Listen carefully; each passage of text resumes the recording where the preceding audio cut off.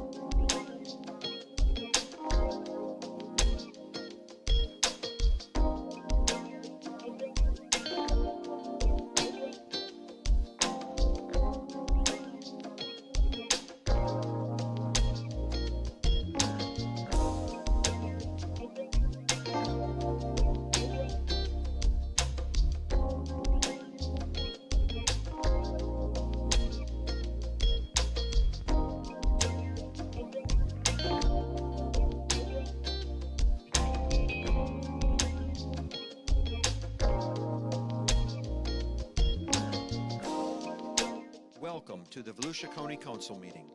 The meeting will begin in 2 minutes.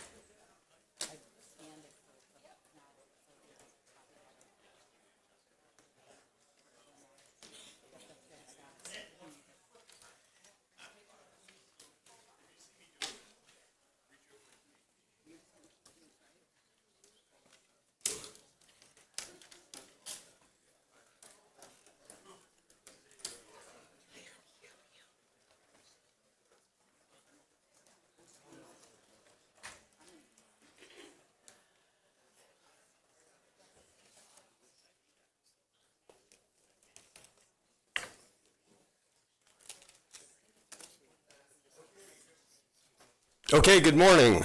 We will call the September 4th, 2025 Volusia County Council meeting to order at 9:02. A little bit late. We've got a big crowd outside. I don't know if everybody's in, but it's good to see all of you here to address your county council. And just tell you how we'll start the meeting, just so that you know. Some of you are maybe new to these meetings. In just a minute, I will ask you to stand, if you care to, for the invocation and the Pledge of Allegiance. The invocation is open to all faith groups in Volusia County. If your faith group is interested in taking part of the invocation before our meeting, just please send an email to kgreen@volusia.org. The letter K, green@volusia.org, and she'll get you all set up to come. This morning, we have the Reverend Darrell Demerit of Colby Memorial Temple, who will be leading us in invocation, and then immediately following, we'll have the Pledge of Allegiance, if you would like to stand. Reverend, thank you.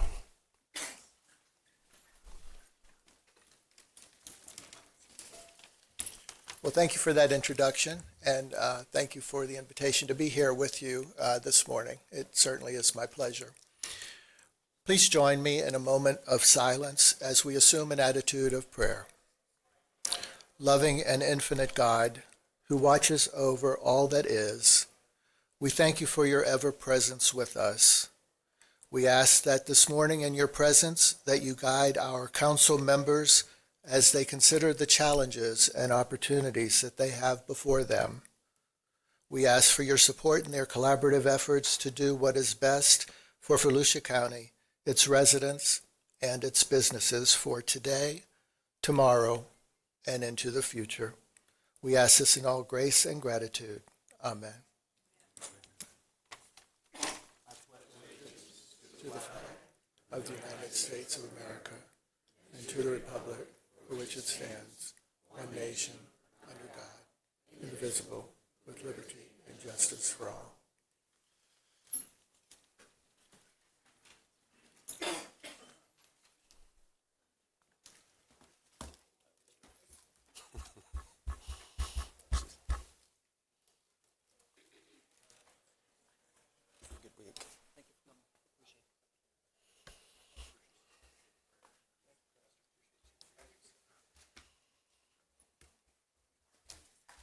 Carissa, would you call the roll, please?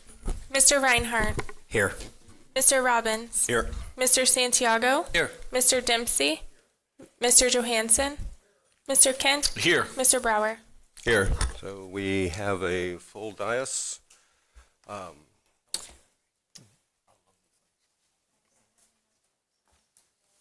Do we have any public participation for the opening? We do.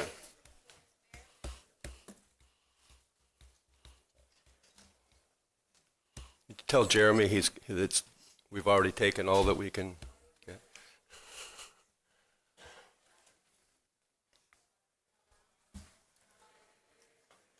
While they're getting ready, we'll start public participation in 1 minute. When I call your name, please just come to the podium.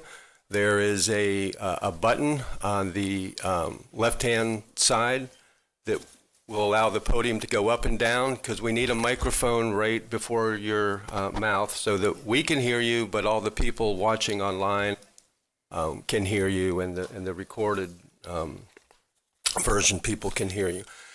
And when you come up, please tell us who you are and where you live. You don't need to give your whole address for safety reasons.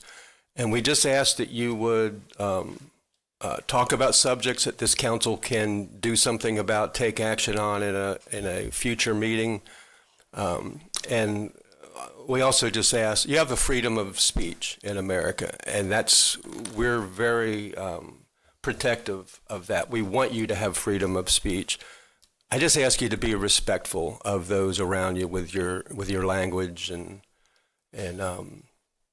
you can insult any of us all that you want. We ran for it.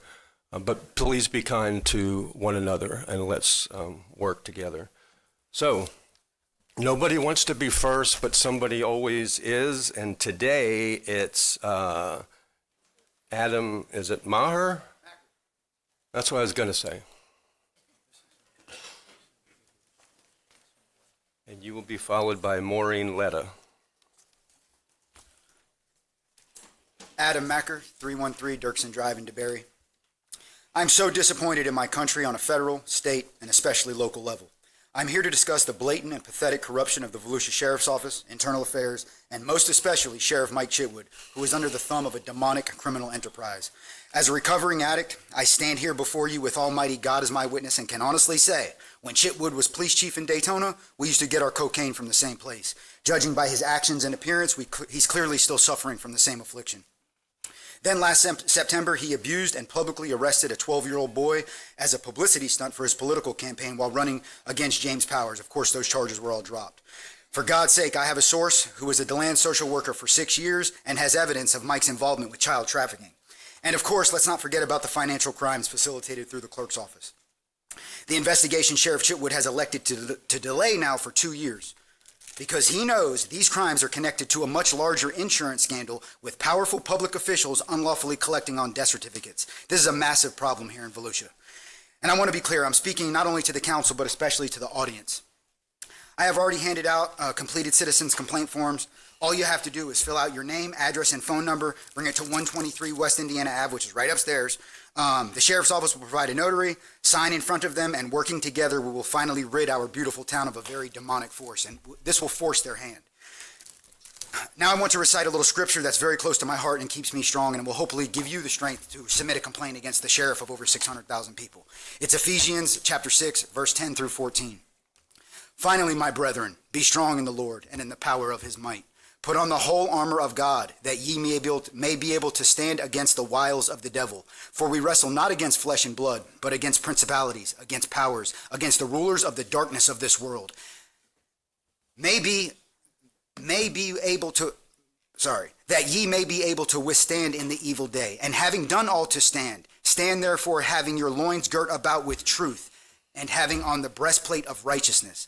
Now I've lived in this town for 40 years. My narcissistic father partnered with corrupt officials, stole my inheritance, brought false charges against me, and then tried to have me murdered. Mike Chitwood covered up these crimes. And that's just the tip of the iceberg. You know, the results of my investigation can be located on the website at volusiatruth.com.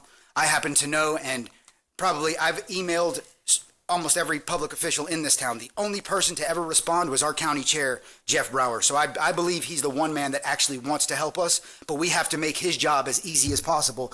And that's up to you guys to help by submitting these complaints to force the hand of internal affairs, because if we don't, they'll sit on it forever as they have been. That's all I have. Thank you.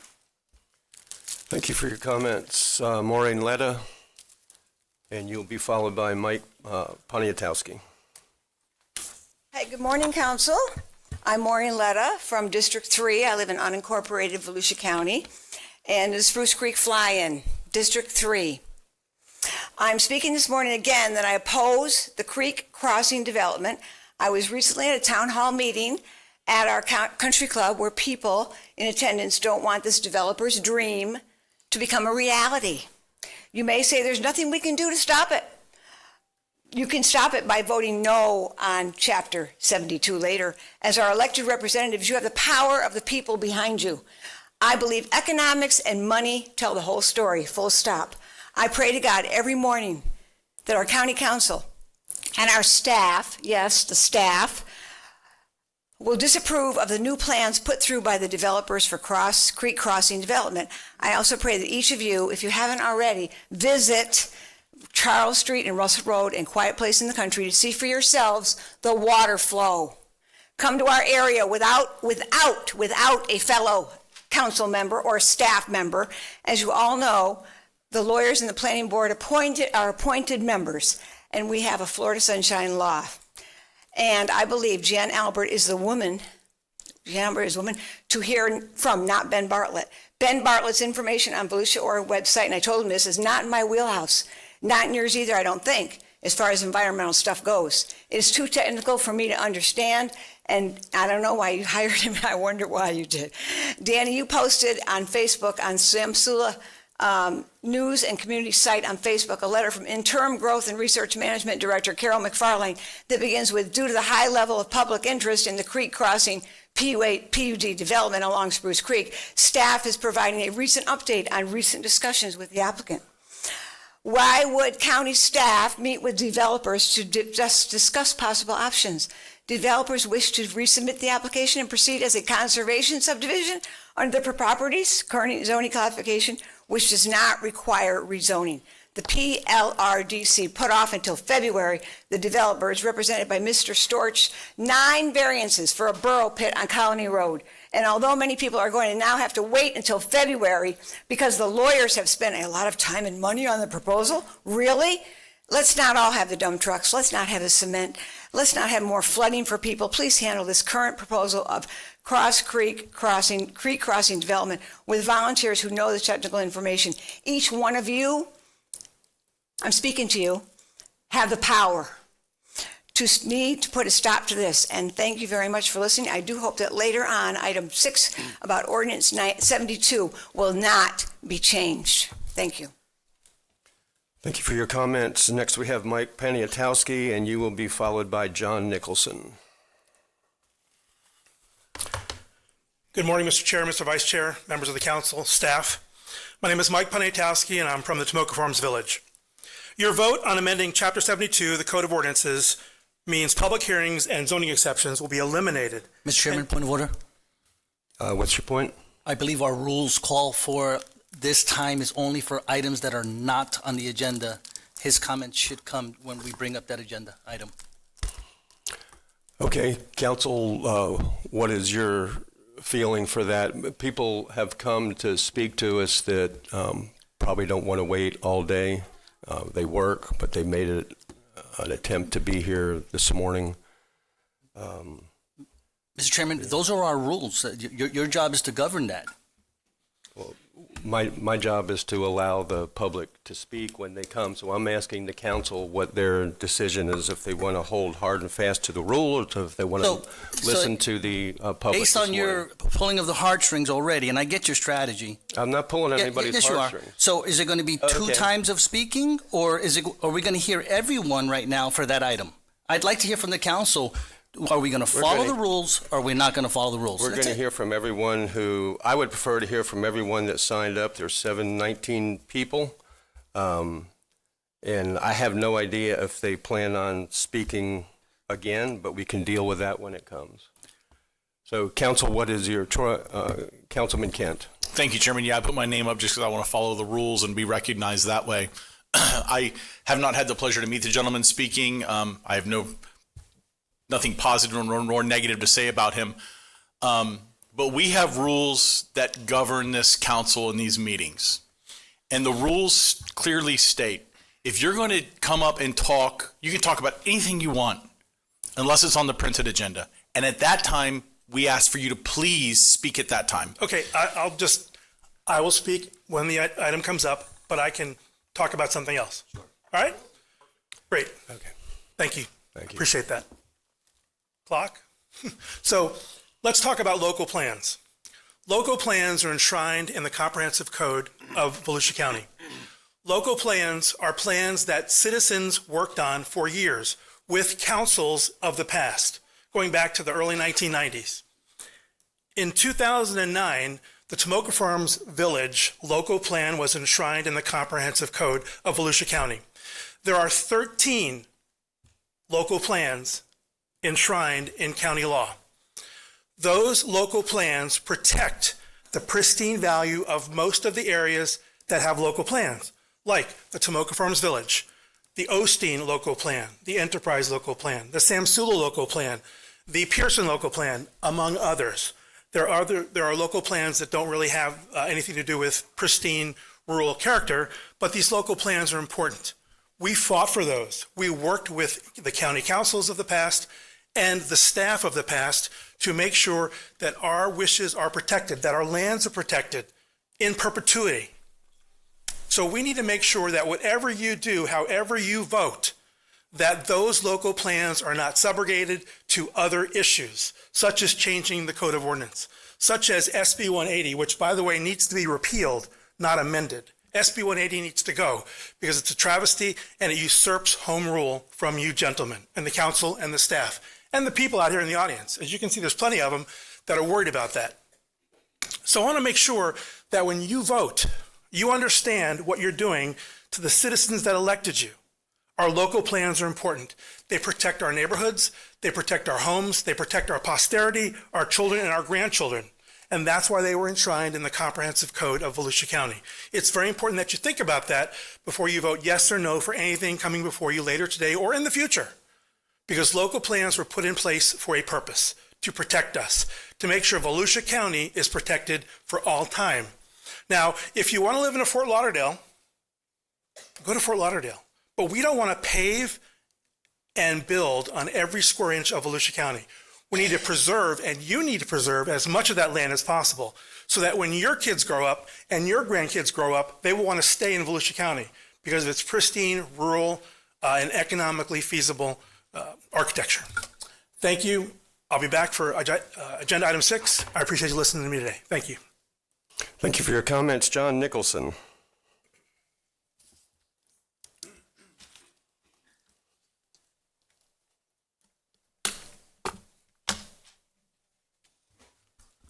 John Nicholson, Daytona Beach side. The City Commission last night of Daytona Beach delayed the rezoning, the 2020 rezoning. So we're still under the 2010 zones, and I've been divided likewise. All right? Our city, if you look at the map, everything to the left of that dark line is one commissioner. She has 8/12, 3/4 of the entire city is in one zone. And that's for a reason. Guess where our Republicans live? To the right of that. So if you know any Republicans, ask them to have their chair look at why it's okay with the Republican Party to stack all the Republicans in one district. Look to the right, Beachside, which one of the commissioners says is not a community. She doesn't recognize it. People don't know where it is. Everybody in Daytona Beach knows where Beachside is. It's divided up into 3 sections. Guess where the Republicans live? In those 3 sections. So they're divided by 3. Everything is done through the racial laws that we had in the late 90s, all right? It was acceptable to divide things by race back then. If you all remember Corrine Brown, her zone started in Jacksonville, went down 95, the middle of 95, so there were no people, period, came into Midtown in Daytona Beach, out 92 to Spring Hill, down I-4, middle of I-4, to Orlando, Paramore District. It put in a black. Well, the Supreme Court says that's illegal. Florida's court says it's illegal. In the year 2000, the city spent 3.5 hours moving black people around to racially gerrymander our city. That's no longer legal, but they're going to pass it. So I'm asking you to be involved because I've been trying to tell you the value of the city of Daytona Beach. It is the economic engine. It is being ignored because we have 5 commissioners now who vote Midtown. Okay? If we eliminate white people and if we eliminate Republicans, it is not legal anymore. You can't do that. You can't gerrymander. So I'm asking you to pay your attention. I'm also calling out Lisa Kennedy, Jim France, Maury Hosseini, several other, Glenn Ritchie. Those people with power can't ignore this anymore. It's holding back the city. The city donates like $20 million to your Volusia Forever program and gets nothing back. Daytona Beach is a donor. It is an engine for the county. You have to pay attention. Thank you. Thank you for your comments. Jay Schaefer, and you will be followed by Jose Rosa.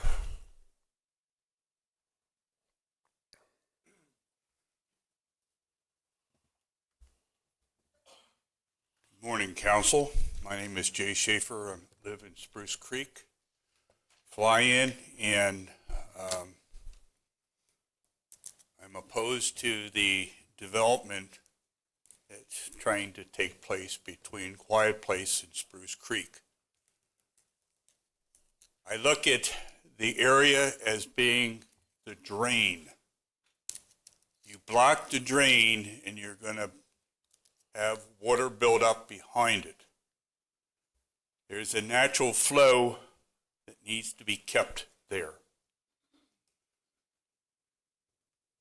It is the flow or the drain from clear up by I-4, short of the flea market, all the way south to Samsua, on east-west of 415, Venetian Bay, that as they develop, they are running into flooding problems as well. Along Pioneer Trail, there was a sod farm that's now being developed with umpteen amount of square footage of cement, macadam, and it's not going to allow the waters to soak into the ground, into the aquifer. It's going to have to be directed, and it's going to build up. These developments are only going to add to the problem. It's not going to be a solution. And eventually you're going to end up with a great big lake in the southeastern part of Volusia County. It really needs to be looked at very seriously and strongly as to the adverse effects it will bring by continually just paving, building, and that sort of thing. There's a reason why this area is a wildlife preserve, so to speak, and all those wildlife that have homes in this area are going to be crossing roads, and they're going to cause accidents. And we need, as I understand some time ago, that Volusia County wanted to have a certain percentage of preserved areas for wildlife to have a habitat and home. And that's all I need, have on my mind to say is please really research the whole thing before you say yes. I prefer you to say no. Thank you. Thank you for your comments. Jose Rosa? Good morning, Council. My name is Jose Rosa from Port Orange. I am the president of the Veterans Museum and Education Center in Daytona Beach. Earlier this year, the council or the county opened up the Volusia County Veterans Memorial Plaza. I attended that. A lot of these people attended that. I saw that was one thing missing. They had no POW chair. We cannot forget that. So the museum is donating to the plaza, to the county, a granite POW memorial chair, if you see it up there in the flyer. We're going to try to unveil it on September 19th, which is National POW Recognition Day. I'm here not to complain or anything. I love the plaza. It is sacred ground. I've been there. I get very emotional when I go there. I'd like to invite that the council go that day at 11:30. We're planning to have an unveiling of the memorial chair.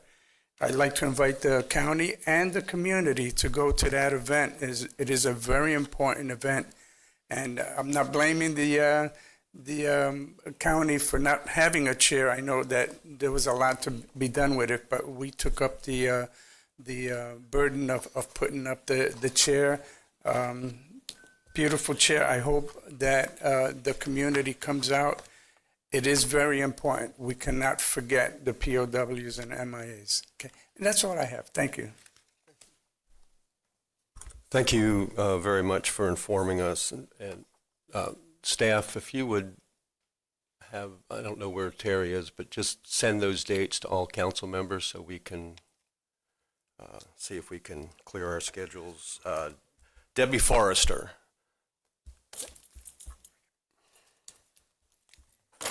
Good morning. My name is Debbie Kruk Forrester, founder and commander of Ormond Strong, a local nonprofit benefiting military veterans, first responders, their families, and the community. Monday, September 10th, 2001, 246 people went to sleep in preparation for their morning flights. 2,606 people went to sleep in preparation for work in the morning. 343 firefighters went to sleep in preparation for their next shift. 60 police officers went to sleep in preparation for morning patrol. 8 paramedics went to sleep in preparation for their morning shift of saving lives, and 1 canine named Sirius went to bed a good boy. None of them saw past 10 o'clock a.m. the next morning, September 11, 2001.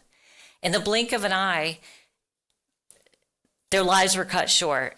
In the blink of an eye, the world as we remembered changed, and the World Trade Center towers, once a defining and constant part of the New York City skyline, ceased to exist.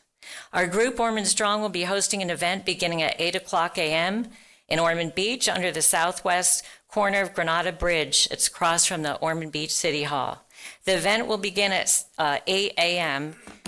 As the ball started rolling on that day, fateful day, around 7:59, that's the beginning of the timeline of events. A wall containing the names of over 2,000 victims will be present. Following the ceremony is a walk. If you can't walk, join us for the heartfelt ceremony we'll be putting on. I encourage everyone to come out to this event or any 9/11 event, as it is important to honor the lives lost, to recognize first responders and survivors, to be reminded of America's resiliency and that capacity for goodness and compassion to emerge even during times of great suffering. Our group, Ormond Strong's goal is to bring people together, bring them out to be together, and be the people we once were on September 12th, 2001. Thank you for your time, and a special thank you to the Jewish Federation of Volusia and Flagler County, as well as Sally's Delectables for helping make this event special. Ormond Strong out. Thank you very much. Thank you for your comments and announcement. Paul Holmes, and you will be followed by Susan Holmes. Can we switch that? Susan Holmes, and you will be... Yeah, thank you. Okay. Is this how you do it up? Okay, I'm Susie Holmes. I am a Volusia County resident. I also live in Spruce Creek, Flyin.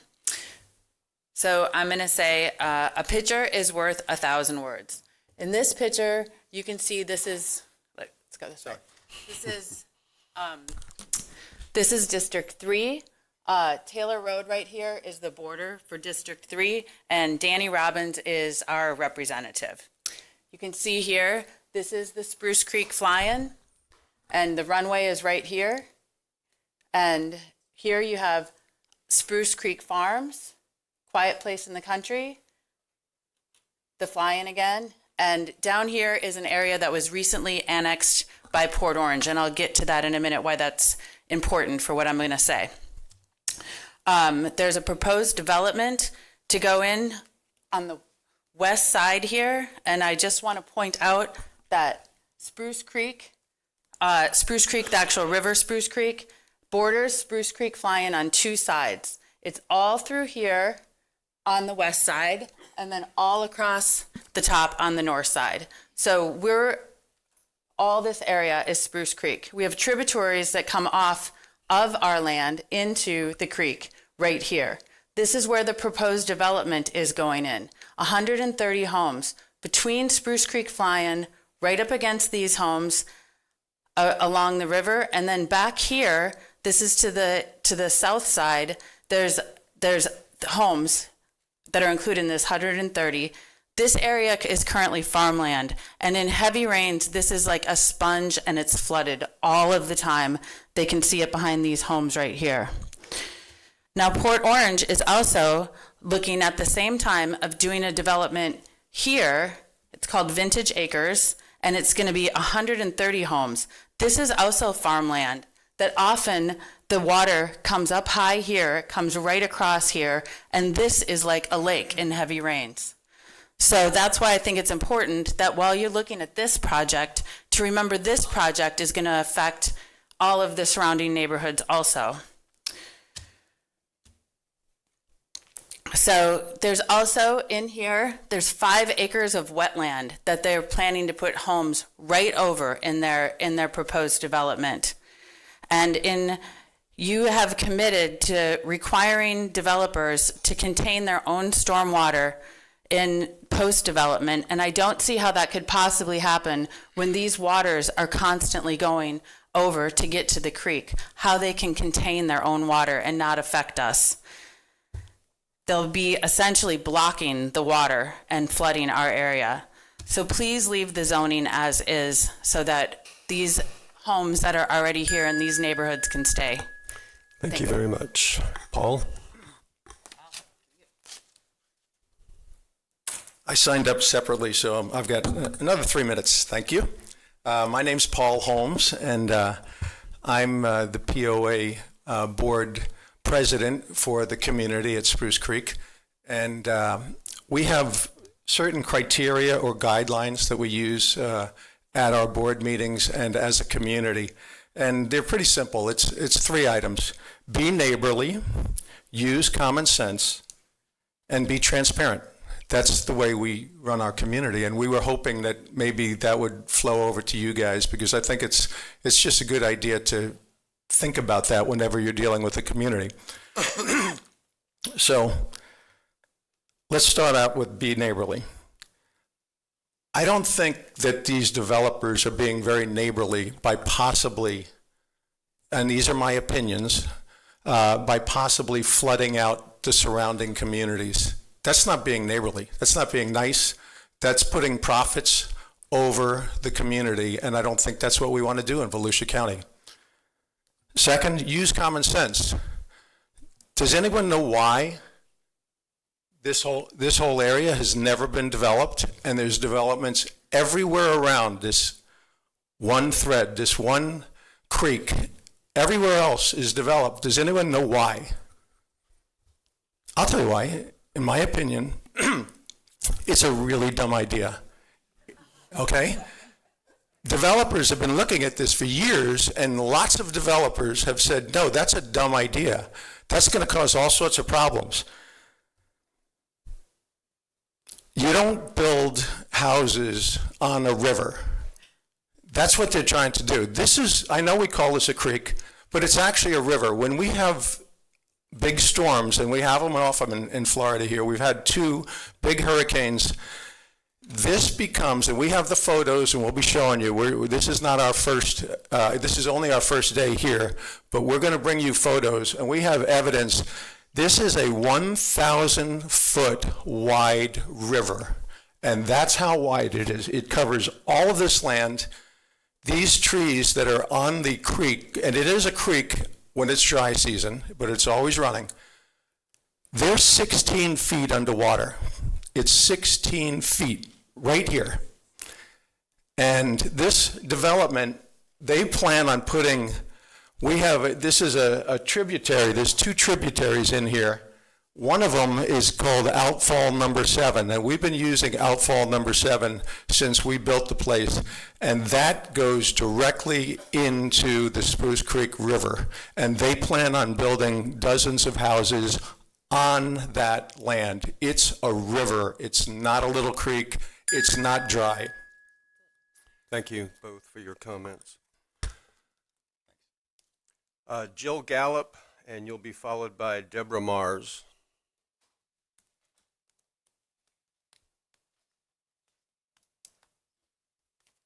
Good morning. My name is Jill Gallup, and I live in Spruce Creek, Flyin. My husband and I have lived in this community for 38 years and have raised our children here. I am here today as a steward of Spruce Creek, not just the waterway, but the community and the land and communities that surround us, as well as to protest the planned new development called Creek Crossing. Let me begin with something we all know. Spruce Creek floods. Anyone who's lived here long enough, or even within the last few years, has seen it. The land that Luxor wants to build on in Quiet Place in the Country is not just prone to flooding, it is part of a natural system that's meant to flood. If this unique rural land falls prey to overdevelopment, the stormwater doesn't disappear.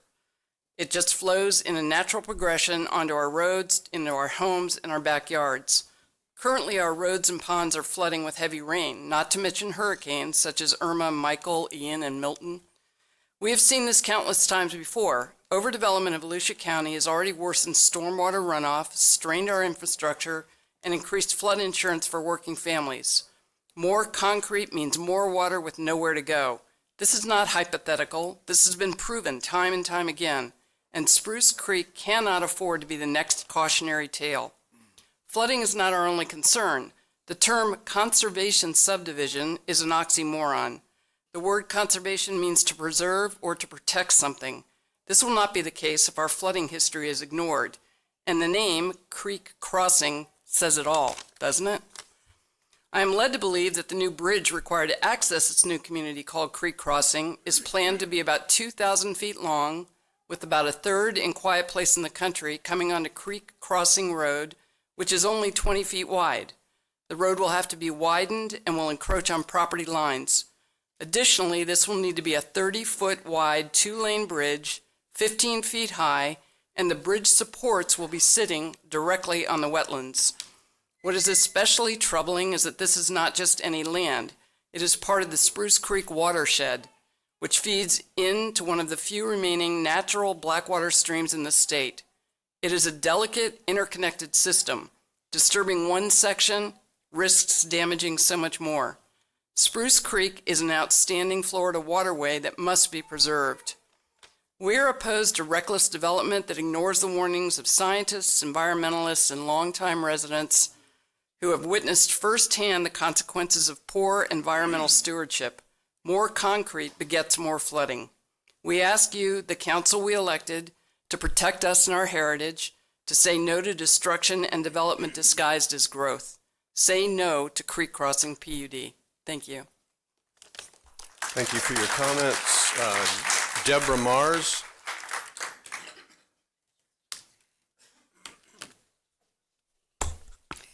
Good morning. My name is Deb Mars, and I live in Port Orange in the Spruce Creek Fly-In. I have lived here for 17 years and have family members who have lived in this area for over 40. I am here today talking to you because I am extremely concerned regarding the development known as creek crossing and the impact it will have not only on our community in the Fly-In, but surrounding communities like A Quiet Place in the Country, Tomoka Farms Village, and more. You have heard from others about the many environmental reasons why the development of this land is a disastrous idea. Spruce Creek is on the Florida Department of Environmental Protection's list of outstanding Florida waters. The land filters millions upon millions of gallons of stormwater and is a critical point for water drainage for our community. The land and its ecosystem protect us, your constituents, from flooding. Thousands of protected oaks, some over 300 years old, all linked by a vast root system, will be destroyed. Protected wildlife, including wood storks, river otters, scrub jays, whooping cranes, gopher tortoises, panthers, and manatees, will all lose their habitat forever. You can't get that back. Permitting the bulldozing and development of this land, which is crucial to the absorption of water along Spruce Creek, is unconscionable. And I'm talking to Danny Robbins of District 3 here too. It is impossible to drive anywhere in Volusia County without seeing bulldozers and piles of trees strewn across mud-filled fields. As development has increased in our area, so have the corresponding water levels that each storm brings. I am much less concerned about the wind damage from a hurricane than I am about the aftermath, which brings rising waters which have inflicted serious damage on our neighborhood infrastructure, roads, and our main entry bridge. I cannot begin to imagine the catastrophic damage that will be inflicted on our community and the surrounding communities if the creek crossing development is approved by you, the very individuals we have elected to represent us. On a final note, please look around the room at everybody who is wearing red. We are here representing our friends and neighbors.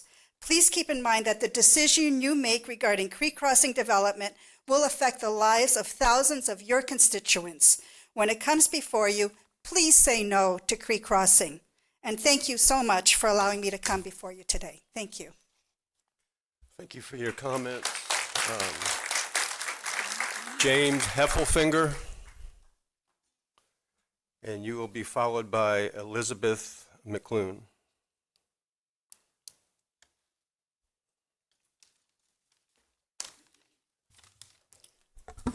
Good morning, and thank you for the opportunity to be heard here.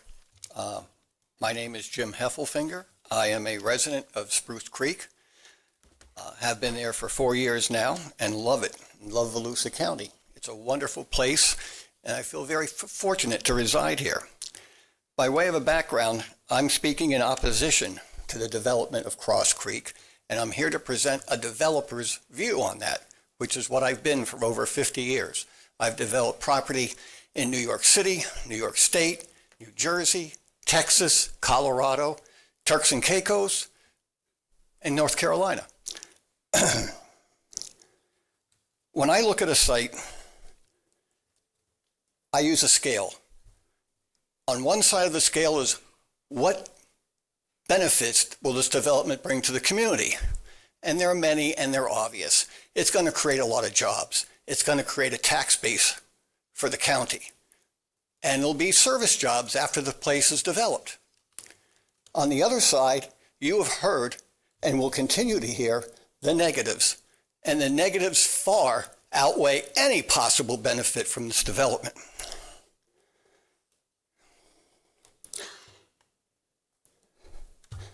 The negative aspects speak of potential, but no, not potential, probable devastation that this development will cause to the county. We've heard about the storms of 2003 and 2004, which I was here for. Roads that adjoin the proposed development site were flooded, and flooded for a week or more. Traffic would have to stop. We would alternate, go down the middle of the road, and let the next guy on the other side pass. This will adversely, and it's only going to get worse with this development. There's no other way it can get any better. And then specifically, Tomoka Farms Road, which is adjacent to the development site. You're going to hear experts today give the opinion that the adverse effects created by this site will go the whole way across the county from the site east to the ocean as far as water management and wastewater, stormwater is concerned.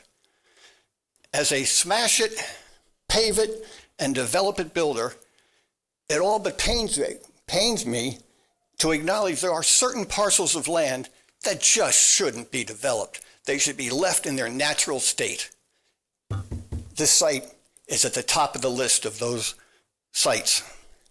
When developers and landowners fail to act in a reasonable and responsible manner, it's the obligation, the duty and job of this body to protect the interest of the citizens, residents, and voters of this county. You're out of time. Thank you. Elizabeth McClune, followed by Allie Marsh.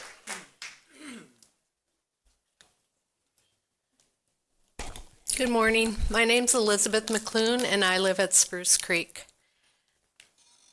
This is a picture of the last storm, and this is our main entrance to Spruce Creek. This is what it looks like normally. I attended the meeting on January 14th where you discussed a moratorium on building, and it was turned down. But during the meeting, you did action that was carried by 7-0, and I just want to reiterate and remind you of the action that was taken at that meeting. To not pursue a county-wide imposed emporium, to direct staff to bring forward ordinances as proposed recommendations from the Environmental and Natural Resources Advisory Committee, other agencies, and staff. Council requested more information on no building on wetlands, no payment into wetland mitigation bank, clearing county and city canals, of which nothing has been started, to my knowledge, anywhere near Spruce Creek. It looks like there's a beaver dam every 6 feet in Spruce Creek. Creating a realistic and aggressive plan to purchase low-lying homes, low-lying land that consistently floods and turns them into stormwater retention ponds. To include partnering with FEMA, the federal government, the state of Florida, cities, and to utilize county dollars. For council to have a discussion about county lands that are near the flooded areas, Spruce Creek, where the county can put the water in retention ponds. To have conversations with cities regarding apartment complexes. For staff to bring back the feasibility to not allow the land raised for development. The land where creek crossing is proposed is constantly flooded. I live directly adjacent to Spruce Creek, and in this storm, my home was flooded. I'm very concerned about this. We don't need this development here. It's ruining natural habitat, not to mention the traffic that we are incurring in Volusia County, which is a whole other can of worms. Thank you for your attention to this matter. Thank you for your comments. Allie Marsh. And you'll be followed by Rick Weiss. Good morning, Council. My name is Allie Marsh, and I live in the Spruce Creek Fly-In community in Port Orange. I'm here today to oppose the irresponsible growth and overdevelopment of Florida, starting with Volusia County and the proposed creek crossing development next to my community and airport. The creek crossing development would be built directly under the final approach path of Spruce Creek's runway, where aircraft of all types routinely and repetitively pass overhead at low altitudes. I've witnessed a sad nationwide trend of people buying homes near airports, unaware or dismissive of the noise and safety realities, and then filing complaints or fighting to shut those pre-existing airports down. Spruce Creek Airport was originally established as a World War II naval air training base, so airplane noise is nothing new. Unfortunately, not everyone has the common sense to choose not to move next to an airport if they find airplane noise irritating. If creek crossing gets approved, who is to say these new folks in these new homes won't also file complaints about the noise? The potential for disastrous flooding is even more serious. Chapter 8 of the Port Orange Comprehensive Plan Conservation Element states, quote, "The city will need to continue to take great care to protect Spruce Creek as development pressures increase in the Spruce Creek drainage basin. Spruce Creek is designated as an outstanding Florida waterway by the state. Therefore, areas that drain into Spruce Creek must be developed with more stringent stormwater management requirements," end quote.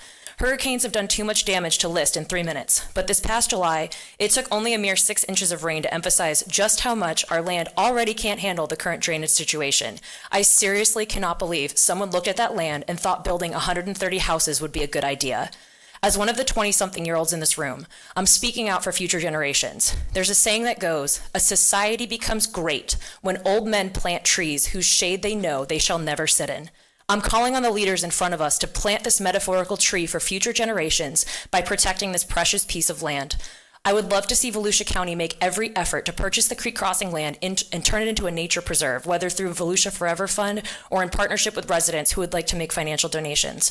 Responsible development is one thing, but this is not it. Creek crossing is incompatible with its surroundings, hazardous to existing homes, and dangerous for our flood-prone environment. Across Florida, residents have already lost faith in leadership that allows for this kind of overdevelopment. Irresponsible projects have become the norm, not the exception, and once land is developed, it cannot magically be undone. That's why this moment matters. You have the opportunity to break the cycle and protect something irreplaceable. By preserving Florida's wild areas, protecting our historic airport, and safeguarding the Spruce Creek drainage basin for all of the surrounding neighborhoods, you ensure that Volusia County remains beautiful and resilient for decades to come, for my generation and for our grandchildren. So please do the right thing. Thank you. Rick Weiss, and you'll be followed by Daniel Shefflin. Good morning. My name is Rick Weiss. I live in the Fly-In. I've been there for over 20 years. I've been in Florida for a lot more than that. I want to go back. I'm not a water expert, but I agree with everything that's been said. I am against creek crossing development for many reasons. But one of them is the air above us. I lived in Chicago, was born and raised there. In 1945, the military established an Orchard Airport about 35 miles northwest of the city. You may know it by a better name called O'Hare Airport. It is a big complex. It was in the middle of nowhere. When I was in high school, I had to take 5 buses to go out there to do an architecture study on the restaurant that was inside the terminals. I did that. Little did I know, many years later, I was with the FAA. I had to go to a listening session out by O'Hare Airport, where everybody complained about the noise of that airport that just sprung up in the middle of their community. Seriously, it sprung up in the middle of your community. $400 million in noise mitigation by the taxpayers to fix those homes. Ridiculous. Here I am now in Spruce Creek, and I'm wondering who would build a runway. Well, the Navy did. It was a landing field back in the 40s, and now it's a home development. And I flew for an airline. I was a captain on an airline. I don't remember flying over anybody's houses at 300 or 400 feet. Paul will show you right now, at the end of that runway is the final approach path. That final approach path passes within 300 or 400 feet of that development. That's our pattern. This is a traffic pattern.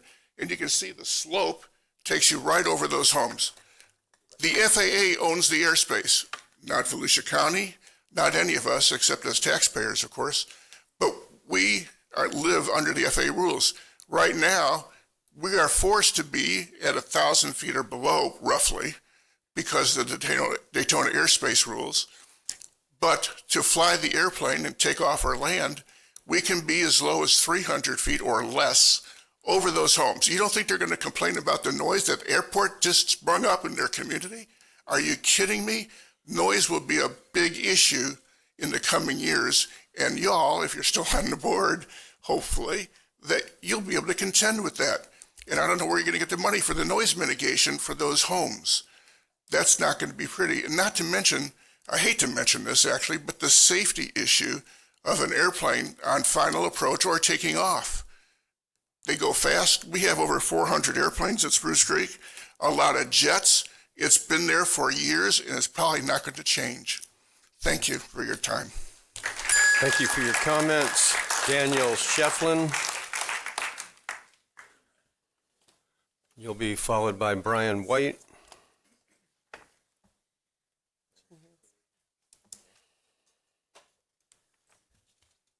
Hi, Dan Shefflin. I live in District 3. It's not going up. At 1912 Bay Lake Way, right adjacent to the Woodside Swale, which is one of the main drainage sources for the fly-in. I just want to talk some common sense here. Paul showed this picture. You've seen it a few times. This is where the houses will go. This is Spruce Creek.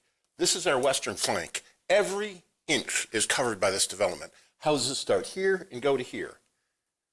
The Woodsides, the outfall 7 that Paul talked about, this is the main drain. You see the blue arrows show the flow of water through Spruce Creek. It's right here. Homes will be built exactly right on top of that. It will cover it. It will block it. It is the main drain. It's inconceivable that this could happen. Secondly, there's been the suggestion that a conservation subdivision may be the way to go for the developer. It's not viable. The current PUD plan, if you look at the housing on this, already covers 50%. So 50% of it is conservation area already. It's only a 10% change. It's a head fake from the developer in order to move forward. It will still block the western drainage for Spruce Creek for the fly-in, resulting in flooding. It'll also cause flooding over here in Quiet Place in the Country and other developments. It's going to require the installation of a 30-foot wide bridge, several hundred feet long, into Spruce Creek, which is an outstanding Florida waterway. It's going to require the destruction of thousands of old oak and old growth trees that provide natural drainage system. It's going to require the destruction of sensitive wetlands and displacement of wildlife that have no place to go. Instead of developing and destroying this sensitive hydrological and ecological area, the county, through Volusia Forever, should acquire this land and preserve it for conservation. This will preserve the important hydrological and ecological land that is critical to the proper drainage for adjacent communities, prevent further flooding of people's homes, which should be a top priority for you guys. I invite you as a council, each member, to come to Spruce Creek. We'll also take you over to the Quiet Place in the Country, and we'll show you what's going on. You can see the video that we have of this area and the flow of water during Hurricane Milton and Ian. It's absolutely incredible to think that that's going to be blocked off by this. So common sense has to prevail here. So once again, I will reach out to each of you. I will send you an invitation. We'll host you. You can come as a group, individuals, Mr. Robbins, Jake, Ollie, we would invite you to come, but this is critically important. And as a citizen, I've just never seen anything like this where, honestly, to cover the main drainage for a development, it just doesn't make any sense. So, thank you. Thank you. Brian White. You'll be followed by Suzanne Scheiber.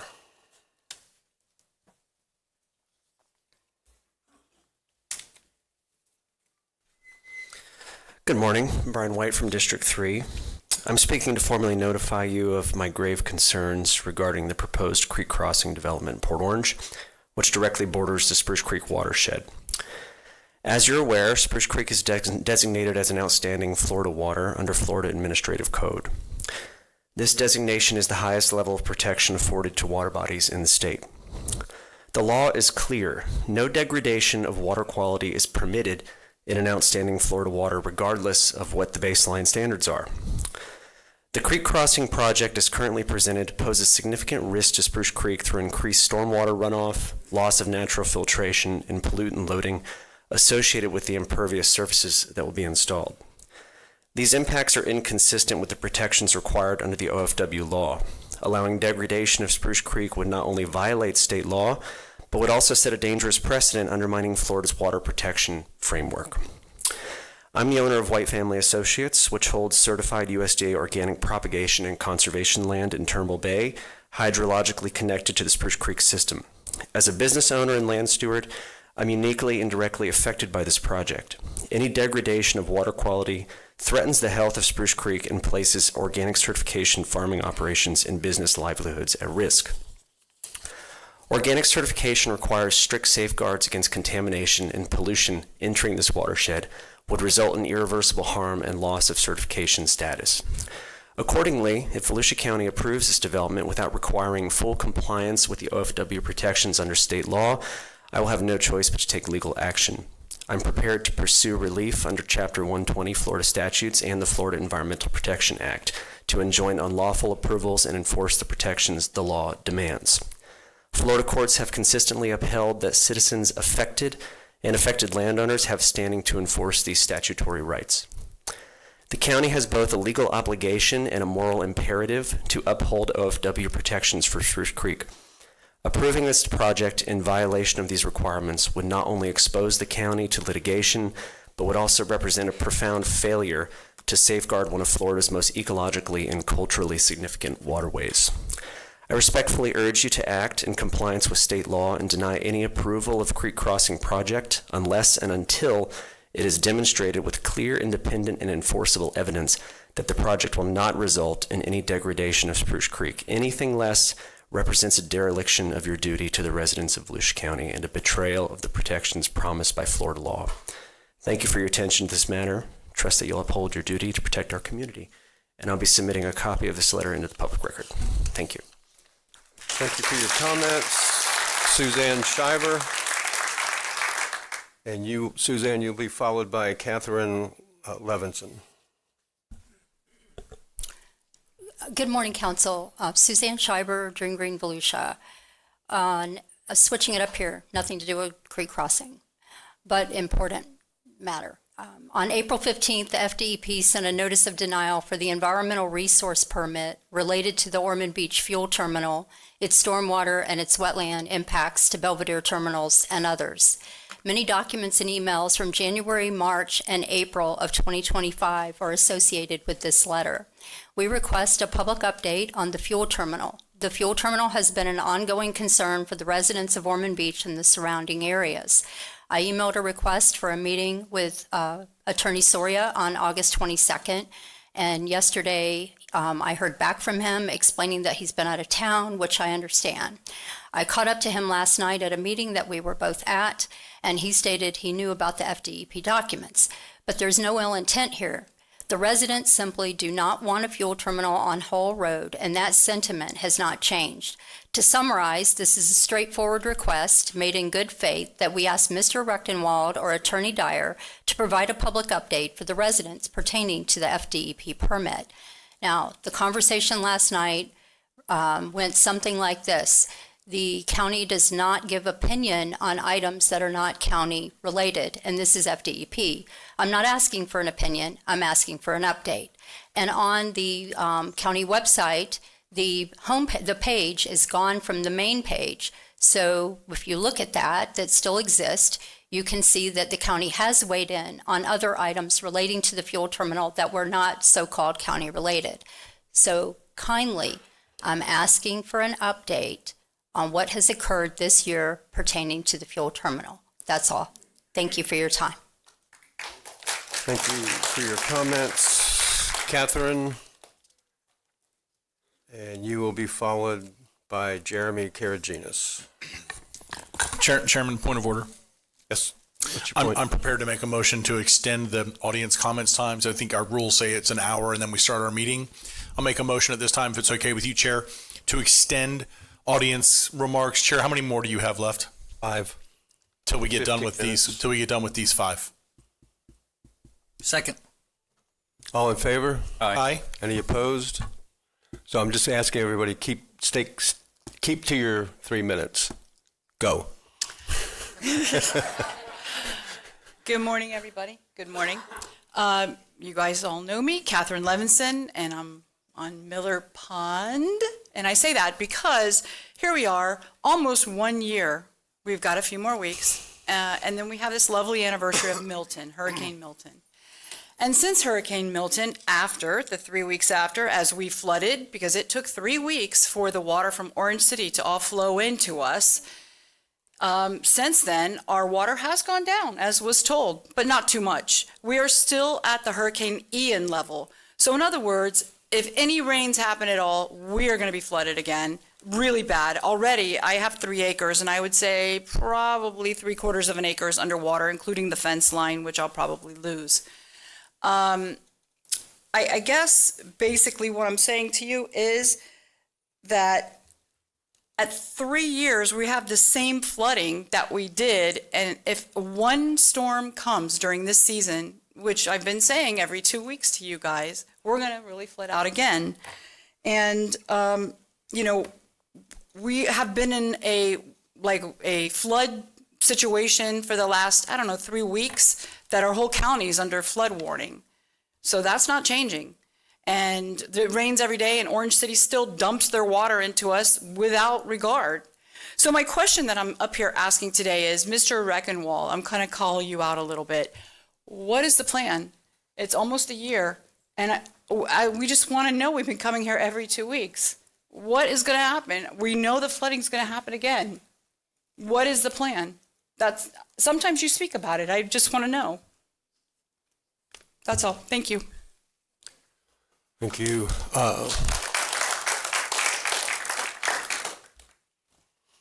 Jeremy, you're going to have to be careful here or you'll be shut down. I still have about 40 slips, but I'll honor the 5. Good morning, Council. Jeremy Karaginas, President of Local 3574. Here to talk again about the fire fund and the rollback. As I reflect back on my 20 years of with this department as a firefighter, I don't want to see us go backwards with the rollback rate. I don't want to see our citizens face 2-man engines or watch people suffer with long response times. I don't want to see fire stations closed like we have. We've already lived that. We shut down 2 stations. We've lost 52 people through attrition, and it took us years to build back. And we continue to keep things lean in public safety. At the last council meeting, I didn't have a chance to address the 59-minute response times, but I'm here today with my firefighters standing behind me here as well, and to tell you that we remain committed to serving this county and ensuring our citizens receive the level of service they deserve. This council has been really good the last couple of years. You guys have made steps in the right direction. We're building back better, and I don't want to see that progress reverse with the rollback.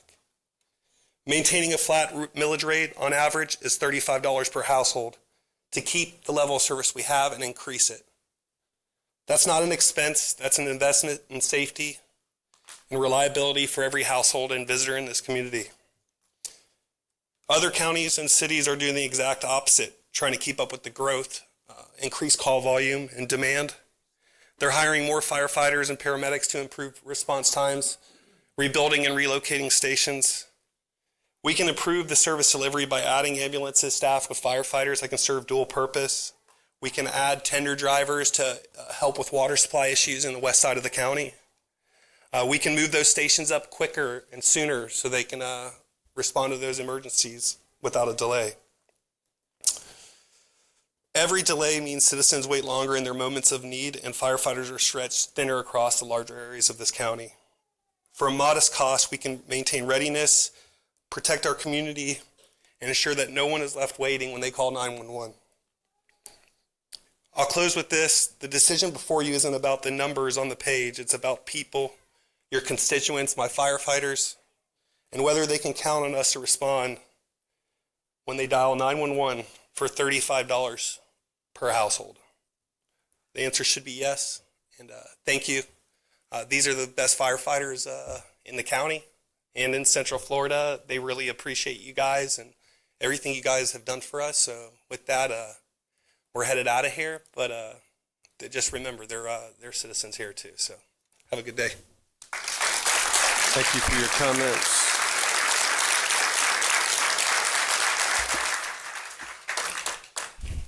You guys and women stay safe today. Kimberly Mitchell.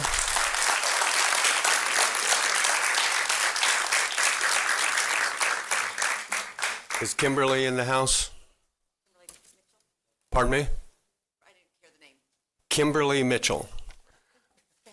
And then you'll be followed by David Gall.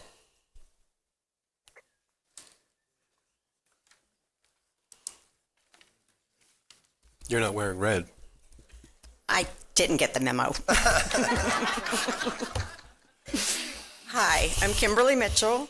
I've had a couple different prepared things to say, but listening to others, I'm just going to say I've lived here 60 years. I haven't gone far, either off Big Tree Road or off Tomoka Farms Road. I am absolutely opposed to the development of creek crossing. It will be disastrous, not just for the neighboring communities, but all of southeast Volusia County. This property, as been told, is over 300 years old growth forest and serves as a sponge for the entire Halifax water basin. This isn't just about trees. With any development, there will be massive flooding for those along the creek and thousands of southeast Volusia residents. If we clear this land, we lose the natural sponge that soaks up 130 million gallons of rain for every 5 inches of a rain event. It's also a critical wildlife habitat for rare species, including the whooping crane. When I looked at FEMA.org regarding floodplain management, FEMA, along with the U.S. Fish and Wildlife Endangered Species Act, ESA, directs federal agencies to conserve threatened and endangered species. The Conservation Action Program promotes conservation of threatened and endangered critical habitat and floodplain. Please follow their lead.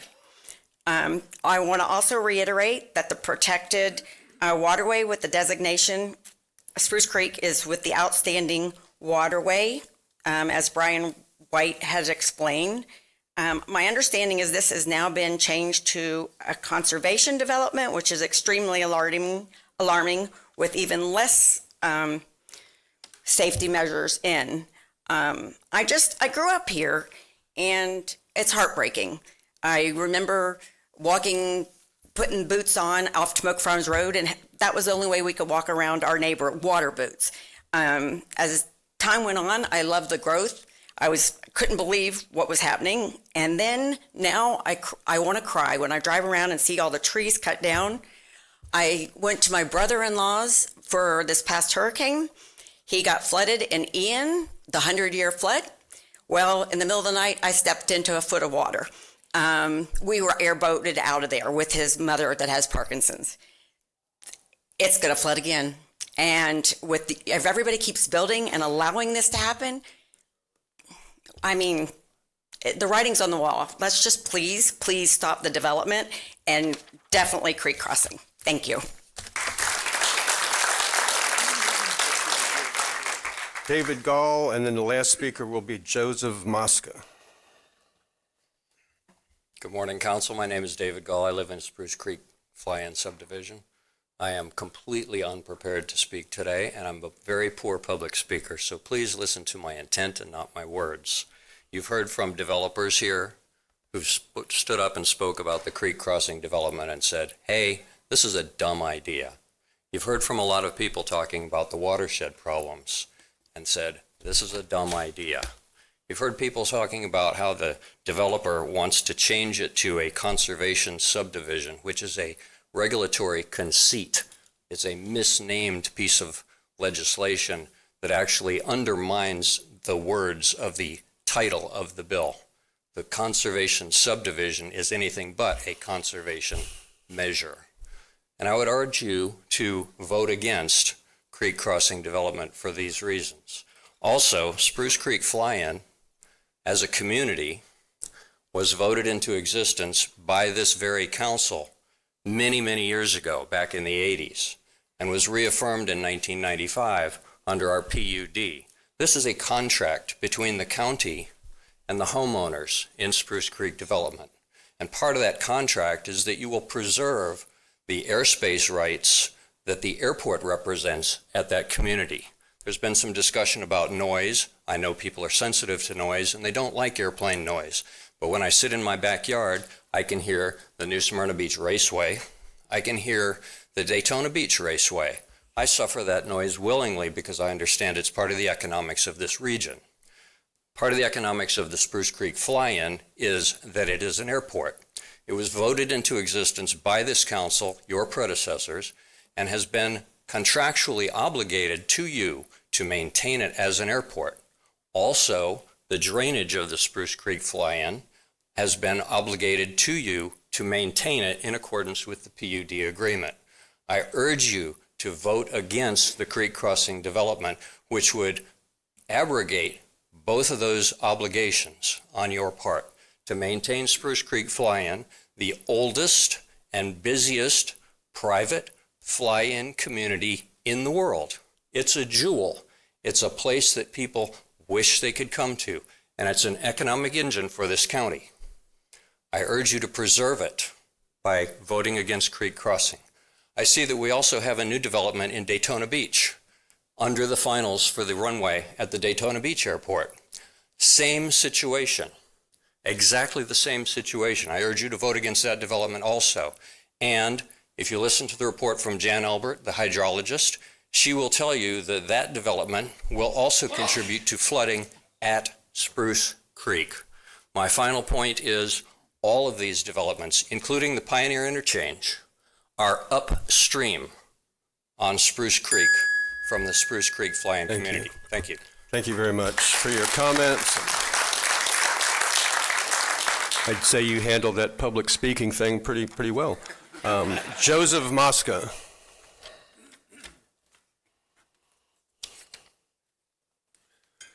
Good morning, Council. I came to this meeting to show support for my community, not just my Spruce Creek community, but Volusia County in total. I came to Florida to live in 1996. My background is I was a high school physics teacher for many years. I was a high school administrator for a few of those years. And lastly, I was a physics professor at Embry-Riddle Aeronautical University. So getting to the basics, if you look at Spruce Creek, it is bounded by Taylor Road, which eventually turns into Dunlawton, Tomoka Farms Road, Pioneer Trail, and Airport Road. I predict that in the near future, not only will Spruce Creek overflow to a point that it has already done before, but these main thoroughfares of Volusia County will overflow as well and be flooded and impact traffic, as well as the business community that abuts all of these streets. These have never been flooded to the point that I predict. But in the years that I've been here, I have seen increased development along all of those main streets. Some I welcomed, some I didn't. When I first moved down here, there were cattle, quite predominantly on Tomoka Farms Road. The current situation of the land, the soil, with just the thunderstorms that we have, this is our rainy season, it is absolutely saturated, absolutely. Any hurricane that hits us in the near future, because we're in, I think, the middle of the hurricane season, is going to be devastating. Not just to Spruce Creek, but to all of the communities that board Spruce Creek.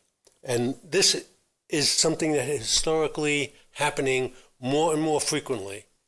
The bridge that goes across Spruce Creek along Airport Road has flooded most recently to a point where I think with the last two storms, it was impassable. The police had to close it off. Pioneer Trail has a sign on it that says this road will flood anytime it rains. And it's true. And it becomes almost impassable. From the air, if you look at the state of Florida, when I first came down here by plane, it was absolutely astounding to me how flat the land was. I thank you for your time your comments. and your consideration of this matter. And please vote no. Council, we have one more card that turned in. She didn't turn it in because of our vote, then decided to turn it in and see if she could still be allowed to speak. What's your pleasure? Let's listen, and then Carissa, the public comment period will be closed after this. Jessica? And you're going to have to tell us your last name when you get up here, because I don't want to slaughter it. It's Shimshak. See? Mm-hmm. You say it so easy. Okay, well, anyways, today the topic of concern is the Creek Crossing development, which is a parcel located in between Quiet Place in the Country, Spruce Creek Fly-In. The thing about this property is that for many years it's been a wetland and a preserve to many animals, and it's considered rural recreational. Unfortunately, many developers have tried to develop it before, but they've been denied. And unfortunately, it's under attack again. And this time, it's more dire than ever, because with all the recent development in the area, unfortunately, this has kind of become the last parcel that is not developed. And there is thousands of homes around it that will be flooded if this is developed, because right now it holds millions of gallons of water that are barely being held back. The last couple of hurricanes we've had, many of the roadways around where we live have flooded, and behind my house is where they will develop the houses 15 feet away. After every rainstorm, sometimes the land will erode behind my house, which can sometimes lead to problems with the foundation. And if it's allowed to go through, unfortunately, there will be a lot of damage done, not only to the environment, but also to people's lives.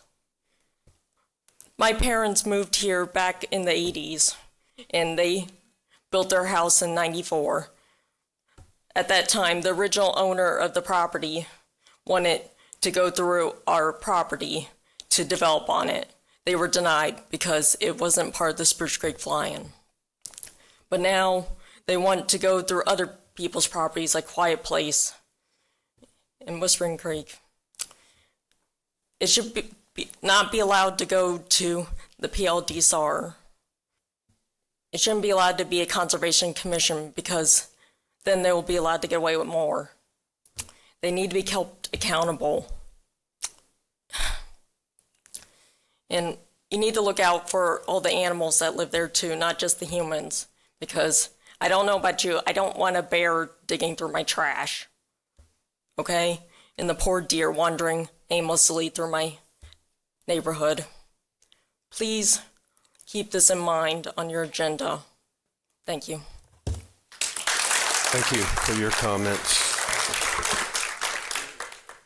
Okay, that finishes the opening public comment, and we'll move to item 1, approval of the agenda. Is there a motion to approve the agenda as presented? Motion to approve. Have a motion to approve by Second. Vice Chair Reinhardt. Who was the second? Dan. Second to approve. Any comments? All in favor say aye. Aye. Any opposed? And the agenda is approved 7-0, which takes us to item 2, the consent agenda. Let's do this two ways. Does anyone have an item they would just like to comment on after the vote? Seeing none, is there anybody that would like to pull an item for a vote? Seeing none, is there a motion to... Motion approved consent, Johansson. Second. Motion to approve the consent agenda is made by Jake Johansson, and the second is by Vice Chair Reinhardt. Any questions, comments? All in favor say aye. Aye. Any opposed? And the consented agenda passes 7-0.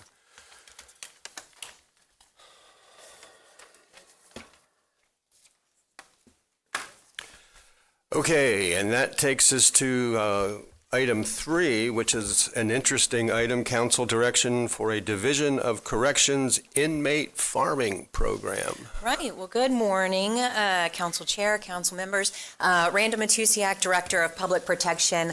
We'll go through this presentation fairly quickly and then give you the opportunity for questions, but I know Councilman Reinhardt has been looking forward to this, and our reentry team has worked really hard to put this together with some options that we have for moving forward here. So farming we have here as fostering agricultural rehabilitation and mentoring for inmates' new growth. So we have a whole name for it and everything.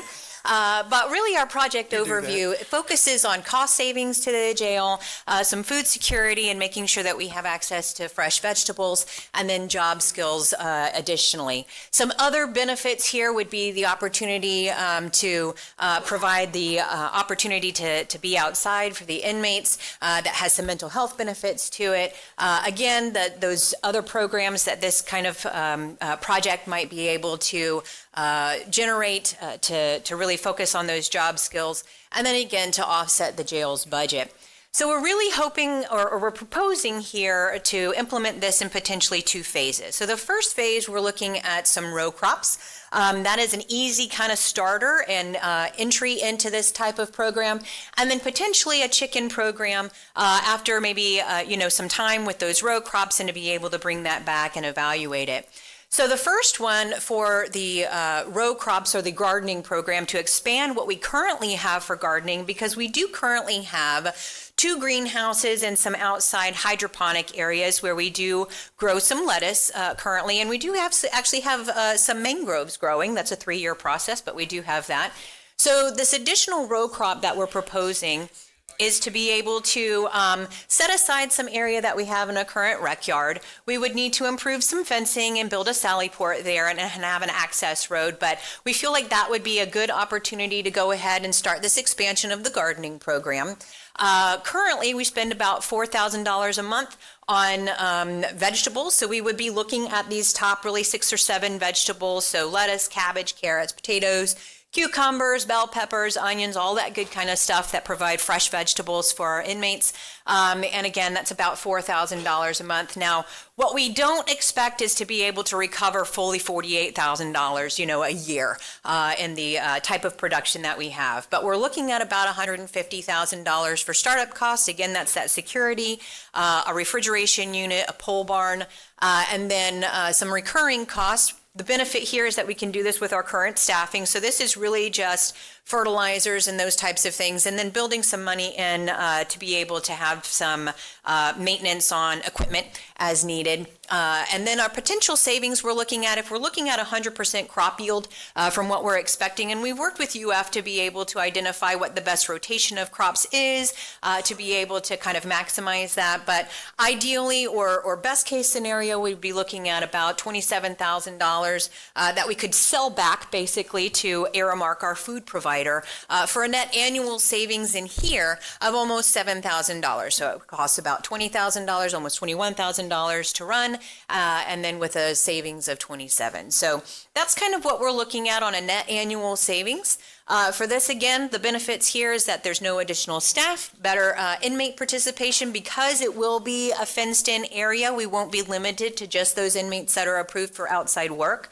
Again, there's some mental health benefits that go for being outside and working in a garden setting, and then also to be able to provide those healthy menu options and offset some of those food costs. Some drawbacks to this is that there is a cost, so there is an upfront cost to this, and there's, again, the unpredictable nature of farming. I'm not going to say what we might be planning for or watching out for in this season of the year, but that is a potential always. And then that might be, so there's an unpredictable nature of that. And then there's potentially some impact to some other programs as we gear staff toward this farming program. The other phase that we would be looking at is much larger, so that's a chicken program as requested. So right now we have some area next to the branch jail. So the other one was at the correctional facility. We have actually 2 buildings and 2 facilities as part of the Division of Corrections. This one would be at the branch jail. This area is not currently fenced in. So a lot of the upfront cost for this would be the security fencing for this area. And so this is kind of where we would propose it. Currently, we spend about $24,000 a year on eggs. They're delivered frozen, and so we can store them.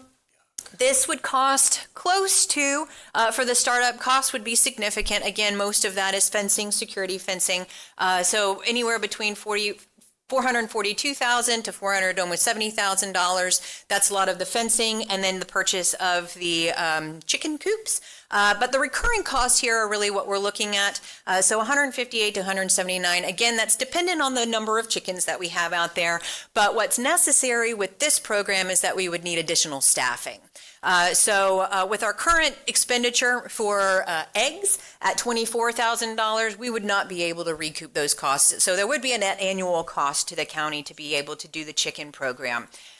So some benefits are we might have some marketable skills that come out of that in dealing with the chickens and the availability of eggs. But the drawbacks, of course, is that the costs do exceed then the offset for the contracted prices for eggs, and then we would need those 2 additional staff. In addition to that, this is a 7-day-a-week, 365-day-a-year type of program. And with our staffing where it is right now, we have made some major strides in filling the vacancies that we have with our staffing right now. But if we have something happen with those 2 staff members that and they weren't able to work, or they called in sick or something like that, for the chicken program, we would have to take staff off the floor. So, security staff, which we've seen in Marion County and other places, to be able to cover this if necessary, because this program doesn't stop. The row crops, for instance, though, can operate. There's a weekend time. There's not continuous, picking of vegetables and things like that. And then again, the considerations that we have for this season of the year and any kind of weather events for that. So what we're proposing here is a timeline. So if we are good with moving forward with phase 1 today, we can get that kicked off and started as soon as that budget goes through. So we can start ordering things in October and getting our security and in place and some preparations with that front end purchasing. We could put some crops in the ground as early, we're thinking, as January, probably March though, really. And then what we'd appreciate is really an 18-month period where we can step into this, see what the benefits are, see what the impact is, and then be able to bring something back to you after that 18-month period to kind of assess where we are and put together some plans for moving forward, if that's your desire, with that phase 2. And so some considerations that we've taken into, or some potential, what we've seen in other places, with Marion County, I believe Manatee County, but Marion County primarily is the livestock option. So they have some pigs, they have some cows that they deal with, some sheep, I believe, as well.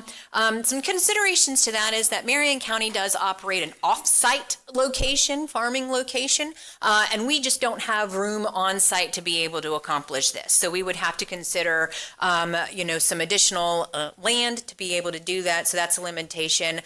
Those translatable job skills, we're getting into areas, where that could be a potential concern that are abundant in Volusia County, and then just the knowledge base and cost that's associated with the livestock program too. But again, we would bring that back if that's something that y'all wanted to pursue.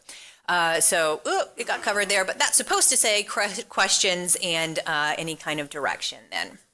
Okay, let's just start with questions, and then we'll hold comment till after.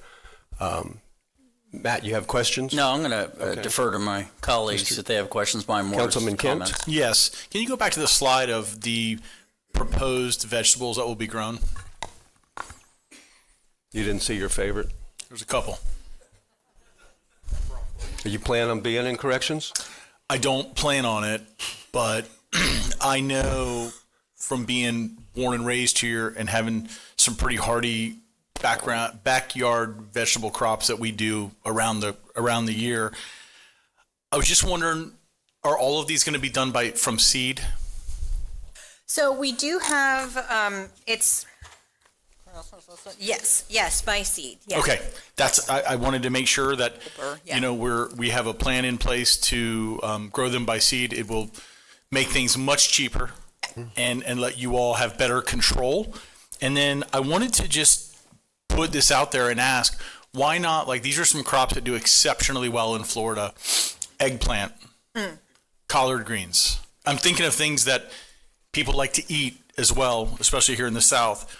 Green beans, strawberries, broccoli. So I just wanted to put those out there and just say, hey, those are things that I did not see on the list that I think would be wildly successful and extremely tolerant. And everybody thinks that Florida, you can grow everything, but it's a hot place. You're right. You got to be real careful. Right. So my question, can those be added to the list? Well, what we've done, we can definitely take a look at that. But what we've like that really based answer. what we've based this on is really the use of vegetables that is part of our inmate menu right now. So we sell this back to Aramark, who sets a calorie appropriate menu for our inmates. And so these are those that have the best case of being able to provide a cost savings to us because it's part of the inmate menu already. How difficult? Also, I'm sorry. How difficult is it to alter the menu to some of the items I've just mentioned?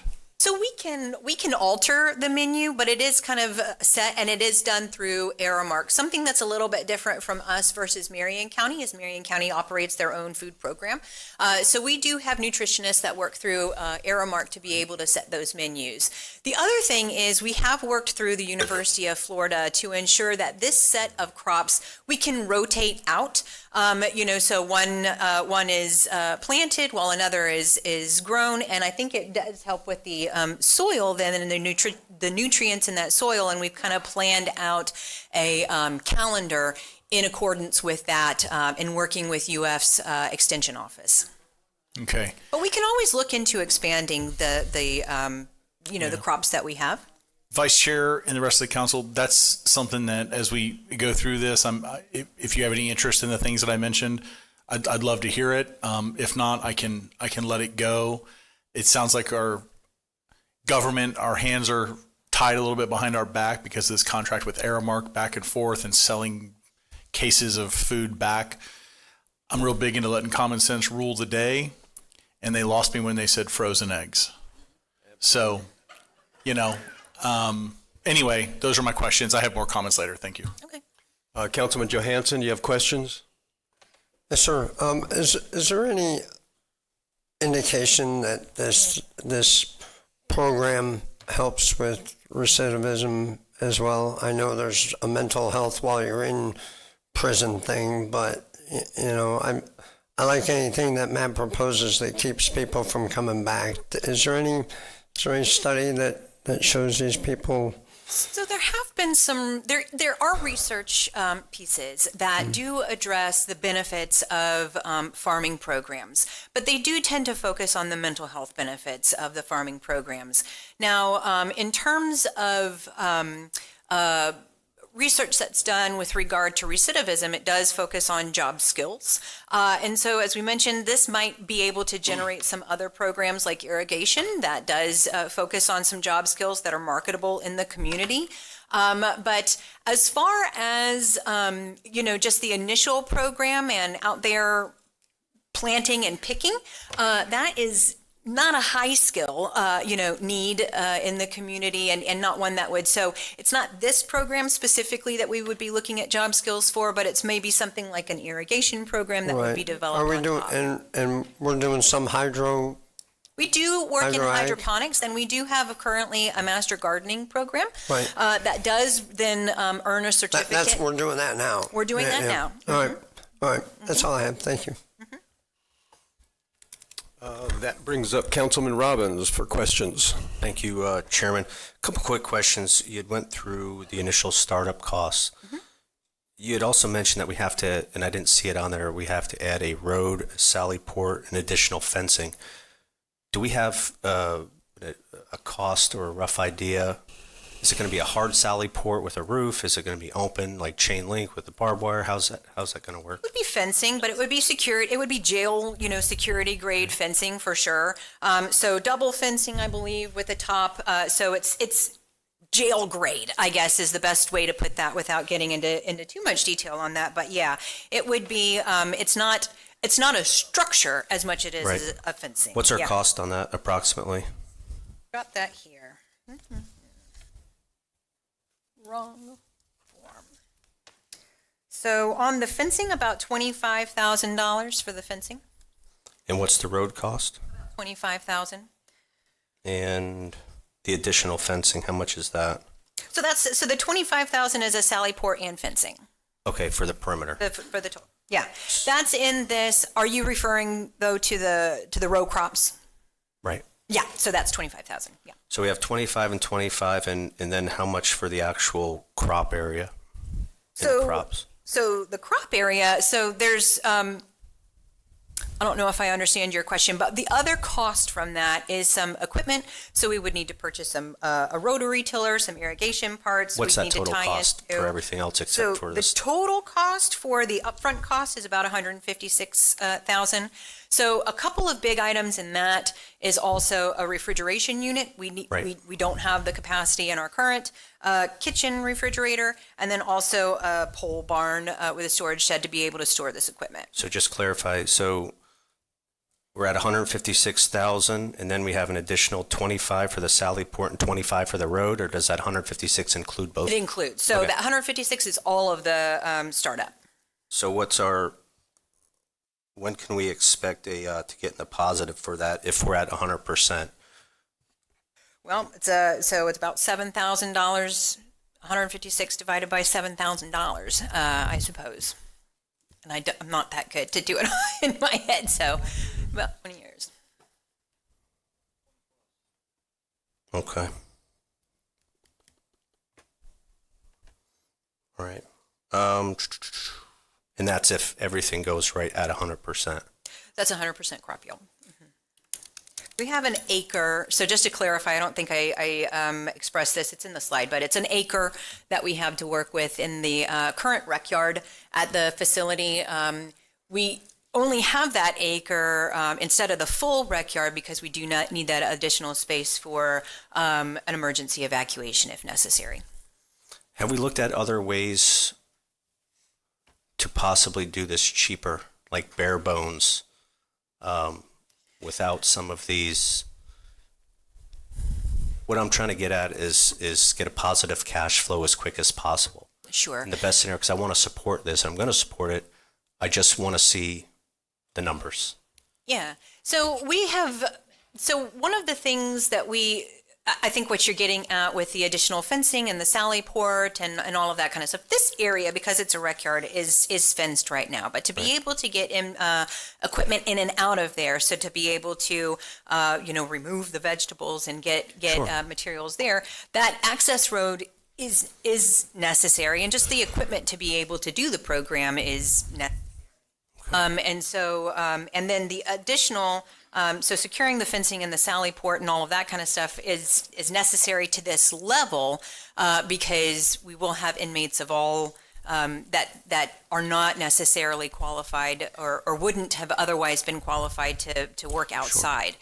The reason that we're trying to open it up to as many as possible is because we do have a number of other obligations that we've been asked to accomplish with our outside approved workers that would suffer from then having them focused on the inmate farming. And so that's, the refrigeration unit, that's a big chunk. There, that's absolutely necessary to be able to store the vegetables and things like that. So we've considered the cost impact of this when we're trying to price this out for sure. Okay. And real quick, what fund is it going to be coming from? Is it just regular general fund or is general fund? Okay. All right, thank you. Councilman Dempsey for questions? Yes. Will the inmates be getting trustee credit for participating in this? Do you know, off their jail sentence? So they currently, and I'm going to defer to Joe on how the gain time is calculated, but anytime that there's work, they would be tracked as a worker, yeah. Okay, and so in addition to that, do they receive any type of pay or any type of credit towards commissary? We do not pay, but the people that are working do not pay the $5 a day subsistence fee. Okay, so the inmates will not be getting the $5 for working, but they'll get the 5 days a month credit for trustee. So it would be so gain time and then the subsistence fee are different things. Yes, So exactly. so gain time they would be eligible for because they are working and they're in programming, and then because they're working, they would have the $5 a day credit. They wouldn't have to pay that $5 a day subsistence fee if they're working. Okay. We do that for all of our inmate trustees. What is the average stay of somebody at the jail, as opposed, the prison, obviously they're sentenced to a length of time. Jail is very transient. It's either people waiting to be bonded out or people waiting to be extradited. You're right. Or people who are serving out sentences. Do we know the proportion? It's if you and you kind of talk in these terms too. If you look at the entire population of folks that go into the jail, it's really very low. I mean, it's a couple of weeks, I believe. But if we're looking at people that stay beyond really a 72-hour period, it's really close to 30 days, I believe. Yeah. Average stay of everybody. For our sentenced population, it's much longer than that. And we tend to focus our programming on the sentenced population. And so, do you know off the top of your head the average stay of a sentence or the average length of a sentence? We'll be able to get that information for you before we have. Yeah. And so you hit the nail on the head when you said it earlier that recidivism is tied to job skills or the lack thereof. What programs do we have? I really appreciate this program, Matt, and what you're doing for the community and the inmates. But what other training can these people get while they're in custody? Right. That would give them the job skills necessary so they don't have to go back to a life of crime and they can actually have a marketable trade. I really appreciate that question because our reentry team has been doing a lot of work and has had a lot of support from Councilman Reinhardt and all of you, really.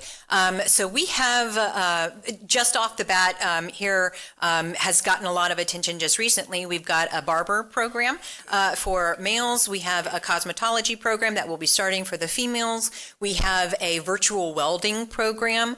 We offer a number of, oh my goodness, I know I'm forklift training, we have construction training, we have flagger training for small engine repair. I mean, he's just kind of giving me a stream of them. So we have all kinds of vocational programs right now.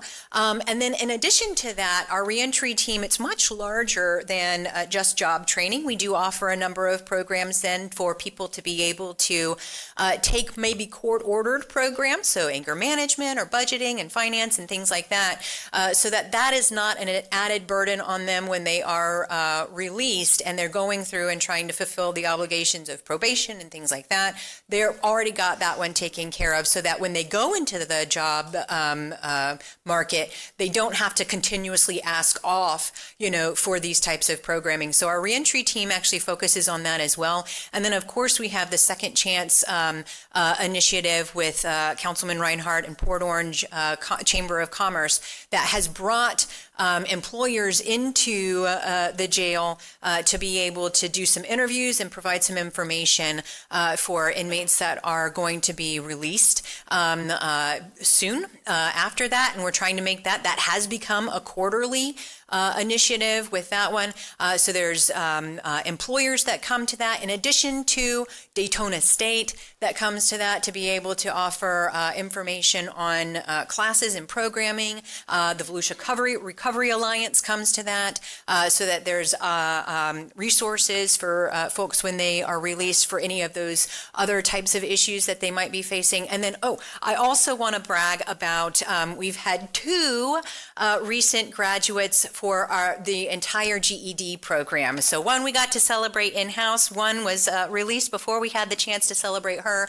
But our reentry program has really grown by leaps and bounds in the last couple of years. So this is great news to me. So you have a barber, cosmetology, welding, forklift, carpentry, small engine. That's already in place now as we speak? Already in place. Mm-hmm. And do we know,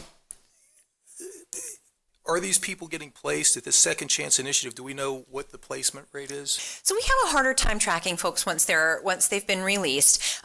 We do know anecdotally, we have some folks that did take advantage and were placed in Career Source that we know for sure. We're working on collecting those numbers. Anecdotally, we have that information that they're being successful. For instance, we don't have it currently, so I'm sorry, Joe, for bringing it up, but we had a dog training program at one point, and that person went on to obtain employment related to dogs and is working with animals now. So we do have some success coming out of that.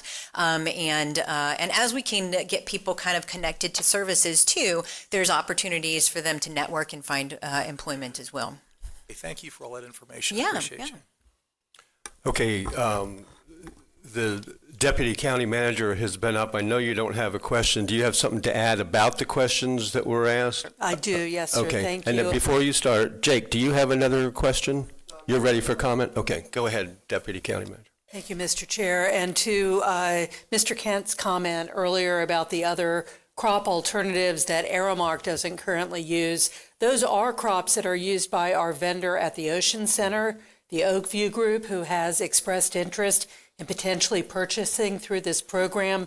So that might actually help our ROI. So we can incorporate that into our crop selection as well. True. Thank you for that. Yeah. Okay, very good. And then we will start off our comments and debate with Vice Chair Reinhardt. Thank you, Chair. I've been chomping at the bit here on this one. So first of all, Mr. Kent, thank you. Thank you for your comments. Thank you for your ideas. I didn't want that to go unnoticed. And thank you, Suzanne, for bringing that up. I didn't even think about the fact that we have other assets other than the jail that we can utilize this for. So to give a little historical value, not to bore you, those of you that are not aware, my 30-year career in corrections, this has been an over 30-year dream of mine. One of the hardest things for me to see in my 30-year career was that recidivism rate that we referred to, and asking those individuals, why do you keep coming back in? And the answer was always that they couldn't get a job.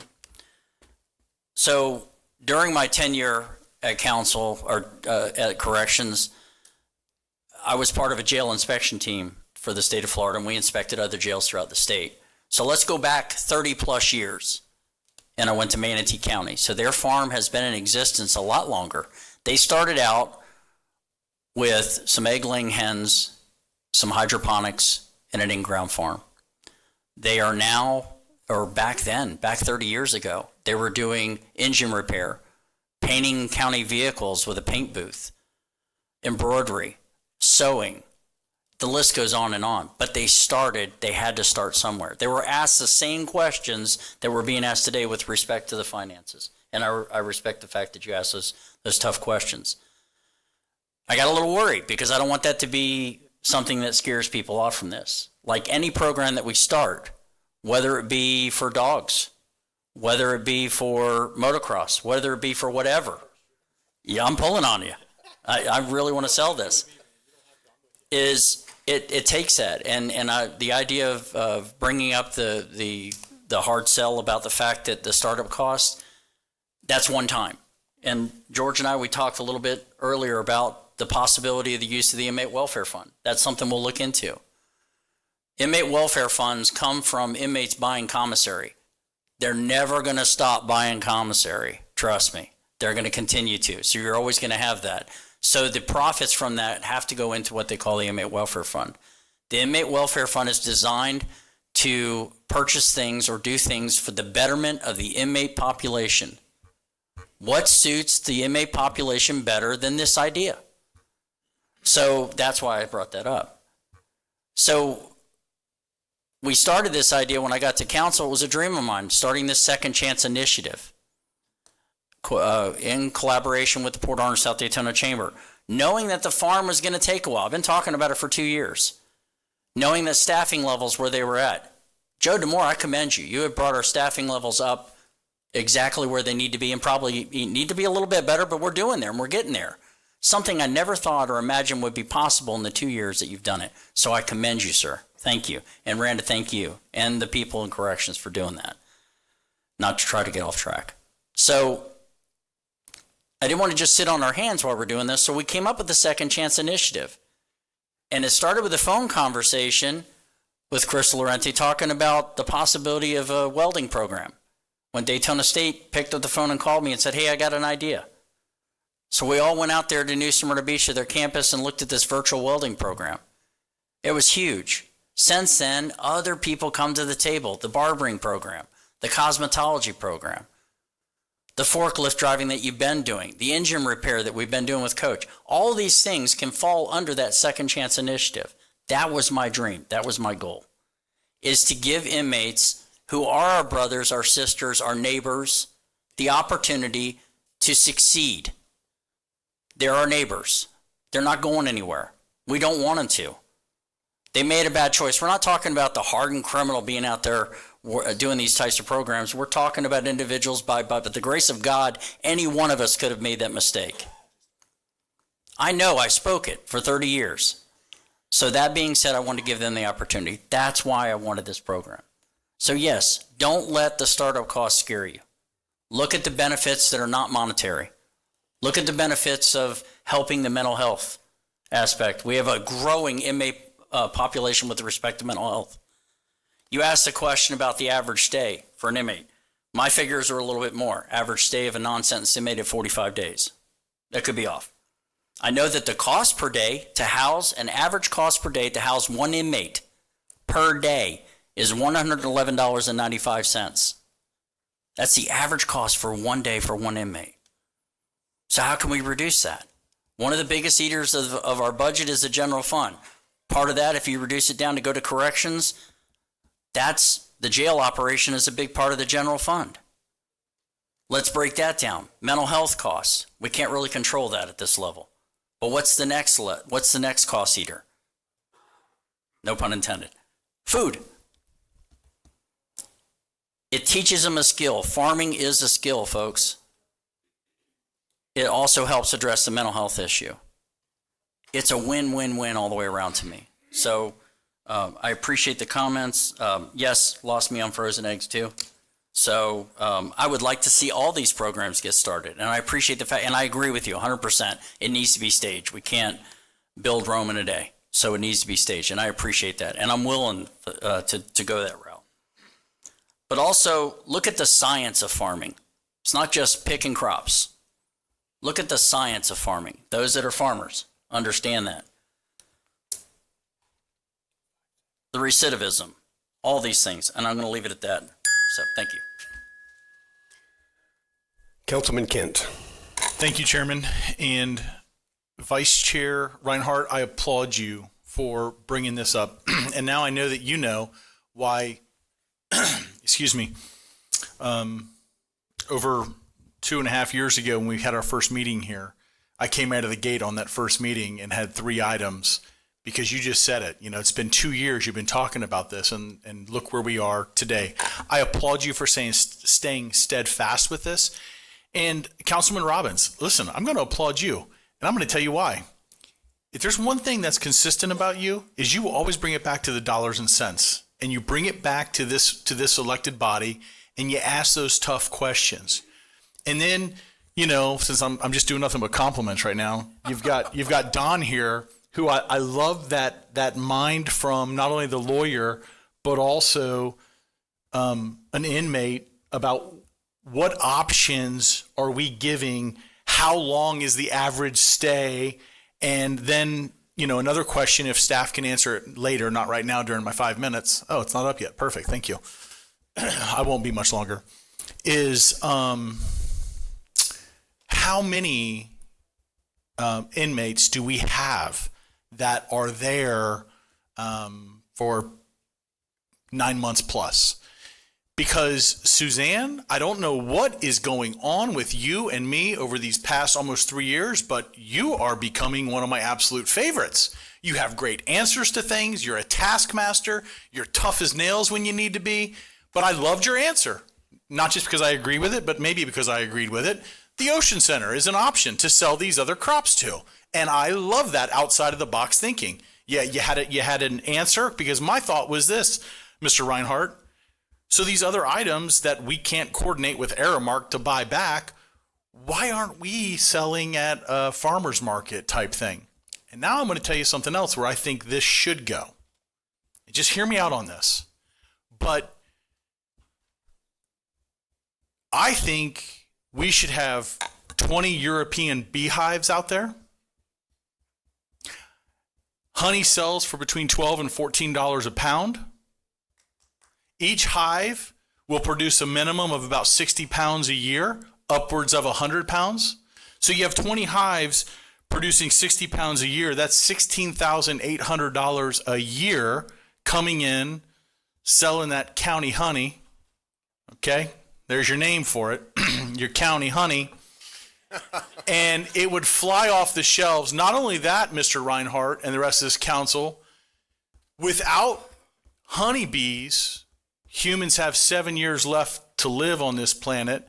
They are excellent pollinators. It will make the crops do so much better. The inmate program could actually build their own hives. I would say, just so we're on the same page here, 20 active hives, and I would have five hives of extra available to catch swarms. That will happen, so that once the swarm is caught, you can then introduce that swarm to an empty hive, and then you just reap all the more honey. Councilman Robbins, I hear you about the startup costs, and I'm just going to say this, and I'm not trying to bloody anybody's nose, but golly, man, we'll spend $600,000 a year on the Cultural Council. We'll give taxpayer money away to programs that many of us have said we'd like you to be on your own 2 feet without government money being given to you. But we're going to kind of, shy away from startup costs for something that I think is extremely appropriate. When a motion is made, if it's not you, I'm going to let you second it. But if you make it, I'm going to second it. I'm not going to make the motion because I don't want to take that away from you, Vice Chair. But I think this is a more than worthwhile activity. And I also want you to get something like this across the finish line. So I'm supporting it for 2 reasons. It's a worthwhile activity that I think is not only healthier, but I think it has the benefit over time to save money. I think it will give the inmates something to look forward to participate in and do and behave so that they can participate in this. I like Don's question about, does this help with their time because they're working? And I heard staff say that it does. And then the second reason I'm going to support it is because I want to see you win. Thank you, Chairman. Councilman Johansson. Chairman, I'd like to defer until public comment, unless there is none. We have a couple so far. Yeah, Okay. Some questions come up during personal comment that deserve commenting on, and the pro and the cons, so I'd like to hear from them first. Okay. We'll come back to you, Councilman Robbins. I'll wait as well. Pardon me? You'll wait as well. Okay. You're not withdrawing, are you? No, I'm just... Okay. Just a couple comments. First, Troy, I can't tell you how pleased I am to hear what you say. I didn't even know you farmed in your backyard, that you garden, but you're absolutely right. Yes, Chairman. Square foot gardening, and we knock it out of the park. You're taking all my year. time. You're absolutely right. Eggplant, collard greens, the easiest crop you can grow. You can grow it all winter. Broccoli, eggplant, carrots, maybe not in the soil there, but in containers. The very best time to grow is between September and June of next year. The winter is our easiest crops because there's less bugs, less disease, and it's a lot more pleasant to be outside. I am wildly for this. I'm proud to have the council talking about it. But Danny is right that the cost, when I look at the cost, I do this, and when I look at the costs, I discuss this with staff. There's some things that are way out of line.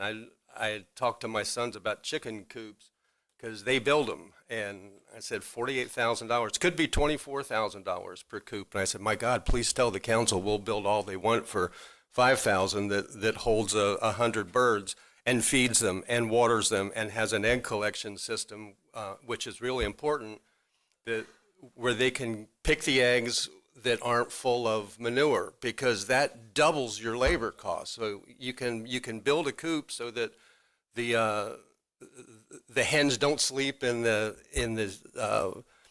where they're laying eggs, and it just cuts your labor down and also improves the taste. Psychological benefits for this are huge, and so I just wanted to touch briefly. Here's why.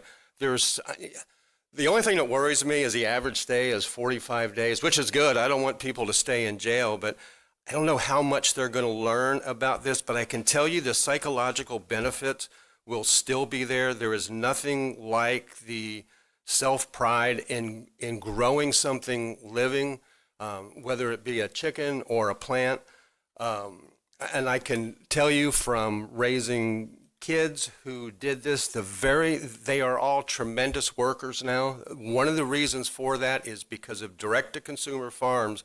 When they get to interact with the people actually buying these superior products, it gave them that desire to push harder and to work more. And I think you would find the same thing. So what I would say, and this will have its own problems because of security, but I don't think you want to be tied to sales just to the people that are buying vegetables at wholesale. If there is a way to sell this direct to consumers, you'll get a much higher price, and you'll get the ultimate psychological benefit. When they see the public come in and give them the wows for what they're doing, it'll give them a sense of pride and self-accomplishment that's hard to reach anyway. So if there's a way to do that with security, with direct-to-public sales, they will support it, and the inmates will grow and love it. And the other, I know you have greenhouses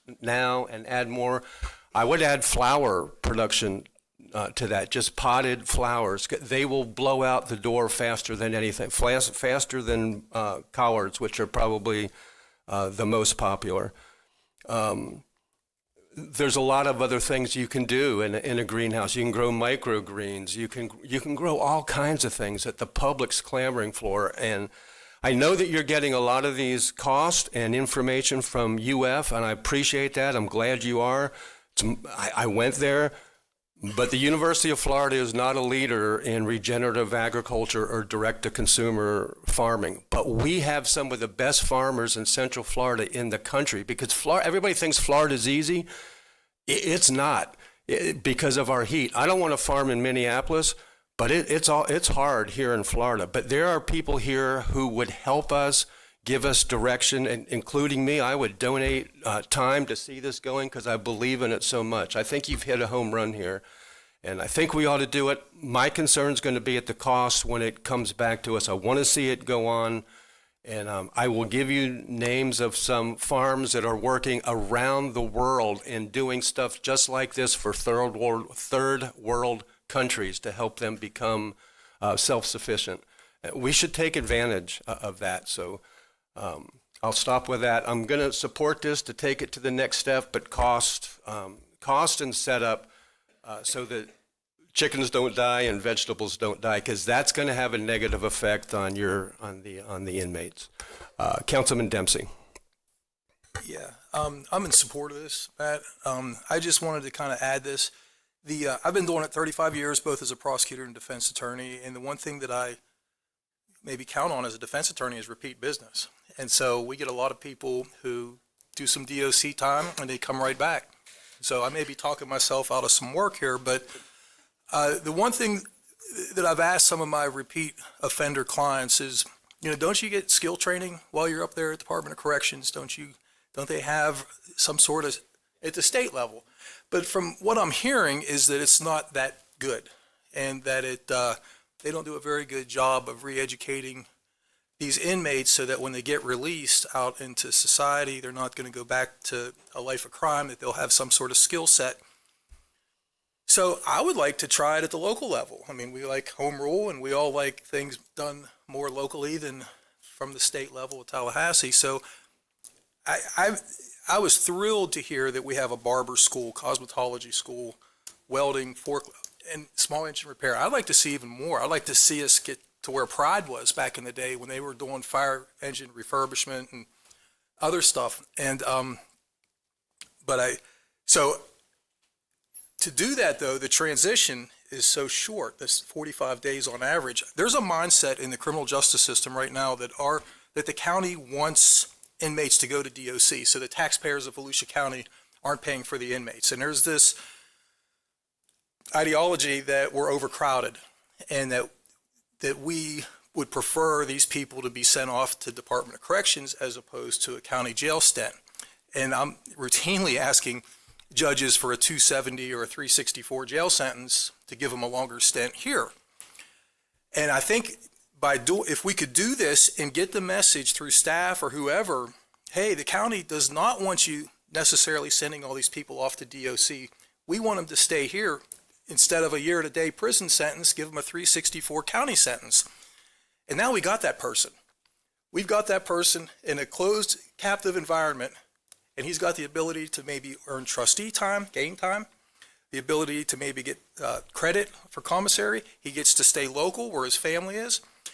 And most importantly, while he's there, he can get this training. And I would like to see them get maybe farming.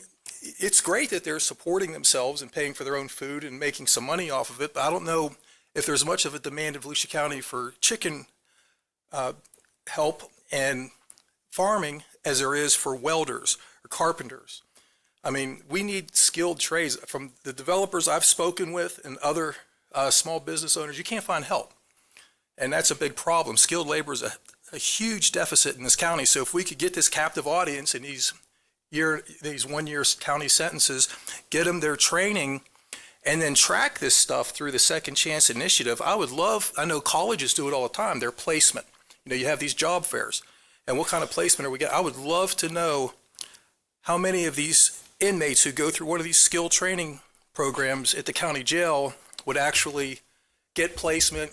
It'd be nice to hear some success stories and see these people get out into our community using a trained skill and becoming successful. So with that, I could actually go for this despite the cost that Danny rightfully brought up. But I think it's more important to get our repeat offenders training, whether they like it or not, get them, let them do a county jail sentence instead of a prison sentence, get them the training that we can all watch or the next council can watch, and let's just try that. I think it'd be great. Thanks. Okay, Matt and Troy, did you want to wait for public comment, or are you ready to speak now? I just have one more thing real quick. Okay, go ahead. Add, if I could. Vice Chair Reinhardt. Thank you, Chair. Thank you, Don, for those sentiments. The Second Chance Initiative is continuing to grow. So we're taking ideas left and right, and these programs continue to. I stay very involved, very engaged, probably so much I might as well get my badge back, Joe, just come back to work. But anyways, nonetheless, but greenhouses, expansion of the greenhouses, back probably about a year ago, we tried for a NOAA grant, which we were unsuccessful in getting. The NOAA grant would have probably bought more. My idea behind that was for the purpose of growing more of the mangroves, for the Indian River Lagoon. That didn't come to fruition, but we're still going to try. We talked a little bit, and I have to put this out there. I wrote it down. I missed it. I skipped over it. But when you talked about the GED succession, I have to give kudos to the Literacy Council. They came out. I went to that graduation for that first individual. We had not had an adult male do that, and I can't remember how long. We used to have the juveniles all the time. but that was big. And I didn't mean to take their thunder. The whole idea was to say that this individual had completed certain things in the Second Chance Initiative in addition to getting his GED. And I guess the Literacy Council was a little upset we didn't give them, but I want to give them the kudos they deserve, because without them, we could not be successful in that. So I just want to make sure I mention that. Tracking is hard because, they're not really going on probation per se to where we can track, not all of them do. With respect to the county sentence level, years ago, we had an influx of inmates. I remember working, I'm talking a long time ago as an officer, our count at the jail was right around 1,700, which was huge between the two facilities. We're now at about 1,300, which is good. So the whole idea of the creation of the PSCC, the Public Safety Coordinating Council, was to get those players to the table from the state, from the PD, from the sheriff's office, the jail, to talk about ways to reduce our jail population. And one of the things was that movement towards sentencing people to more than a year. That's where how that came into play. So anyways, just to give you a little history on that. The Inmate Welfare Fund, I still want to explore that idea to appease what Mr. Robbins had brought up. We have great grant writers here too for the county. So, that's a possibility as well. We can look at some possible grants. We did it with the NOAA. We can still continue to try. The inmates could build the chicken coops. We could reduce that cost dramatically with that. We have Coach Bailey and his crew could definitely do something like that. So ideas that we have, and again, the programs are continuing to grow. That being said, I have never gone and taken this much time during council comments for this. So write this down in the history books. I've taken up almost 2 5-minute sessions. With that being said, I'd like to make a motion right now to approve what staff has presented for both stages, and to continue to explore the option of the second phase with the chickens, and then see where it goes from there. Okay, we have a motion on the floor to... Chairman, may I ask something? Yeah, let me just restate his motion, then I'll come right to you, Councilman Robbins. The motion is to proceed to give it to staff to come back with... Go ahead and proceed with phase one, and So what I'm hearing is at least that phase one, yes. potentially, just to follow the timeline that we Yes, proposed. So yes. we'll start with phase one, and then we'll bring it back in about 18 months and reassess, and then we'll make steps for Phase two. phase two. And at that point, then we can also dig a little bit deeper into once we Cost-wise. kind of get our feet wet with knowing what it is, we can dig a little bit deeper into the cost and all of that kind of stuff again with the chicken program. But yeah, that timeline I think is what Thank I'm you. hearing. So motion to approve phase one and to abide by the timeline for the possibility of phase two as we approach that time frame. Okay, Councilman Robbins. Chairman, just real quick, and Mr. Reinhardt, I know we had some public input, and then Jake and I think we're staged up to talk Right. just yet. Would you mind just holding off on that before we proceeded forward? And I'm going to support you, Matt, by the way, but I want to get through just a couple more things. Okay, I think everybody else is waiting till after public comment. We have two people. First is John Nicholson. Second will be Catherine Pante.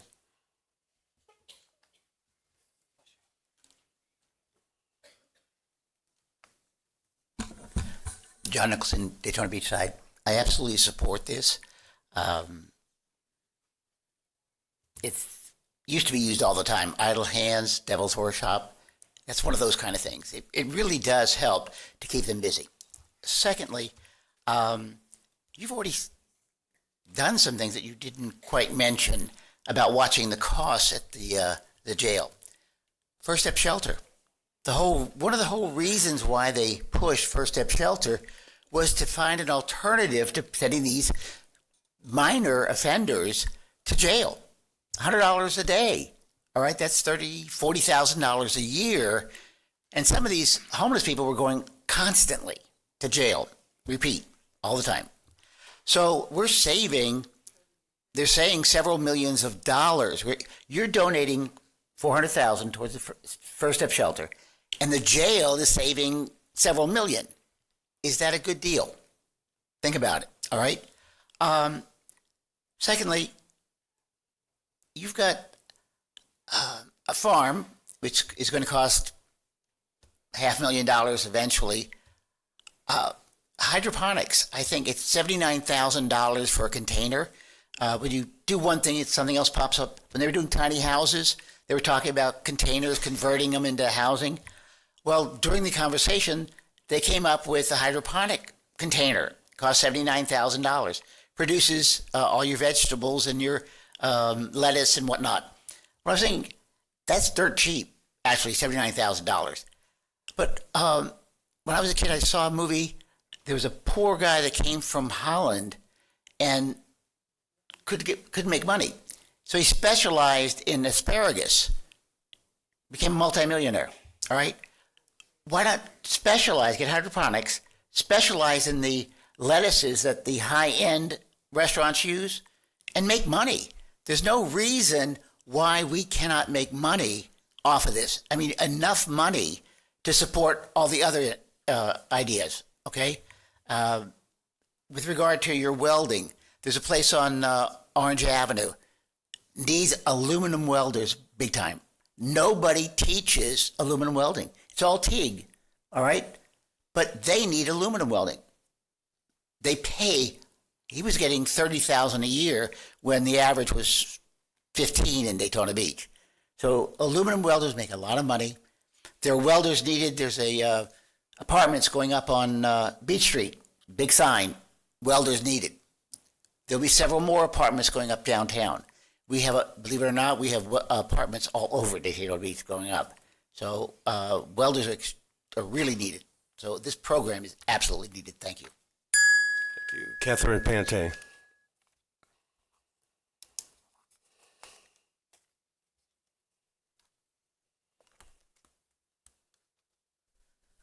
Good morning, Council. Wonderful presentation, and I fully support this. This is good for the inmates' mental health and physical health, in addition to providing them with workable skills that will transition back into society upon release. I would like to see this council fully support it. My only question is, why is the barber and cosmetology programs regulated on the basis of sex? I know female barbers and male cosmetologists, as well as male nail techs. All of these programs need to be open to both sexes. The notorious RBG, Ruth Bader Ginsburg, already clarified this. I suggest you check on the film on the basis of sex. No matter the cost, this needs to be implemented. When the council can consider wasting over $10.2 million on a motocross facility, no one on the dais has a legitimate reason to deny this. Great suggestion on beehives, Councilman Kett. Thank you. Thank you, and that's the end of the public comment on this, so we'll go back to Councilman Johansson. I'm going to stay silent for about 4 minutes and 57 seconds and then say, Matt, great job. I support this, but I'll do it at the beginning and give the rest of my time back. I can't wait to vote. Okay. Councilman Robbins. Thank you, Chair. Matt, I echo that as well. What I would just caution, the first thing that when I looked at this, I said, I can do this for cheaper. And we know, and I'll take you back to a story from years ago. If you go to a purchasing agent or somebody that's in our procurement process and look at a filing cabinet, if the government buys that filing cabinet, it's $400 or $500. If the private citizen buys it, it's $75. With some of this stuff, and that's a fact. So, with some of this stuff, especially building, or fencing, some of the coolers, I would strongly recommend that we get some leeway to look at all options there. I know some of us are willing to do the legwork to help out. I don't know what kind of leeway we have since we're obviously government, but obviously as cheap as possible, because with anything, there's no guarantee. We get a hurricane, that 100% in reality is probably 60 to 70% in terms of yield. You can have rain, you can have too much sun, you can have a hurricane, not the right soil, it needs fertilizer, it needs this, it needs that. There's a lot of variables, but we can make it work. We just have to I think do it as cost efficiently as possible in the beginning stages before we jump headfirst into the pool. So I think you're on the right track. Also, too, let's look at other high yield crops that you can turn, pumpkins, watermelons, stuff like that. I would recommend. Yeah, if we can make it work, I'm all in. So I appreciate it. Thanks, Matt. Okay, I'll make this quick. I just wanted to touch on a couple things that Troy and then Catherine just mentioned.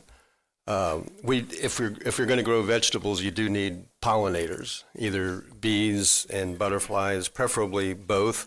And these are just things that we can talk about as we go along and do it. But you talk about psychological benefits, and somebody's going to laugh at this, but plant a butterfly garden, and you get an anxious inmate to go out and watch the butterfly. It calms them right down, and there's no maintenance. It's like growing weeds with the right mix and just a small area. The bees are absolutely essential as pollinators. The problem is that when you're taking a hive apart, taking the supers apart and pulling frames out, there's going to be a swarm of bees. You probably won't even get stung if you do it correctly, but now there are actually beehives that you turn a crank and the honey just runs out. It actually slices the frame, slices the wax off, doesn't bother the bees. They're more expensive, but there's no labor in it. You just go fill jars full of honey, and then Troy has his Volusia honey. So I'm excited. As you can tell, there's a lot of things that could be added, a lot of things that would fit into this that would make it more economically beneficial, but also to benefit the people there and give them some training. Councilman Kent. Thank you, Chairman. Yeah, Volusia honey has a nice ring, but I said county honey. County. Oh, just putting it there. Mr. Reinhardt, I told you I was going to second it, and I'm going to. I see your name up next, so I'm assuming that's what you're going to do. And I'm pleased to hear the way it was presented, because I'm all in for the vegetables. That price tag for the chickens, I'm not there yet, so I'm glad they're going to come back in 18 months, and we'll have that discussion at that time. But I'm 100% there with you to start the vegetables, and I think that's going to be so successful. And they're going to be able to look at their pricing, especially that annual cost. I have to assume a lot of that is because they're buying chicks. Wondering why, if we have so many chickens here, we just don't have our own. But anyway, we'll find out about that. So I'm ready for your motion. Vice Chair Reinhardt. Thank you, Chair. What just happened here with all the ideas? Thank you, Ms. Ponte, for the B idea. Also, Troy with the B idea. All this is it. This is how it started. We started with a conversation about job fairs, and it took the inmate welding to the barbering program, the cosmetology, and yes, we just started this on the barbering. So there is an idea of doing training on both. We already have talked about that. So nonetheless, therefore, I'll go back to my original. I'd like to make a motion for approval of phase 1 to get started as soon as possible, and then bring back the information as we learn, within the 18 months for phase 2, and look at other possibilities, the way we can trim that cost. So happy to second that motion. Okay. We have a motion on the floor and a second by Councilman Kent. The motion is to move forward with phase 1 and stay within the 18-month period for phase 2 to bring back information to carry that on. Any other? Yes, Chairman. Just very briefly. I know this isn't part of this, but Councilman Reinhardt, my hope is that from what you heard from the chairman and myself about how important and what kind of money actually could be made from selling honey, is that you get in staff's ear more and more and more about the possibility of that actually happening out there. It's feasible. It will work, and there's benefit to it. Thanks. Thank you very much. And you didn't mention, I thought you were going to, but when somebody mentioned more land, it's not that far down the road. First Step Shelter has tons of land. Oh, yeah, exactly. Exactly, yes. So Sorry. I'd like to I wrote see it down this. and didn't I'd go like there. to see that expand to this, but let's get this one done right. So we've got a motion and a second on the floor. No more debate. All in favor, say aye. Aye. Any opposed? And item 3 passes 7-0. Item 4 is ordinance 2025-16, small. Is this has been pulled? It's continued. Okay. All right. You Motion would to like continue item 5, Johansson. When do you need it continued to, Paul? Right there, it says October 21st. Yes, October 21st. Second. Okay, Jake Johansson makes a motion to move this to October 21st. Second was by Matt Reinhardt. All in favor say aye. Aye. Any opposed? And it is moved to October 21st. Item 5. Motion to continue to October 21st. Second, Johansson or Reinhardt. All in favor say aye. Aye. And that was a companion of item 4, so they're both moved to October 21st, which takes us to item 6, ordinance 2025-20, amendment to Chapter 72 Code of Ordinances. All right, thank you. Carol McFarlane, Planning and Development Services Director, Interim Growth and Resource Management Director. This is ordinance 2025-20. We've worked at this several times now, so we're coming back for a third reading with council. There was a lot of discussion at the August 5th meeting. Changes were made to the ordinance based on that. Council did ask at the last meeting that 7 uses be moved to by right, 11 to conditional uses, and 23 uses were put in the PLDRC category from the county council to PLDRC, with PLDRC being the final authority. I pushed the wrong button. That's okay. I just asked for a recommendation of approval. Would like to make 2 different notes. One is that because we had such a short amount of time going from second reading to third reading, that, we continued with our quality control after the agenda item was published. And we do have some corrections that are made. They should be in front of you. The spreadsheet, the infamous spreadsheet, there's one addition or one change to that. Off-street parking was erroneously showed as moving from PLDRC to by right. That was incorrect. It needs to stay at PLDRC. The ordinance itself, we found a few places where uses were duplicated, or were struck through that shouldn't have been struck through. Again, there's a succinct list on your counter for that. There were 10 of those, but again, the spreadsheet is definitely has the accuracy to it. So I do also want to mention something that just happened a few minutes ago. We received a letter from the Farm Bureau asking that aquaculture be changed to by right from a special exception. One of the reasons why it's a special exception to begin with is that oftentimes, in order to get to the pond use, there's excavation activities, so there's usually some sort of selling the fill as a borrow pit before the aquaculture can begin. We do have a bit of a condition that staff doesn't mind putting it to a conditional use if we can get a certification from the Florida Department of Agriculture and Commerce that they're ready to begin the aquaculture operations. So, Paolo, did you need to add anything else to that? Yes, so we just got that letter from the Farm Bureau, talking with Scott Ashley. It's a very rare use. It's, proposed excavation, and then it transitions into aquaculture. I think we've had maybe 2 requests for this entire time. So, with that additional safeguard that is recommended by the Farm Bureau, that so long as FDAC's Division of Aquaculture certifies it, it should be by right or conditional use. Staff doesn't have an objection. It seems to be, copacetic with the agricultural uses. I don't know if do you have a question about that? No, sir, I was going to put a motion on the floor to approve, so it gets us towards discussion and public comment. Is there a second? I'll second. Was it second? Is that with staff changes? Hold on one second.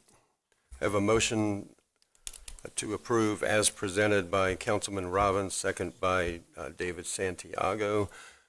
I have an additional question, Chairman. Okay. If you, Ms. McFarland, if you can go through the changes that you did say update, but also too, when it comes to the aquaculture and really that definition of excavation, Paulo and legal, isn't that fill required to stay on property? Isn't there a law or requirement out there? Yes, so typically non-exempt excavations are when fill is brought outside of the property. If you're just containing it within the property itself, that is an exempt excavation that doesn't need a special exception permit. As long as we have that clarification. You had mentioned something about, borrow pits, and whatnot. So all the regulation for the borrow pits still is in play, right? Right. So that's not there. Okay. So basically, if they have a certification from FDAC's Division of Aquaculture, and they can just start digging without having to go through the special exception. Yeah, and usually it's their above ground aquaculture, they do below ground, so it's that easy transition. And the reason I asked that, Paulo, we're getting tagged for or rubber stamping or green lighting all this. I just want to make sure we're not green lighting borrow pits, because we're going to get blamed for it. So, thank you. Okay. I just want to make sure I understand your request, sticking with aquaculture here. From right now, it's under PLDRC. They're requesting it goes to by right, but it sounds like it's a conditional use. How do we know if FDAC is certified or approved it? And that is exactly the question. If it were by right, there would be no staff input or receiving information from the applicant as a conditional use. They would have to make an application. I think it's a $170 application, and we would basically be collecting that certification, just kind of giving it the okay that it received that. Okay. I would be fine from moving up from PLDRC to conditional use so that you had the information that you needed. I don't know how the rest of the council feels, but I would be willing to approve that. Councilman Robbins? Yeah, Chair, that's fine if council's. Are you amending your motion? I can, but I'm kind of confused because, we have the Farm Bureau saying, hey, make it by right, which, hey, the less government, the better. If it has to do with agriculture, why is government involved anyway, or duplicating laws? So that's where my concern is. Jeff, do you have kind of like a follow-up?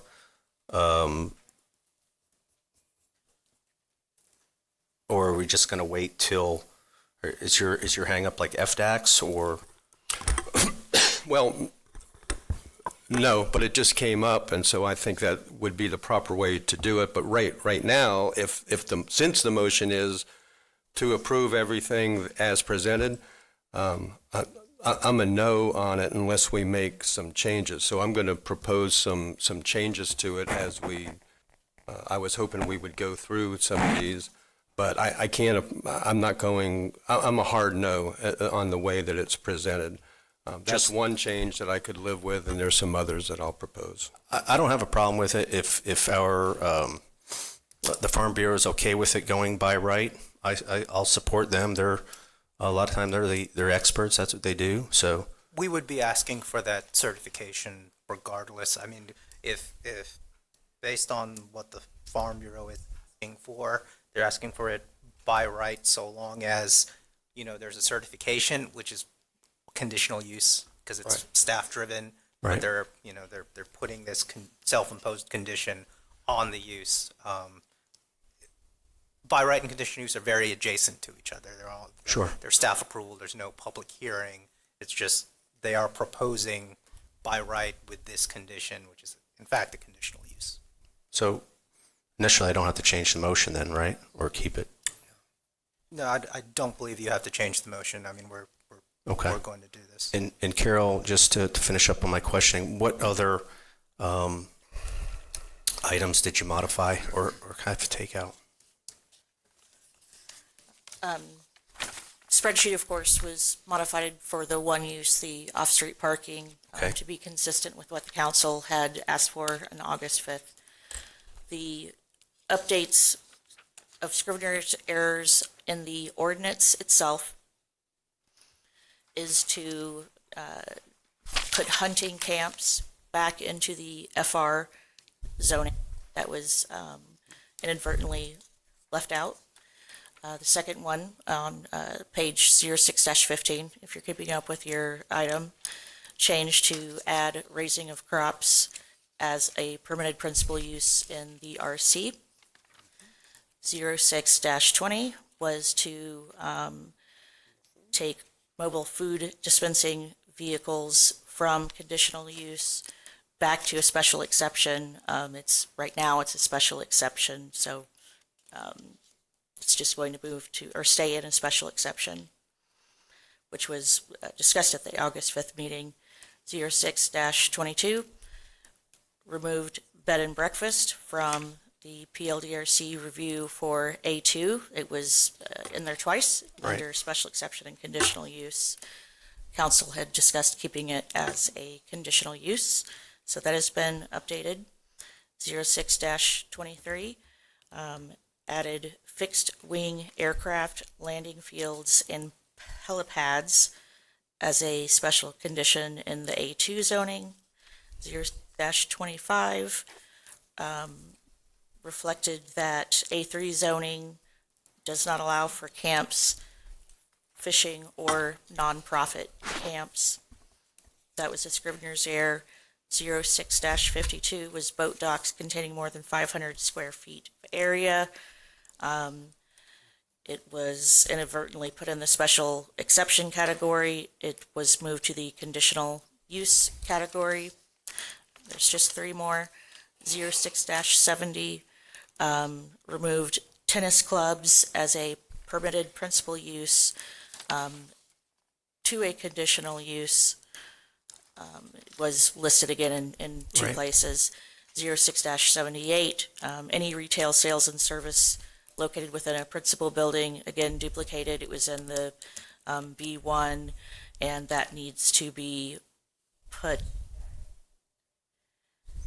into permitted by right.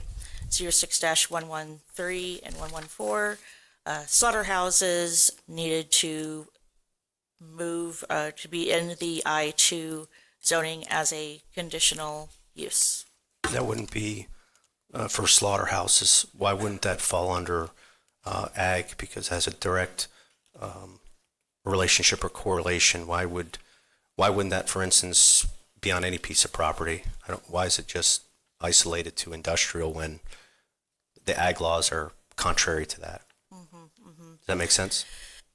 It does. It's in the heavy industrial category based on, in a large part by the movements of trucks and vehicles, have very heavy equipment coming in and out. There's usually very high turnover in those sort of uses. So that's why it's in the I2 category. But wouldn't commercial agriculture do the same thing? I can bring in 40,000-pound excavators, loaders, whatever I want that's directly.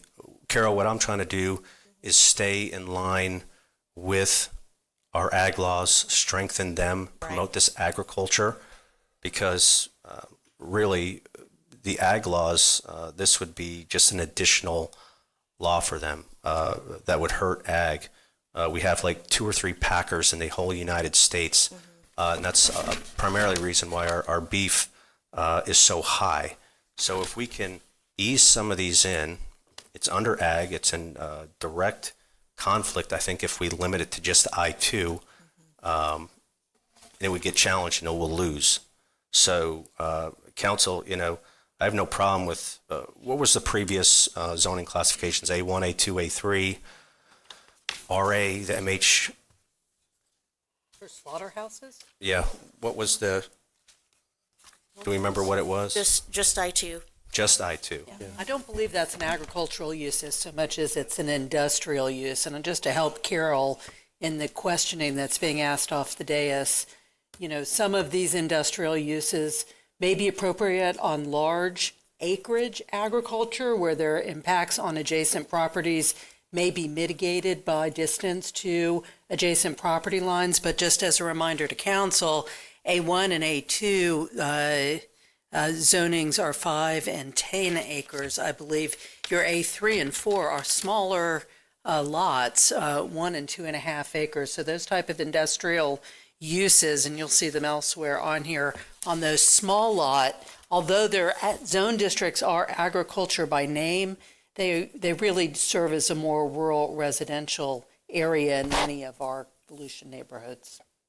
Right, but we still have the statute, the Right to Farm Act, that says any direct or indirect for commercial agricultural production or sale or use, it's pretty wide open. Council, how do you feel about this? You know, I want to protect obviously our citizens too, but we also have a responsibility to not duplicate or overstep state statute. And if anybody, or if Paulo wants to bring up the statute for us and put it on there, you'll see the language where our, in that we have a responsibility to protect our agricultural community. Danny, are you saying that it conflicts, the way it's written, it conflicts with current state law? Is that what you're saying? If we limit it to I-2, I believe it conflicts because it's an agricultural endeavor. Paulo. So to enjoy the protection of the Right to Farm Act and the Agricultural Practices Act, you need to be classified as agriculture by the property appraiser under Chapter 196. Where like slaughterhouses in general don't necessarily have that classification. If they have that classification and they're designated as a farm by the property appraiser and they've been in operation for a year, then they fully enjoy all the protections of the Right to Farm Act, including protections against nuisance and the protection against duplication of regulations, so long as they're following best management practices. But the slaughterhouse just by itself, I can't say that is definitely an agricultural use that would, enjoy an ag classification. Paulo, in your best ability, what else would they be slaughtering? Dinosaurs? I mean, I'm not trying to be a wise guy, but it's for cows. Could be chickens. It could be hogs. That's why a separate constitutional body, which is the property appraiser, is the one that designates agricultural property and agricultural classification. The moment that they have that classification, then, they enjoy, exemptions from building permits for non-residential farm buildings. They enjoy, protections from nuisances under the Right to Farm Act. They enjoy, protections from duplicative local regulations, but they have to get that classification first so that it's, you have this entity that has a lot of people who can identify what an ag classification is. So the moment they get that classification, we are hands off to the extent that they are operating under best management practices. Right. So, but that's usually how it kicks in. And I understand it can be confusing, but I don't feel like we should be limiting council. We can't anyway, in my opinion. And I don't know what or how, Paulo, we would go about it, but how would we remove the I-2 from, you know what I'm saying? How would we just limit this to I-2? Well, it's... Or how would we remove I-2 and kind of open it up to other areas? Well, you wouldn't. The issue is slaughterhouses are historically in the county been viewed as more of an industrial use. If a property owner has cattle operations and they wanted to operate a, slaughterhouse facility on the same property and they have that ag classification, then they just have to point to which best management practices for the slaughterhouse operation, and that basically overrides the county code. This is for a standalone slaughterhouse operation. We are not presuming that there is an associated farm that is classified as agriculture associated with it. So we're hyper focused on this slaughterhouse industrial use rather than combining it with an agricultural operation. If it is combined with an agricultural operation, they've got the classification, they got the best management practices. We're out of it. Okay. Good. Thanks. Okay. Suzanne, did you have something now? We have a lot of public comment. Jake, Don, did you want to? I just want to follow up on Danny. I have a ton of questions. Okay. You have questions first? Yes, please. Okay. Oh, hey, we're back in procedure. Carol, I know there's a lot of people here are very concerned about the inability to for public comment on a lot of things that are going to special, except from PLRDC or from Council of PLRDC and from PLRDC to conditional use. For those that I was able to email back to, I stated that you always have 3 minutes at the beginning and the end to come in and discuss something with us, as they do have the option of communicating with your staff if they have concerns. But some people, based on some of the emails I got, are under the assumption that nothing is coming to us anymore. So can you kind of run me through a few scenarios on what will definitely be coming back to us and where the public has input during a council meeting for a quasi-judicial zoning change or whatever the case may be? Yes, absolutely. So the items that were moved from county council to PLDRC, we'll start with that. Still have a public hearing. The difference is they have one public hearing instead of 2 public hearings. Any aggrieved party can appeal an action of the PLDRC. So it could be the owner can appeal their denial, or a neighbor could approve or appeal an approval, and that would go to county council. When you get to the next step below that is the conditional use. There is no public hearing for that. There is an application. It does not have to be noticed. And any appeals of a conditional use application would also go to county council. As they do now. As they do now, correct. For the by right, kind of the same rules. It's there is no public meeting, so it's not noticed. And any appeal of the decision of the zoning enforcement official or the land development manager would go to the county council. And for those things that bypass that process because of lack of knowledge of what's happening next door, or whatever the case may be, I'm under the reasonable suspicion that we have laws and code of ordinances that we have code enforcement officers that can enforce if something's too loud, plus public pressure coming up to us. I think we had, I think it was a pool manufacturer that smelled, and he was doing things in accordance with everything other than it smelled, and he ended up leaving due to public pressure. So I think there's still room for public input when there's nuisances. So I want to make sure everybody's aware of that. Our existing regulations still apply for everything. So you can have a business, but if that business is doing something that is against the regulations, then that would go through code enforcement. Absolutely. So I'm gonna come to one pointed, I'll call it a red subject of interest. The fly-in here.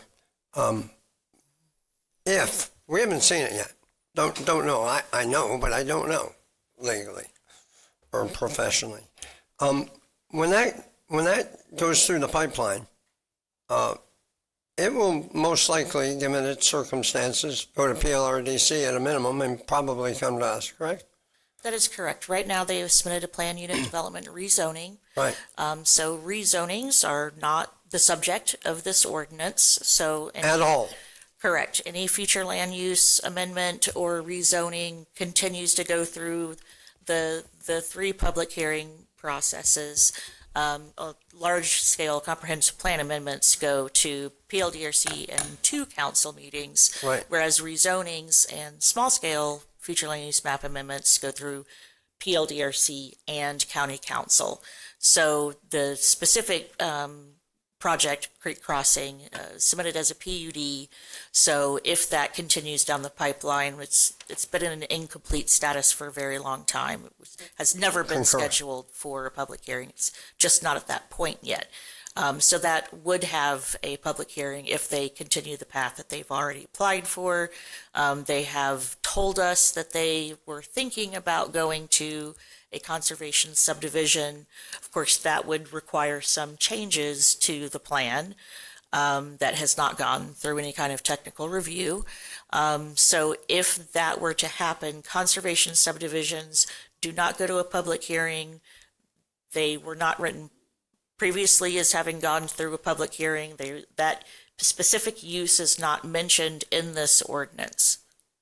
Right, so this ordinance doesn't change that outcome at all. Correct. All right, thank you very much. That's all I have, Chairman. Okay, Councilman Dempsey for questions? Yes, Ms. McFarland, just as a follow-up to what Mr. Johansson was asking. So nothing that we're proposing by going from council to PLDRC is going to deny the public their opportunity to go to a public hearing and voice their concerns at the PLDRC hearing, correct? That is correct. Okay. Yes, you can still come in for public comment like you do. Yeah. Just like there is now, correct? And then if the applicant is denied or granted it, and then the adjoining neighbors or other people who spoke, they can come and appeal, correct, and be heard to the council? Absolutely, yes. So we're not denying people's rights here to go to a public forum and be heard? Correct. Okay. And Paulo, if you could answer this. Mr. Dempsey, if I could just Yes. compliment, though, Carol's answer. The first several pages of your spreadsheet are uses that are currently public hearing that would go by right, and those are a different category. I was referring to the things that went from council to PRDC. Yeah. But now, Paulo, are we reinventing the wheel here by what's being proposed? Are there other counties throughout the state that already follow this same exact map? No, it is very common for jurisdictions to have special exceptions stop or that have their planning agency issue the final order subject to an appeal to county council. And are there other jurisdictions you could name that currently do it like this? I'm going to say a lot of them. I used to work in St. John's. That's how it was. Nassau County, that's how it was. I think Pinellas was at one time, yes, weren't they? and I think Volusia County prior to 2005 ended all special exceptions at PLDRC. 2002, PLDRC was the final decision maker of special exceptions, and they changed the county council. So this is not some big experiment that we've come up with to try on you citizens? No, sir. Right. Okay. That's all I have. Thanks. Councilman Santiago. I'm going to pass. My questions were asked. I'll wait for later. Councilman Kent. So, Ms. McFarland and or Mr. Soria, so 23 years ago that change happened. Why? Why did that change happen? Why did it go from PLDRC was the final say so to county council was then the final say so? County council requested that change. Yeah, probably because the people that put them in those seats requested that change. I'm just guessing here. So, I appreciate all the questions, and Mr. Dempsey brings up a point about, hey, there still can be public participation by going to PLDRC, but didn't I hear you say that that's a one reading, whereas before it was county council, it was 2 readings? So special exceptions as they are right now go to 2 public hearings, one with PLDRC, one with county council. I think what you heard was future land use amendments go to one PLDRC and two county council. So you're correct. We're going from right now 2 public hearings to 1 public hearing. Right. So 50% of the opportunity to come and speak is potentially being taken away. Correct. You won't have 2 chances at the bite. You'll have 1. Okay. I don't have any other questions. I just have comments that I'll wait for after I hear the public. I just have one question, probably for Attorney Paulo. We talked about this yesterday. Can you explain to the council what effect this would have on any of the overlay areas in Volusia County, like the Tomoka Farms Road, Samsula, Pearson, Osteen? Each overlay is different.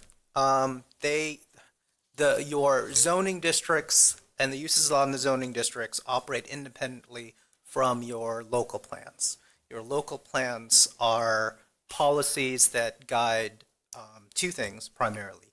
They guide your future land use, which is the maximum density or intensity that anyone could possibly build, and they basically limit utility expansion. So, the Tomoka and Samsula are kind of the same. So what they say is, don't change the land use to be more dense or to increase density, and it is discouraged to expand utilities in those areas. You want to preserve that rural lifestyle. The underlying zoning districts, are consistent with the land use designations and already have those uses available. The intersection is, say, if a use went from special exception, which requires a public hearing, to by right, really the discussion is, okay, is it consistent with the current comprehensive plan? That's either yes, no. Does it require utilities? So even if a use is allowed by right in some of these local plans, if they require the expansion of utilities, that's not something that would be allowed, because there's that comprehensive plan policy that kind of limits increases in actual development in those areas. Osteen's a little bit different. Osteen is both an overlay and a zoning designation. So, Osteen has its own zoning categories, which are the subject of this ordinance. Okay. All right. Thank you. Complicated answer, but it's like there's some interplay in Osteen. There's more interplay in Osteen than there is in Tomoka Farms and Samsula, which do retain those. Don't change the land use to be more intense or dense, and then definitely discourage utility expansion. So I think what I hear you saying is that there's potentially some conflict, but there's not a wide open door that it Right. just Like changes. Yeah, so the change would be, because you're not changing the list of uses in a zoning district in Tomoka Farms overlay. Like A1, the uses remain the same. It's just like what level of approval is required to okay the use. Once you get to the use, you're in the land development phase. That is primarily where the local plans kick in. And that's when, okay, do you need utilities? If so, I'm sorry, you can't have this intense use. Okay, thank you very much. Any other questions for staff before we, Councilman Santiago? Thank you, Mr. Paulo. Well, it could be, but with the changes that are being proposed here today, if anyone wants to rezone their property, nothing's changing with this proposal. They would still have to go through public hearings as I normally are today. Is that correct? That's correct. Nothing different for rezoning? Yes. Okay. One other question, and if anybody in legal can answer this. I know we said, I think Don asked a question about, are we carving new ground here? Is it very common? I think you said that it's a widely used practice in most counties in the state of Florida. Is that basically what you said? Most counties and most cities have special exceptions that end at their planning agency. Similar to what we're proposing here today. Okay, there's nothing new. Is anything that we're proposing here today that we're going to vote on illegal? I don't believe so. You have the county council has the legislative authority to create zoning districts and to define those zoning districts and to define, the list of uses in those zoning districts. And it sounded humorous, and I get it. I laughed also, but I had to ask the question because a follow-up question to our legal team. If we vote for this today, are we committing malfeasance? Malfeasance is using your public position to violate the law. And is this against the law, what we're proposing? I mean, it's an exercise in legislative discretion and decision-making, so. I don't know why that's funny. It's State a law. legislative decision by you. It's not violating the I get law. it. And, members of our council, I'm going down this path because there's a lot of deception that's happened out there. And I hope that the open-minded individuals that are hearing this can understand that, yes, you may not agree with it, but words have meanings. And when people make accusations like malfeasance, those are strong. I would never accuse anybody of that without specific knowledge that you did something wrong. Then we'll cover that later. But I wanted to make sure that our legal team is giving us good guidance. Thank you, Mr. Chair. Okay, Danny or Jake, you still Paulo. have questions? Questions. Paulo, just quickly, and I'll try to wrap it up the best we can. So this, just to clarify for us and the public, this is not changing any land use? No. Okay, good. With special exceptions, are they or are they not already identified acceptable uses under that zoning classification? That is the purpose of the special exception. You have a zoning category and you have a list of uses, and you identify which uses are allowed by right, which uses require an extra step, which uses are prohibited. So, and one of the things as a special exception is they are, the way we word it is, if you meet all of the criteria in a special exception, it should be granted. I mean, that's why you have the special exception use in Correct. the zoning category. It's just what steps are you making an applicant go through to reach that grant of that special exception. Understood. And in your professional opinion, is this more procedural than anything? Efficiency? Well, fundamentally, the list of uses remain the same. Right. The question, what the exercise is, what level of authority or bureaucratic authority are you going to apply to each uses? No, like by right, you can just go straight to site plan. Conditional use, you have to go through some steps. PLDRC, you have to have a public hearing. I get it. But this is more procedural than anything what we're dealing with. Okay, good. One of the things is some of the uses identified is, you can't see anything. So a lot of those PLDRC, uses are kind of site sensitive. So that's why you want kind of public input into that process.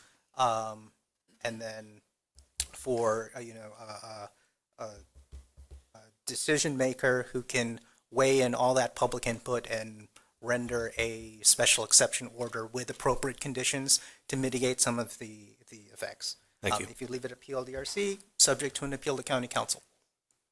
Thank you. Okay. I have one more question unless somebody else does, Mr. Chair. Jake didn't have a question. Don, you don't have any more questions? Okay. And then Troy, you have a question or comment when we get? Okay. And, Paulo, Danny was covering on this about the slaughterhouses. Since it's in the PLDRC category, what would be the harm in adding A1 or resource corridor to the potential zonings? Since there's still going to be a public hearing and the right to appeal to the council. Our recommendation is that should be a separate ordinance to discuss if you're shifting uses from one zoning category to another, because the expectations change. Right now, it's not something that a person in A1, when they look at the list of uses, they don't see slaughterhouse. But if you're adjacent to I2, if you're in I2, you see that slaughterhouse, list. We can have that discussion, but we're focused on shifting the authority of already existing uses within a zoning category rather than spreading or shifting uses to other zoning categories. So we can do that. I would just recommend that we do it by a separate ordinance so we have. Okay, I don't, because what Danny's saying makes sense. I mean, there's two types of cattle, dairy and beef. And beef cattles end up in a slaughterhouse. So why not have the slaughterhouse on the same property as the beef cattle? So he said that's an authorized use. Yeah, so long as it's, An ag. so long as it is together with an already existing farm under that has an ag classification, and then they attach the slaughterhouse to it. We're out. Right now our code is hyper focused on just the slaughterhouse itself, absent a farm. Like if you just have an industrial slaughterhouse and there's no farm aspect to it. Okay. Right. So if you have a farm and you're raising cattle and you build a slaughterhouse on your farm, Right to Farm Act says, the county is out. Okay, all right. Just want to add that under the A1 or the agricultural uses, you'll see a use listed that's called all agricultural pursuits. So those include the accessory and ancillary agricultural uses, again, when there is another agricultural use on the property. And slaughterhouses are regulated both federally and by the state for nuisance, correct? That's my understanding. I've never had to live by one. I would hope that they are. Okay, thank you. Okay. One more question, Mr. Chair? Oh, two more, actually. Okay. Councilman Santiago for questions. Thank you, Mr. Chair. Paulo, some people are out there, in my opinion, deceiving the public and saying that this is basically a developer's gift. Question for you.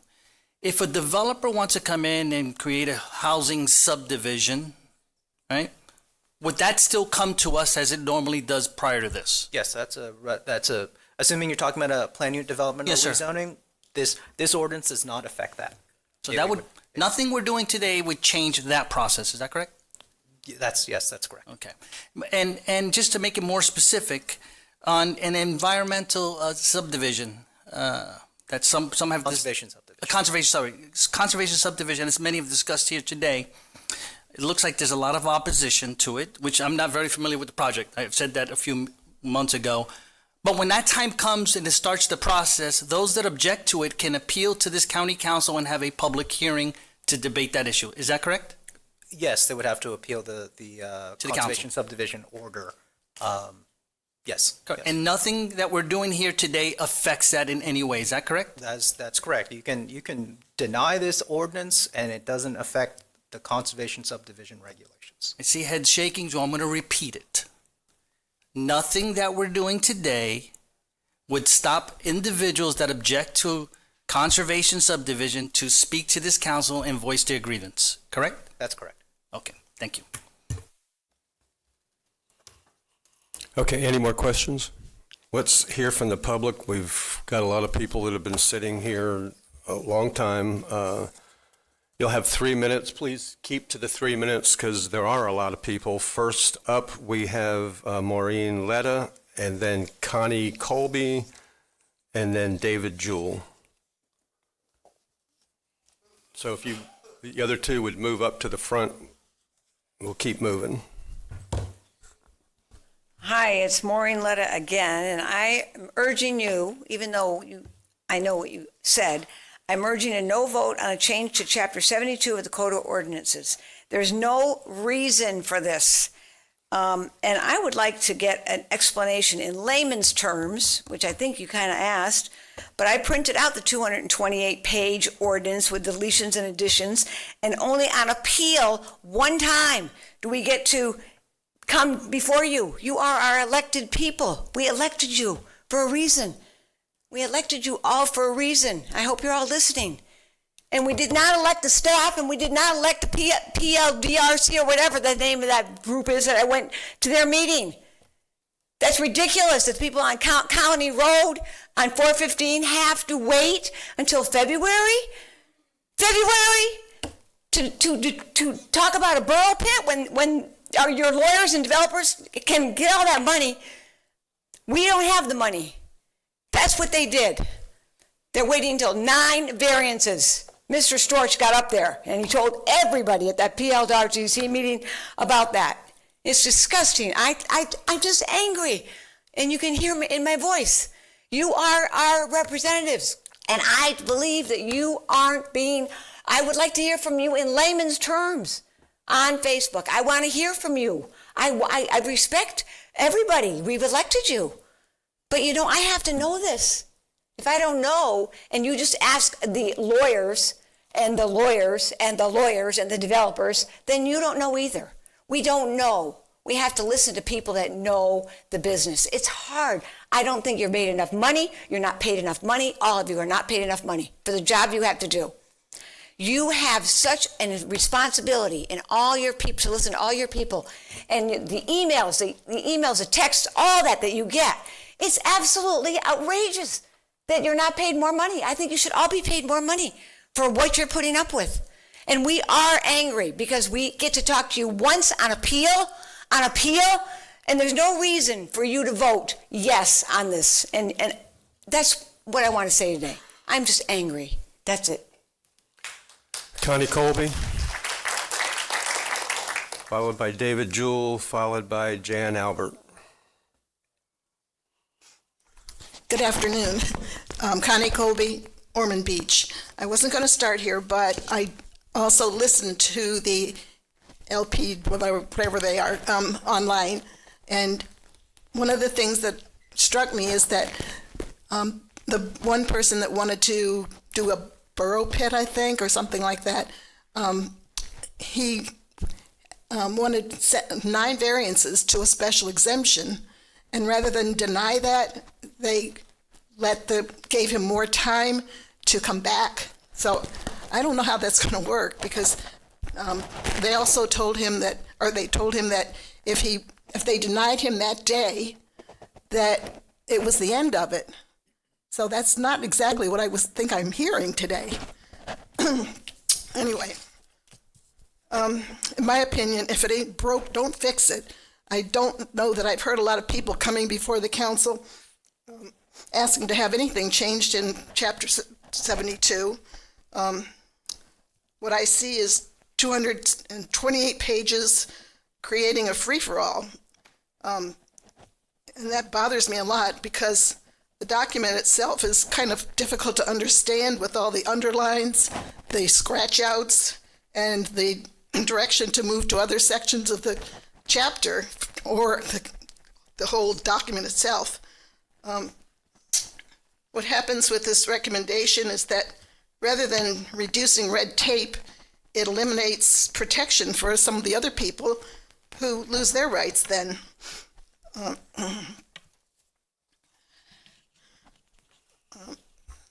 I'm concerned about inserting the sentence about the county being exempt from the rules of Chapter 72. I don't understand what the purpose of that is, but it kind of leaves a double standard between the people and the county, why they get to be exempt from this chapter.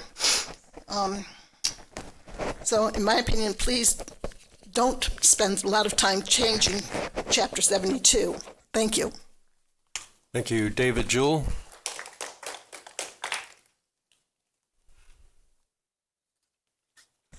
Good afternoon, council members, Chair Bauer, and the people, your constituents. I'm David Jewell from Ormond Beach. I speak in opposition to any rules that will limit any public input or involvement with this Chapter 72 that you're voting on today. 12 years ago, our fathers brought forth on this continent a new nation, conceived in liberty and dedicated to the proposition that all men are created equal. Thank you, President Lincoln. Our forefathers died to give these rights to me to speak here before this council today. For this council to even consider taking these rights away from the people might be considered treasonous. I, for one, don't want to be led by this council down the road to tyranny. Florida Statute 286.0114, public meeting, reasonable right to be heard. This is a Florida law. The council isn't proposing taking away our right to be heard. They want to take away our meetings, our venue, and in turn, our right to be heard. I'm not so sure a judge and a court will agree with your findings if this is voted in. Next, you will take away any voting day. This is a slippery slope that we're approaching. If the council members are not able to do their jobs as they were elected to do, I respectfully demand their resignations.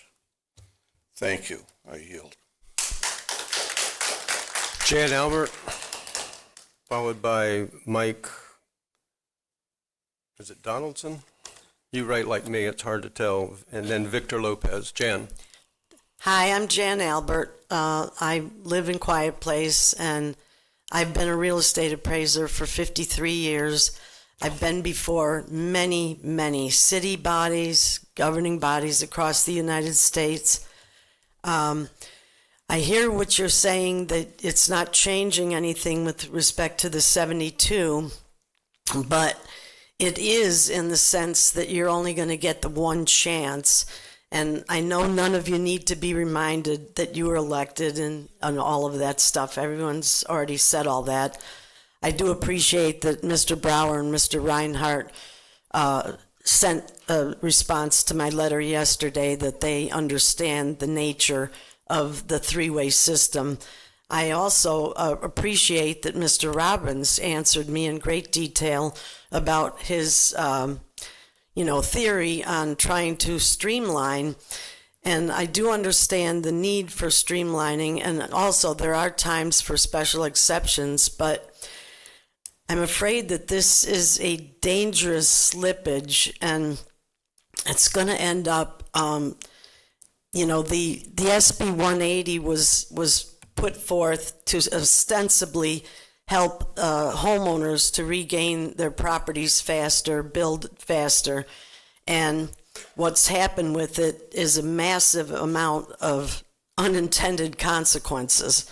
And I think that this Ordinance 72 will also create a huge host of unintended consequences because, as other people have mentioned, you're moving from the governing body to unelected officials for some of these decisions. And I think that in spite of needing to streamline, we can't afford to streamline with respect to these very critical land use decisions. And the public needs more than one opportunity to come before the council. So I don't think that you should pass this ordinance the way it's proposed now. Thank you. Thank you. Mr. Chairman, if I could just, a point of personal privilege, maybe it could help me with the audience, and you could stop me if you think I'm not online. But if members of the public can give the council specific ones, because there's only a handful that are changing. If you could give specific ones that you think that shouldn't be changed, because if you heard some of the commentary, we were talking about slaughterhouses, we were talking about kids' daycares, I think is one of them from the last meeting.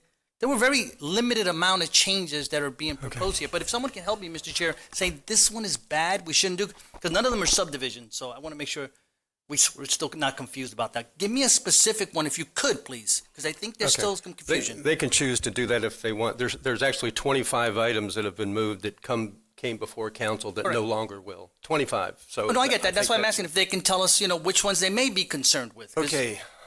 Mike Poniatowski, followed by Victor Lopez, followed by Donna Craig. Good afternoon. Mike Poniatowski, Tomoka Farms Village. So let me just clarify what I believe about conservation subdivisions. Conservation subdivisions, unlike a PUD, don't come before the council. They don't come before the PLDRC. Conservation subdivisions are approved by staff. That's my understanding, so that's one thing. But to change Chapter 72 is a travesty. There are 51 items, 25 that no longer come before the council, and a number of others that no longer come before PLDRC that will be approved by right. That means the owner can say, I want to put in a rock crushing plant.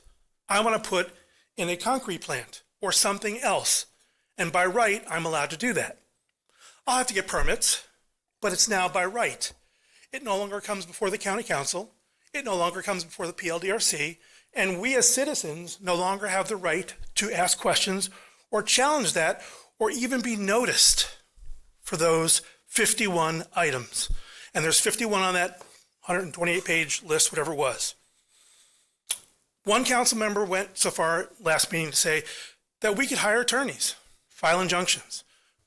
I can't afford to do that. That's why we have you.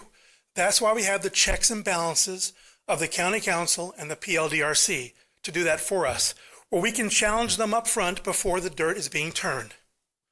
So we've got to really think about what is ahead of us here. The public relies on you to make those decisions because we elect you. Public hearings are very important. They're formal meetings where we can challenge decisions, challenge premises before they occur. If our elected officials vote to eliminate these vital processes, they abdicate some of the duties, very important duties, that we elected them to oversee. We've already lost ground with SB 180. We're going to lose even more grounds with you amending this ordinance. We can't do it. You have to stop. A majority of the city council needs to understand, or the county council, needs to understand that we elected you to do our bidding in our zones at large and overall. That's why we're here today in force, to make sure that you understand what our wants and needs are. And we love the checks and balances. We love to be involved in the process. And if I have a neighbor who wants to put in a concrete plant, I want to be able to come before a body, before it's done, before the dirt is being turned, to say, stop, why here? Let's look at something else. We can change it more efficiently, but this is not the way to do it. Thanks for listening. Have a great day. Thank you. Victor Lopez. Followed by Donna Craig. Followed by Catherine Pante. Victor Lopez, and I live in Spruce Creek. You have before you an ordinance that shifts the authority, approving developments from this commission to your staff. This is not what the people want. The ordinance is backed by special interests and developers, not by the residents. Developers have one interest and one interest only: to make money. They don't care about the repercussions of what they do. They come in, they build their homes, they get their money, and they leave. Specifically, we believe these provisions are being backed by the people from Creek Crossing Development. The land they want to develop and the contiguous properties and proposed development currently act as a part of the surge area for the overflow of Spruce Creek. When we have storms and rain, and this property is the relief valve for the creek. As Paul Holmes had said, it goes 1,000 feet wide and 16 feet deep. The water from this will still be there. They develop it, it's got to go someplace. And you narrow it down, it's going to increase in volume, it's going to increase in size, it's going to increase in depth. The Lear Bridge is already underwater when we have storms. So is the South William Street Bridge on Williams Boulevard. We've had damage to the Lear Bridge already. It's being repaired now. This will only exacerbate that damage and that flooding. Now, specifically to Spruce Creek, as was said, they're going to build a couple of these homes right on an active runway, runway 6. We have single engines, twins, turboprops, and jets. They will all go over these homes at 200 feet or less. It's totally legal under the FAA, but the people who buy those homes aren't going to be happy. But as I said, the developers don't care. They come here, they get their money, and they move on. But you're going to have to deal with the complaints from the noise later on. Now, the ordinance that would allow the developer to fast-track their plans and bypass the public process which the people should be afforded to protest these developments. The ordinance takes it out of the public eye and shifts it to the staff in the PLDRC. Residents will not have the total forum to publicly challenge the development, which the staff is well qualified and knowledgeable, but they're not answerable to the people. Only you are.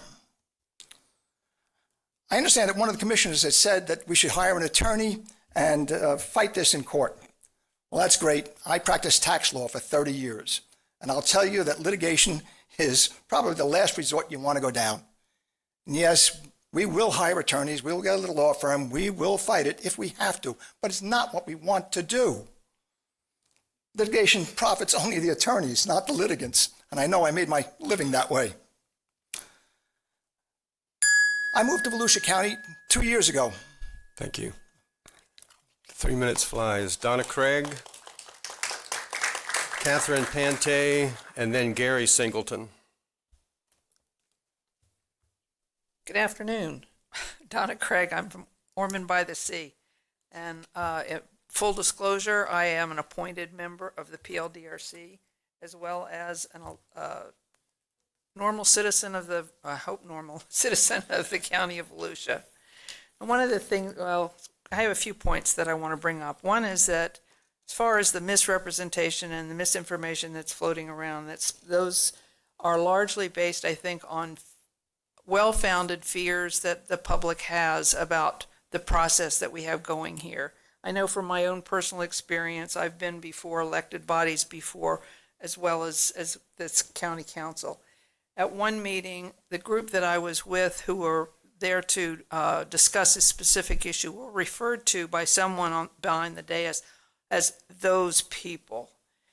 At another instance, a few of us were meeting outside of the city hall before a city council meeting, and one of the members of the council came up, chatted us up, and said, "What are you here for?" And we said what it was, and we were told, "Oh, don't even bother speaking because we don't listen to you anyway." Those are the kinds of fears that people have, and when you start talking about changing the land use restrictions that we have in place, people get concerned about what that means for them. It means that they have less of a voice, and as has been stated here, you people are here to represent us. We look to you to do the right thing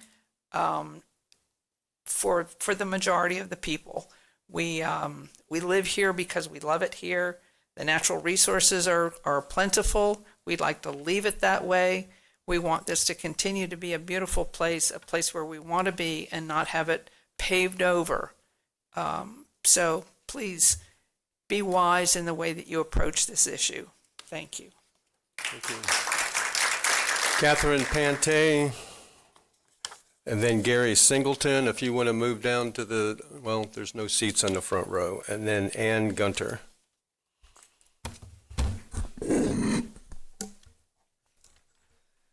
Good morning, Council. Catherine Pante.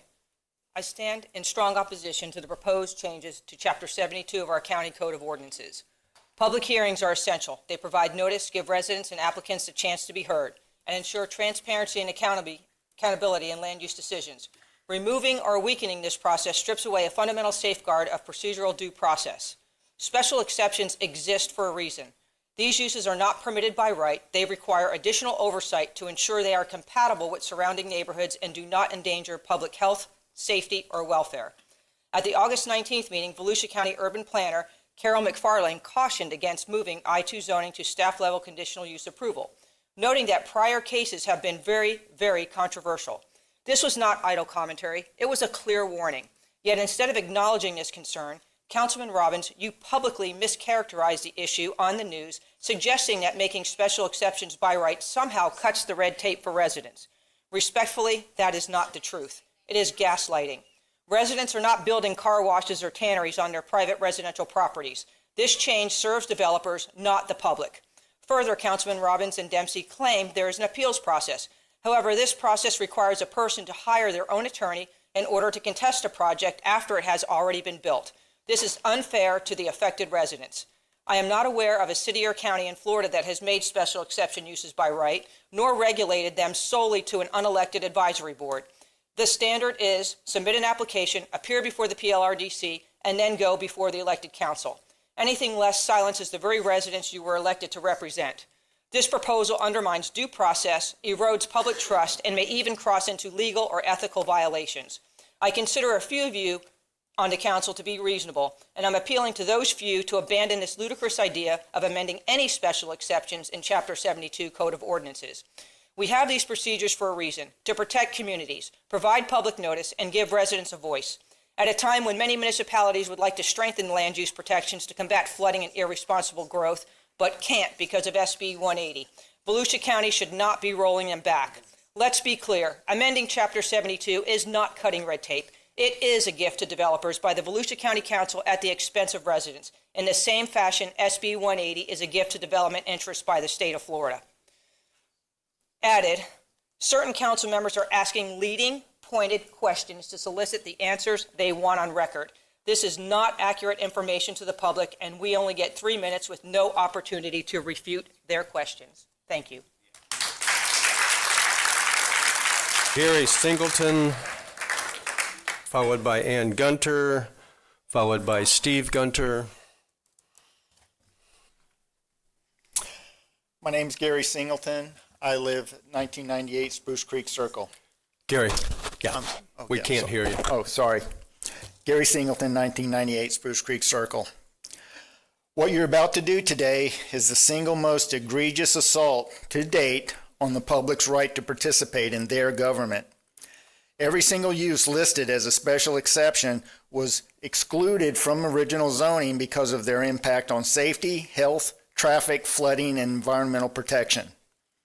That's why it was deemed necessary to bring these applications for special exceptions before the county council for adjudication, where it was the responsibility of this council to review each application, hear the applicant, hear the concerns of the affected neighbors, and then judge the impact of the use before granting or denying the special exception. It is our basic right to redress our concerns before elected representatives. It is the duty of this council to hear our objections to uses that are likely to cause harm to others. Government is not in the way when it is protecting citizens from harm. Your abdication of this most vital responsibility constitutes nothing less than dereliction of duty. And when you knowingly enable one individual to harm another, you have willfully committed an act of malfeasance. At this point, I'll accept a different term for a elected representative that enables an individual to harm another.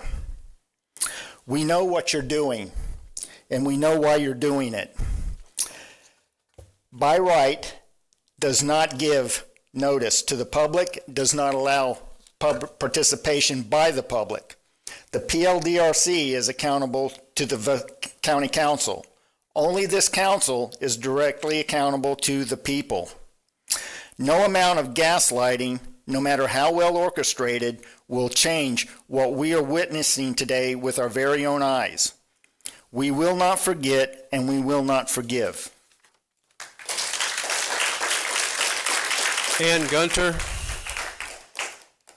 followed by Steve Gunter, followed by Cindy Harris.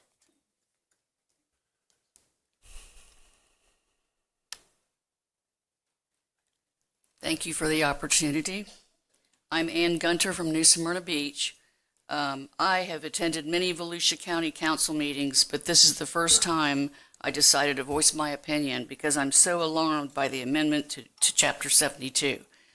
The Volusia mission statement is to provide responsive and fiscally responsible services for the health, safety, and quality of life for our citizens. Cutting Volusia County citizens out of the decision-making process on development projects is a blatant disrespect for your mission statement. We must keep county council oversight so the citizens keep the right to have every opportunity to provide input, especially on controversial projects. Volusia County citizens must not accept that we have no say in how development is allowed in our own community. Volusia County citizens must not accept the elimination of public hearings on development. Excuse me. Volusia County citizens must not accept the removal of accountability from our elected representatives. Please vote no for the Chapter 72 amendment. And lastly, to the members of this council who are pushing for the amendment of Chapter 72, shame on you. Thank you. Steve Gunter, Cindy Harris, and then Yancey McDonald.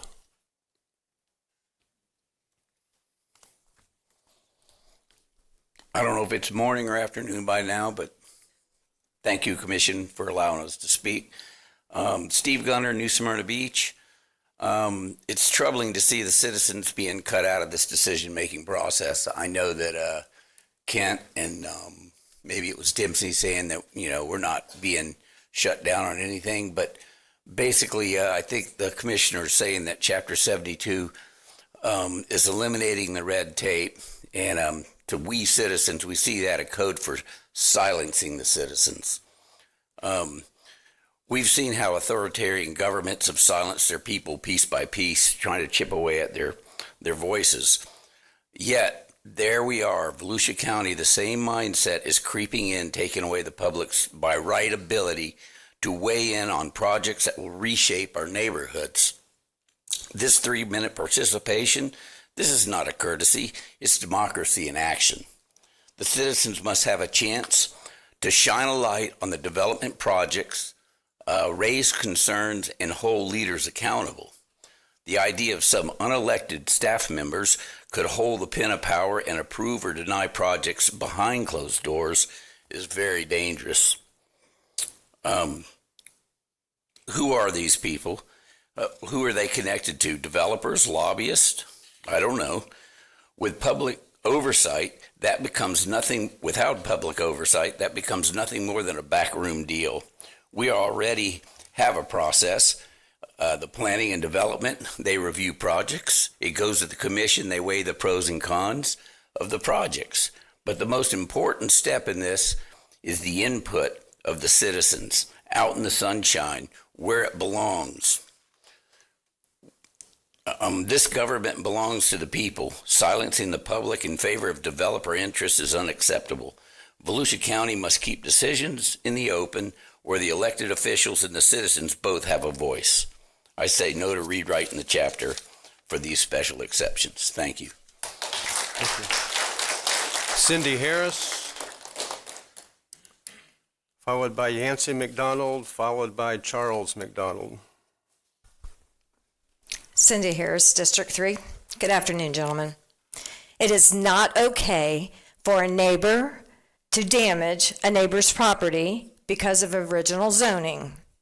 Not even under the guise of SB 180 as suggested at the August 19th meeting. To amend Chapter 72 Code of Ordinances to be in line with SB 180 is a ruse. Section 16 2A implies expedition of permitting for recovery and rebuilding after a storm in a declared state of emergency. This is to make it less burdensome on a homeowner to make the necessary repairs to their home, not for builders to build new subdivisions or anything else. The only area of SB 180 specifically pertaining to modifications to plans and regulations is Section 21 and 22. This is regarding only the Florida Keys, wherein specifically addressing permitting, buildable lots, types of housing, and time limits for allocations for permits. All of this is relative to the Florida Keys only and no other specified counties. Section 27 of SB 180 recommends streamlining permitting processing for existing structures during a declared state of emergency and would not necessitate amendments to Chapter 72 zoning codes. Section 28 of SB 180 states you may not impose a more burdensome change. However, that is exactly what amending Chapter 72 will do to property owners. Council members, you have a duty for your constituents to protect their properties. Making changes to Chapter 72 takes our voices away. By taking out the oversight and not allowing us a chance to have this oversight and you actually looking at any special exceptions is taking our voice away. So it is not okay to damage another neighbor's property by right without that oversight, and to just let them go by right with the original zoning. Please do your job. Don't take our voices away. Amending Chapter 72 is exactly doing the exact opposite of what SB 180 was intended to do. Until it's repealed, do not take our voices away. Thank you. Thank you. Yancy McDonald, followed by Charles McDonald, followed by Jessica. Good afternoon, council members. Yancy McDonald, native here in Volusia County, lived here 65 years, raised on a working cattle ranch and still operate a small cattle ranch and love old Florida as much as the next. But I'm here, but I'm also a businessman, which run and operate a demolition and waste company here in Volusia County. And this section 92 or 72 you're speaking of, I'm definitely for it. I want to thank the individuals responsible for trying to save all the money and valuable time, streamlining while exercising our rights. You are trying to do something on your own property when you own and work hard for it, which it is zoned for. Making the due process by right is brilliant, saving our council members' time, work, and something which is important. It is crazy enough trying to get approval to do something on your property as it is. Our chair is, as it is, our chair is wide open, seeking more complication to the process, costing more complication to the process, and costing us more money and time trying to stop development. None of us like development. I don't like it myself, but this is by far the wrong avenue to stop development. It needs to be focused on trying to find ways to compete with the developers on purchasing development rights. That would be a win-win for us all. So I'm a yes for the by rights, smart business, and all of us need more family time and less confusion in our lives. I know we see this, and most of these people here are all against this, but I think it's a great thing. You know, heck, you already have the zoning in place, and it just makes sense to not have to come before, and you still have the PLDRC. It just makes sense to me. Just seems like a lot of waste of time when you already have the rights. And I would encourage you guys to let's try to find ways to buy the development rights, come up with more money to buy the development rights. Thank you all very much. Charles McDonald. Okay, Jessica Simzak. It's all right, and you'll be followed by Steve Wonderly, and Steve, you'll be followed by Palmer Valaji.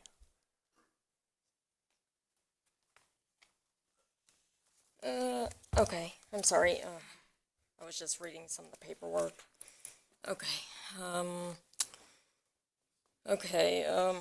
I would say that regarding, some more minor things that would be fine, but when it comes to Chapter 72 Code Ordinance, I still feel like when it comes to more major developments that you should still have 2 hearings so that someone that maybe wasn't aware of the development with the first hearing could have a chance to give their 2 cents on the second hearing.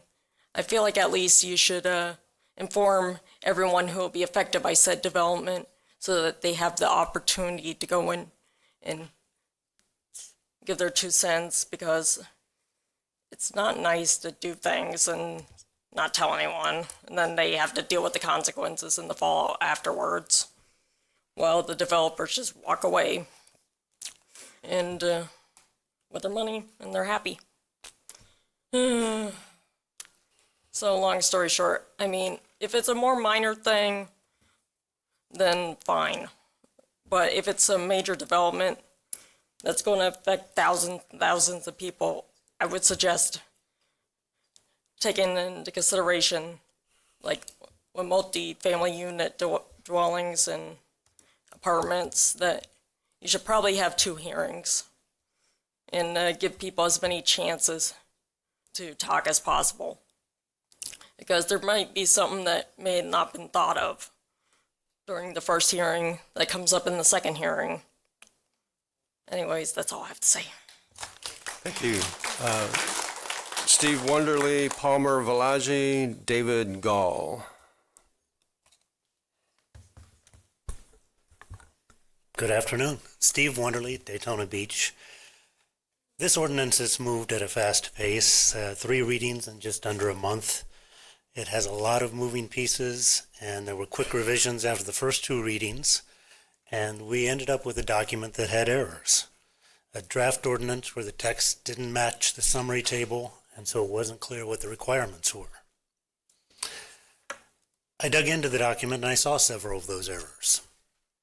Staff has just now made changes, and despite their best efforts, we have to ask, is the ordinance now fixed? Is it at 100% now?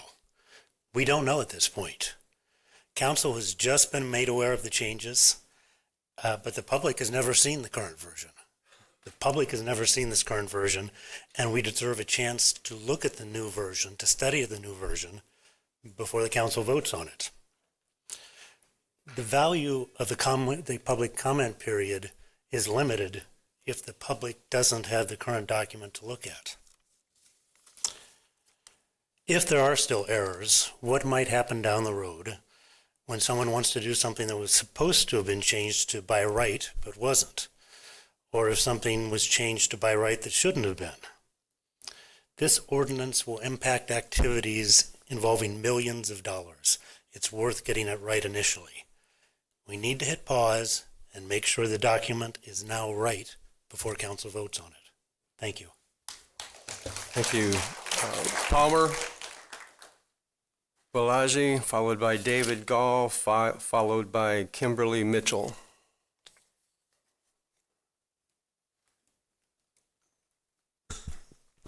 Hello, Council.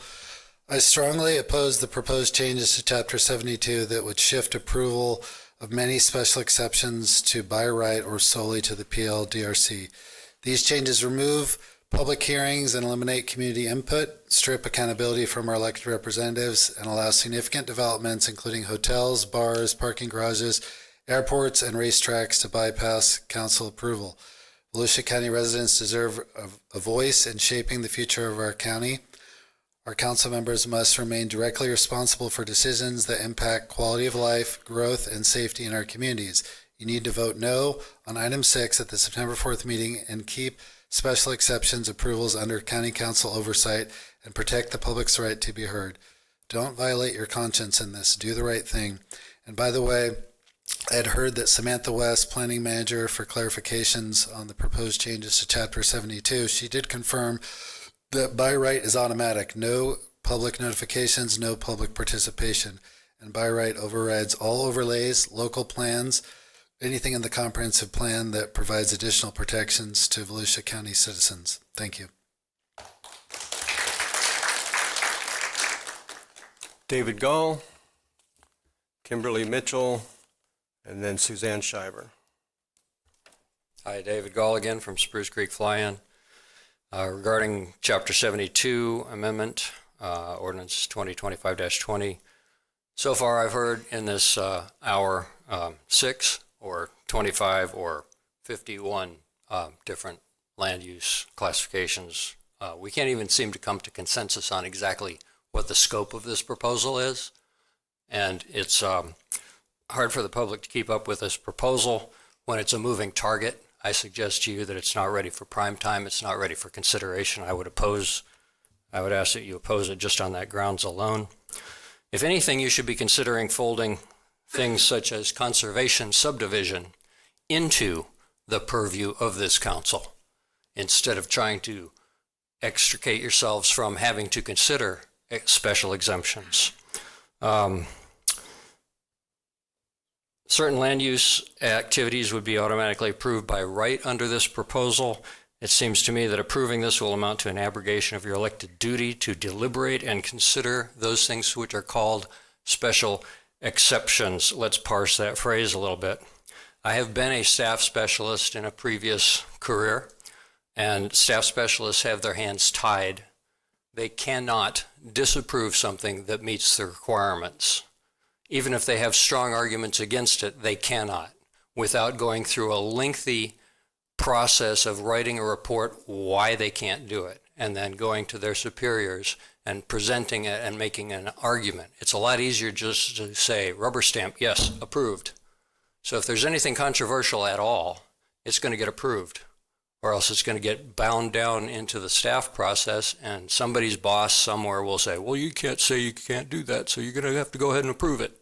And then we'll have to suffer the consequences after the bulldozers are already moving the trees. Let's consider a court of ordinances. What is an ordinance? It's an authoritative order or a decree to put things in order. This is efficient government. We have ordinances. It is efficient. Staff says that the strategic goal of this amendment is an efficient regulatory framework. We already have an efficient regulatory framework, and back in 2005, this was put back into your purview because it wasn't working as it is currently proposed to be changed to. It was broken in 2005. We fixed it. Now it's 2025. You want to break it again. If you routinely grant an exception by dint of it being a codified staff function, it's no longer an exception, but it becomes regular. It becomes regulation. This is what's known as underground regulation. Administrative procedures that enforce or put in place regulations are no longer part of the deliberative process that this body is convened for. I'm out of time. I'm sorry, I can't speak more. Kimberly Mitchell, Suzanne Schreiber, Brian White. Hi, good afternoon. Kimberly Mitchell again. Thank you for letting me speak. I just became aware of the proposed amendment to Chapter 72 regarding special exceptions only during the Creek Crossing meeting at the Fly-In. By then it was already the third meeting. It made me realize how easily residents can be left out of important discussions, especially with issues like the conservation development that directly affects our neighborhood. My concern is that removing these matters from council review and limiting the appeals process will reduce transparency, silence community voices. With only one opportunity to appeal, residents who weren't aware in time won't have a real chance to be heard. I understand this is being presented as shifting review from the council to staff.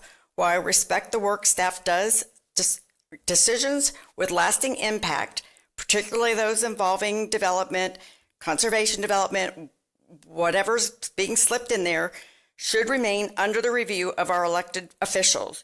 You, the council, are the ones chosen by the people to speak for us. This amendment is not just about efficiency, it's about preserving meaningful public participation in decisions that shape our community and quality of life. I hope the council will protect the right for us to be heard. Thank you. Thank you, Suzanne Schreiber.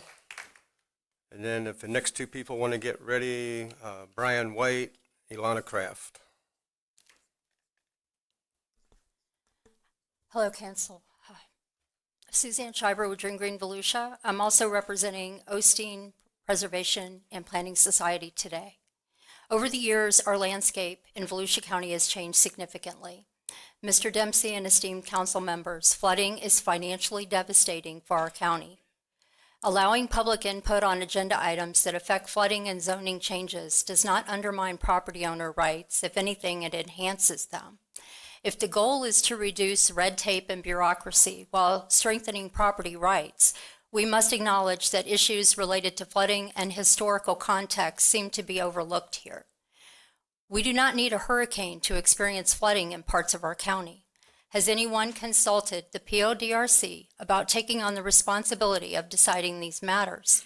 While they have voted on agenda items as appointed committee members, has anyone asked them whether they believe it is appropriate to eliminate certain industrial and other permits from coming before the council?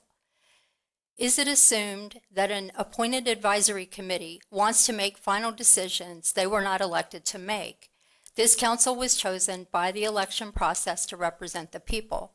Did anyone consider that property owners may wish to address the council, their elected representatives, rather than viewing it as a loss of rights or a sleight of hand? And Mr. Johansson, as chair of the Flood Committee, you are aware of the severity of the issues impacting residents as well as the funding needed to repair infrastructure. The request being made today is reasonable. History is a valuable tool for learning. I urge all of you to recognize this as a means of supporting property rights and ensuring good governance on behalf of all those you represent, especially concerning the uncertainties that many in Volusia County have faced, uncertainties this council has faced. These unknowns regarding flooding are realities that new property owners do not want to experience any more than existing property owners do. The process coming before the council benefits property owners as well as their neighbors. Public concerns about industrial zoning have already highlighted these uncertainties as well. Respectfully, please vote to support property rights as they apply to our circumstances, and this includes flooding and hydrological changes. The council is the elected body that is here to make the final decisions regarding concerns about flooding and public safety for all. Now, Mr. Santiago, you asked about specifics. I would like to see the overlays and any industrial and anything that pertains to specific possible flooding. And that seems to be at discretion here, but nevertheless, we have wide-scale flooding, so that's to be considered. Thank you for your time. Brian White, followed by Ilana Kraft, and then wrapped up by John Nicholson. Good afternoon, council members. Brian White, District 3. Item 6 before you, these revisions to Chapter 72. I just have to ask, why are you doing this? And why are you doing it now? And also, who is asking for it? Citizens? I don't think so. It's the same special interests who already hold most of the cards. Even after the state gutted home rule with SB 180, they still want more. And they'll keep wanting more until there's nothing left for the public, nothing left for us. The state legislature already handed developers a golden ticket with SB 180. You know that. You know the law stripped away local oversight, tied your hands in some way, silenced citizens in favor of the development lobby and special interest groups. And now with this Chapter 72 rewrite, you want to go even further. Put a gift wrap and a bow on the golden ticket and deliver it straight to the same developers who already have all the power. So let's be clear. Special exceptions aren't red tape, they're not bureaucracy. They're a chance for ordinary residents to be heard by you before a project comes into their backyard. That's when neighbors can say it's too dense, it's too noisy, it doesn't fit here. We need to put it somewhere else, we need to take a break and figure out a better solution. You take that away and what's left? Developers get, again, a blank check. They get a win, like usual. And let's not pretend that the playing field is even. Developers have lawyers. They have full legal teams. It's their job to come here and help ram these things through. They get paid to be here. These people behind me in this room are not on anyone's payroll. They have to take time away from their jobs, their families, their lives, just to come here and have a voice. And you want to take that voice away, or at least reduce their opportunities to be heard, and that's wrong. If this passes, you're telling the public that you'd rather answer to developer interest than to the citizens who elected you.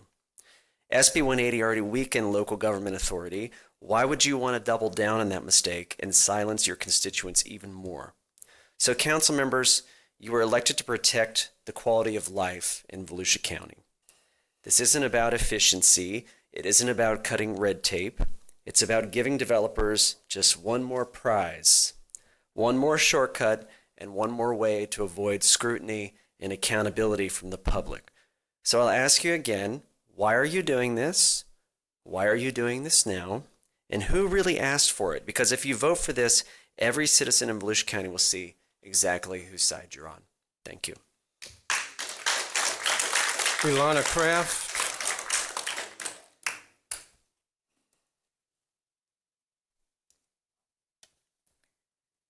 Good afternoon, Council. My name is Elena Kraft.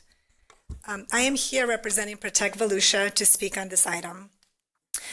Even though my doctor advised me not to be using my voice too much while I recover from laryngitis, I am using it today because this proposal is about taking away the voices of residents.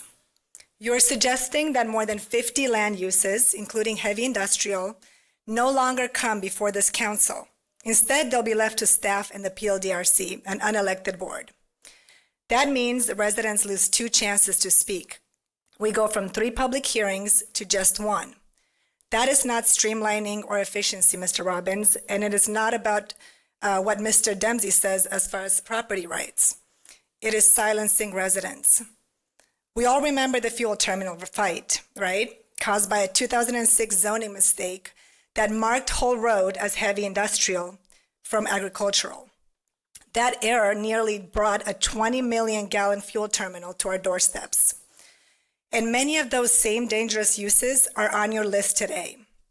This is why Whole Road zoning must change, regardless of SB 180. Families living in the shadow of this district deserve relief. And for the record, Mr. Robbins, Bear Creek, the village of Pine Run, and Ormond Lakes were all built before Whole Road was rezoned. Stop saying residents should have known what they were getting into. They were there first.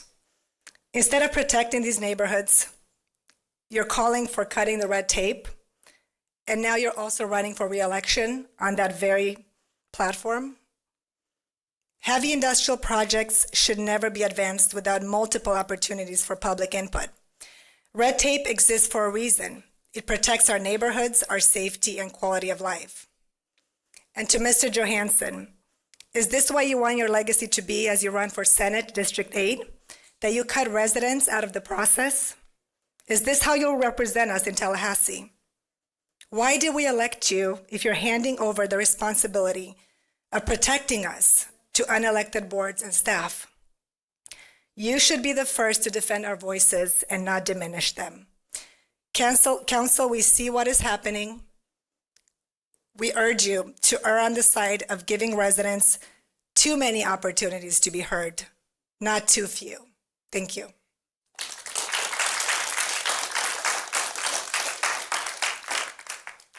And John Nicholson.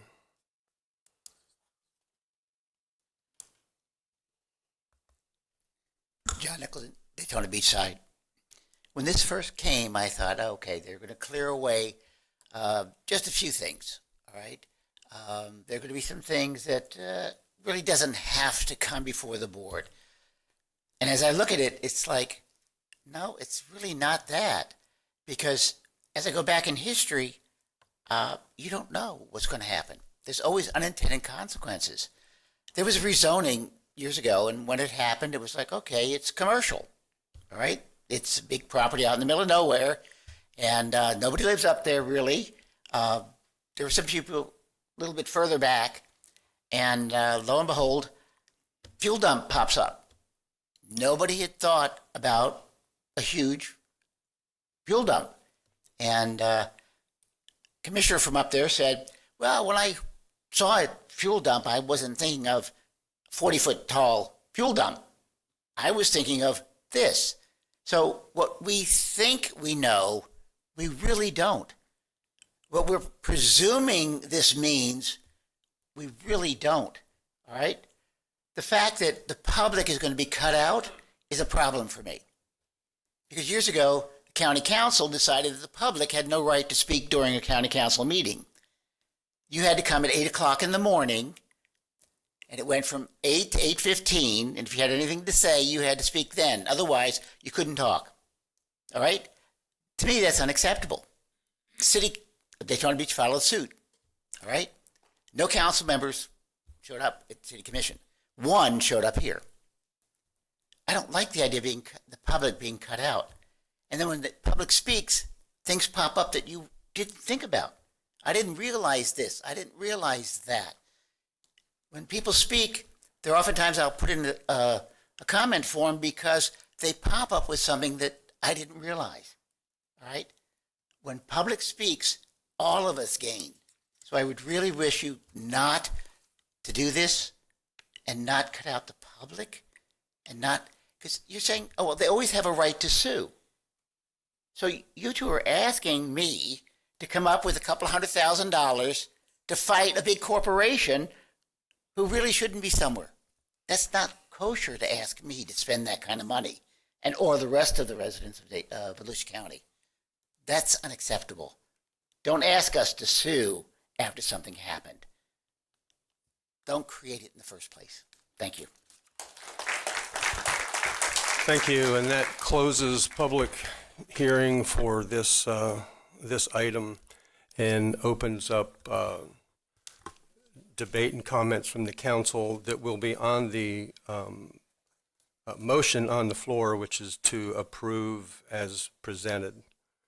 I can't vote for this as presented, and I'm gonna very briefly tell you the reasons why and appeal to my fellow council members to vote against this and to give us the opportunity to get it right. Actually, I wasn't going to say this, but I think Mr. Wonderly was right, and another speaker. This isn't ready for prime time yet. I'm embarrassed that I didn't find the 7 mistakes that you found, Mr. Wonderly, but you did. I gave it to staff, and they acted on it and made corrections. The public doesn't know that. They heard about it right now.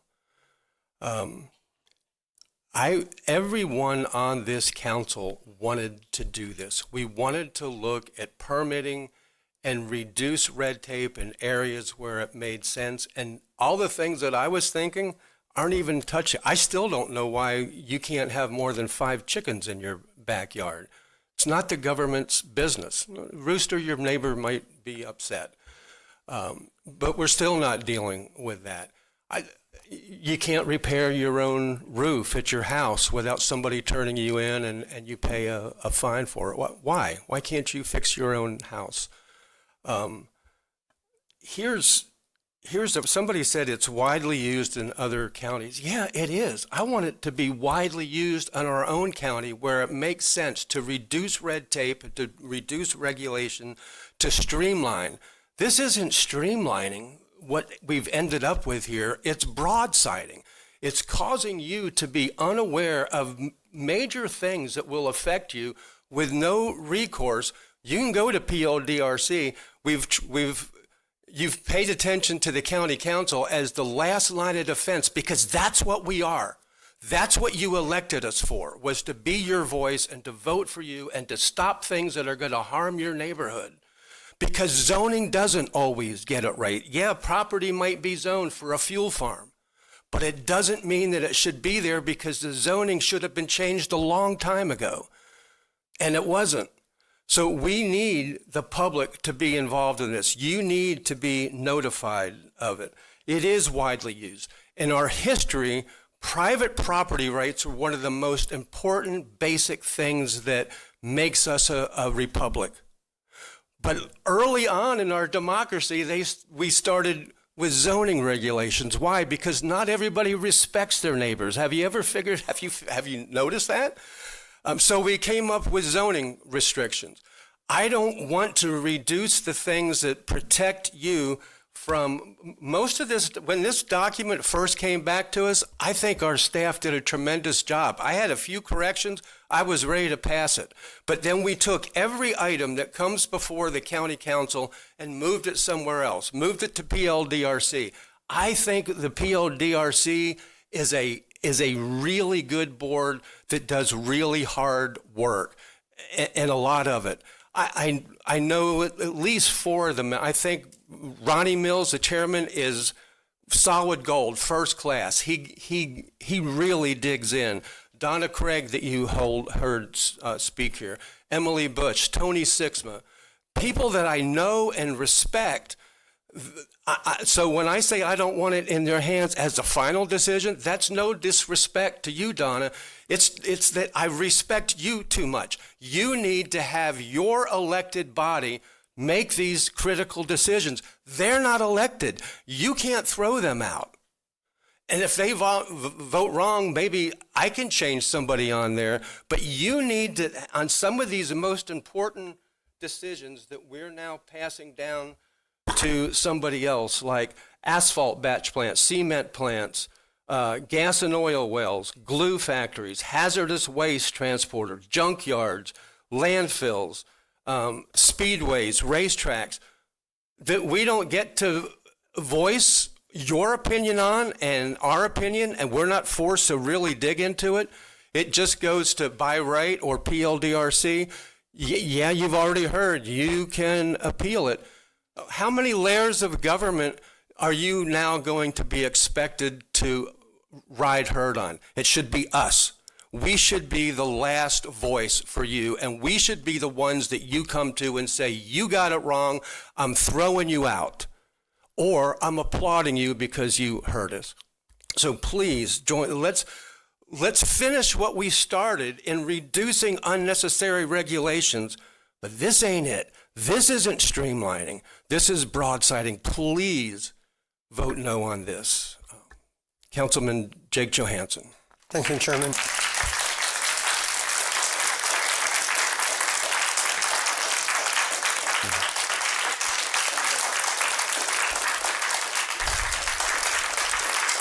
Thank you very much. Jake, do you always get that amount of applause when I call your name? Usually at the beginning, but we try to hold it at the end.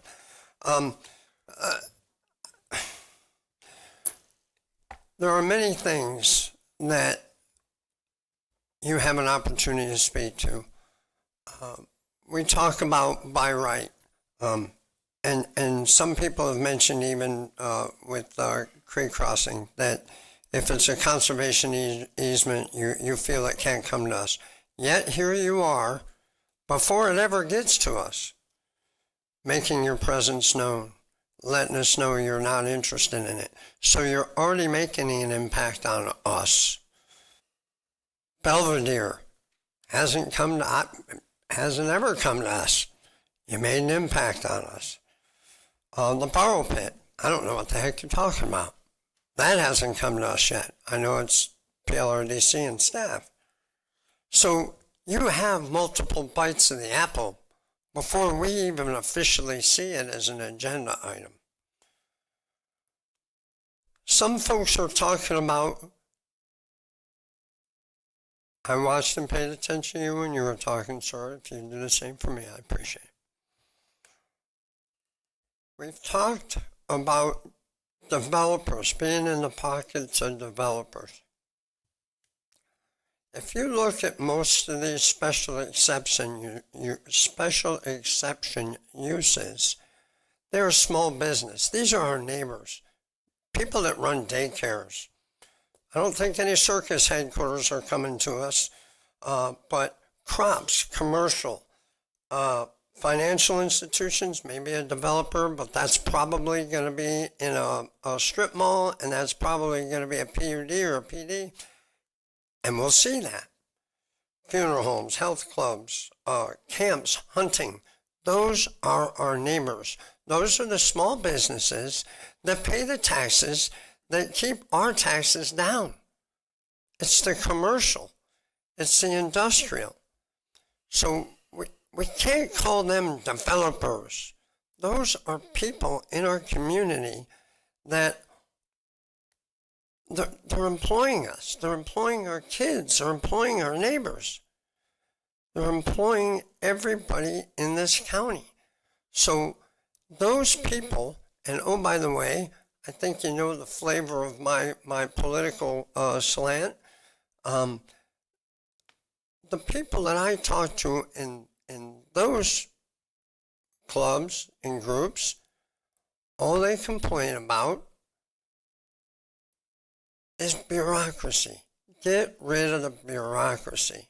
So here we are, getting rid of the bureaucracy, and we're not limiting public comment, in my opinion, because last I checked, it's been about probably 4 or 5 months, but last I checked, 96% of all stuff that came to us that was approved by PLRDC, recommended for approval, passed 7-0. PLRDC saw it. The average time between PLRDC recommending approval and us hearing it twice was 2.5 to 3 months. So we're saving anybody that comes up with any of that stuff 2 to 3 months in the small cases. When it comes to the big zoning changes and all the variances, it's going to take that long because we got to hear it twice. But this is an opportunity to cut 3 months worth of government bureaucracy that everybody hates out of the system. Are we going to get 100% right? Maybe not. Once we do this, can we come back and say, ooh, we need to retweak? Absolutely we can. Absolutely. Somebody mentioned that this stuff was excluded. I would say that in 2003, it was already excluded and it was added in many cases. So please know that we're acting in the best interest of the majority. I would say a majority of the people I've spoken to want less bureaucracy, and this is a good start for me. So right now, I'm aiming toward a yes on this. Councilman Kent. Thank you, Chairman. I'm going to have comments about this, but within my 5 minutes, I'll ask 2 quick questions. Chairman, how many cards did you have today on this item?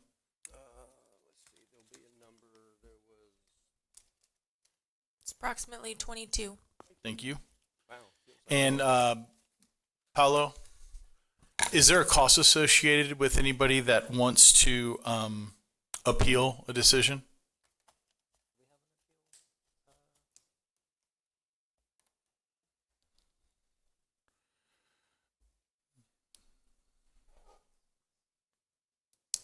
You can start my time. It's okay. I want to follow the rules.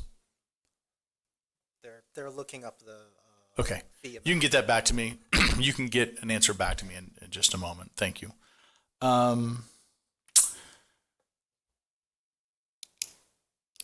Thank you, residents, for showing up and taking time out of your day. You're either missing work or doing anything other than sitting here for 4 or 5 hours. Thank you for showing up. I've often said, and I'll say it I'm sure plenty more times, I'd much rather have a seat at the table than be served on the menu. And I can't speak for these other council members. I'm not going to try to speak for you, but I'm sure all of us have felt like we've been served on the menu before. It's actually one of the main reasons I ran for county council. I was an elected official in Ormond Beach for quite some time, and I couldn't get anything done that I wanted done with the beach, and I learned it's better for me to have a seat at this table because I'm getting served on the menu. Even as an elected official, I didn't have a say in how the beach was being run. That being said, we've received, or I say we, I have received, I think, hundreds of emails on this Chapter 72 change. And I believe 100% of them have been against doing it. Today we had 22 members of the public show up, and 21 of them spoke against it, and 1 spoke in favor of it. I don't know where this came from because, and I'll publicly say this, I've said it before as well, people like to beat up the developer, and I don't beat up developers. I think we all live in a home, and we shop at shopping centers because of developers. I don't think they're the bad guy. They get painted as the bad guy, but I don't think they're the bad guy. So hundreds of emails against it, 21 out of 22 against it today. I didn't have anybody ask me for this, not even a developer. Just for you out there wondering, no developer reached out to me and said, hey, I want you to streamline this process. I'm looking at this list, and these are things that I don't just think, I really feel like I want to have a seat at the table. Bars and liquor stores, going to go by right. Nursing homes and nightclubs. You want to have a nursing home next to a nightclub? You want to have a bar next to a sober living establishment in the same strip mall, possibly? Something to think about. That your elected representatives here could have a seat at the table to talk about. I highlighted the car wash here. In Ormond Beach, we had a car wash come. We approved it, but thank goodness it came before us because I said, this looks like SpongeBob SquarePants. Like, I'm not joking. The mascot. No, this is not Ormond Beach level. And the developer of the car wash said, we will come back with another plan because we want to have a car wash here. And in other communities in Volusia County, it looks like a cartoon. In Ormond Beach, it does not look like a cartoon. I had a seat at the table, was able to talk about it.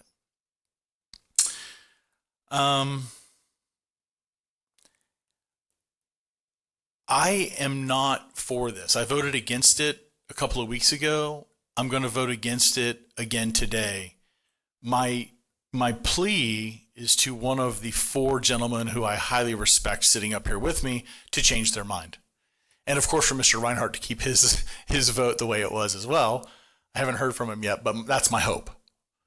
Because, and I'll recap it. I've had nobody ask me for this. We are in rented seats that you all put us in to represent you. This gives you believe in your mind, and I don't disagree with you. It gives you a voice, and I certainly don't want that to be taken away. Many of these things we don't even have come before us very often at all. So I hear the streamline effect, but for me, it far outweighs the lack of opportunity for you all to come and present to us. Thank you. And Paulo Soria. just to answer Mr. Kent's question, it is currently $652 plus the due public notice to appeal a decision from PLDRC or staff to county council. Wow. Thank you for that update. Councilman Santiago. Thank you, Mr. Chair. Listening to everything today, and I want to first start with the lady who said she was angry. I don't know where she's at right now, but there you go. Oh, and you appeared angry. I believe you, by the way. And some of the others that somehow feel angry about this, but I want to make sure one very important point. These changes will not solve your Cross Creek problem. There's zero solution here, whether we vote for it or not, will solve your problem, okay? And what I'm saddened by is that I think many people, including you, ma'am, that's angry, follow the social media world, which is often filled with misinformation. You said Facebook, that's why I repeated it. And Facebook is not your place to get news. And this will not solve your problem. And I fear that some that are advocates and for their own cause, and I respect it, that have captured that and hijacked your grievance with a potential project which I'm not aware to this. Because if you really look at the details, I asked the question, give me some specifics of the we're changing 5 of them, I think, by right, or the few that we're changing by right. Tell me why it's a bad idea to not change it by right. I'll tell you the way I reviewed this, and I said, well, does the public have an option still to opine? Yes, they do. We talked about Cross Creek. You know how I learned about Cross Creek? By you all. For almost 2 months, we've been talking. Folks here have come here and talked about Cross Creek. So please don't buy into the deception that the public does not have involvement. It's a deception. I know there's head shaking, but you can't change everybody's mind. To the reasonable ones out there, this is not doing that. There's a few categories. Thank you very much. Thank you very much. I stood quiet when you all spoke. Yes, please, everybody, just control your tongue and your emotions. He has a right to speak now. Interesting, nobody says disrespectful when they insult us. But continuing with all those lines, I'm merely highlighting there's a lot of deception out there than people that are running for campaigns today. This is campaign season. We had 3 candidates come up here and speak and appeal to your emotions. Please do your research. That's all I'm asking. Look at the list. Look at the ones that we changed. Call me. Let's talk about those. I'm willing, even after this, if we want to make a change, tell me why a specific one is not a good one to change. And I'll if the argument is reasonable, I'll ask to change it. But the hoax is just bothersome to me. Troy, no, I'll leave that alone. The lady who said about major development, she left. Sorry, Troy. I know she's her head is down, but you were right about major developments. I looked at this list again, probably 5 or 6 times here, and I looked about where subdivisions are on here. What are we changing on subdivisions, homeowners, residential projects? Not one is in here. There's not one subdivision proposal change in here. Don't be fooled by what some are trying to capture in a campaign season. I'm willing to have a conversation with anyone out there. Anyone that wants to have a legitimate conversation and go to details, I'm willing to do it. Don't buy the deception during campaign season.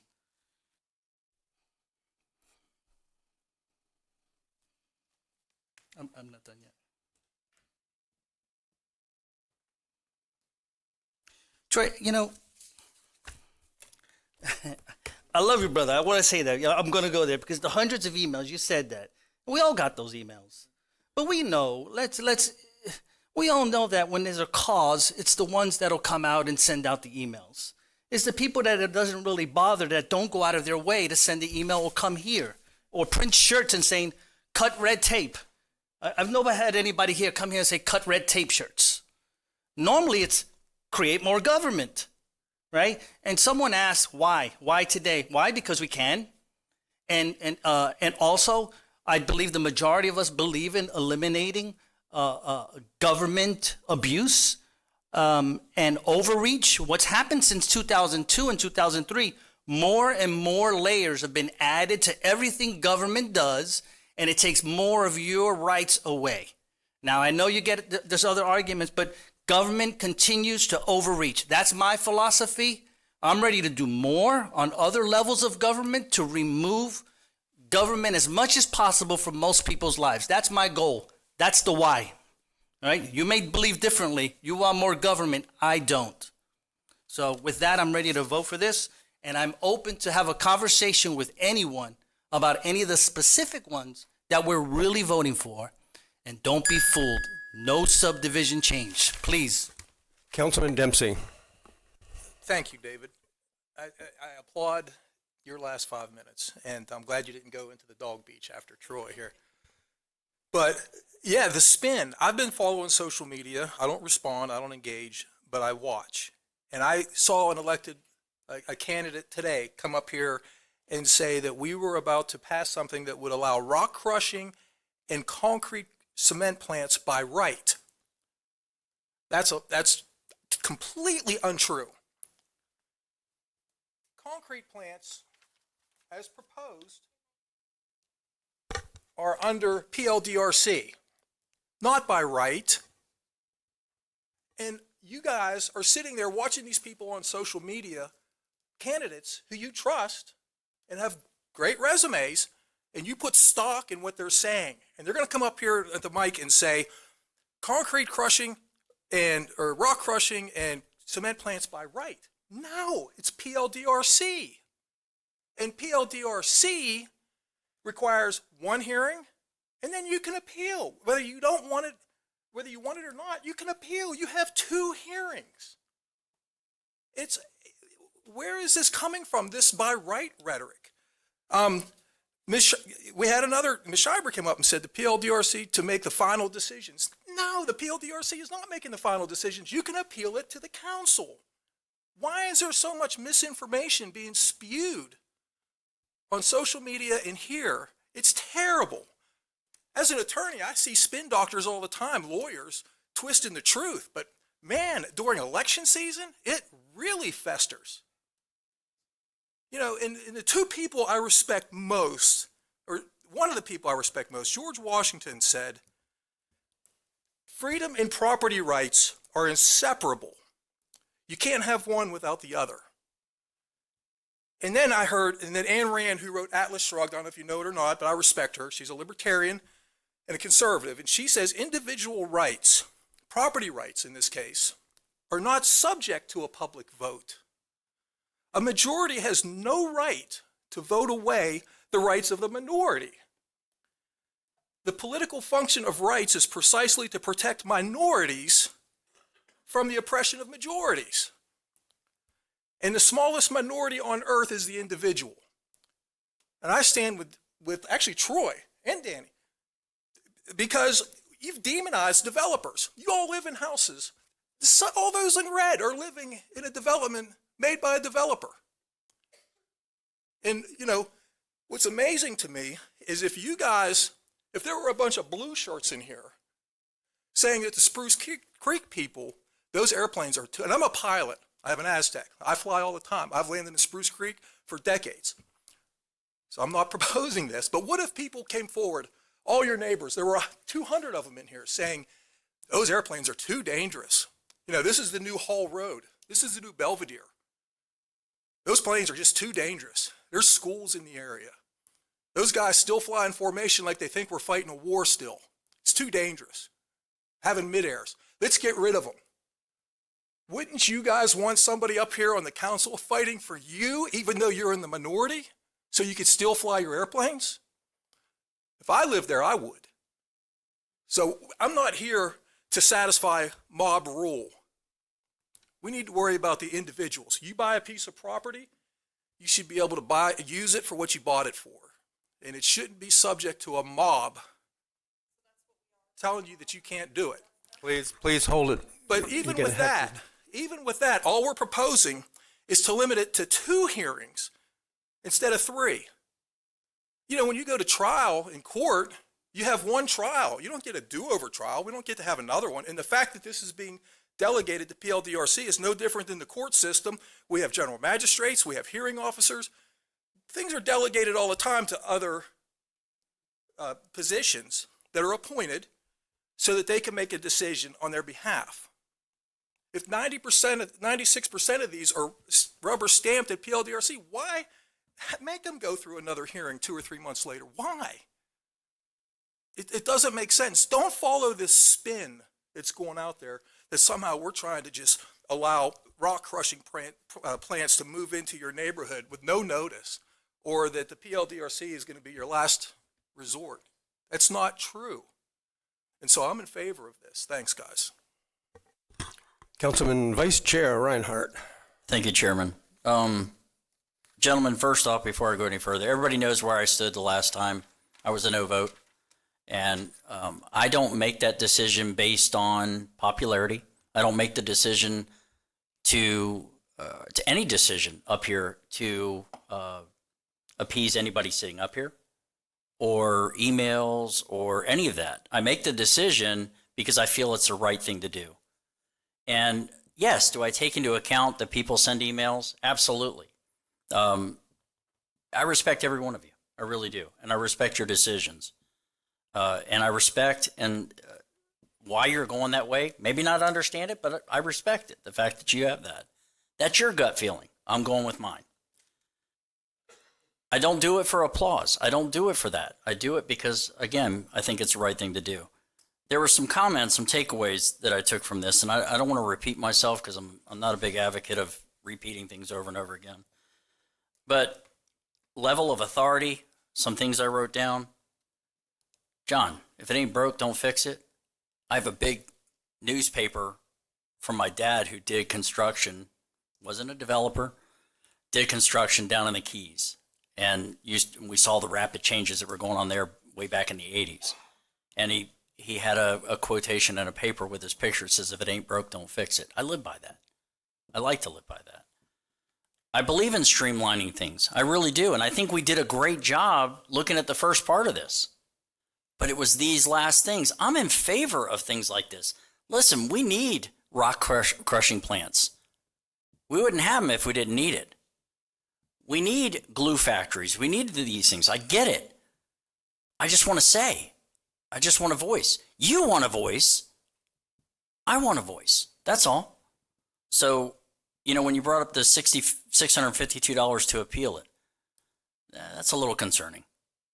A lot of people that can't afford that. They can afford the gas to come down here and make their voices heard, but they may not necessarily, that may be the difference between feeding their family or paying their rent. We all know about affordable housing. We're not even going to get into that. So that's a concern. I love the comment. John, another one. Sorry, I keep coming back to you. Don't ask to sue. Don't create it to begin with. These are things that stood with me. Mr. Singleton. I know he's here. We don't always agree. There's no doubt. But I said it last time. I will repeat that comment. You didn't vote for the PLRDC. You voted for us. We make that final decision. I'm still a no on this, guys. I'm sorry. Again, don't take it personal.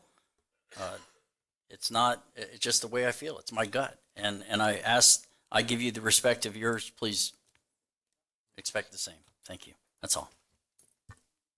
Thank you.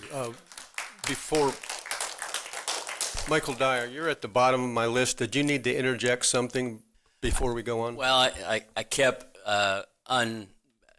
pressing the button to go to the bottom because I didn't want to interrupt anybody, but just wanted to mention, because it came up in one of the comments, because of the world we're in now, where we have Senate Bill 180, and of course we have other things like Burt J. Harris Act and equitable stop and so on. When you make a change to the zoning code, and for sure this is the case under Senate Bill 180, we can't count on, if we make something less restrictive, we can do that under Senate Bill 180. We can't make something more restrictive or burdensome. So at least now, for sure under 180, we couldn't revert back if you change your mind. That's a policy call by you. It's a legislative decision. I just didn't want you to think that you could do that. Now, there could be other legal issues, like I mentioned, but that's the big one right now, Senate Bill 180. Thank you. Thank you. Councilman Robbins. Thank you, Chairman, Council. I'll try to make this as quick as possible. A lot's been said today, and I'm not going to rehash it. But Governor DeSantis, I think said it best, and I'll quote him. Owning your own home or property is an unrealized gain. And as it stands now, property taxes effectively require each and every one of us to pay rent to the government.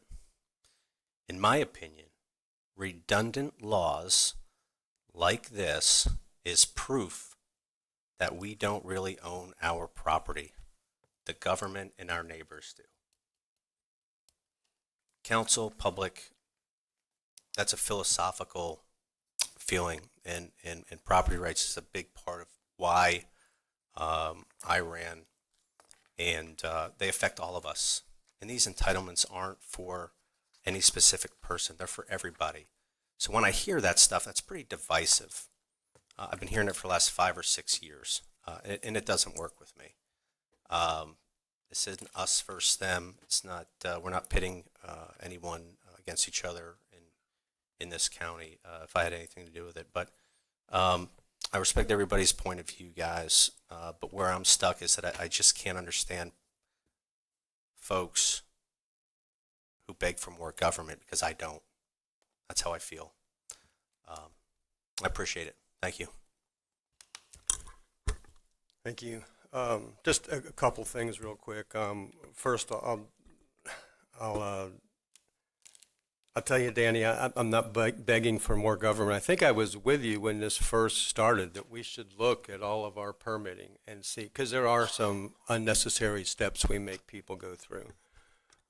I'm not in favor of government being on our lives from the womb to the tomb. And I know it feels that way sometimes. You've heard from the council that many of you spoke about how it affects subdivisions, that there's no subdivisions mentioned in here. You heard about freedom and property rights. Those two things go together here in this case for this reason. No subdivision was mentioned, but every one of your neighborhoods can be affected by some of the changes that we've made. We saw it with the fuel terminal in Ormond Beach, zoned for it. And we tried to fight it as a council, and initially, we may have to fight it again. Some of these changes of cement plants and asphalt plants and where we're incinerating dangerous chemicals, those do affect subdivisions. And they also affect you and your health and your life. So I'm really disappointed to hear from people that I respect up here that associating what you just did in speaking to us, what you've done on social media, what you've done in hundreds of emails was mob rule. That's not mob rule. That's how a republic is supposed to work. It's supposed to be bottom up, and you're supposed to talk to us. Almost everything I read was very respectful. There's a few that are angry and mad. I understand that. Sometimes I get angry and mad too. The people got it wrong. You were told you got it wrong. Well, our staff got it wrong too, and I don't blame them. They got it wrong because the last meeting, I couldn't even keep up with all the changes. So they're all making notes trying to make changes. Well, they got a few wrong, and then it got fixed. But it didn't get fixed in a timely manner. I understand that in this complicated process of what you thought was going to happen, that we would protect your private property rights and make it easier for you to conduct your life without the time and the money, that it seems to have gotten off track. At least it does to me. We just learned today that, yeah, you can appeal. You keep hearing it up here. You can appeal a decision that the PLDRC, just write a check for $650. That's what you voted us for, so you didn't have to do that. You voted for us to be your last voice.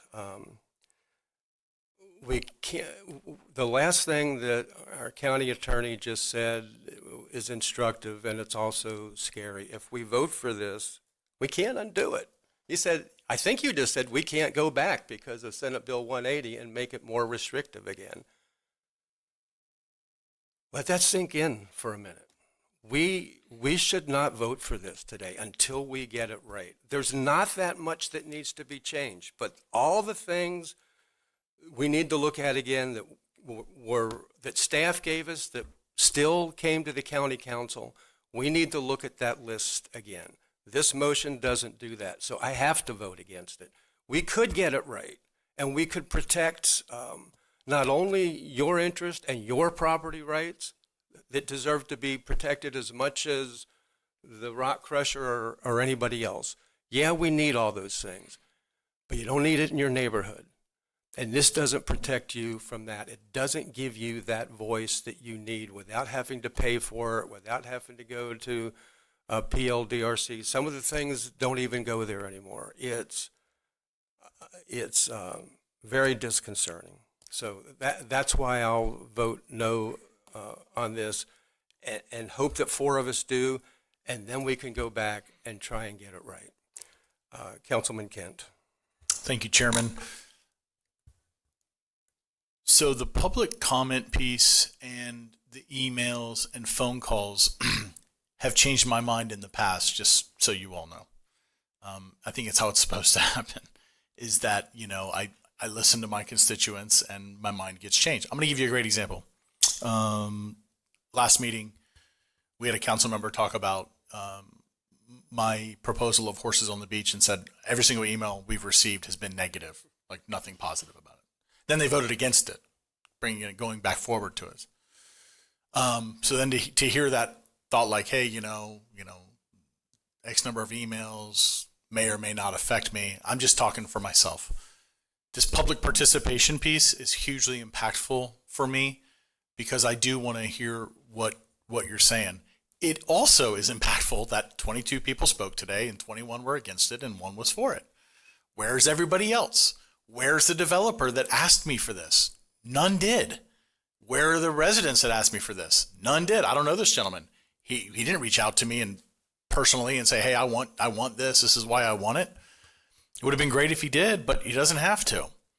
So that being said, to Councilman Dempsey and Santiago and Robbins and Jake, I'll just say this. And Don, there are a lot of people that don't have $652 hanging around.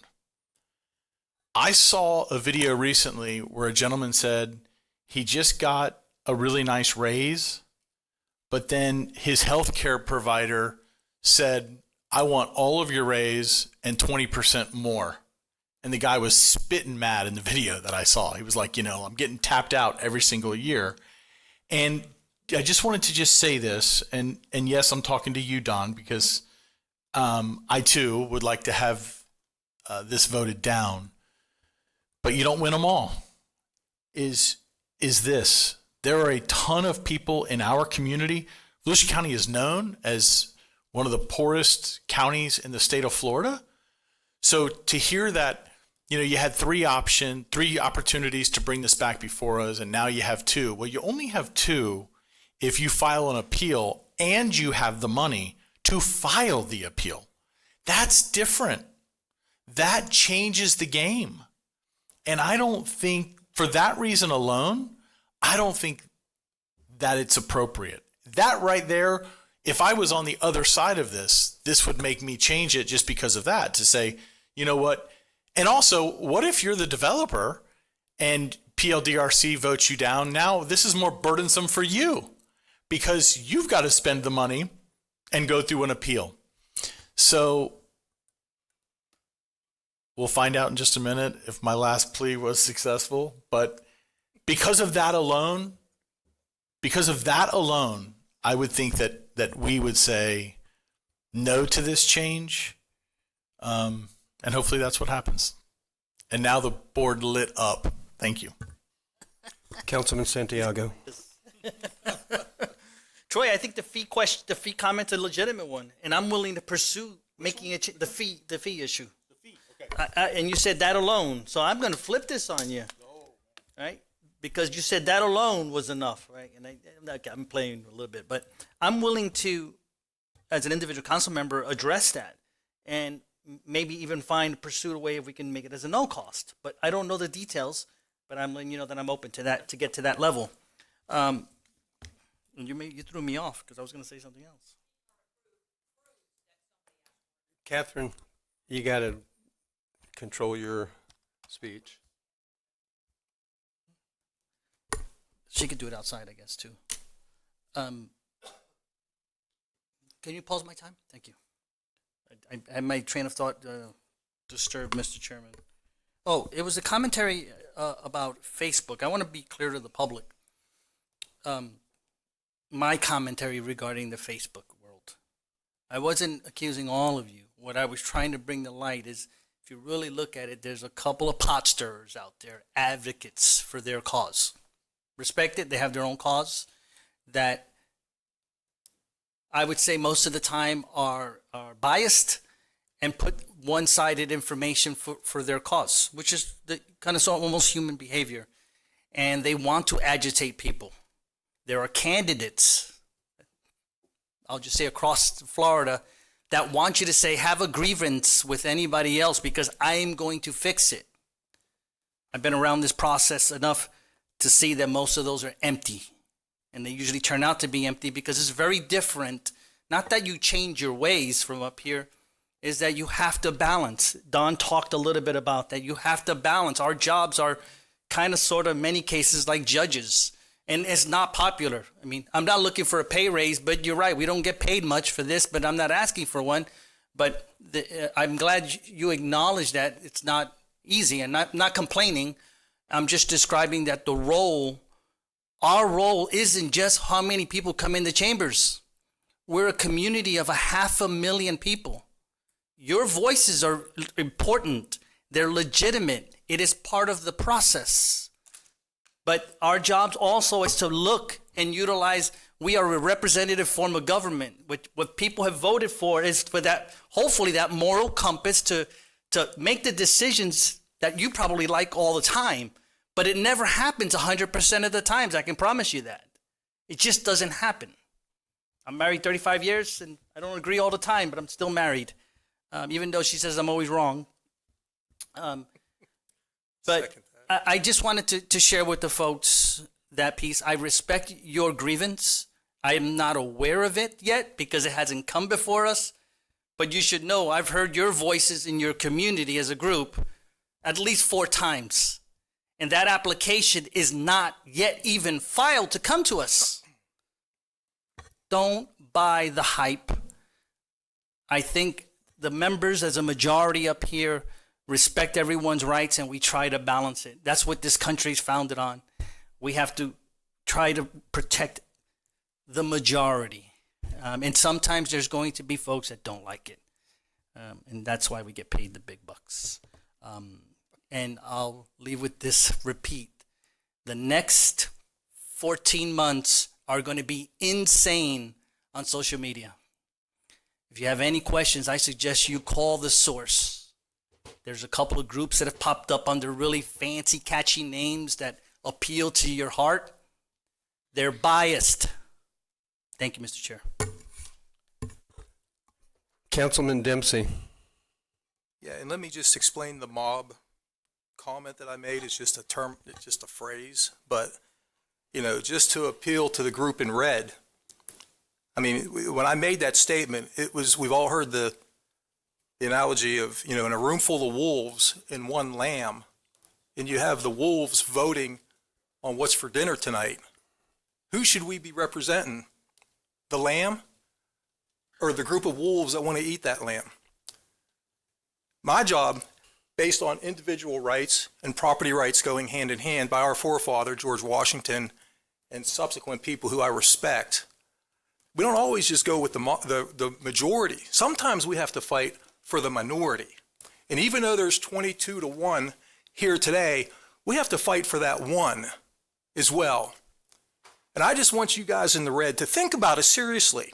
What if 2 years from now, you guys even brought it up, what if these neighbors come in and complain about the airport? And what if they bring 800 of their friends with them? These planes are dangerous, they crash. We have crashes out of Spruce Creek. It's noisy.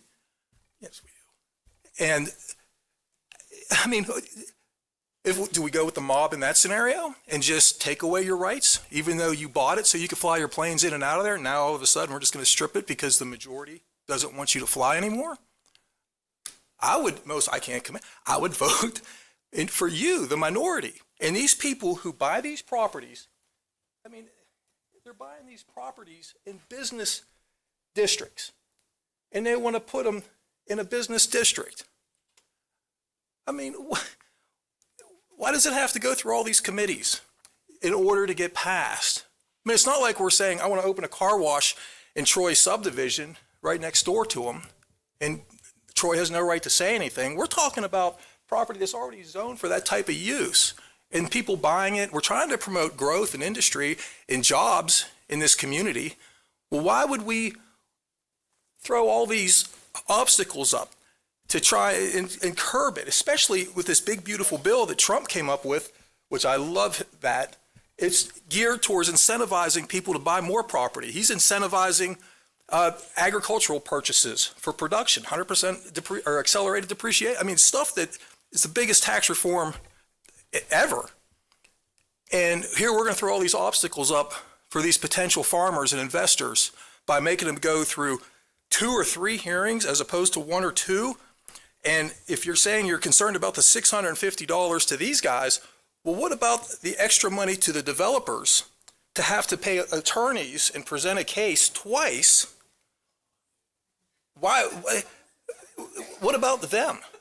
And 96% of the time, nothing even happens.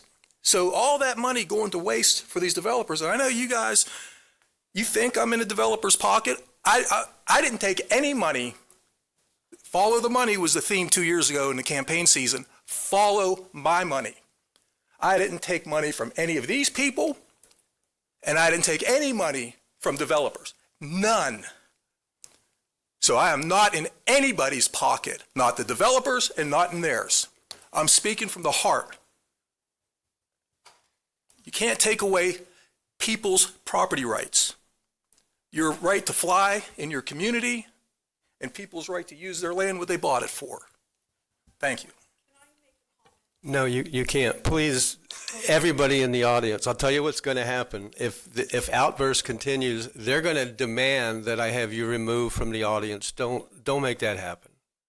So please, we listened to you for an hour and a half, whatever it was. And I'm glad for that. I'm glad you came in, but now it's our time to debate. And then you take what happens here today back home with you and make decisions on it. Councilman Johansson. Real quick, Chairman, I just want to make sure everybody, I think everybody's aware, but I want to state what might be obvious is that for years in the past, I'll take the first one on the list or the third one on the list since it was brought up, bars and liquor stores. Bars and liquor stores were approved. They had to be permitted. They had to go through the process, but by right in B3, B4, B5, and SWC. Nobody ever came to us and said, we want a say in that. It was by right. So now we add B8, and everybody thinks we're going to do it in their backyard. There are some in here that I see that you might have issue with, but by and large, most of these are things that had by right, and all we're doing is adding one more zoning classification that probably makes sense, or that again that PLRDC had approved and it came to us and 2 months later and we approved it 7-0 anyhow. So I'm not so concerned about overstepping our bounds here and getting out of whack. I think this is great. I think, Don, you're spot on. Everybody has property rights. You have rights as property owners to do what you see fit on your properties in accordance with your HOA, your subdivision requirements, all that if you have one. If you don't, then the county's or the city's ordinances. But other than that, you're free to do what you want. So if a farmer sells his property that's got a zoning or a future land use of urban something or light residential, then the person who buys that property has that right. We're talking about personal property rights. It's theirs. It's their right. If we don't want development, if that's really what we don't want, let's keep our farmers farming, which a lot of this does. I think it's important. We need farmers farming and not farmers selling their 1 million acres to developers. That's the way to keep unincorporated rural Volusia County the way it is. So let's work together to make that happen. This is a good start. That's all I have, sir. Councilman Robbins. Thank you, Chair. Staff, quick question. Does council have the authority to waive that fee of $652 for the appeal fee? Yes or no? You set the fee. Okay. The legislative decision. So, council, there was earlier commentary, I believe it was last meeting, where about 8 of these special exceptions came to us within the last several years, right? Let's just say 5 years. You're looking at $5,200. Actually, $5,216, chump change, right? if it will gain consensus, I'll take Mr. Kent and Mr. Reinhardt up on some of their proposals of if we can waive this, will it get your support? Simple head nod. I got 4 minutes and 5 seconds. It's a bigger question, but I'd love to. It is a fair question. Can I respond, Chair? Well, you're going to be using my time, and everyone else is out of talking. So either a head. I'm not. I can. Oh, you except for Matt. But I was under the impression, Mr. Kent, that it was if you can make that fee. That fee was your hang up, right? Right. But that changes the game, and I think David started hinting on a little bit. But if it's not, that's okay. Then I'll call the question. So,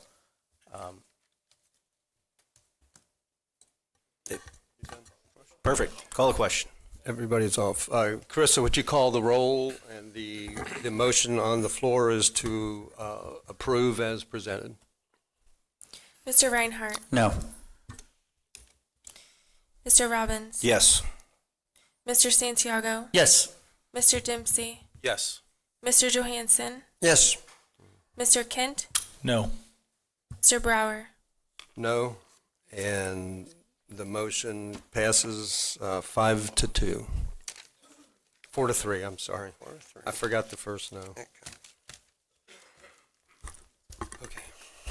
The public, thank you for coming in.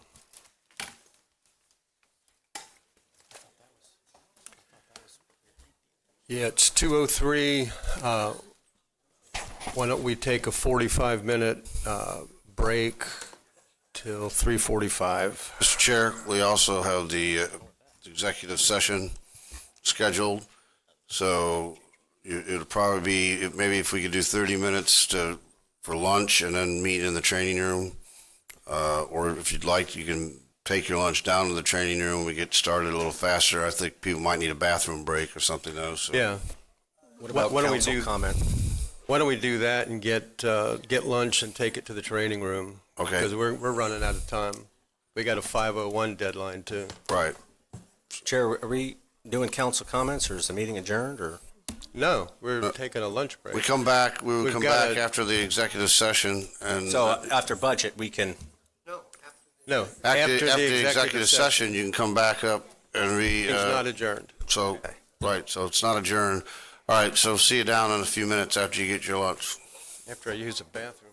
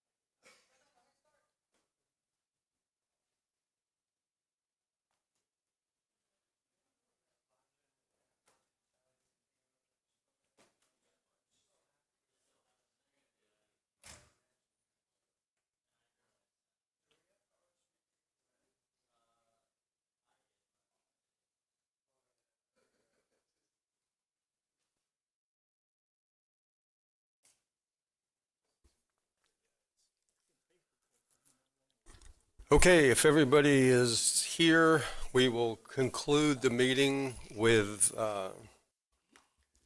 closing comments, public comments.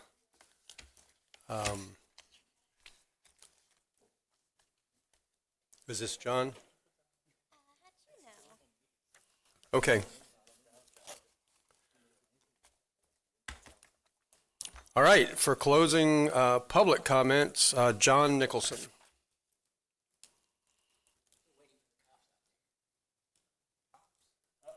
The sheriffs, they're supposed to be out letting you in. They're not there. Oh. Do you feel a need for protection? No. Okay. You do. From us, you know. John Nicholson, Beachside. Three things. One, I didn't mention it, but I would have loved to have seen Troy's face a month ago or so when you were voting on the fuel dump.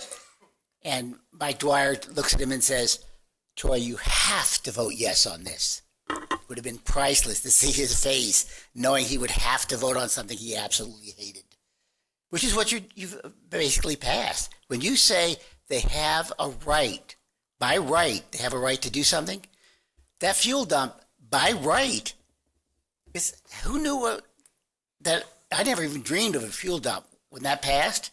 So I don't think anybody else did either. So who knew what was coming along? Secondly, it was brought up at the city commission meeting last night again, parking around the Ocean Center.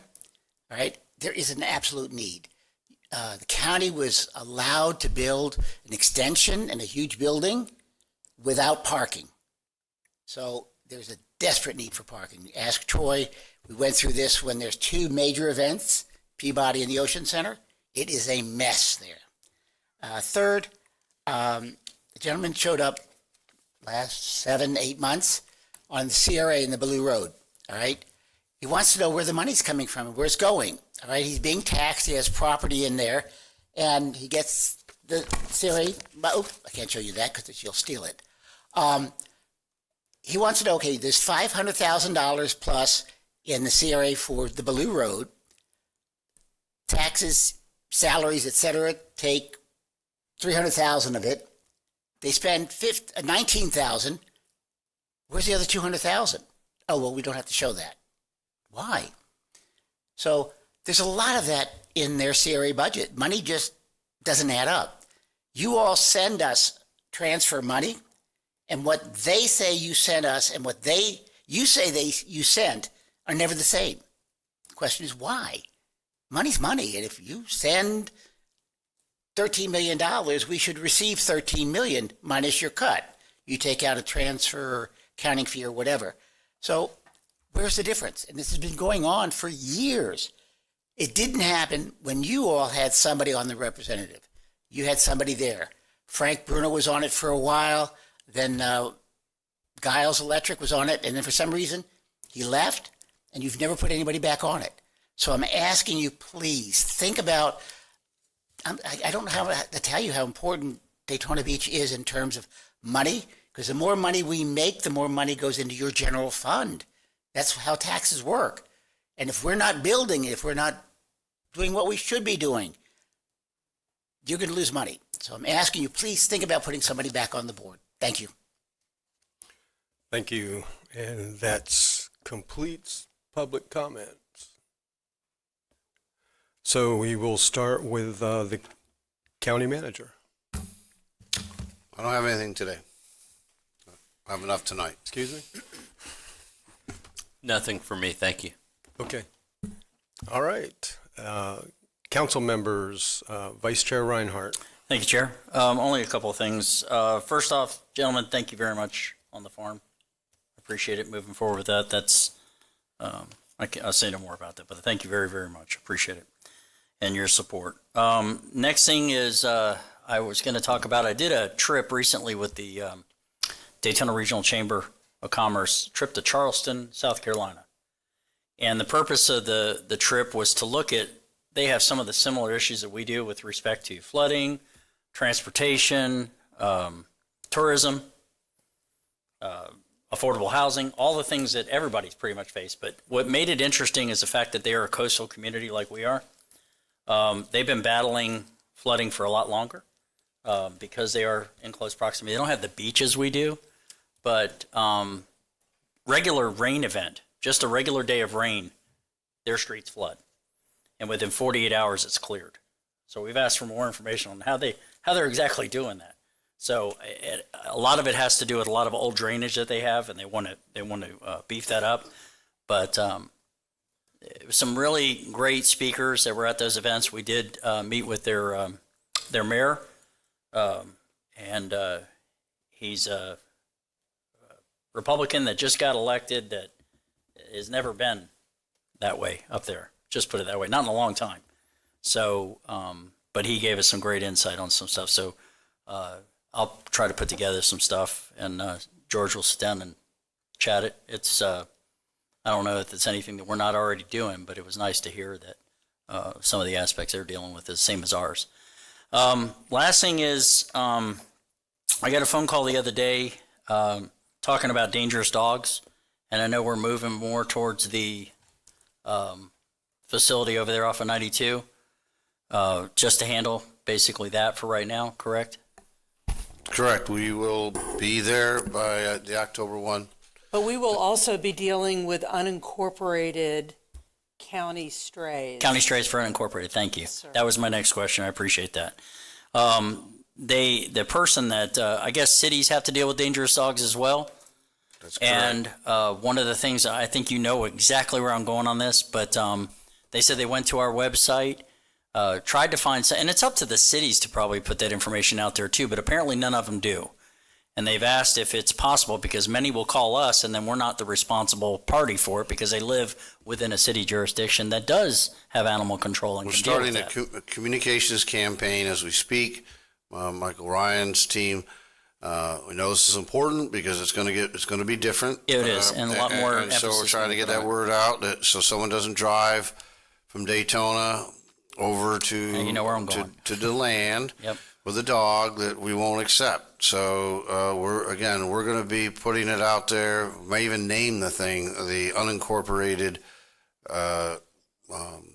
Not sure if that'll do but I like the idea. I Yeah, like we where have you're to do going. something to get the word out that don't be bringing your strays from the cities to us. It's only for the unincorporated, and then the dangerous dogs and the bike quarantine, and that's And a the bike biggie. quarantine, yes. Bike quarantine may have more than the dangerous dogs I gotcha. as that goes. But again, we're working also with the private sector, veterinarians. Sometimes they will hold bike quarantine dogs. And several of the cities have worked with Southeast Volusia and Humane Society and the They have a Edgewater. great operation down there. We actually donate to them. They're a great organization. Yeah, we really can't say enough thanks to the Southeast Volusia Humane Society. Absolutely. They are continuing to provide service to us. They were there when Halifax shut down over the summer and have done that. So we're going to continue to support them. I will say, I think the cities are still trying to figure out what their action plan October 1st will be. And so we're going to Everybody's continue to scrambling. work with them. We're going to bring you a fee schedule at your next meeting to update some of our fees to deal with our sheltering issues. And it'll mention a municipal fee for dangerous dogs if we have capacity. So okay. we are going to try to be a good partner. We want to be a good partner with our cities, but it is somewhat difficult to say how many animals are going to be affected by this shift in service. I think it's important to note too, just the distinction and the very specific category that dangerous dogs fall under. So once it's to that point, if there is an issue where a resident of any jurisdiction feels like they are at threat or there is an aggressive dog coming their way, 911.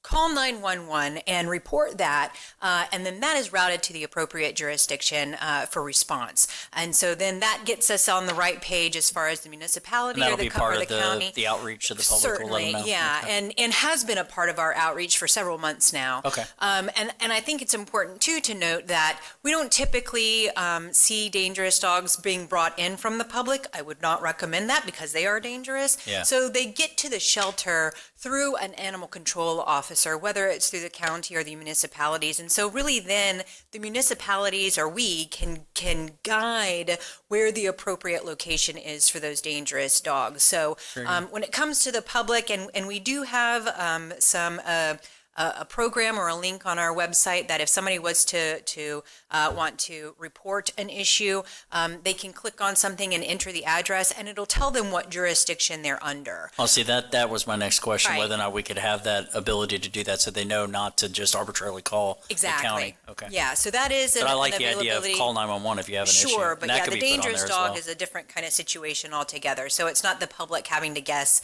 where to take their dangerous dog. Those usually come in through ACOs. Gotcha. Thank you very much. Thank you. That's all I have. Councilman Robbins. Thank you, Chairman, Council. I wish I didn't have to bring this up, but I believe at this point I have an obligation to address it because it has the indefinite effect, possibility to affect all of our constituents. Chairman, on August 19th, 2025, you attended a City of Edgewater Council meeting, reference SB 180 and a moratorium that they had in their city. If you can recall, I'd like for you to offer the opportunity to tell council what exactly you said at the podium in reference to any state agencies, legislators, and in what context it was said. Well, number one, I really don't care to. It's public information. You can watch it there. It's recorded. But I went there at their council's request and encouraged them on a very hard vote. They were voting on numerous things. One of them was to either join a lawsuit or to join us in pursuing options through amendments, and I encouraged them to do that, to join us in our efforts, but also that they had received and I had received that day legal information from a Florida attorney that they were not in danger if they voted to sue as well, which the mayor then talked about. So I don't know that's Chairman, important for us. And we're going to get there. Did at any point did you call any state agencies or legislators liars? Not that I recall of. So no, yes, not that. Not that I recall. Okay. Did at any chance? I certainly didn't call any legislators liars. I'm trying to get the legislators to work with me. Okay, that's what I thought too. Did you, by any chance, did you threaten any state legislators? Of course not. Am I on trial here? No, but Okay. what I'm trying to do is give you the opportunity. I don't need an opportunity. I already said it's public. It was recorded. I understand. And last question, did you advocate for anybody to break any current state laws?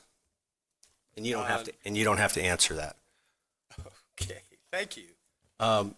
Carissa, can you pull up that video, please?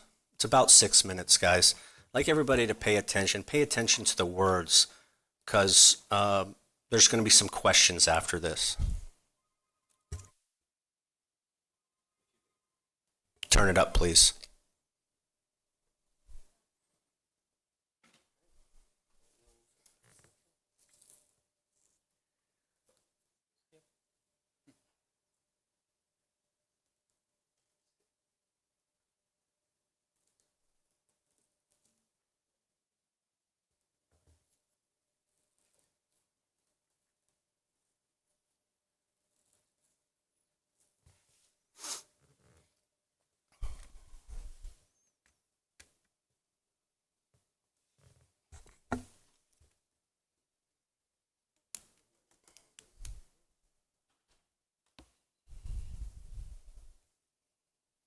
Chris, is there any volume?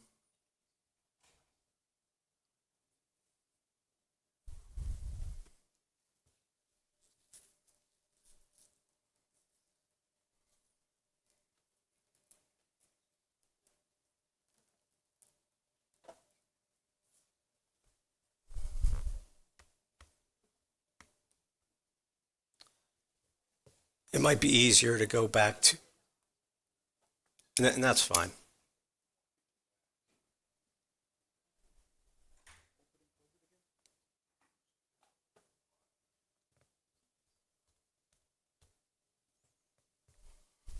So we're going to spend 6.5 minutes on a witch hunt. What's your point?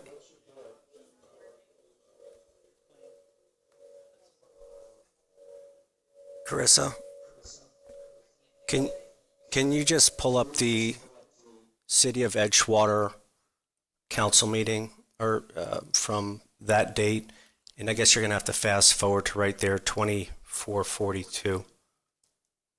And Chairman, this isn't a witch hunt. You're going to see where I'm going with this. Oh, I already see. It's going to be about accountability.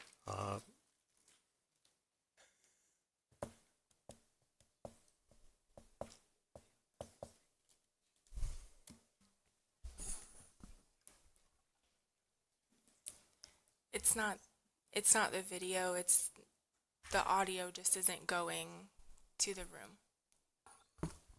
So do we need to contact?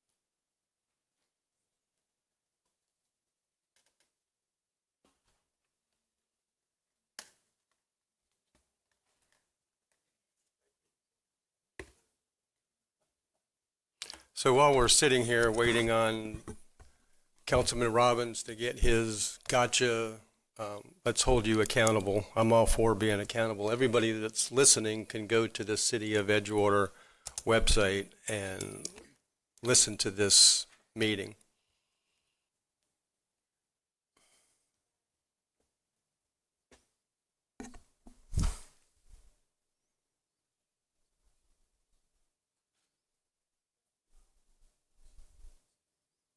Thank you for letting us It's speak about tonight. 6 minutes. I wanted to Thank you. come. I'm Jeff Brower. I'm the Volusia County Chair.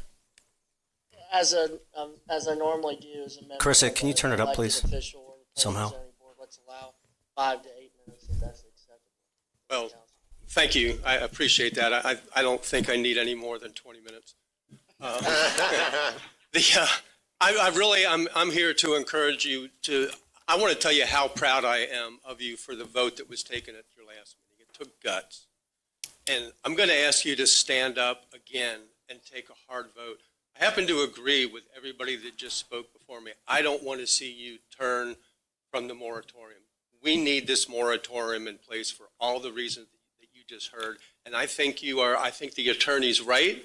I've heard it from people in the public that you'll be attacked, the governor's going to remove you from office. But I believe I received another legal opinion today from private attorneys. I think y'all did too. I hope you will discuss it. That you're on solid ground for now. You have time to fight and come back and live and fight another day. What's happening to you is not the legal process. So I'm asking you to stand firm. We need this moratorium in Volusia County like we never did before. We are on the very cusp of losing the whole reason that we choose to live here. We're losing local control. We're losing the protection of our own neighborhoods, of the Indian River Lagoon, of Spruce Creek, with development that's completely out of control. And I think you're going to discuss Senate Bill 182 that's prompted all this. It's that bill that's the most outrageous attack on local control that I have ever seen. The only thing that you and I will have left to do is go to ribbon cuttings if this thing stands. We have to oppose it. Now, I want to say something about 2 steps to opposing Senate Bill 180, and I'll probably get booed here. There's 2 votes you can make, and I'm going to tell you the truth. I don't care which way you vote. Just vote and take a stand. You can vote to join the coalition of lawsuits. I'm going to applaud you for that. You can vote to stand with the county's approach of having amendments for it, and I will stand and applaud you. We need both. They both get together, will go together. And I'll tell you, I'm talking to representatives, I'm talking to people all over the state. They are hearing us. Here's what needs to happen. This lawsuit is a gun to the head. I understand that. I'm angry. I'm tired of Tallahassee pushing back. Most of them came from city councils and commissions and counties. And now they're up in Tallahassee telling us that we're too stupid to run our own cities and our own county. I'm angry too. I want to use that anger that's being put forward in this lawsuit with the amendment process and work with the state in the way that local government and state government are supposed to work together, because I think it can work.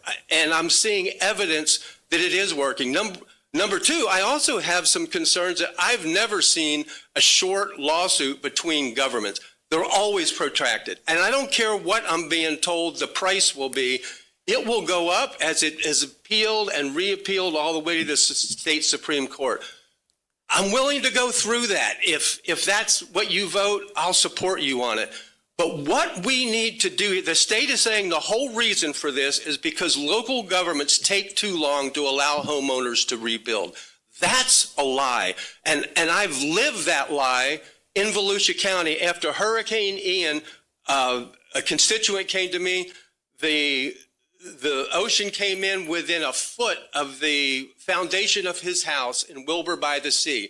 Between Ian and Nicole, we had between September and October, I went to the state of Florida. I said, he needs temporary arming with coquina or whatever, and he's going to lose his house. In 2 weeks, he had county permits. It took me 2 years to get a state permit. It's a lie when they tell you it's the counties and the cities that are taking too long. So the next hurricane came, they allowed him to put a 4-foot corrugated cardboard seawall up. You can imagine what happened to it. The tide came in, took out the rest of the foundation of his house, and I actually watched it on TV with whatever newscast was recording it. Half his house split off and fell into the ocean. 2 years it took, and then they say that we're going to require them to build it at higher standards. No, we said rebuild your house. The state came in and said you got to tear down what's left and then put in piers and elevate your house. The state didn't allow them to rebuild. So it is a complete lie that they've turned us. Now, how can we use that? What we need to do right now is make this whole election, because half the people that voted for this are all running for re-election right now. I'm not threatening them. Well, not exactly. But the fact is that right now, we need to make these people, all of us, everybody in Volusia County, everybody in the state of Florida, it affects us all, needs to make this the issue that this election turns on. And if they won't listen to us, if they won't listen to my appeal to take this and create a special session and repeal this bill right now, and it goes on and they decide they're not going to vote for us, then we need a new Florida legislature, and this election ought to do it, because if they won't support us here, we don't have any support in Tallahassee. So stand your ground. I respect you for what you're doing. Don't back up on this moratorium, please. Thank you. Thank you, sir. Homeowners everywhere are ditching solar panels. Carissa, council, a couple issues. 3 meetings ago, this body unanimously voted to work with the state in hopes of getting modifications that we all agreed to with SB 180. I can get past chairman announcing yourself as chairman and not saying you're there as an individual, but what throws a monkey wrench in things is here this council is united, and it doesn't happen often, but it happened, that SB 180 is an issue. It's a serious issue that we all agreed on. What I'm having a hard time wrapping my head around is at what point, with the odds against us and the stakes so high, at what point, council, is it a good idea to step off the reservation and make some of these allegations or get diarrhea of the mouth? At what part is that a good negotiating tool, Chairman and Council? And that's an honest question, because it now affects every one of our districts. Every one. So whatever hopes that we had, makes it now so much harder to do. But in 1 minute, we unify and come together, unanimous, right? Unanimous. A week or two later, now we have this, which is all over at this point. In 1 minute, we're begging for the help. The next minute, we're kicking sand in their face. State agencies that we need for horses and dogs on the beach, expanding driving, permits, expediting permits, legislators. I mean, let's just call it what it is, threatening our legislative body. But then, too, as elected officials, whether we like laws or not, and I don't like it, just like everybody else, but advocating to ultimately break the law. I don't know if that's the image that this council wants to adopt. I don't agree with this behavior. I believe it's reckless in the manner that it was handled, in the position that it puts us in. Because now, without talking to you guys, I held back and I was going to write a letter to the governor saying, or the legislative body saying, hey, this doesn't reflect the views of myself or my district. Please ignore this. But also, too, that would have been selfish of me because it affects all of us, right? And at this, with these stakes being so high, I don't think this can really be ignored. I don't know what the answer is to rectify this. What I can say is that that behavior, that narrative, those comments that were made are unacceptable. Say what you want. It's done. It's over. They're unacceptable, in my opinion. Council, whether or not you feel the same way, I guess we're going to hear it. But somehow we have got to preserve our relationship with the state. And in my opinion, if we have any hopes of modifying SB 180 at this point, you probably have a better chance of seeing God. So something has to be said, in my opinion. And hopefully we can get direction or figure this out. Because I'm not happy. Are you done? Okay. Are you talking to any state legislatures? Because I am. I'm also talking to county chairs around the state. The state legislature, all of our local Volusia delegation came to the center at Deltona and told us that's why 180 went into effect. It was because we couldn't do our job correctly. We took too long to get permits. We were causing people to rebuild at higher cost. That's patently false.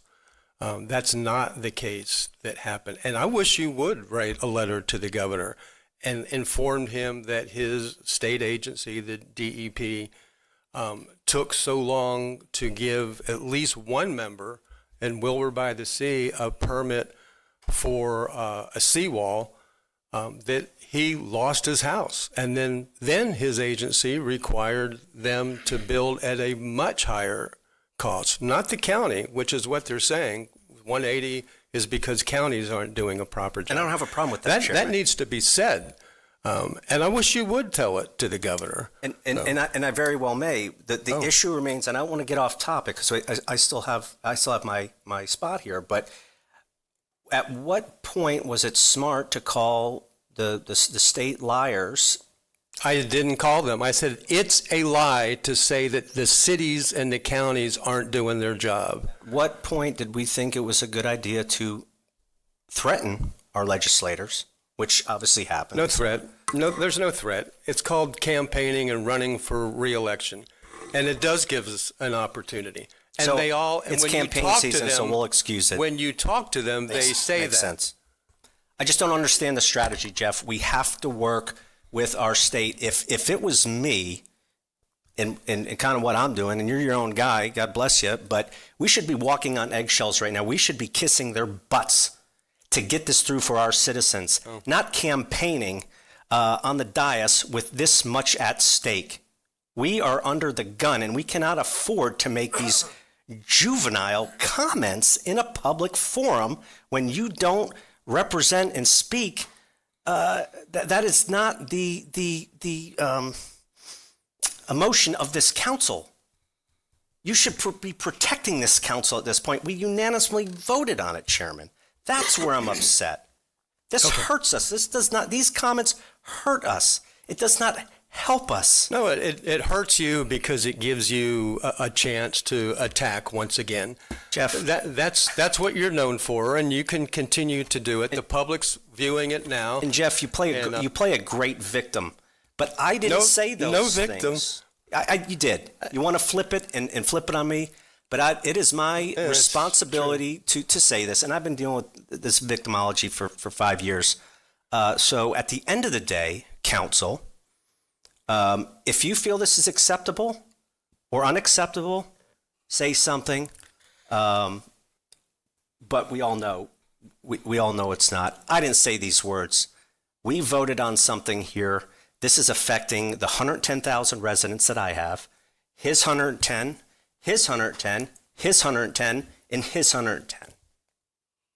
So It is affecting it all. And what I did is to inform people that they better get engaged and talk to their local representatives, senators, and even the governor, because that's what they're telling me. Have your people call us. We need to hear from the public.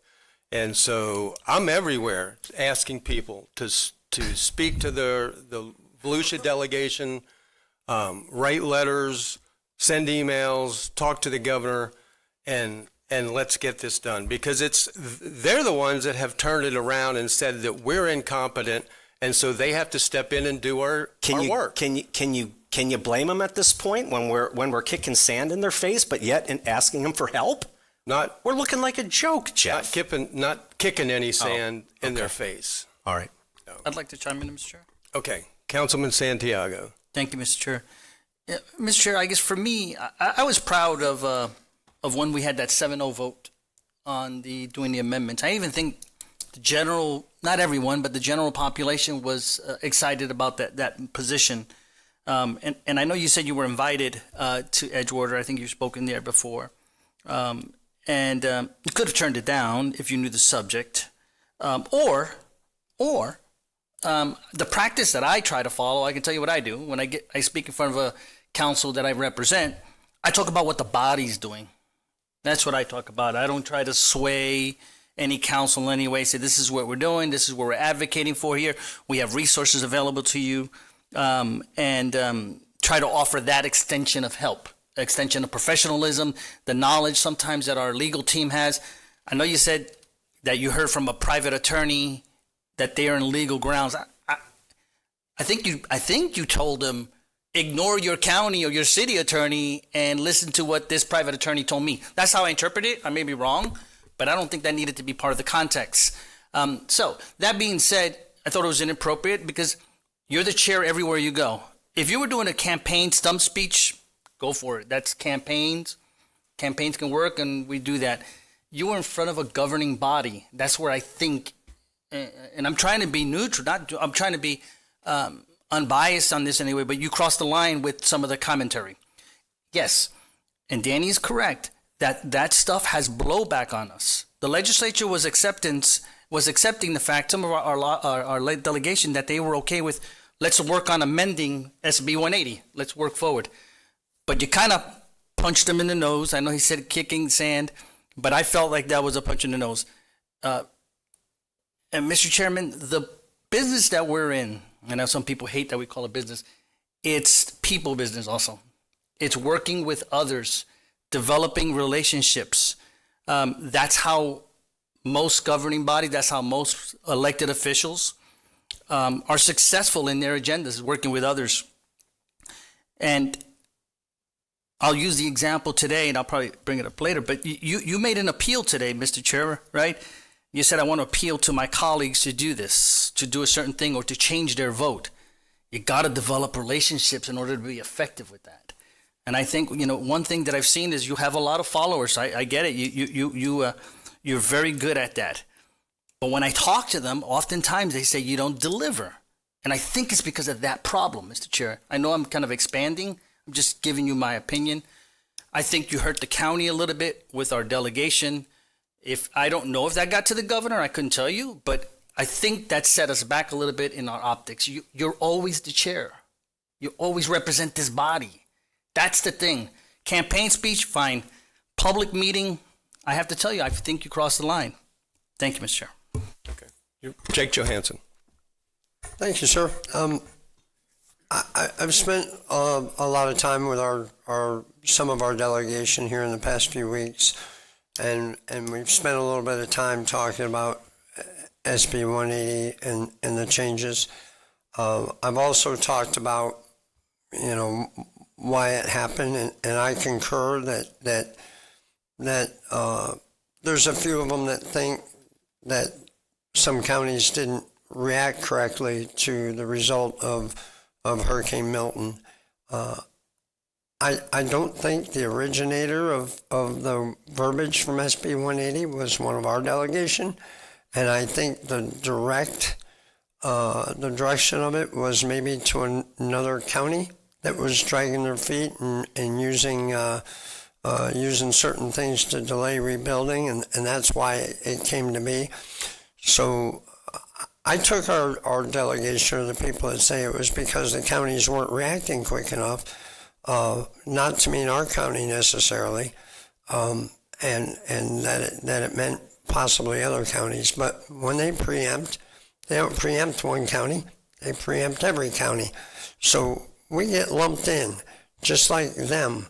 The legislature did this, and there's about probably 3/4 of them that say, I didn't do that. I didn't vote for that. But we lump them all together anyhow, and that plays here as well. When I go and talk to another governing body or even an association, my going in assumption is that they assume I'm talking as a county council member. If I wasn't a county council member, they sure as hell wouldn't be inviting me to speak to them. So that's a going in assumption.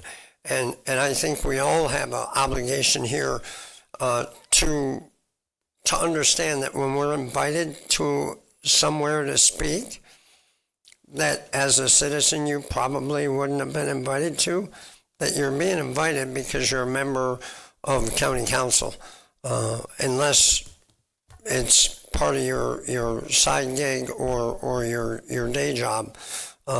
If they call you and ask you about your farming, about your leadership consulting, about your lawyering, about your education, then I think that's just a different hat you wear, and you put that hat on to represent.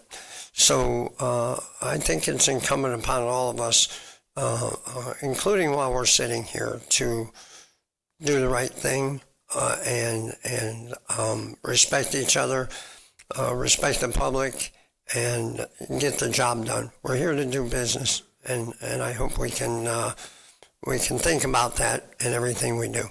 Thank you. Councilman Dempsey.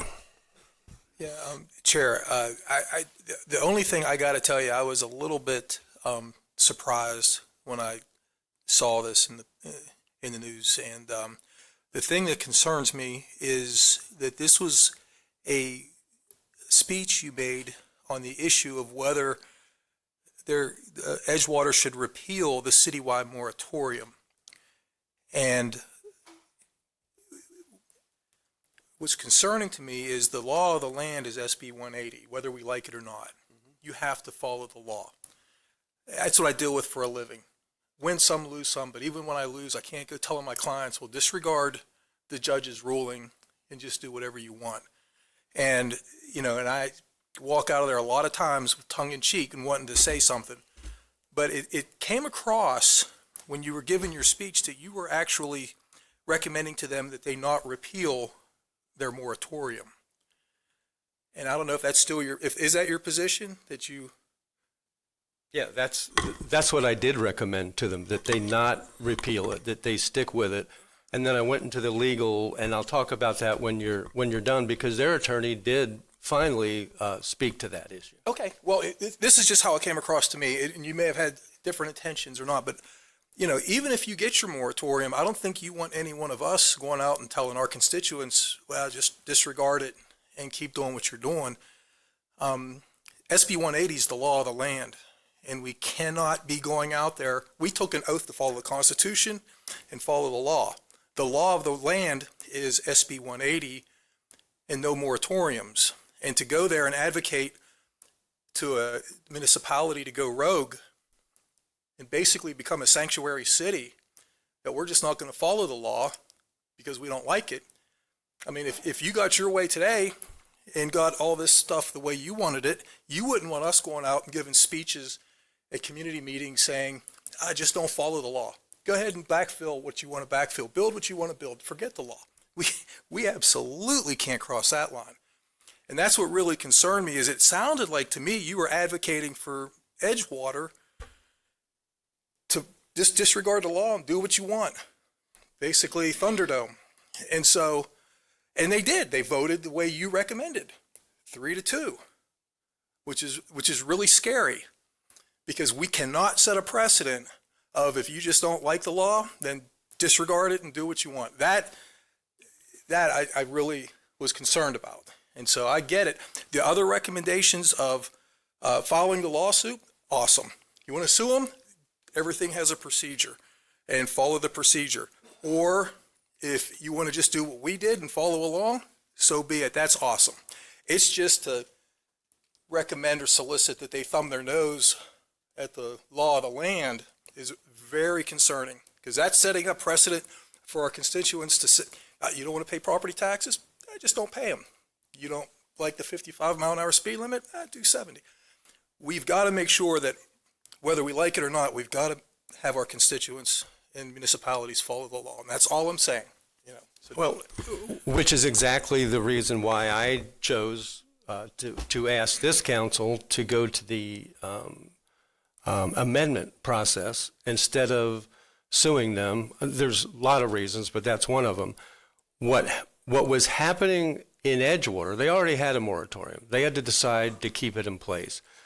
They were following the law. The law says that if they kept it in place and a developer came and made a complaint, then they had 14 days to respond to it and could repeal the law if they needed to at that point to remain within the law. That was the legal advice that they were getting, that I got, and that their attorney got. Their attorney was doing his job as a city attorney, and just like our attorney would, and didn't want to put him in that risky spot.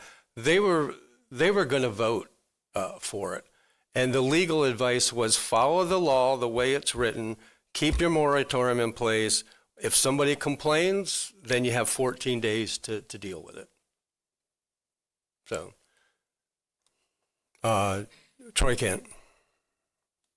Thanks, Chairman.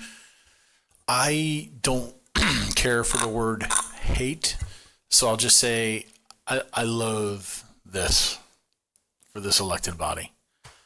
I'm not going to weigh in on the video. I'm just not going to. But Chairman, I do just want to weigh in on one thing I think somewhat related to the video. And that is at our last council meeting, at the end, you got a little upset. And I only share this with you because I really believe this in my heart.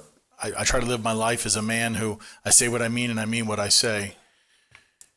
Chairman, I want you to be successful. When you are successful, this council is successful. And I mean that with Don and David and Matt and Danny and Jake. I want all of them to win, because when they win, we win. I firmly believe that. This is not a one-man sport. We have to work together. And I'll just say, my sweet father who listens online and watches these council meetings, hey, Dad, I'll see you about 7 p.m. He comes over every Thursday night for dinner and guy night, but that's for another story. I just wanted you to know, my dad, who has a ton of respect for all of us, he called me after that meeting. He was up late. And his comment to me was, man, the chairman went off at the end of the meeting. We're human. We're going to do that. But I know you to be better than that. And I just wanted you to know that last meeting, it wasn't a good feeling for me walking out of here. I felt like you lost it. And I know you're stronger than that. You're better than that. I know you were upset about the vote. That's all I wanted to say about it. I'm not going to talk about what you said in Edgewater. And I've lost my cool before, and I hope y'all don't judge me on that day. I'm not judging you on that day either. I just wanted you to know there's a older gentleman who I love in this community, and we talk about all kinds of stuff. And that was what was on his mind about the whole marathon meeting we had. Thanks. Well, thanks for bringing that up. I actually didn't go off. I had a lot of things in my mind where I could have gone off, and I thought I was pretty reserved, and we can talk about it again if you like. But I think I'm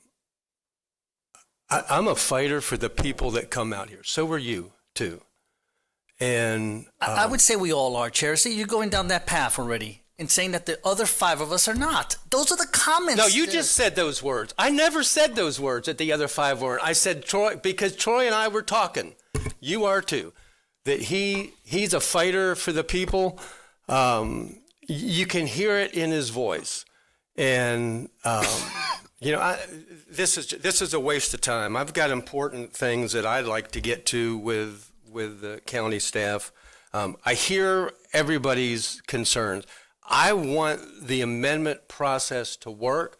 I have told so many people. I've written about it. I've written in the West Volusia Beacon that I am proud of our county attorney who came to me and said, this is dangerous for local control. He and his staff saw it before anybody else did. I didn't have to go to him. He came to us. He wrote amendments that were so clear and so precise. I look at it and I'm sometimes criticized that, your county attorney's weak. He didn't go far enough. I think he did exactly what needed to be done, and I appreciate him for that. And I'm advocating everywhere that we follow the amendment process, that the local government should work with the state government. But when the state government when our representatives are told and go to public meetings in Deltona and say, they weren't talking about other counties. They were talking about this county. It was the Volusia delegation that you guys take too long and you're not doing your job. Now, Chase Tremont is a friend of mine, and I've talked to him about this. He said, we will help you. And Representative Gentry said he would work with us. None of them have told me they've changed their mind. They know that, I won't say who said it, but one of them said, this election will turn on us, and I might not get reelected because of this. I don't want that to happen. I want them to have the opportunity to amend.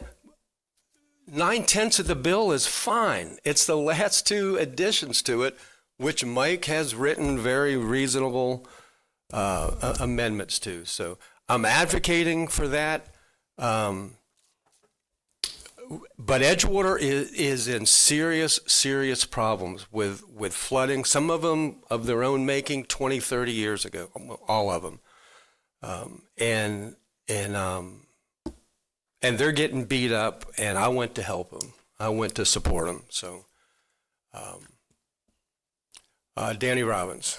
And Chairman, believe it or not, I agree with a lot of what you're saying, but we're getting away from the fact that words have consequences, and we cannot in one breath say, legislature, come help us. We're in trouble.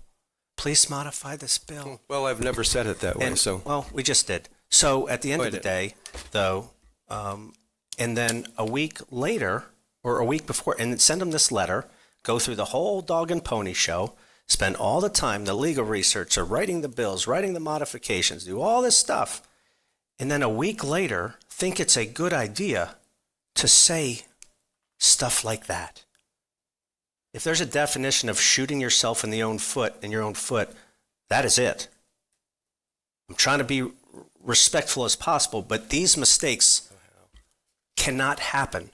So, council, the question is, where do we go from here?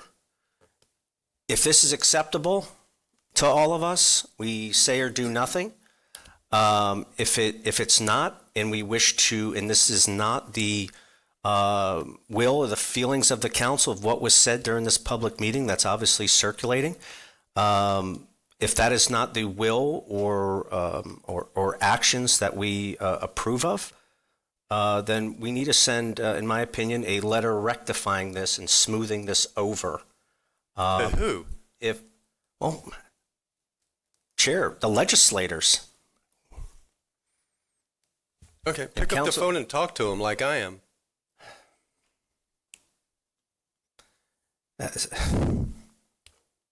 It's almost like this is a bad dream. Yeah. At times. Yeah. But council, where would you? Does this reflect the behavior that we want to in this message that we want to go up to Tallahassee now that we're asking for help? Is this acceptable or not?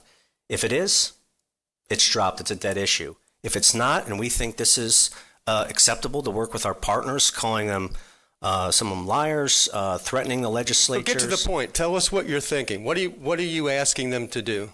I would if you'd stop interrupting me, and that's another part of the problem, Chair. Council, what would you like to do? Should we send a letter rectifying this or not? I'm okay with a letter from this body clarifying our position.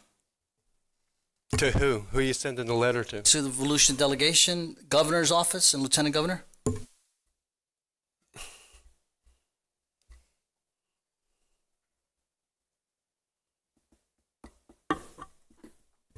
that a motion, Danny? I'll second if you're making a motion. I'll make it a motion. I'll second that motion. Okay. Comments, debate. Krista, call the roll. Oh, do you not see my name, sir? I did not see Okay. your name, so. It's there. I would like to seriously think about this. I like the idea of the intent, but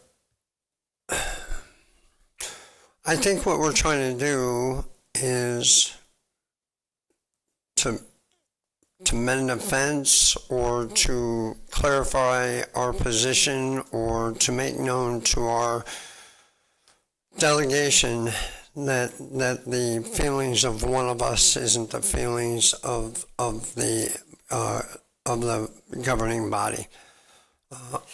I also don't like all these official letters going back and forth stating our position. So I think number one is, and it may have to be made clear often, that we represent this body. We all represent this body 98% of the time. And that's important. Number two, I don't want to formalize our internal family issues. I don't want to tell Daddy that we're arguing. I don't want to tell Daddy we're not happy with one of our brothers. So let's just handle it. I think we all have an opportunity. The only person I have a hard time talking to like that is Representative Gentry. And that's because he's mostly not ours. And that's no slam on him. It just takes me a while to get a hold of him. The rest of them, I can get a hold of pretty quickly. And I can make my feelings known via a phone call, as I can with Mayor Depew and Mayor Stiltner and Mayor Leslie and Mayor Cloudman and the rest of the mayors that I haven't named yet. I operate that way. I would rather just let them know my thoughts and let them say, I talked to somebody from county council, or I talked to Jake Johansson from county council, and he gave me some words of advice. That removes us. It makes it known that I'm calling him as a at-large member, maybe, but more importantly as a person who values his leadership, and then to keep it kind of inside the lifelines of Volusia County. I don't like putting our dirty laundry. I know it's on TV here, but I don't like putting our dirty laundry out there and sending letters every fifth day up to Tallahassee, because that gets as much attention as what we're doing. So let's try to keep our brotherly spats internal, but I'm hoping that when any one of us kind of goes off the reservation, that we roger up to it, and I'll do the same thing. I know it hurts, but I'm like, oh, okay, stepped out of line there. So those are my thoughts on that. Take it for what it is. Thank you for your comments. David Santiago. Thank you, Mr. Chairman. Wise words, Jake. And you're right. I think there's more. There's a lot of unknowns around that also, right? And highlighting it. And Mr. Chairman, I'm saddened because this isn't the first time. I just try to avoid that and putting us in this position, control that. And my ask to you is represent this body. If you're in a campaign stump, go ahead, do what you got to do. But if you're official, just represent the body. It's a simple ask. I don't think it's a tough thing to do. I will withdraw my second on that motion based on Jake's wise words, and just hope that. I know you didn't want to address the video. Hi, Dad, Mr. Kent. Right? I have to say that. But Troy, I know you tend to stay quiet on these things, and you don't like these types of controversies, and I respect that. But it's a reflection on this body, and it reflects. It affects you just as much, like Danny said. When any of us go rogue. So, and I'm proud to say the words. You don't have to say them. I'll withdraw my motion, David, because I think that brings some clarity to it. But this has happened quite a bit, and the stakes are high here. Chair's right. We do have a gun to our head, but we don't need to pull that. We don't need to make these foolish mistakes because all of us are going to suffer for it. We need to be a team on this. We can't afford to keep acting like this. It's not kosher. Vice Chair Reinhardt. If the motion's been withdrawn, it was I was actually thinking the same lines as what Mr. Johansson was. If you have an issue, pick up the phone and call them, as opposed to putting our stuff out there like that every time you're writing the state because we don't agree or see things the same way. We're never going to all agree. That's for sure. But I think it warrants a conversation. If that's what you want to do, then pick up the phone and call. Councilman Kent. Thank you. Mr. Johansson, very wise counsel from you down there. And I'm pleased that the seconder and the motion maker withdrew. I would have been a no on it for Jake's reasons. That's why I put my name up to try to sway this council, but I didn't have to. And Chairman and Council, I'll just tell you what I have done in the past. Do it, don't do it. What I do is sometimes when I'm talking in front of a group of people or an elected body, I will say, hi, I'm Troy Kent. I'm the District 4 county councilman, but these are my comments personally, not as an elected representative of a body. I'm not representing the county council. I'm just using my own thoughts. And I publicly put it out there like that. Like, I don't have the authority to represent the council. They didn't give me the authority to do that. These are just me as a public citizen also, because we are public citizens as well. So. Councilman Dempsey. I guess thank you, Jake, for that wise advice. But I was just curious, do we want to make sure that our lobby group actually knows that was not? They know. They know that wasn't our belief. Okay. Very much so. Okay. That's all I had then. Thank you. Okay, thank you. I'll just close it with this. Here's, I think, the thing that motivates me more than anything. And I've heard, and I'm not disagreeing with you, but I've heard from almost all of you saying you represent this body. I know what you mean by that, but I take my job as representing the people of Volusia County. And I think what you're alluding to is going here, talking, and giving, if you think I gave the impression that I'm speaking for the entire council, they weren't under that impression. I did start off, said Volusia County Chair Jeff Brower. So I understand that. Troy, I will be more careful when I go anywhere and talk that it's my opinion, but I represent the people of Volusia County. I serve with all of you, and from the first time that we all sat together when three of you were reelected or elected for the first time, I told you that my goal here was to serve this council in getting your feelings out, make sure you got time to work. I get criticized almost every meeting for saying, letting Don ask another question after the question is over, or somebody else, because we all do it. And it's because I think it's healthy to the debate process. You need the information that you want to have before you can make a decent decision. And so there's nothing I would like more than have a great relationship with everybody up here. I can hear people in the public laughing at that, though, because I'm told all the time when I go out in public, if you would come out against something that you're for, you'd have 3 votes immediately to help you, because they think that's the relationship, that there's 3 people that are just against me because it's me. I choose not to believe that, and so I keep working at. And we got a unanimous vote on this. I am talking to the legislatures. I don't believe that this has hurt us. I don't want it to hurt us. But I do want them to know that it's important to their constituents during this election, because that does work in our favor. I'm glad we're not suing our state government. I'm called weak for that from some of the people in the public.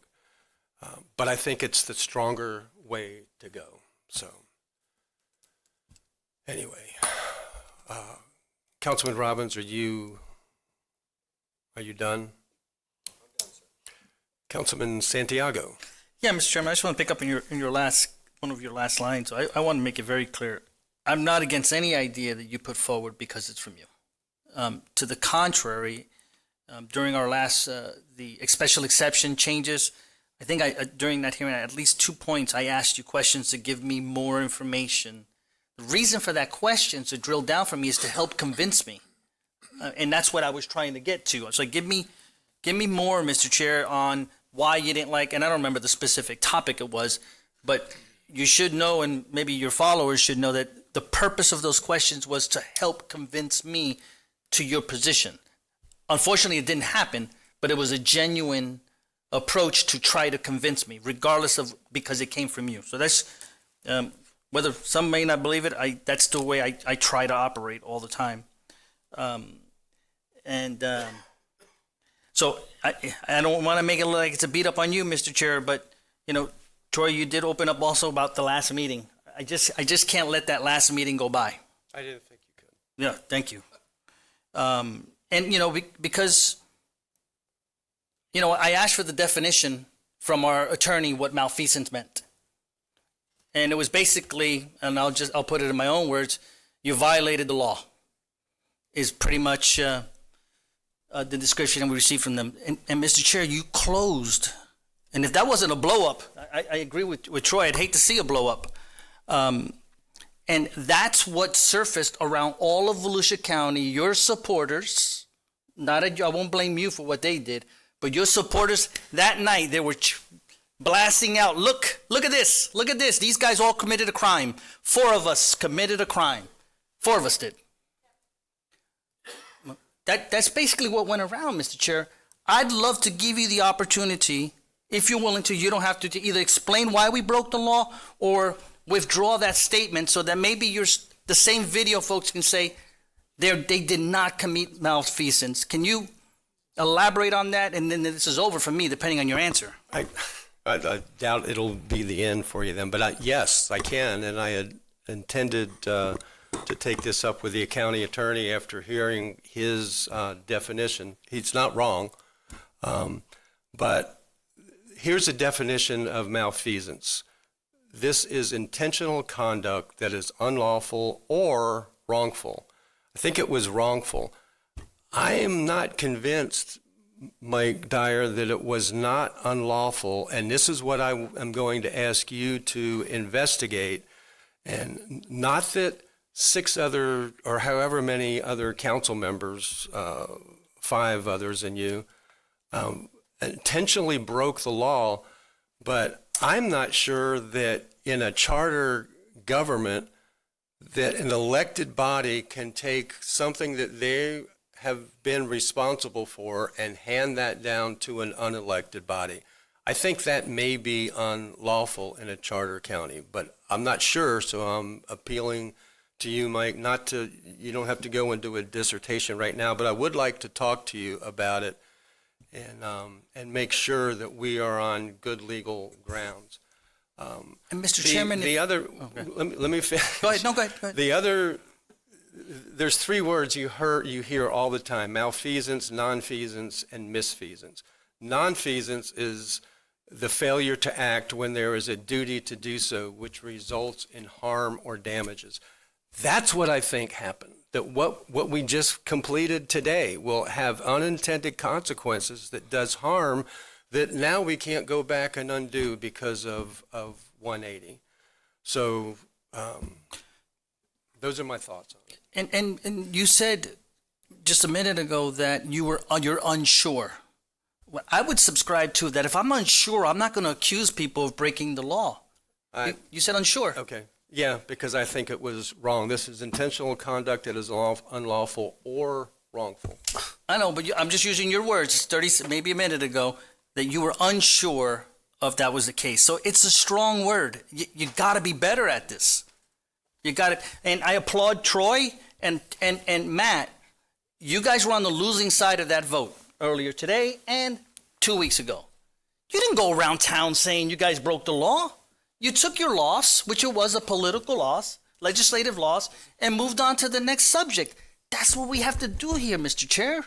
See, it's not that easy for me. It's not I don't see it as a political loss. I didn't say legislative It's a loss to the public. In your opinion. Did you hear them today? Mr. Chair, there's 500,000 people that live in the city. You sent out a call to come out here. You were doing that for 2 weeks. Come and speak. Email. Come out here. Join me. And you got 22 people out of 500,000 people. That does not represent the people. You got to be better than that at this. Yeah, but you're wrong again. I didn't go all over town asking people to come out here. You said before we got out, people were on the internet. They were mad at what happened here. What people? Your group. Your group. Not my group. You keep saying my followers. I don't have followers. I don't have groups. I have people that I represent that are happy to have representation. I'm going to buy a bridge too. Do you still stand behind calling 4 of us malfeasant? I want to know that. Do you stand behind that statement? No. Do you want me to change it to nonfeasance? I'll tell what we did. I already said, and I just said again. I think what we did is wrong. It was wrongful, and I'm not sure it's lawful, and I want to talk to our county attorney about it. Based on what you know right now, did the four of us commit malfeasance? If under the definition that you were purposely unlawful, no. But it was nonfeasance, the failure to act when there is a duty to do so which results in harm or damages. I don't subscribe to that definition also. I don't know if my four other colleagues subscribe to that. I don't. And there goes to, going back to earlier, your comment said, I want to appeal to my fellow council members to win one more vote over. You don't appeal and win votes over when you do that to people. That's not the art of what you're doing here. You have to work with people. You don't disrespect them. And I know it may appear to your followers that I'm disrespecting you. I don't have followers. Yeah, you do. But it may appear that way. But I don't call you anything. I will never call you anything out there in the public. We know what you're doing. You think that the people that your followers are keeping everything secret that you're doing? It's not. Okay? But I don't want to lose track. I want to know, what is your description of the four of us? Are you changing it, withdrawing malfeasance? Yes, if malfeasance is an a willingly unlawful act, yeah. I just said it 3 times. Let me make sure. I think what we did is wrong. That's fair. I don't have a problem with that statement. I don't have a problem with you saying it was wrong and you disagree with us. I'll take that any day. Any day. Please don't say we broke the law without any facts around it. That's where I drew the line with your issue. Okay, we're going to find out, I hope, if it was lawful that what we just did. Well, I'm glad you withdrew your comment. I want that investigated. I'm glad you withdrew your comment, and I hope your followers puts that video out there and him withdrawing his comment. It'll be up in 10 minutes, I hope. You make me feel like Jesus Christ. No, far from it. Far from it. If I walked across the Indian River Lagoon, you would say, look at Brower, he can't swim. I don't play those games. I stick to facts. Yeah. Okay. Don Dempsey. That's a tough act to follow. Well, I guess I'd like to know from Mr. Dyer, did we commit malfeasance?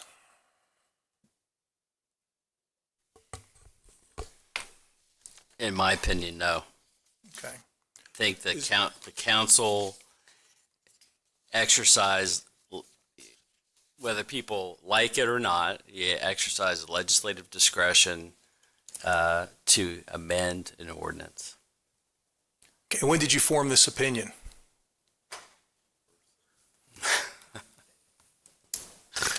Well, ballpark it if you like. I mean, I'm not asking for... I would say the same thing about any ordinance you adopt. Yeah. I mean, malfeasance has got to be, you're knowing willfully taking action outside the law, unlawful, wrongful. That's the big one. Yeah, that's the worst one. And so, where does this discussion of malfeasance come from? It comes from the state constitution that provides for the authority of the governor to remove public officials in Florida from office. And, there's a laundry list of things. Malfeasance is one of them. I don't think adopting an ordinance or delegating a responsibility to, let's say, your planning commission, your PLDRC, people may not like it. People may disagree with it. I don't see it as malfeasance.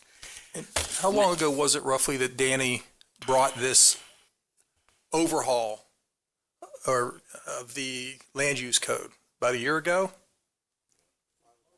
Yeah. Well, and it was one of the goals, right?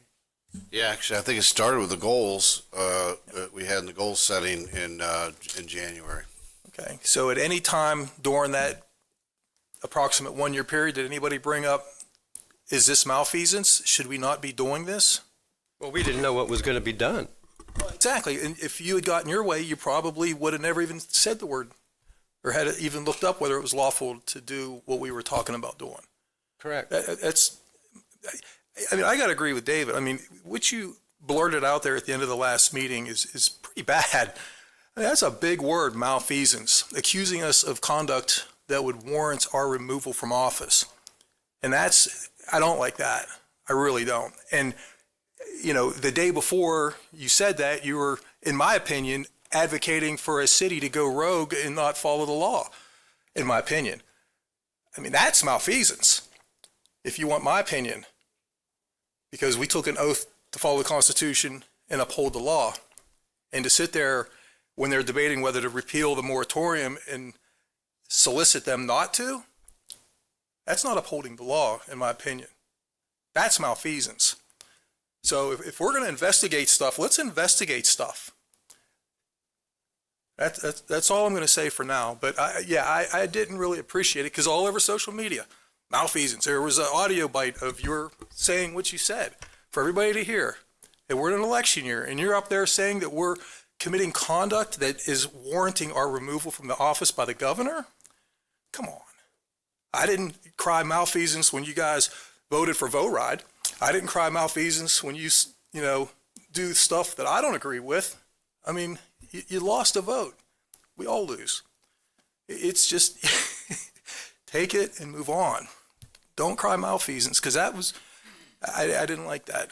And I would hope that you would retract from that, and just because it spread like wildfire, and especially in an election season. So that gets picked up, and like David always talks about with social media, it spreads like wildfire. And so now we're having to put out these little patches of fire that have been created by the accusation of malfeasance. And I didn't like that.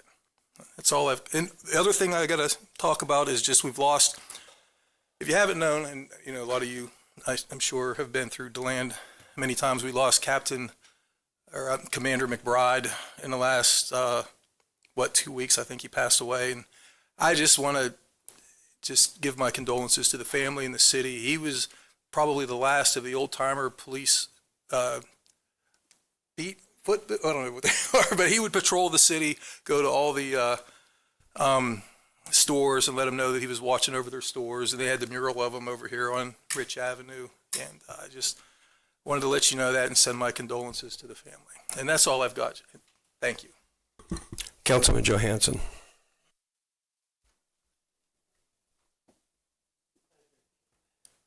Thank you, sir.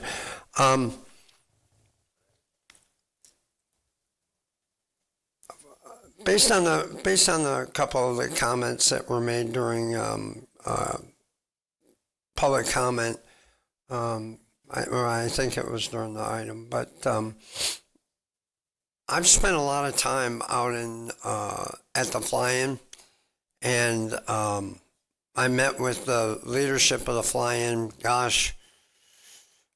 probably 2 months ago, to discuss about their outfall number 7 and the way the flow is. And that's when I first started getting involved with Cross Creek and what's going on out there. And as they had mentioned a few times that people had tried to develop that area in the past, and it kept on coming back and coming back and coming back and failing and coming back and failing. And now here's another group that's doing the same thing. They came with a big ask. They knew it wasn't going to work, so they came with a smaller ask. It's still not working. So now they're understanding or trying to get to a conservation subdivision, which may still not work. They haven't come back yet. But the complaint is about drainage, and Jen, are you there? And can you put that thing up? I want to show a quick picture of pre we care about flooding development and post we care about flooding development. If you look at the area surrounding Spruce Creek Fly-In, you see rows of homes and a lot of ponds. If you look south of Airport Boulevard, if you can kind of scroll that up a little bit, Jenna, to show what, well, yeah, no, you had it. I'm sorry, I'm looking at the wrong one. Water's Edge, pretty spaced out. But as you scroll in, Jenna, to Spruce Creek Fly-In, look at how packed in the houses are right there. And then if you look at the approach end of 2-4, which, Jenna, is the upper right part of that runway at the end, if you look under the D on things to do, well, it was before you move it up and make it more. Yep, right where get as far close in as you can there. Is that it? If you look at the end of 2.4 there, it depends on how liberal you want to count. There's homes already at the end of a runway there. And if you look at the other end, there are homes not exactly at the end of the runway, but off to the left and right. And as we've seen in many of the crashes that have happened there, they're not right at runway center line. They veer off to the left or the right before they crash, or they can't see the runway and they crash before they get there. So the homes being right at the end of the runway, is it a problem for me? Sure. I don't want a home on the end of a runway ever. But is it unheard of? Apparently not, because they have them already.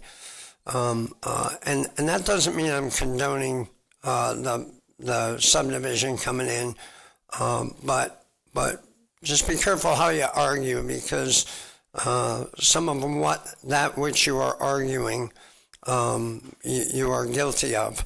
So just be careful with that. Another thing that was brought to my attention this week, and I'm hoping we all got the email, but the video of a gentleman on a bike taking a video of unleashed dogs on the beach. I don't know if you saw that, Mr. Kent. I don't know if you saw that. So the gentleman was obviously complaining because people were breaking the law. Being a less government guy, I was like, so those dogs were having fun with their owner, minding their own business, and nobody was getting eaten and nobody was messing. I saw it as let's go to the next level of freedom here. So I think we're a little too early for that, but I just want to tell you that video did more for me in the wrong direction than intended. I very much like to see neighbors in the vicinity of other neighbors doing their individual things in close proximity and enjoying each other, instead of being strangers and not understanding each other. So back to that mutual respect thing. If somebody's over there doing their own thing and minding their own business, I'm not a big fan of what is social media calls Karens. I have some friends whose name are Karen, so I'm not too fond of that. But I think we need to take a step back and just enjoy each other for a minute, instead of trying to turn each other in for spitting on the sidewalk or otherwise not following rules. And, oh, by the way, it's our obligation to follow the rules too, isn't it? So, thank you, Chairman. That's all I have. Councilman Kent. Thank you, Chairman. And Mr. Johansson, I'm pleased you brought that up, because I had someone who was complaining about, look, there's a dog out of the zone. They've broken the rule. And I'm like, so you sent me a picture of some people smiling. The dog, literally, when you zoom in on their face, is smiling. They're on a leash. They are outside of the zone, but you want the whole program shut down. So I asked, so someone was speeding on 95 and they caused a crash. Should we stop all driving everywhere? So, Jake, I appreciate your common sense approach, not only to solving problems, but I think you just carry that over in your everyday life, and I'm appreciative of it. So thank you. Council, I had a positive meeting yesterday with two members from leadership with the EMS union. And if council is okay with this, with a head nod to George and Suzanne, I would just ask that staff, we reach out to all municipalities in Volusia County and see if they're willing to allow our EMS workers to go to the city-owned fire stations? Because I know they can go to the county-owned fire stations, but if they can go to the city-owned fire stations to use the restroom and maybe use the refrigerator or maybe the kitchen area, a place to sit down and get out of the heat, is that something that council, you would be okay with George reaching out to the cities and asking? I'll let this, Troy. If that's something that George feels it would be helpful for his operations, I would certainly support it, but I would leave that decision up to him. George, can you weigh in before I guess everybody else? Sure. I have no problem doing that. We have done that in the past, but it's probably time. A lot of managers have changed out, and probably time to do it again. So I'd be happy to do that. We actually, when I was in Port Orange, I think Ormond might have done it too, but when I was in Port Orange, we had an ambulance a lot at 71, whatever, the one right down in City Center. So they didn't have to hang out at the Wawa. Yeah. But the City Center fire station didn't have as many cool things in the refrigerator as the Wawa. So I don't know how long it lasted, but. Right. We'll definitely reach out. Yeah, that'd be great. We're also working on, we still have other places, like we're doing some upcoming construction at the library over there. And I think we're going to be including a special spot for our folks in EMS and that new construction. That's good to hear. Thank you, George, and thank you, council, for that. Mr. Dyer's not here, so Russ, you're in the seat right now. Personally, I think Ms. Scheiber's request was not out of line when she asked for an update on the fuel terminal.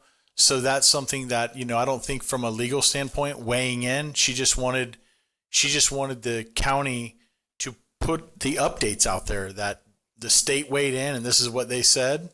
So Mr. Dyer's back. I don't know if you heard that. I did. Okay. And I walked back quickly.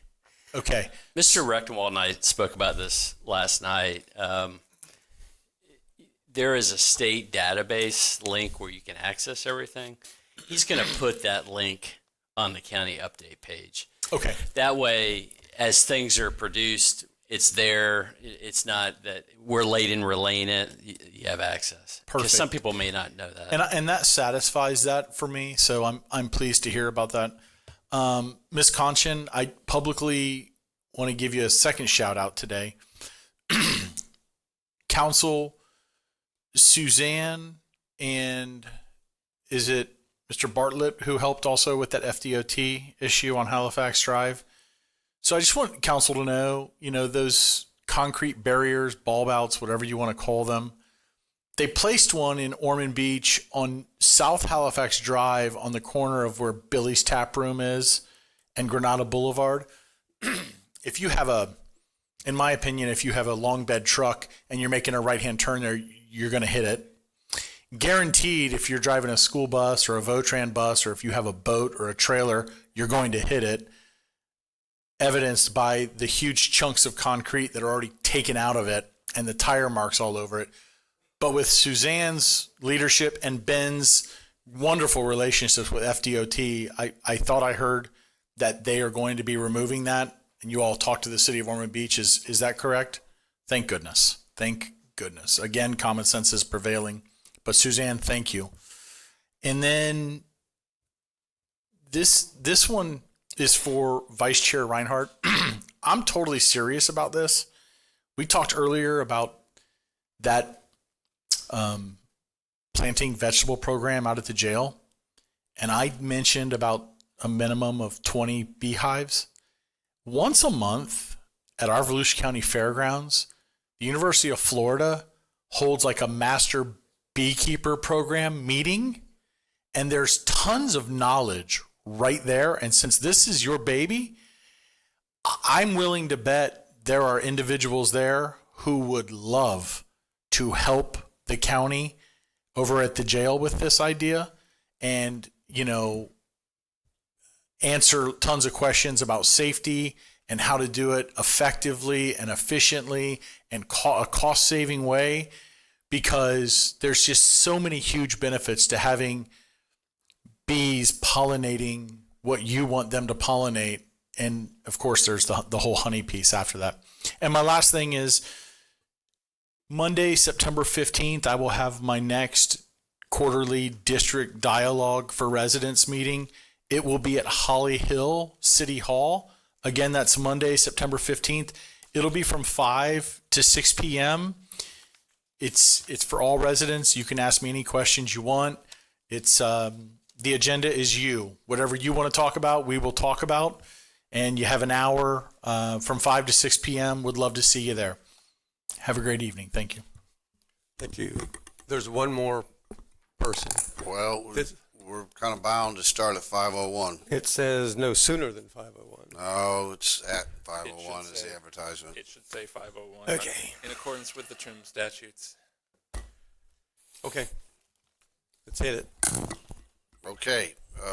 Thank you, everyone. We're here tonight to do the first reading, first public budget hearing for the September 4th, 2025. This is important that we comply with Florida Statute 200-065. We will discuss the millage rates and percentage increases over rollback. We'll explain any reasons for any proposed increases. And we must give the public, of course, opportunity to participate. Then we'll tentatively set the millage rates, tentatively approve the recommended budget, and we have to schedule the second hearing, which we'll go over. And then the final adoption, of course, occurs at the second meeting. And before I turn it over to Ryan, again, I just want to stress this is a year-long process. Really ramps up starting in January. We have multiple meetings throughout the year. People need to remember back to our June 5th, our June 5-year forecast session, because we don't just look at the budget in a one-year increment. We really try to look in at least 5 years to anticipate what's out there. And of course, we tentatively set the millage rates as we're required to do in July at the highest they could be. So just want to remind that, and I'm going to turn it over to Ryan, who's going to get us going. Thanks, Ryan. All right. Good evening, council members. Ryan Ostowski, Chief Financial Officer. George gave an outline. This slide was some of the things that he covered. Basically, we talk about the budget a lot, especially from May with the capital hearings, the 5-year forecast, setting of the trim rate. But these hearings are the only ones that are actually prescribed by state statute. This one where we tentatively adopt the millage rates and the budget, and the next one where we finally adopt them. One of the things that we have to do is show all of our millage rates and our comparison to rollback, the percentage changes.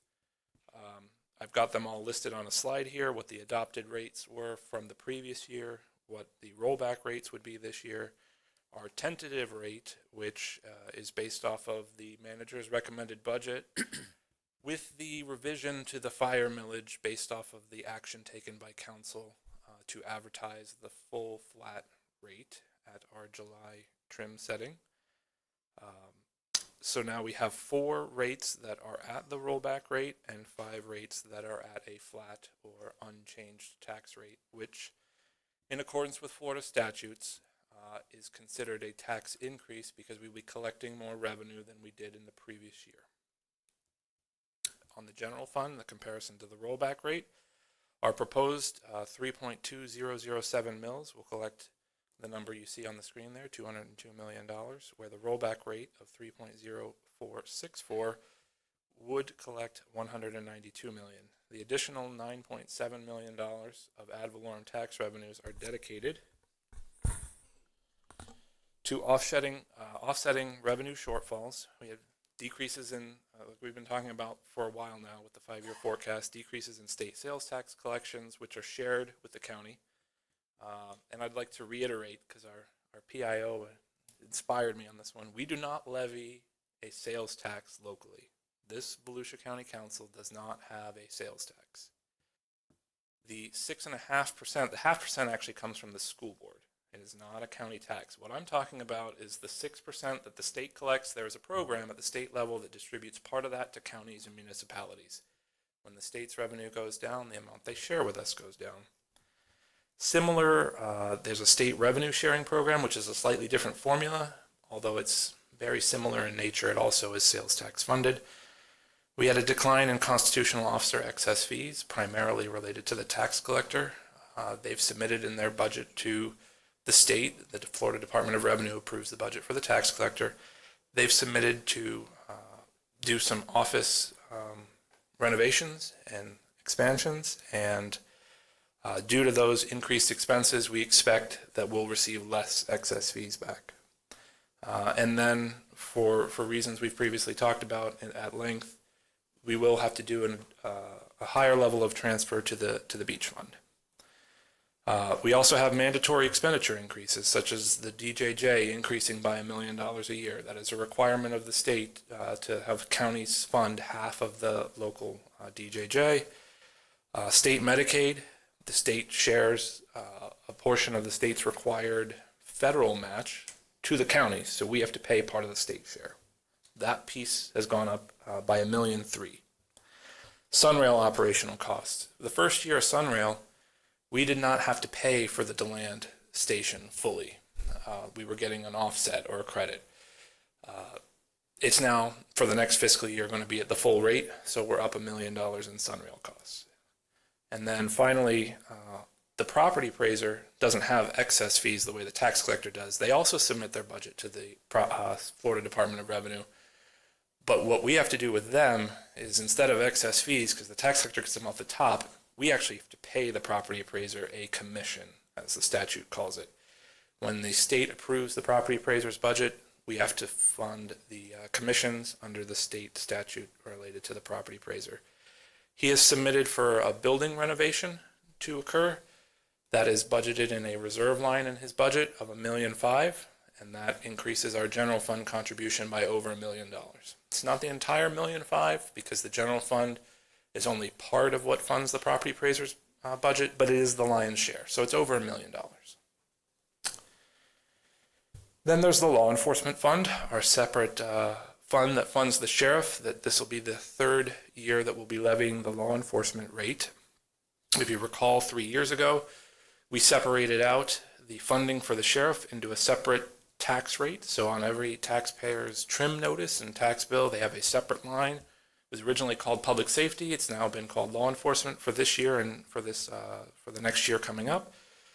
It is completely to fund the sheriff's budget. So anytime we have an increase in this fund, it is done to fund the sheriff's budget. The ad valorem tax revenue in this fund is proposed at the flat millage rate of 1.5994 mils, which would bring in about $101 million. The rollback rate of 1.5182 mils would bring in $96 million. The additional revenue is dedicated to the additional increase in the sheriff's budget request. Volusia Forever and Echo are both proposed at a flat millage rate of 0.2000 mils, each of which would bring in the $12,630,000 listed there. The rollback rate for each of those funds would be 0.1901 mils. The additional $625,000 in ad valorem tax revenue for each program.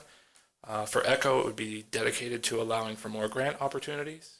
And for the Forever program, it would provide more funding for land purchases and for the dedicated 15% that we do for conservation management of those lands. The Municipal Service District is proposed at a flat millage rate of 1.6956 mils, which brings in $21.6 million rounded. The rollback rate is 1.5996 mils. And it would bring in $1.2 million more than the rollback rate. That is also dedicated to the sheriff's office. There is a piece of the sheriff's budget that's related to the unincorporated area. If you recall, we were kind of talking about Pearson in the past. The unincorporated area pays for its share of increased law enforcement services that are above and beyond the base level that is provided across the county. That piece, the dedicated additional patrol, has gone up over the $1.2 million. So the entire $1.2 million is dedicated to that purpose.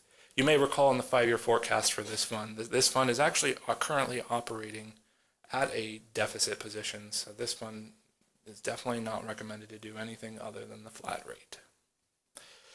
The Fire Rescue District, comparison to rollback, we have the ad valorem tax revenue proposed at 3.8412 mils, which would bring in $50 million. The rollback rate of 3.6236 mils would bring in $47.2 million, an additional $2.8 million of ad valorem revenue.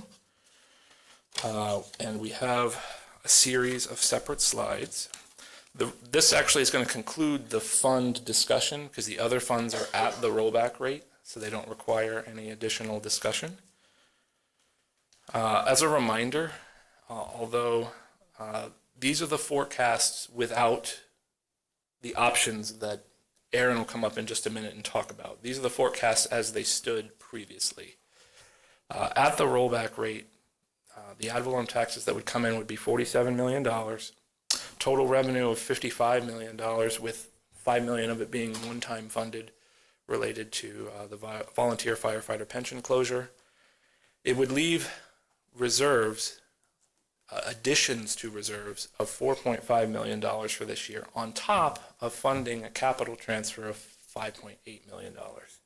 In total, if you look at the very bottom line of the 24-25 estimate, we estimate to be at $26 million of reserves at the end of this fiscal year, at the end of this month. By the end of this 5-year forecast, which is actually 4 years from now, we'd be at $34 million of reserves. In addition, we're funding increased demands for capital. I did not show this forecast before in the presentation. It was provided in the recommended budget book, but this is the other side of the interfund transfer. It's shown on the fire fund forecast, but I just wanted you to see the actual projects that are scheduled and budgeted across this 5-year forecast. Aaron may cover if you have any questions about those particular projects, but I just wanted to highlight the capital plan that is currently being funded. There is a pretty robust capital plan with $40 million over 5 years being sent to this capital fund. This is the prior 5-year history of property tax revenues for the fire fund. In 2021, we were at $30.6 million. 5 years later, at the rollback rate, if that were to be the direction, we would be at $47 million, an increase of over 50% in 5 years. If we were to go to the flat rate, it would be even higher, at $50 million.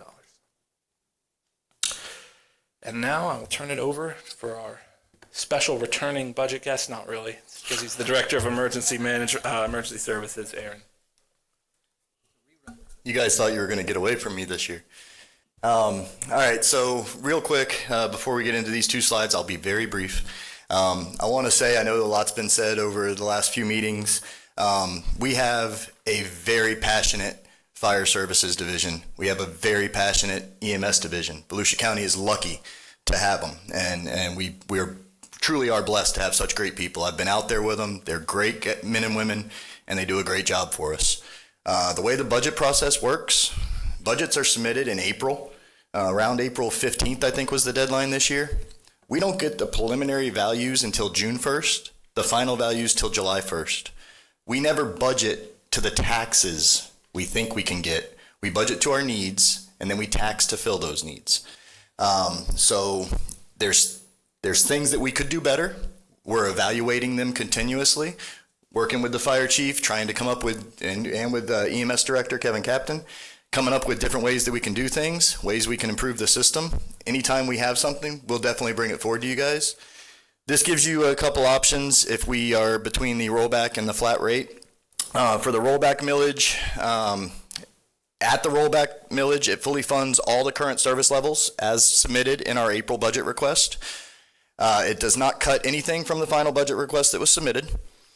The taxpayer savings at the rollback rate would be about $32.64 based on $150,000 of taxable value. It does add, like Ryan mentioned, $4.5 million to reserves. The additional reserves will be dedicated to future capital needs as of right now, but it could also be diverted to increased operational needs if required. If we're, through our evaluation of services, we come up with something else, then we can divert some reserves to that as well. As a flat millage rate option at the 3.8412, we were asked to come up with, well, where would that additional revenue go? The $2.8 million. So we have some options to increase our service levels with the additional funding. The first one being an increased rural response of water supply.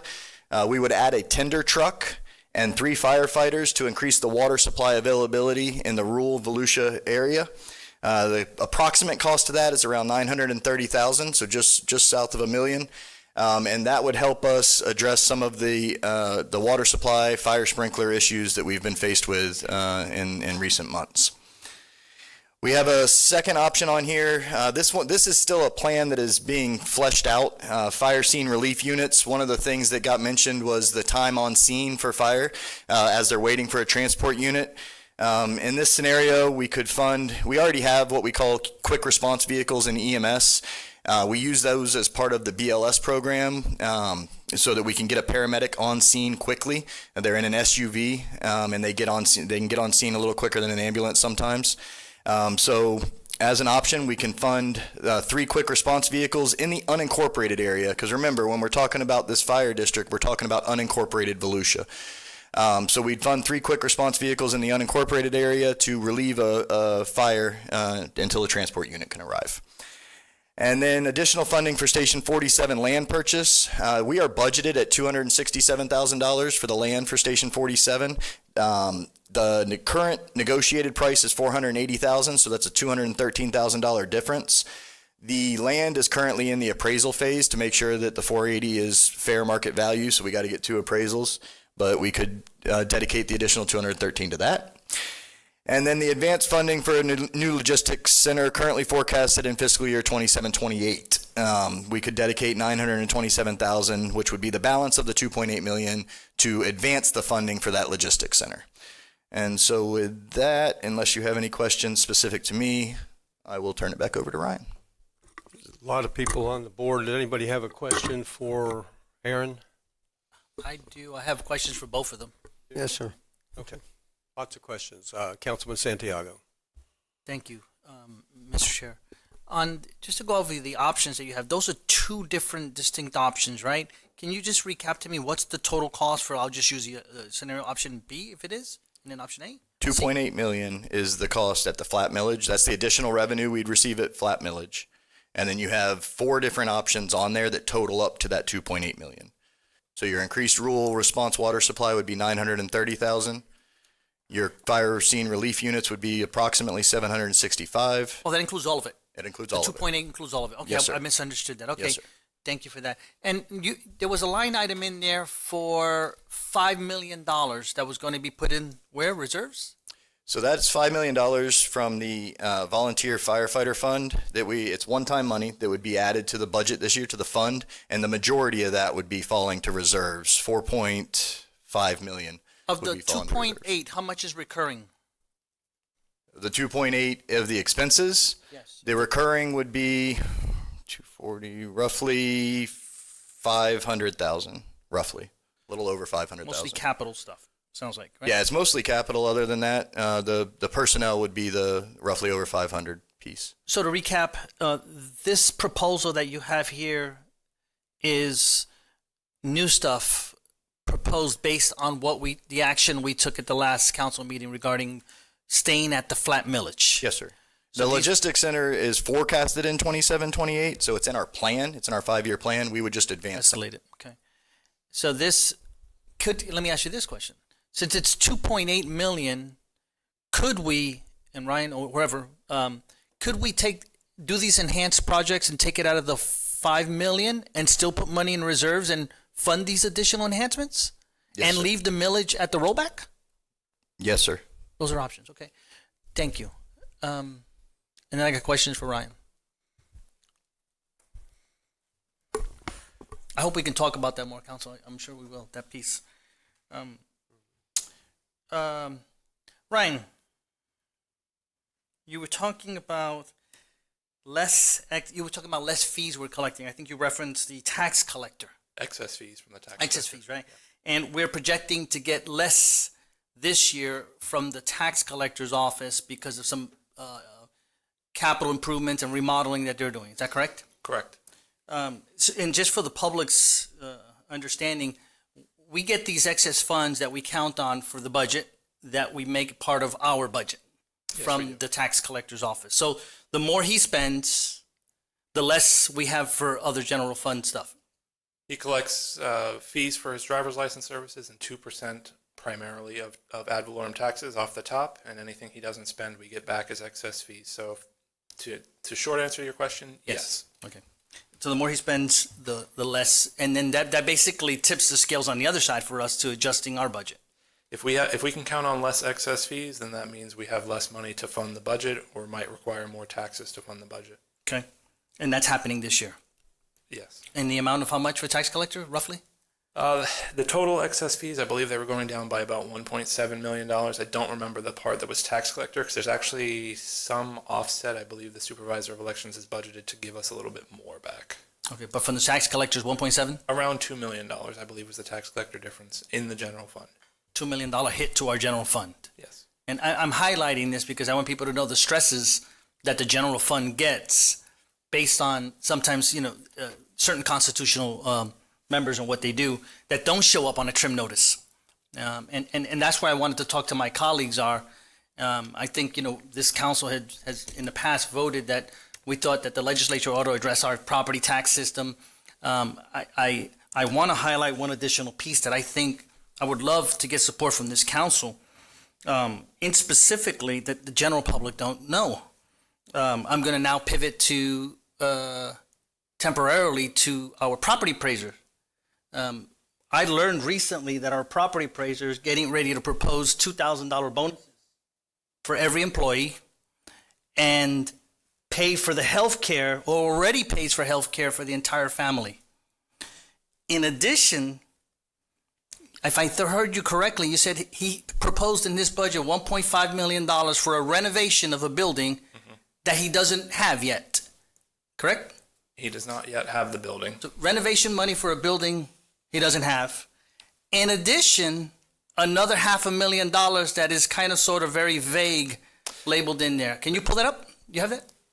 Carissa, I want everybody to see very clearly. It'd be the last page of the property appraiser's budget.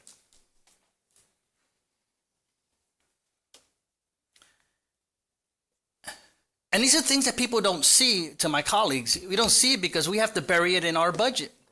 And we take the blame for it. Can you blow that up a little bit more? Can you zoom in more? Yeah. Every employee. Yeah, that's the right page. Yeah. So show us where I was talking about the request, right, section? So the Florida Department of Revenue is who approves the budget. So they have a nice system where they've numbered every line. Line 92, other contract reserve, where the request is $1.5 million. That is for the renovation of a building.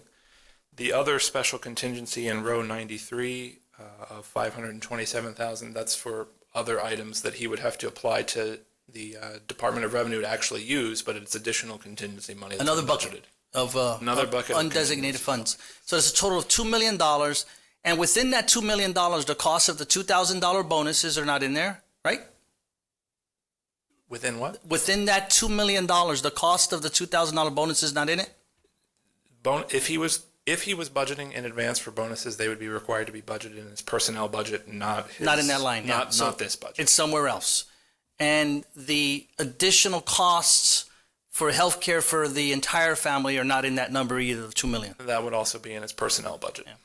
And again, I know I'm highlighting this, gentlemen, because none of our county employees get full health care for all their family.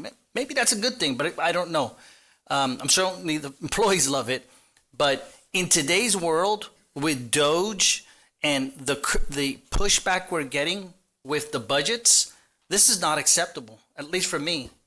And I think it needs to be highlighted back to the state of what's happening with this. And I'd like to propose that we have an option legally allowable to us to appeal this budget to the state and saying we don't agree with these specific items. And I know it's a statement, but I think it needs to happen in today's world, what's happening with expenses and the emphasis on we're not a rogue county when it comes to expenses. I think a lot of the legislatures looked at us and the governor and said we're pretty good. but there's a lot more bad actors. But let's be the example of not allowing things like this to happen, and have a good face with the governor and the legislature. Additionally, I think this would bring attention to a cause that we can help champion to renovate the trim process and have them all own their own budgets. I don't know how the legislature will do that. They got plenty of resources to figure it out, but we take the blame for these costs. The headline's going to come out. Volusia County Council raised taxes $10 million. But when you really drill down, and I'm sorry, Mr. Chair, I'll wrap up here.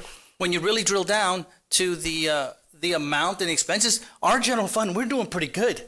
And we're not spending a lot of money. It's happening in other areas. So, Mr. Chair, when we're done with this, I guess maybe I'll ask for a motion at the end.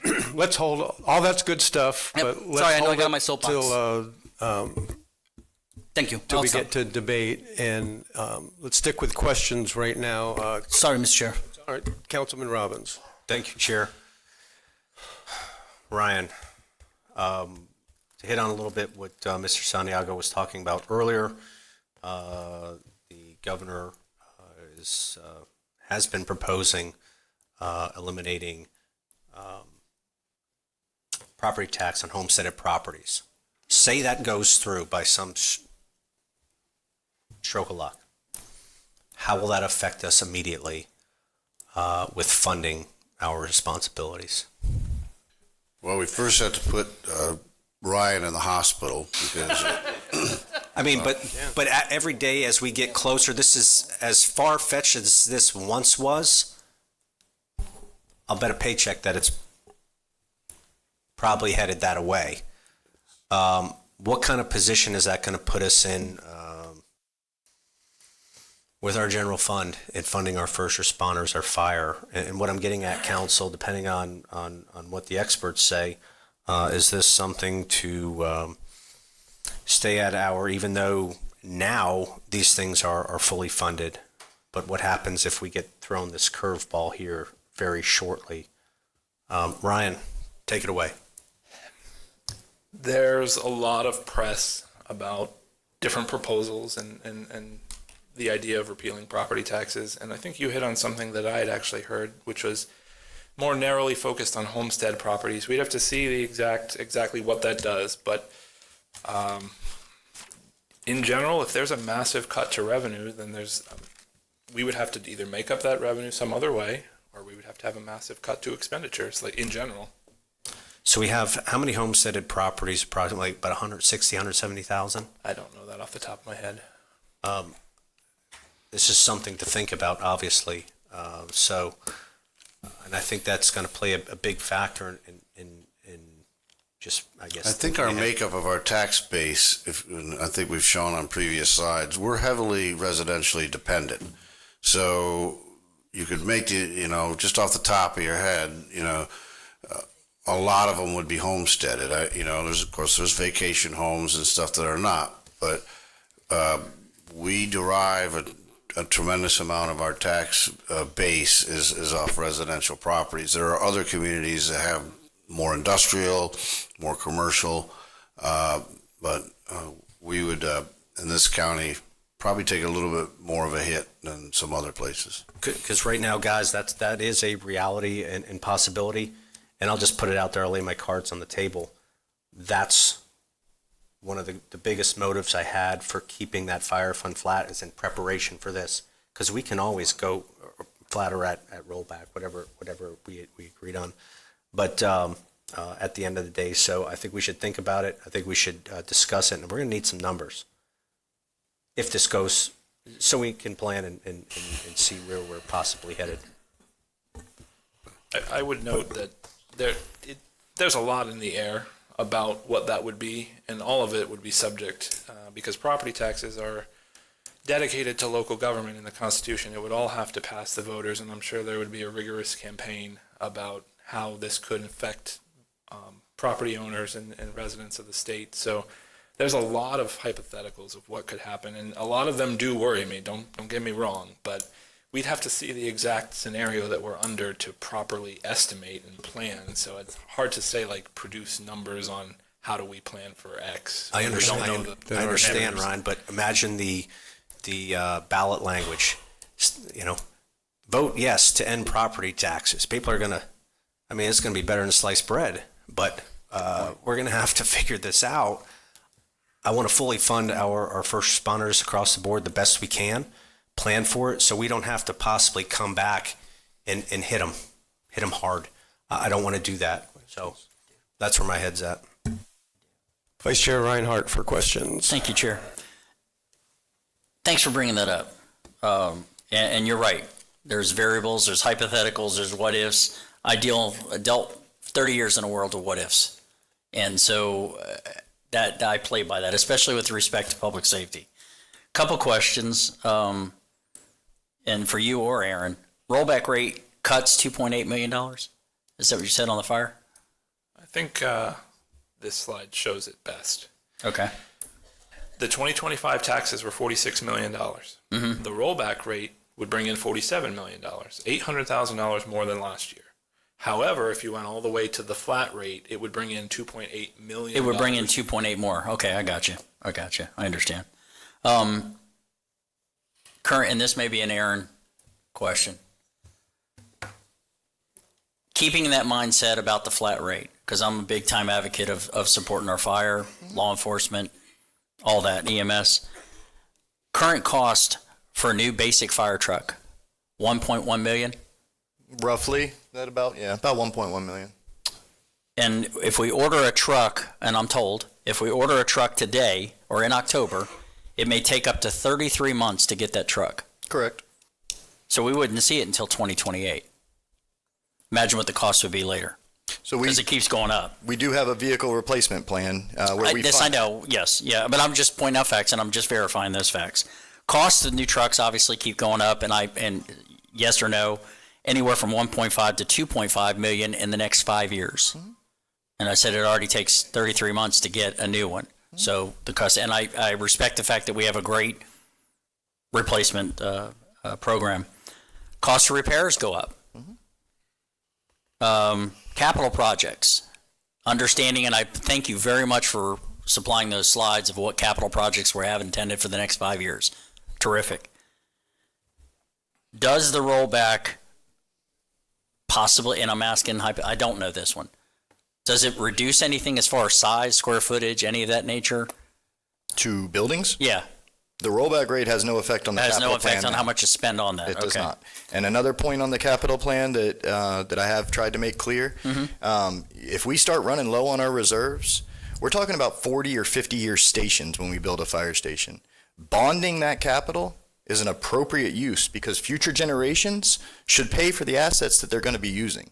So bonding capital should never be a scary option when we're talking about a fire station. 10-4, okay.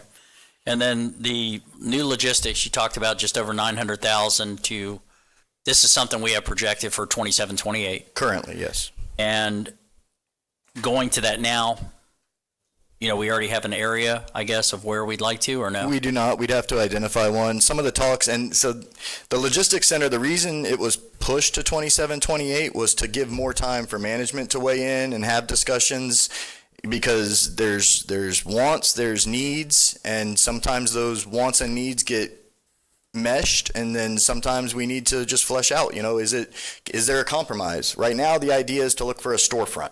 And renovate a storefront. So that's around $2 million. Which I love. Yeah, that's around $2 million is what we're looking at total for that But project. I thought that was my next question. It would be about $2 million to do that new. Thank you very much. Mm-hmm. So, and then I took it from the first page of that budget book. You know, when we talk about future capital challenges, funding, that's a huge thing, and what we have to be faced is we plan for budgets beyond this one. One of the pressing challenges facing our county's long-term financial stability is how to major capital projects. So I guess I was looking at, you know, what can we do now as opposed to later. Thank you for answering my questions. Yes, sir. Thank you. Councilman Johansson. Thank you, sir. Aaron,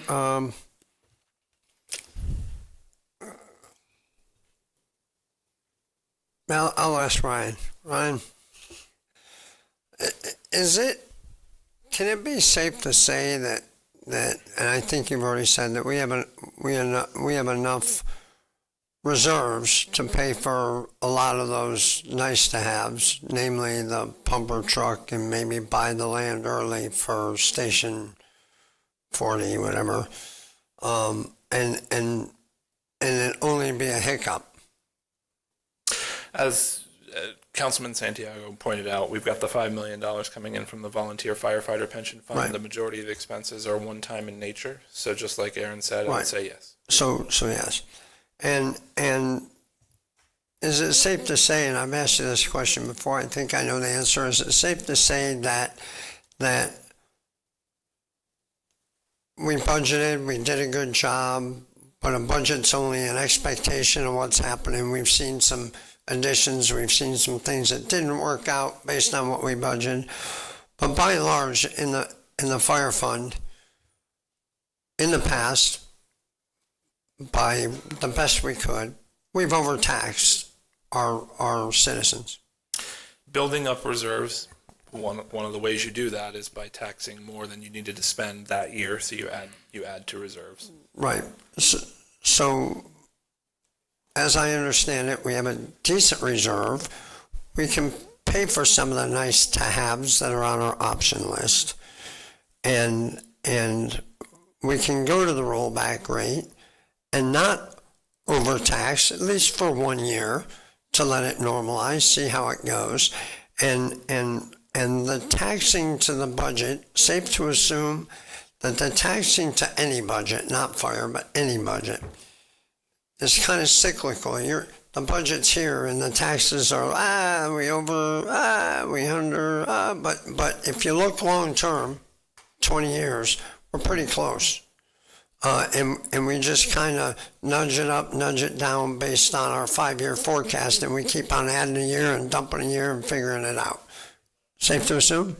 I can agree with all that. Okay. I won't ask you if we'll be defunding public safety if we went to rollback. I would just point to this slide again. Yep. Thank you. Councilman Kent. Thank you, Chairman. Councilman Johansson, I don't know what's going on with you and me today, man, with these mind waves, but I loved your questioning. Thank you for that.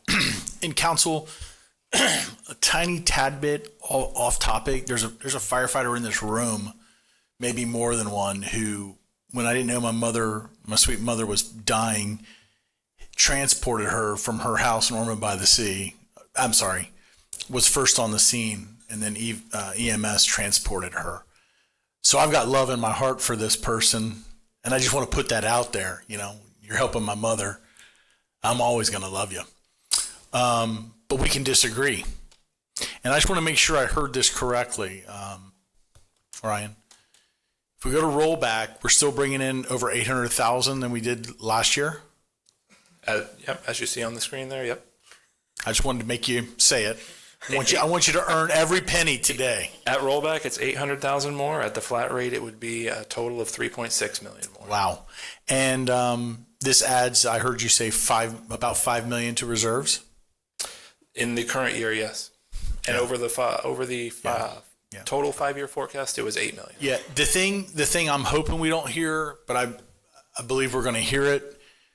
And I mentioned earlier how I feel about people that took care of my mother, but the fear mongering, the nonsense of, oh, if you don't do a flat rate, you're not a supporter of,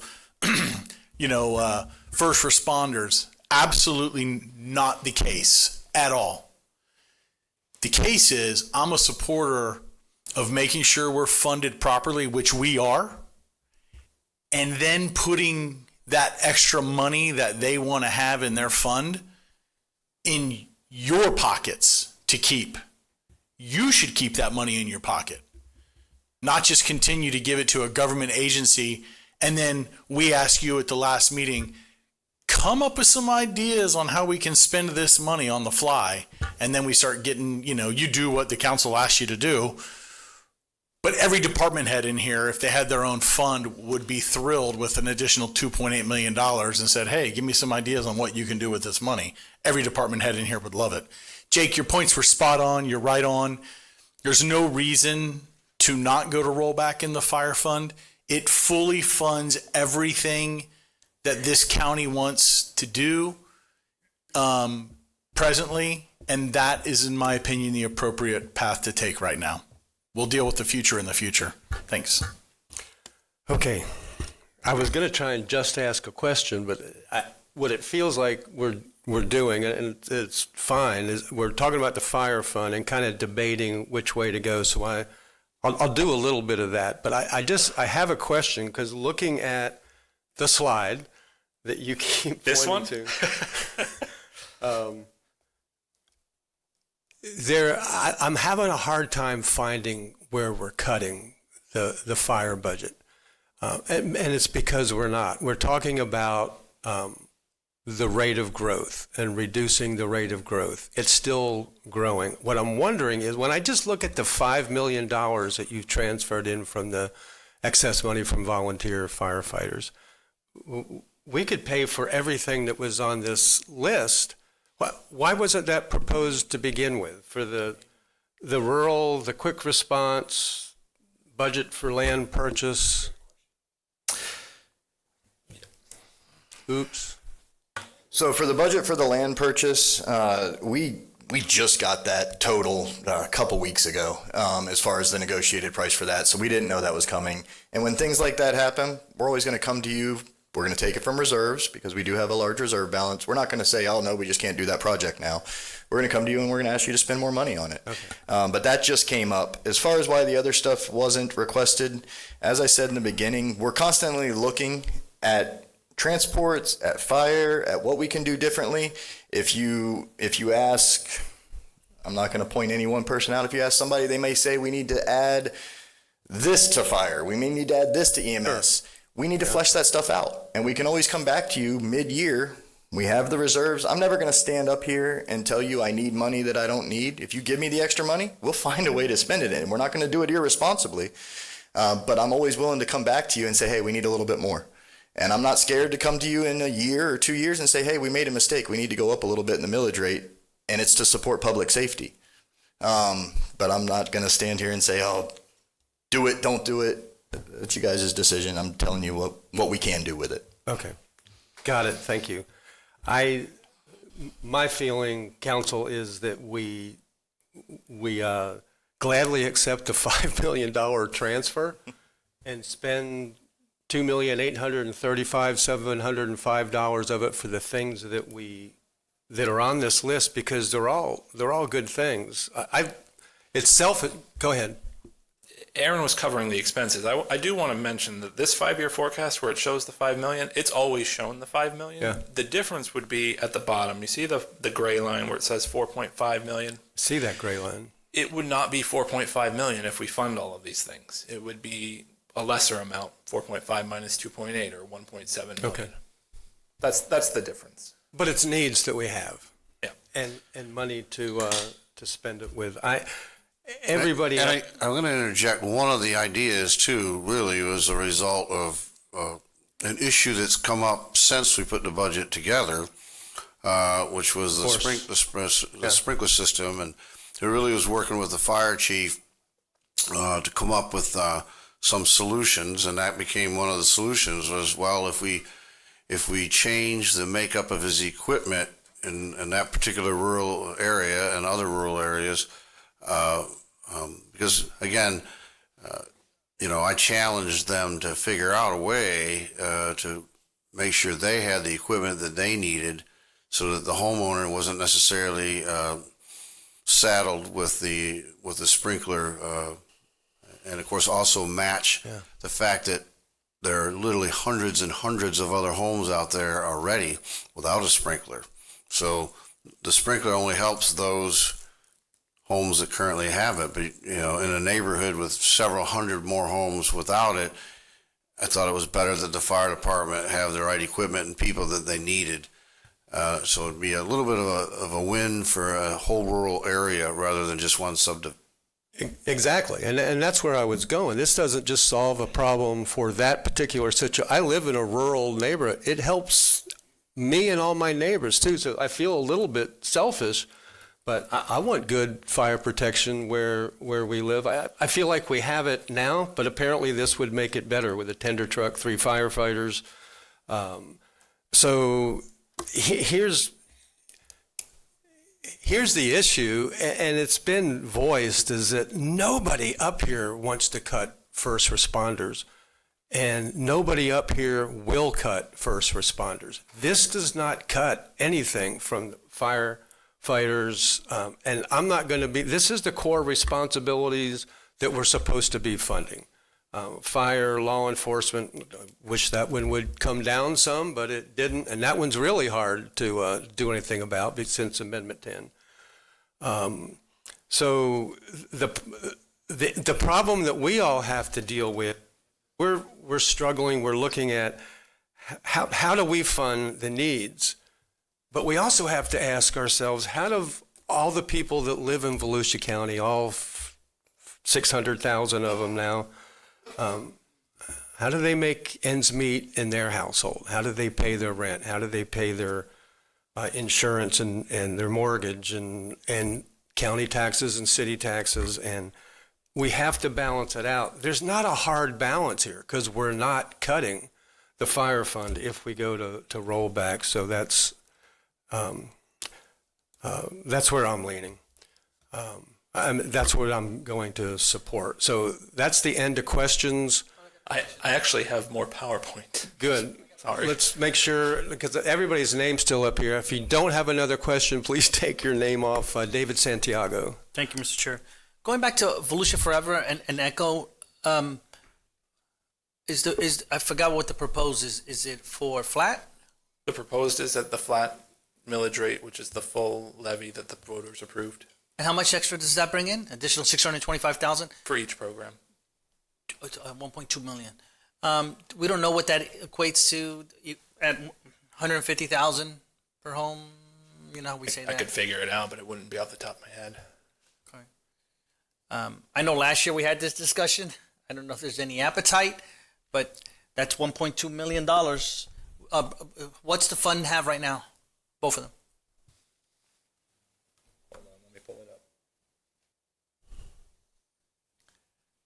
We got to remain consistent.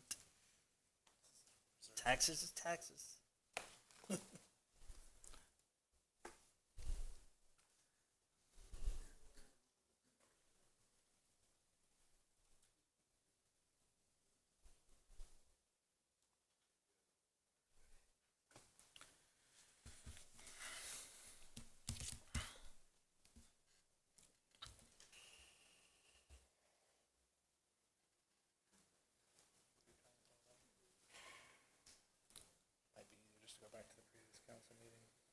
Sorry, Ryan. I should have gave you heads up. I just thought about it. I know that Forever is 30 million. I just don't know the Echo number.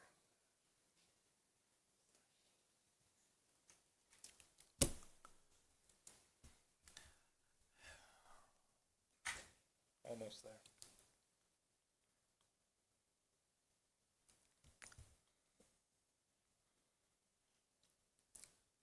In the 26 budget, the ending reserves for Volusia Echo 14.7 million. Echo? For Echo. Okay. And Forever? Forever is officially it's 28.2 million.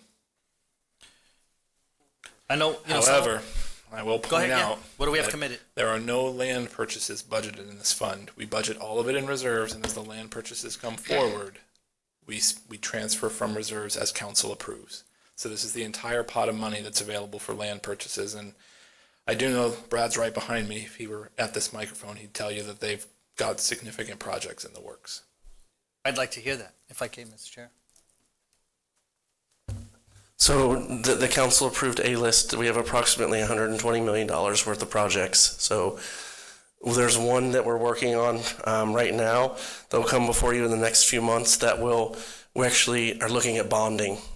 So we will eat up this money and ask to borrow money to purchase. So anything that you take off from here, we'll have to borrow. Okay, that answers my question. That's for forever, correct?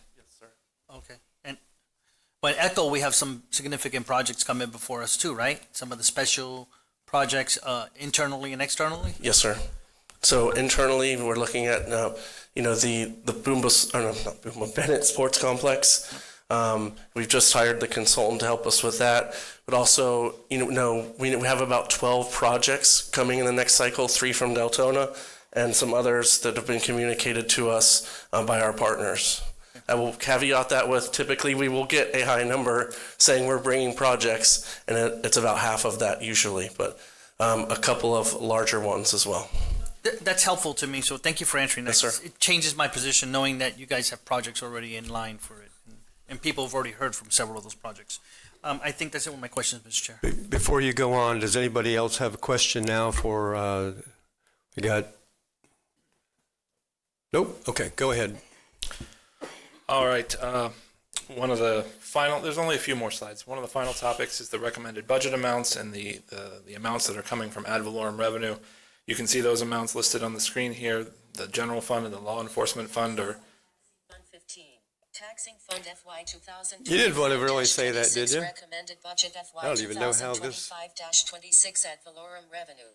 General fund $368,196,900. The voice changed. All right, so you can see the amounts listed here. This is also the slide where I'm going to take a minute. I didn't put a slide together for this, but I think I will next year and at the next budget presentation.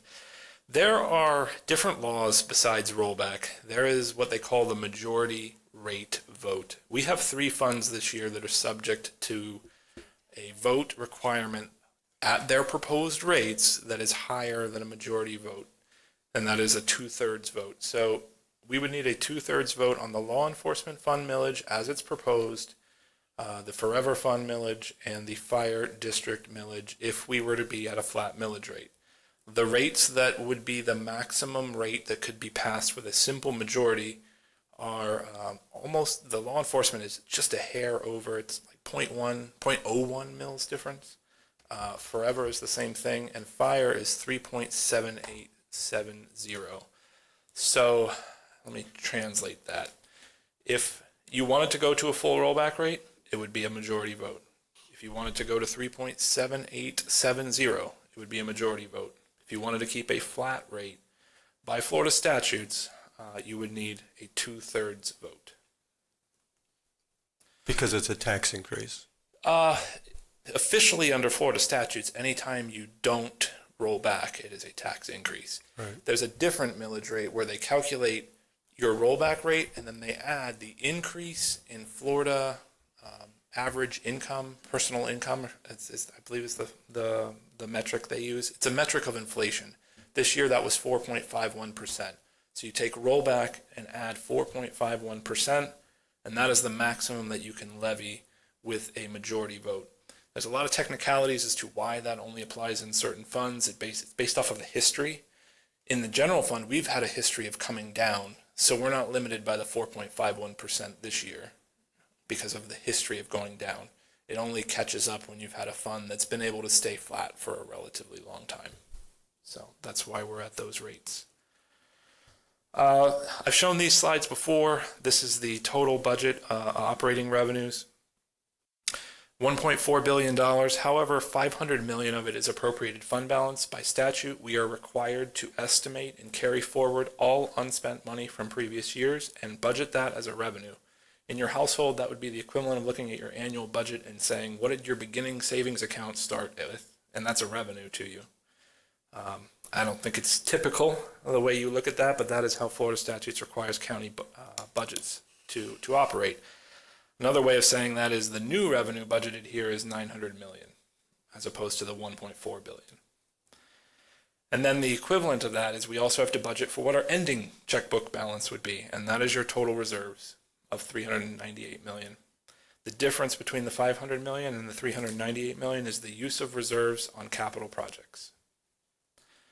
You can also see the breakdown of the different expenditure categories, but the main reason I keep these slides in here is to talk about that appropriated fund balance and that total reserves and how it grosses up our budget, and you're basically budgeting for your savings account.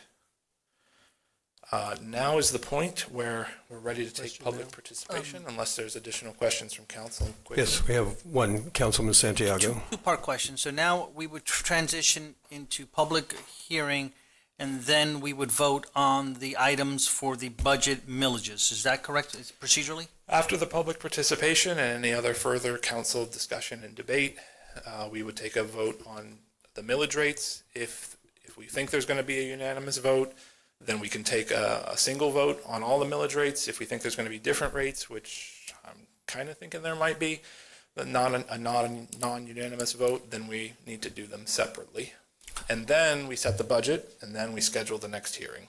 Okay, Mr. Chair, one more question, and then I may make a motion because I think it doesn't pertain to the next technical steps. Just for clarification, do any of the employees that report to George and through us as a org chart, do any of our employees get bonuses? No. I believe there's like a retention bonus program, but we might not do that anymore for EMS. I don't want to speak out of turn. I don't know if that's still a Performance thing. bonuses, I'm guessing? There's retention. The only bonuses that would be a retention bonus that we've offered at various times when we've had shortages. For risk. I think at EMS at one time and at corrections at one time. All right. I think there have been, I think it's more for law enforcement. They've received bonuses from the state, more along a retention line as well, but that's coming from the state. Not No from general us. fund or employee-wide bonuses, Right. right? Do any of our employees receive free health care for their entire families? No? No. Okay. And with that, Mr. Chair, I think procedurally, I want to see if this council is okay with taking a vote. I'd like to make a motion. Well, one more question. If we appeal the property appraiser's budget, where does that go?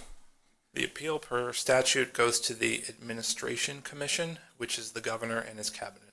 Perfect. That's exactly where I want it to go. Yeah, and we don't have, I personally don't have experience with that. My understanding is that the state, it's not an appeal by right. You can request an appeal, but you may not get it. Sure. Okay, Dylan, take it up. Let me tag another question on that. With any of the constitutional offices, it's an appeal to the governor? Each statute is different. Yeah. Oh, really? For each constitutional There's office. not a, unfortunately, there's not a same process for each. It's different. Great. Okay. Thank you, Mr. Chair. And council members, I move that we appeal the budget for the property appraisers to the proper authorities based on requesting funding for a building that they don't have, additional monies, which is the $500,000 that's not identified, and providing bonuses to all employees, and objecting to paying health care for all employees. Okay, we'll take the motion and see if we get a second, but then let's do public. We've only got 5 people on Yes, the sir. public. that want to Second. speak. So we've got your motion and a second by Councilman Kent and Jake Johansson for comment or question. Question, comment on this particular item. Right, go now. Back to collaboration and trying to keep our dirty laundry out of Tallahassee. Is it worth our while to have a conversation with the this is the tax collector, yeah? Have a property appraiser, pardon me, and say, hey, Mr. Bartlett, are you willing to relook at this before we ask him for appeal? I don't know if that's something that can be done this late in the game, but that might be something that he's willing to do and go, hey, I took a shot, but yeah, let me take that off the budget and let it fly as is. Can I respond? Yeah. I think that was a worthy comment based on what we did before, Jake. I think what's slightly different here, and I think part of my motive, and I hope you all can receive it, is that it's a statement to the process is broken. Doing this is not necessarily an attack specifically on our property appraiser, which I have a lot of respect for, but is an attack on the system. And by elevating it to that level now, is going to go to the cabinet. It's going to put them in a position, if they so take it, as our attorney said, what are we going to do about this broken process? Because we all get blamed on these taxes, So there's a two-part motive for that. Great point. Thank you. Councilman Robbins. Thank you, Chair. Dave, just to be clear, was this just for the property appraiser? Because, you can look at this and then the fingers are going to start saying, well, over here, are we prepared to go down this road? And do we have our ducks in a row? And like Jake said, have we appealed to our constitutional officers before we hit the nuclear button? If I may reply? Yeah. Nobody likes getting blindsided. You with me? Sure. I mean, I would expect that there's a representative here, and I think that's in lies part of the problem, that the current structure is almost like a rubber stamp, which was what we've been doing with all the constitutionals. We've been rubber stamping and taking the blame for the tax increases or whatever you want to call it, or decreases. But as far as other constitutionals, I've focused in on this one because I did a little more research. There are other constitutionals that may have similar practices, but I think it would be argued as to why they may have done certain things based on the current status of the workforce. In the property appraiser's office, I do know this. There's no shortage of staff. They're not having a recruiting problem. So there's no need to give bonuses like that. Taxpayer money, just give it away. If they were struggling, saying, the property appraiser was saying, I can't hire people, then we would say, okay, what tools do you need? And you make a proposal based on that. I got to make bonuses. I got to do things accordingly to attract the right staff. That's not the problem. Same thing with the healthcare. Though it's a great thing, and I hate to argue that for that family. I know they probably love it, but can government really do that? Pay the health care for everyone on the taxpayer's dime? I would bet that 95% of the people, I'm probably low, in our county don't get free health care for their entire family. That's exactly right. So, in today's world, this is the perfect time. 99. This is the perfect time to send that message to Tallahassee. If you're serious about taxes and restructuring, look at this. Okay. Let's hear from the public. We have a new speaker tonight, Keith Jester, be first. Are we going to vote on this, or just hear from the public first? Let's and then hear vote? from the public Okay. and vote. They may talk about this. That's why. Okay. They may. It's part of our rules.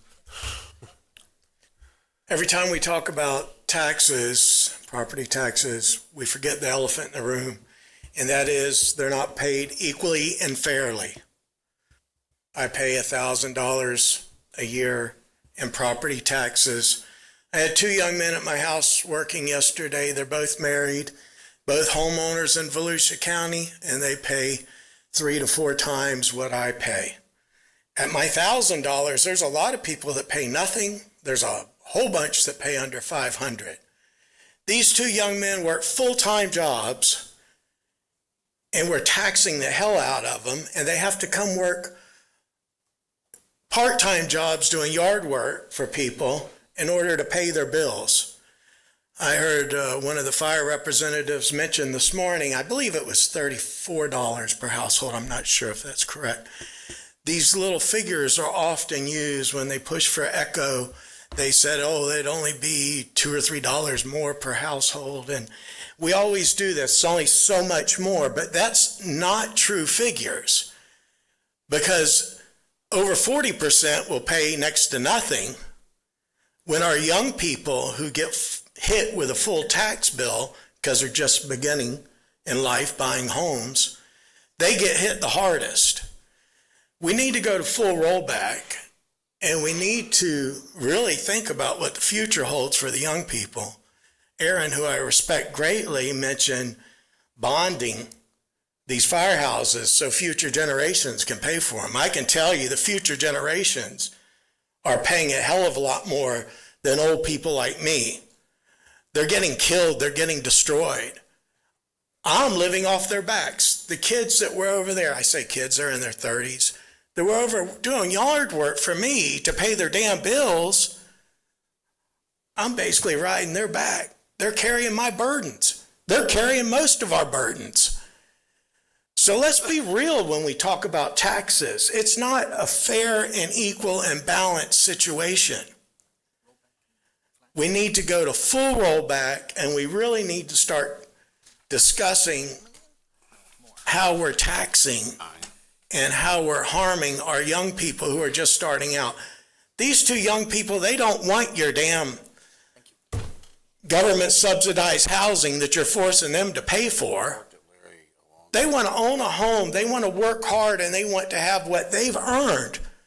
And we're putting more and more on their backs. And those are the people we need to consider. Each year you have a room full of people come in here, a bunch of old people like me and older, that pay next to no taxes and beg you to give more money away to their cultural groups. Thank you. They want you to give money away that they don't Thank have you, to Keith. contribute to. Let's think about that as we're talking Okay. about taxes. Thank you for your comments. David Nadler?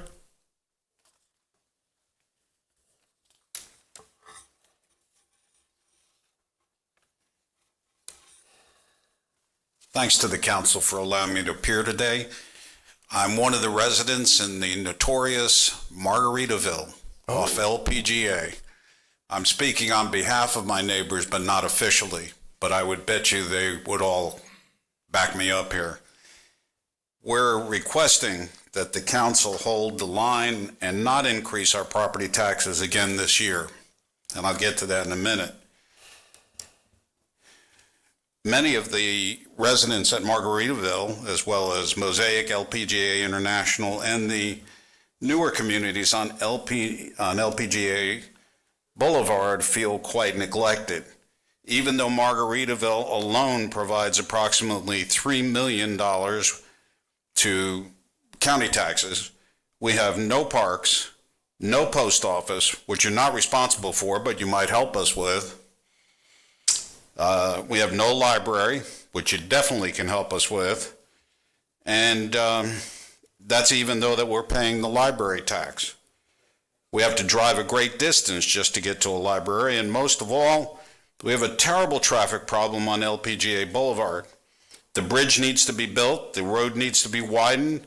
LPGA has become an essential connection between I-95 and Highway 92 International Speedway Boulevard, and not just for us residents.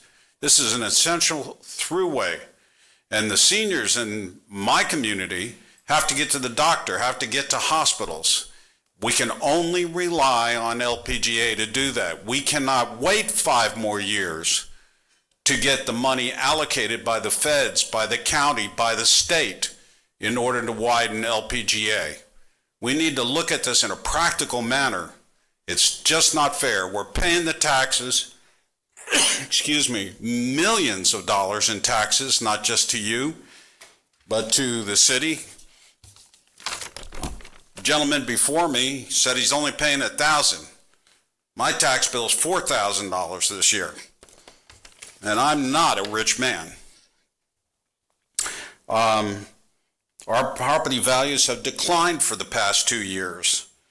For 2 years, and taxes continue to increase. So we're asking the council to use the millage rate of 3.0464, the rollback, instead of the proposed 3.2007.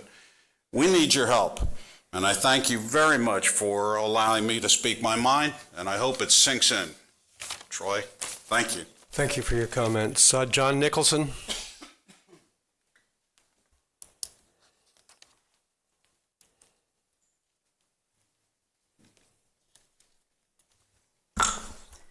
John Nicholson, Daytona Beach side. I'm one of those older men that are happy that my taxes are low. All right? When I was young, I took side jobs. When I taught school, I had 3 side jobs because I wanted my house. All right? Young people don't have the money. They start at the bottom like everybody else. I could ask Troy, what was his first house? All right? Did all of you end up buying, with your first paycheck, a 4-bedroom, 3-bath house, 3-car garage? Probably not. You started small and you grew. All right? That's what happens with society. So when I was younger, I was happy to pay. But now that I'm on Social Security, I really like the idea that you don't raise taxes. Okay? However, I don't like the idea that if I need to get to the hospital, it'll take me 2 hours because you haven't widened the road. I'm not happy with the idea of waiting 59 minutes for the fire department to show up. These things I have to consider. So I like the idea that you are holding the line on certain items and not on others. I don't recall that ever happening. It was either everybody got hit or we rolled back. And you know how I feel about Bud Asher rolling back for 7 years and getting a 27% tax increase. That really hurt. So I'm glad you're doing piecemeal that you're doing. And a couple questions. $398 million in reserves. You get hit with that every year. Okay? Do we really need, $400 million in reserve? Okay? Secondly, impact fees. We got hit when we were trying to do the half-penny sales tax. We had not raised impact fees for like 12, 14 years. I hope, it's been 5 years now, that we are raising the impact fees on a regular basis, because I don't want to lose $4 or $5 million a year because we're waiting to raise impact fees. And lastly, I think they evaluate our homes, if I'm not mistaken, every 3 years. So we don't get these raises on a regular basis. So if my house gets evaluated, not this year, not next year, so in 3 years, and then I get my tax raise. But I have a grace period of 2.5 years before those taxes go up. So I think you're doing correctly on raising some and not on others. Thank you. Thank you. Maureen Letta.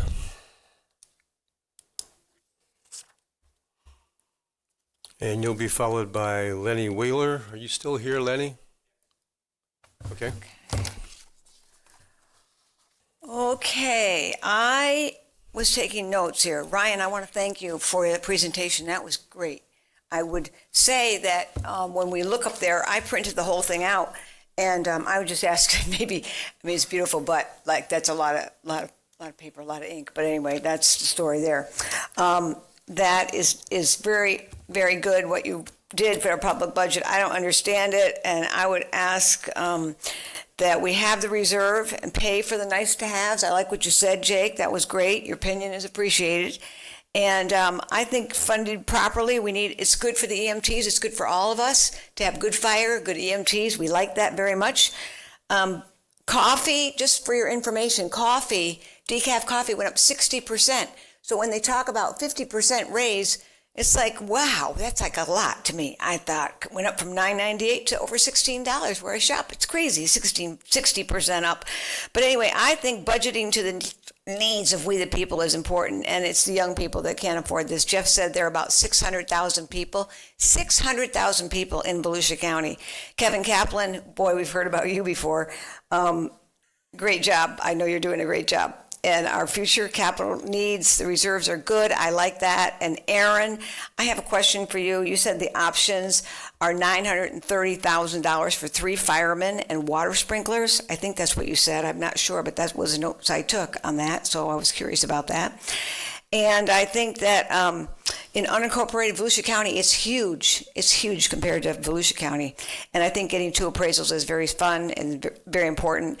And I don't understand the numbers really. It's beyond my wheelhouse. But the renovations of $1.4 million to renovate a no building, I don't think you guys are ready to take this. And I agree with David Santiago. You got to take it to Tallahassee. You got to take this thing to the state. I think that's very important. And I agree with he always talks here. I forgot his name. He just spoke.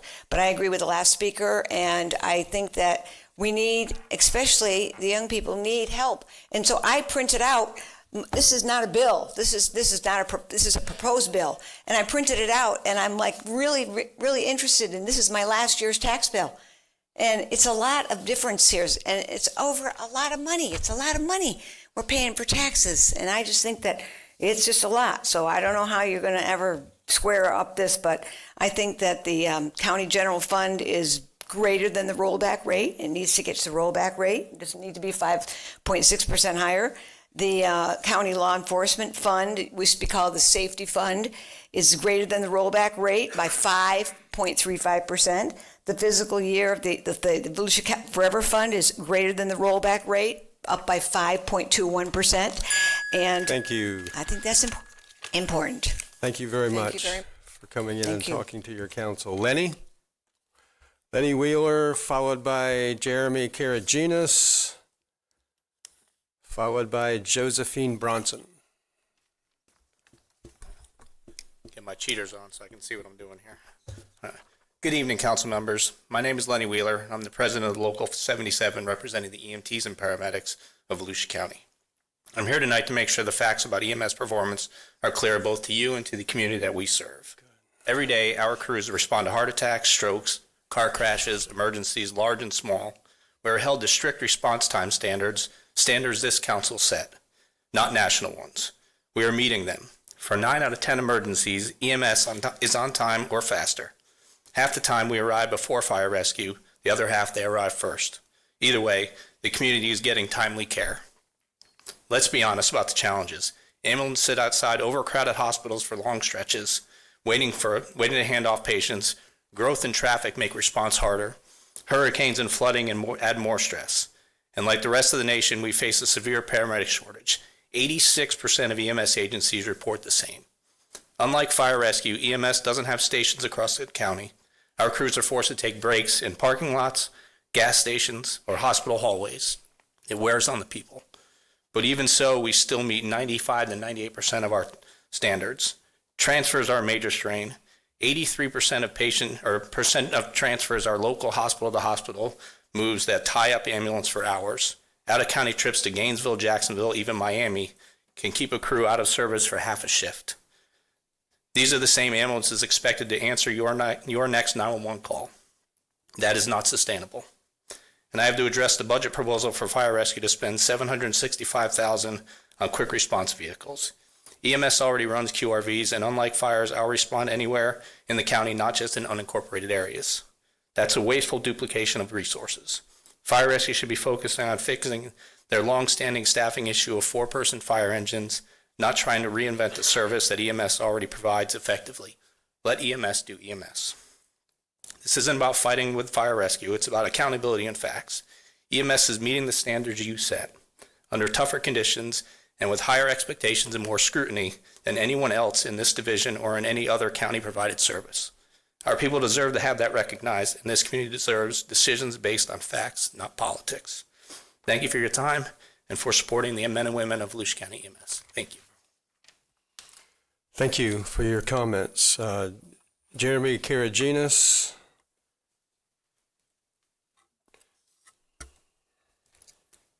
Good evening, Jeremy Karaginas, President. Really wasn't prepared to say much this evening. Kind of just wanted to be here, see what you guys. I really appreciate a couple of the council people. I appreciate all of you, actually. You guys have done a pretty good job.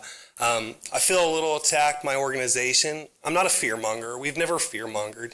I appreciate the EMS union. NFPA does recommend 4 firefighters on a fire truck. If we have the funds and the elevated perceived elevation of reserves, we could improve the level of service. If you live in Ormond Beach, you get 4 firefighters on a truck. If you live in Port Orange, you get 4 firefighters on a truck. If we add a 4th guy in 41 in DeLeon, you now get an increased level of service. You guys set the level of service. You know, I live in a different county. I pay taxes. I got 4 firefighters and an ambulance responding from a static deployment. If we have these reserves, you could help EMS. They're sitting on corners and trailers. It's horrible. You could add that extra bay at a fire station and bring these guys into the house and do a static deployment. So I think we could increase the level of service. I think if the community absolutely wouldn't, I always will go with what the community wants. But you guys choose the level of service you want for the county. I don't want to get into the debate of how long it takes in the 95th percentile. My guys would love me to, those 40 people with the slips this morning. I'm not going to do that. I don't think this is the appropriate atmosphere for that.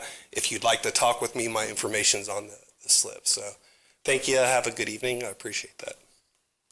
Thank you, Jeremy, for coming in. Josephine Bronson?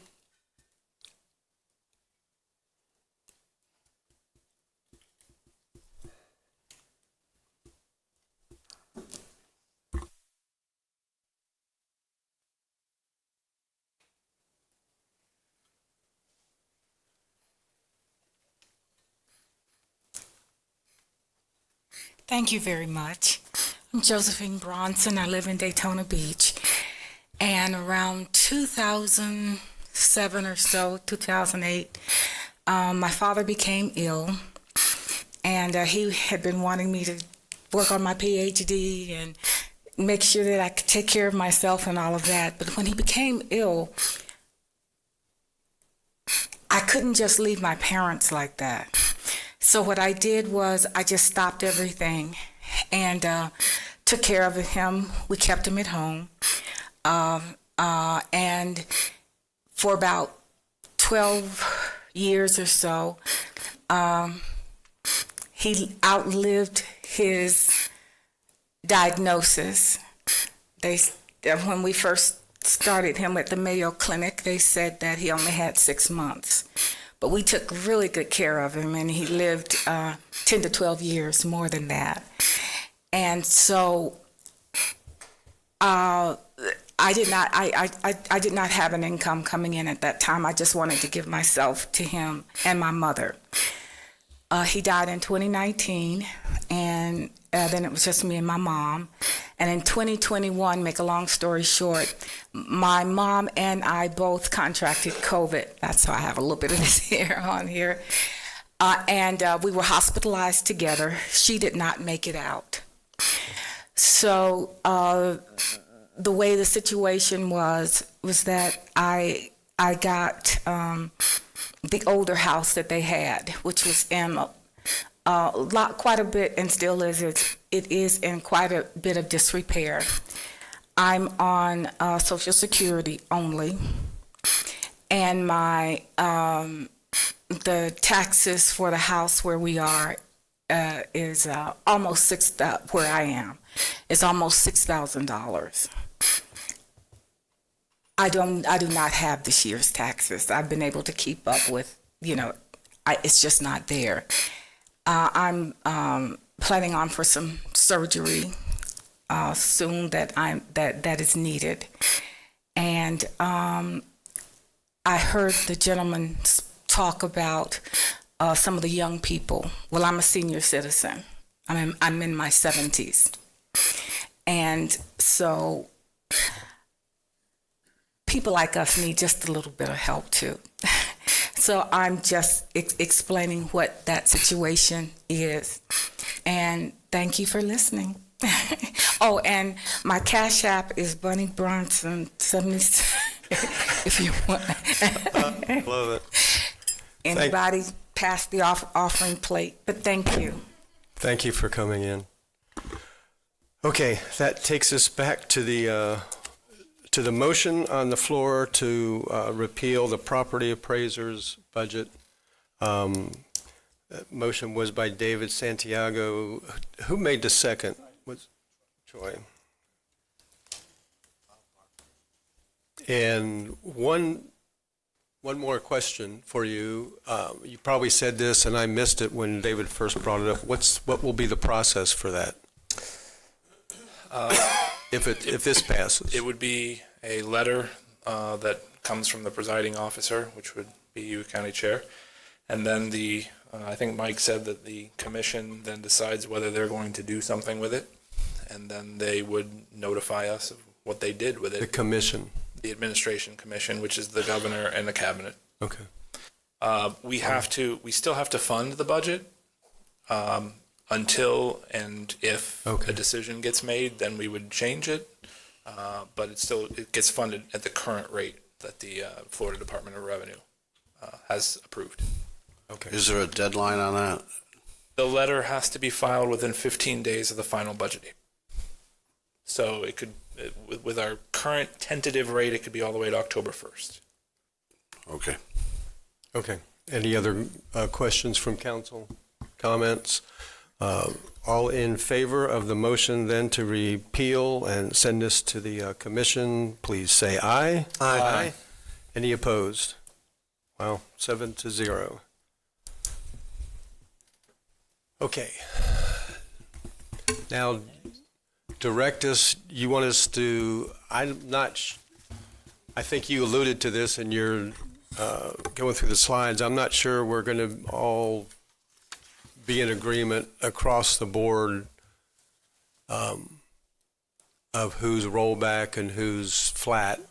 So we should probably take each fund separately. I think that would be best. And for each one of these, I will read into record what is required to be read into record and then be seeking a motion.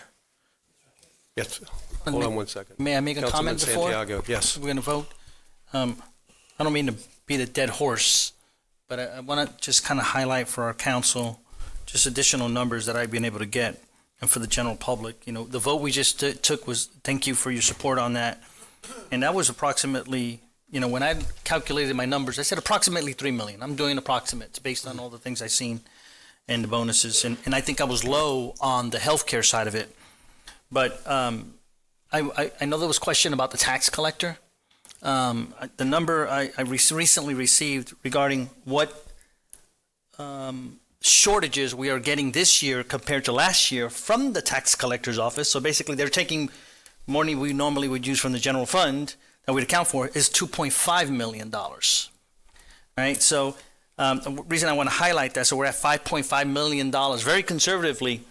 But if you look at our general fund, the flat rate versus the rollback is $9 million. So just in these two constitutionals is more than half of what is being proposed, the difference between the millage rate and the flat in our budget. That's correct. So just wanted to highlight that, how much of a difference that would make to the public's taxes. But we have to vote on it because of the way the system is structured. Thank you, Mr. Chair. So the first one's going to be general fund. Are you proposing to do the same thing we just did with the tax collector? Well, I think the problem with the tax collector is the law is different. And you could ask maybe for more guidance. Remember you asked earlier, I don't recall the specifics. What is the process with that one? Well, first, I'd be remiss if I didn't mention that Mike's team has put together a letter about all the constitutional officers and their budget processes. However, the tax collector, because I know these things as well, the tax collector, there is no appeal process similar to the property appraiser in the statute. And if I had to guess, perhaps why is that? The tax collector has a cap of whatever the commissions are. For us, historically, with Amendment 10, we'd be getting a lot of excess fees. So we're feeling the hit every year when the excess fees go down, but there does reach a point where he has a cap. It's whatever the commissions are. Property appraisers, we fund it as an expense. It doesn't come off the top, so there's no theoretical maximum. And to expand on your point, Mr. Chair, the problem I have with that structure is that it's just hidden in our budget, right? And, you know, not to get, I'm definitely not saying this for political reasons, but what was proposed when Amendment 10 passed by the individual that's holding that office was to sustain the current process and the mixture of how much he gave back to general revenue. That continues to decline every year. So the amount that we're getting every year is being chipped away from what was said on the campaign trail. And I don't take that, you know, from any perspective other than looking at the numbers. So, but yeah. Okay. All right. So the process from here, if there's no further questions, would be for me to read into record each rate, and after each rate, for a motion and a vote. So, 1 second, Councilman Kent. Yeah, just to speed up that that process if the council felt so inclined. Are we going to have to do each of these individually, or can we go through all of them minus the fire services and then come back and do that one individually? I think we can do that if it's going to be the same vote for all 9 other than the fire fund. Council, that's where I am. I'm looking, I see some heads shaking yes. I prefer individually, gentlemen. I don't know where I may land. It'll be quick. Individual then, let's go. I have to read the same one. It's just the motion time. The fiscal year 25-26 operating millage rate for the countywide taxing authority, Volusia County General Fund, is 3.2007 mils, which is greater than the rollback rate of 3.0464 mils by 5.06%. Motion to approve? Second. We have a motion to approve the millage rate of 3.2007 for the general fund, and a second by Vice Chair Reinhardt. Is that flat? Or? Yep. That was yeah. flat? No, hold on. That's not a rollback rate. That's a flat rate. That's a flat rate. I'll take that back. Hold on. Okay. Who made the motion? This vote has to be unanimous, or not unanimous, No. but The majority vote. unless, nothing? No, Okay. the general fund is just, I'll let you know if there's a different An rate. either The or. general fund is just a majority vote. Who, Troy, I you did. made the motion? I did. For flat rate? For the proposed millage rate of 3.2007, 0% change from last year. It's a flat rate. Okay. All right. Troy made that motion. Who wants to second it? To go stay at the flat rate in general fund? I'll give it a second for discussion. Johansson. Okay, second by Jake Johansson. Okay, questions or comments? I'll make one comment. I think I'm getting vibes from either side of me that we would like to go to. I would like to go to full rollback. We don't have the numbers in front of us, the ideas right now to do that. But if we vote for this, we can still reduce it in 2 weeks. Yes. Makes But it harder for you. We would have to bring back how we would fund. Right.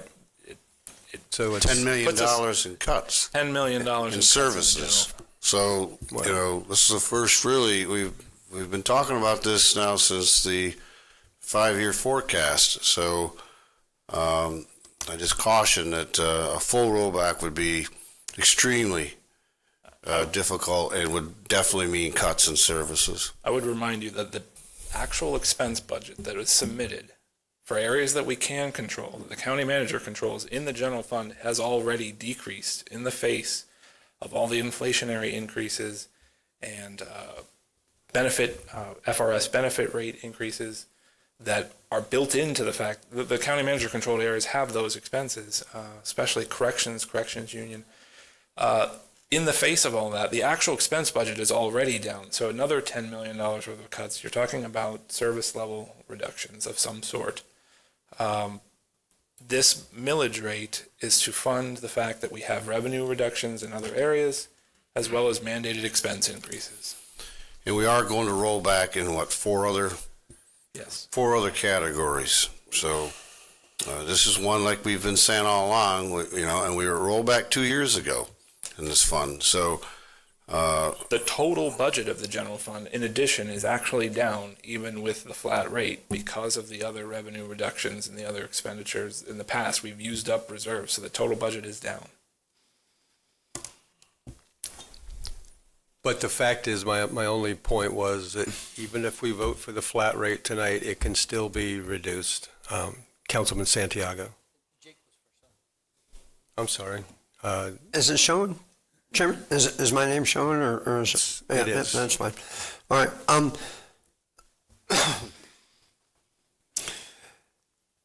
It seems like every year I get a little, I don't want to say disgusted, but a little. We've known about this for months.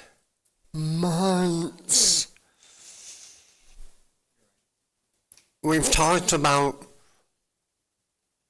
all the items that we're forced to pay that we sometimes don't want to pay. A full year of Sunrail.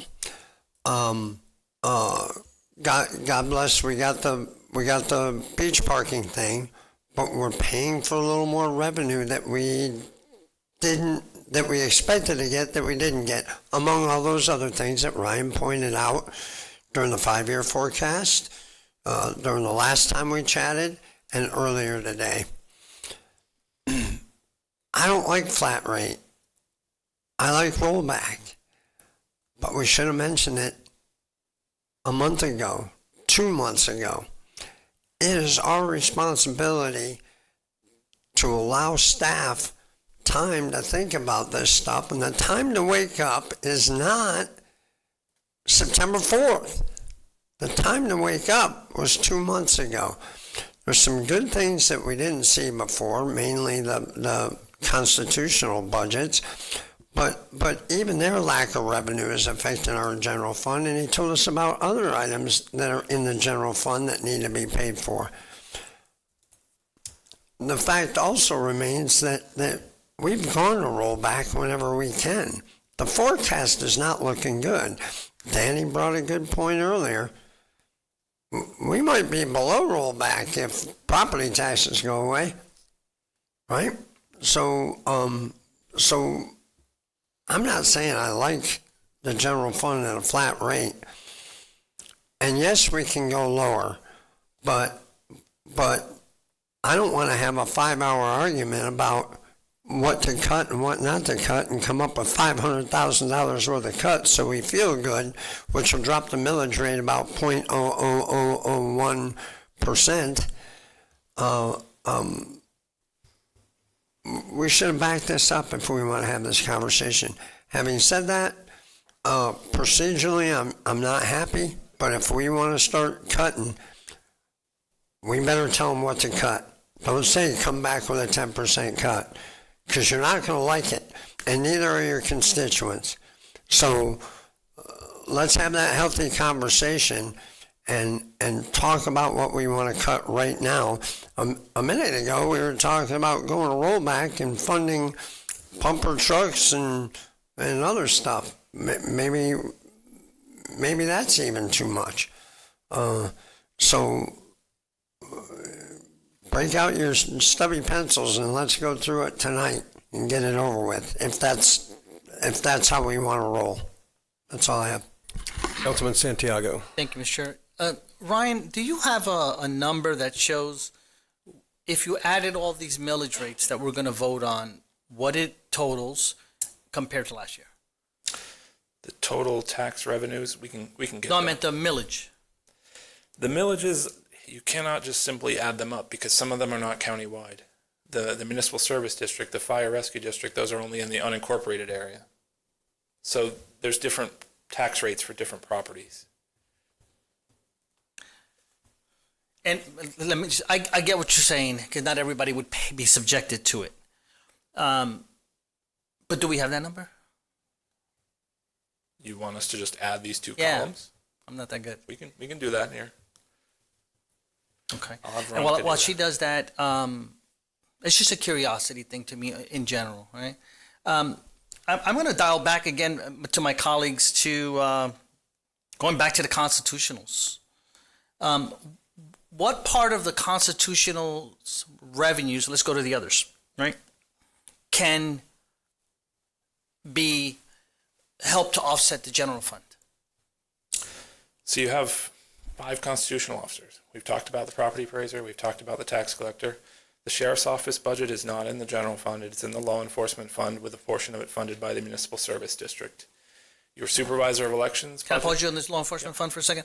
I know we separated that a couple years ago, but in the past it just used to be part of the general fund, right? It did. Was that an administrative task behind the scenes, or does that mean because of the change, no monies can interchange? I don't know if I follow what you're saying. There was a process to do this administratively, but legally there are two separate millage rates, and then when the tax collector collects these bills, he puts them in two separate deposits, and we receive two different sets of money. Even that we before the enforce change? Separately. Even No, before no, no, no. Before the change, it was one tax rate. It was one general fund rate. Okay. Where I was going with that, if it's still just basically a check that comes to the county, can that help offset any general funds? If General fund, yeah. if you were to lower the law enforcement fund rate to help Nope. increase the general fund, No, because let's we say can't increase the general let's say fund if we found in the law enforcement fund $500,000, can it go to the general fund? I believe so. Okay. Okay, and continue with the others. So you're left with the clerk of the court, which submits a budget under her Article 5 of the Constitution responsibilities. We have to provide under the Constitution technology and facilities to court and court-related services. Her budget is exclusively for funding her IT obligations, and now it's my turn. Sorry. Funding her IT budget, and it's not a significant budget. I believe it's somewhere around $3.5 million a year. The last one is the supervisor of elections, which is entirely funded out of your general Is fund. that an increase? What's the increase in that versus last year? There was an increase, I believe, of $300,000 for the clerk of the court. Okay, next one. I would be remiss if I didn't mention that the clerk of the court has been pretty fiscally conservative. I Her know. budgets have not gone up that much. And they're in the tight. They're past. very tight. And they're very tight right now because they're funded by recording fees for real estate transactions. Okay.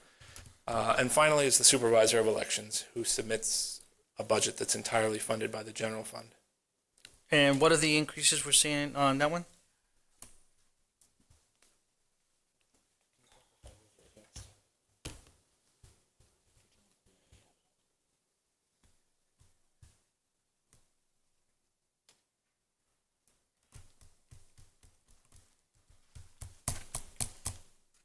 Just need to go to the tab.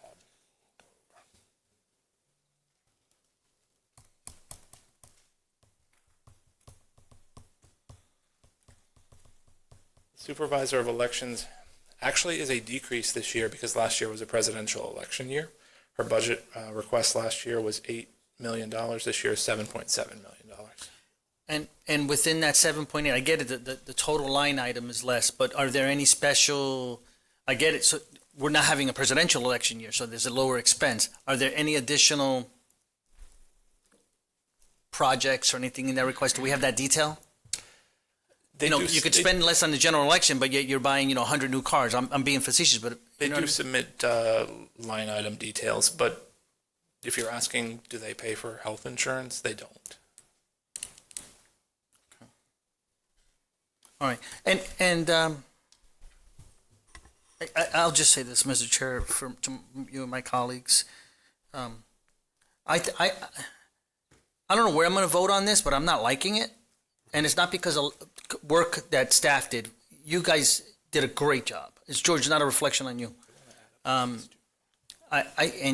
you slashed, and the additional cost that we're really getting is because of mandated costs that we have to pay. Really, if you look at it, it's not from extra spending on the county general fund level. So hats off to you there. I want all of our constitutional officers to be partners with us and see the difficulty that we're put in this year. And I may vote for the some of these flat millages, but I don't know if I'm going to vote for it at the end of the next vote. I would like for us to ask George, saying, constitutionals, help us out a little bit more, the ones that can, and help us out to offset this 9.6 million or 9.4 million, somewhere around there. Is that what it is? The additional amount of revenue above rollback? Yes. 9.4, 9.6? 9.7. $9.7 million. Yeah. So, listen, I found 5.5 just in two constitutionals, right?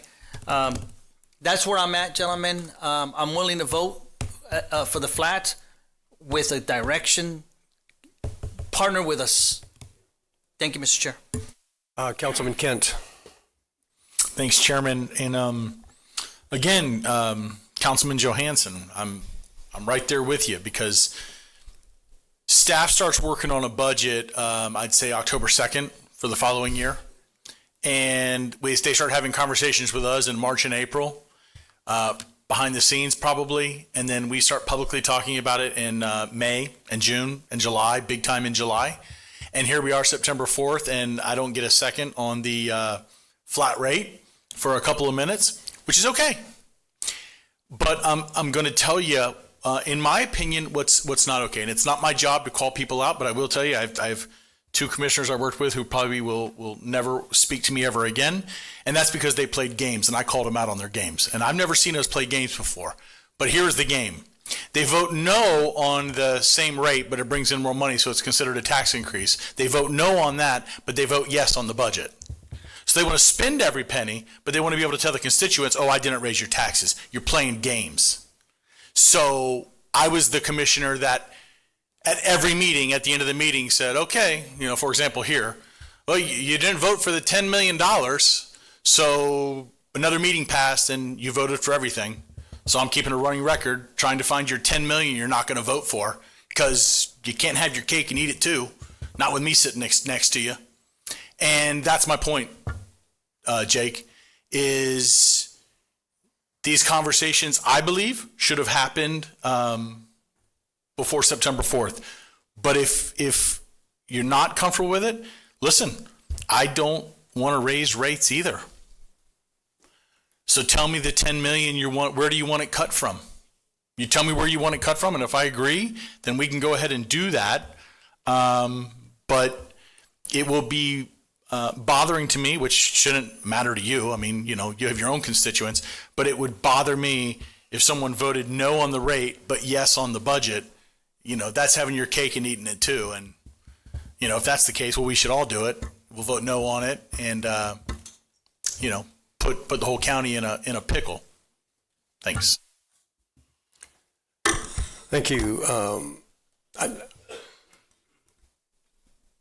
I understand the dilemma. I agree with what you're trying to do. I wish that we would hear more immediately what the constitutionals are going to do. I still think we have 2 weeks, 1 week to propose cuts. And here's why I even think about that. I mean, you hear me every year we start this. I'll ask George I said, look, we need to reduce the budget by 10%. And George will say, don't give me a percentage. Let us just bring back rollback. You did amazing things this year in our budget with all of the expenses that we have. We haven't even mentioned Sunrail, and it's going to get worse, far worse than we expected. And we'll have some hard votes on that. But I think Danny mentioned, you can look at it two ways, that if the state goes to, I don't think they're just going to eliminate property taxes, but I think they're going to start rolling it back. And so this is not the time to shed money. I'm kind of taking the opposite view, that the state's going to do that if they think that we're not capable of reducing taxes in our own counties. And I think we have a history right now, if you look at it, our trend line is down on millage rates. Everybody that lives here still says taxes are too high. But we're not ignoring that. And I think that we have to keep the pressure on to cut as much as we can, or the state's going to take it away from us, reduce property taxes to zero. I think many of us said, I'd love to see that happen. It scares me to death, though, when I try and picture how they're going to fund it, because then we lose local control on funding. The state will tell us how much money we have. So I'm trying to, I want them to see that we're doing everything we possibly can to continue to be fiscally conservative. I think we have been. I think you and staff have done a good job. So that's the reason I would still entertain it, Councilman Santiago. Last year we had, if you recall, it was rollback plus Sunrail. Yeah. 2 years ago was a full rollback. Right. in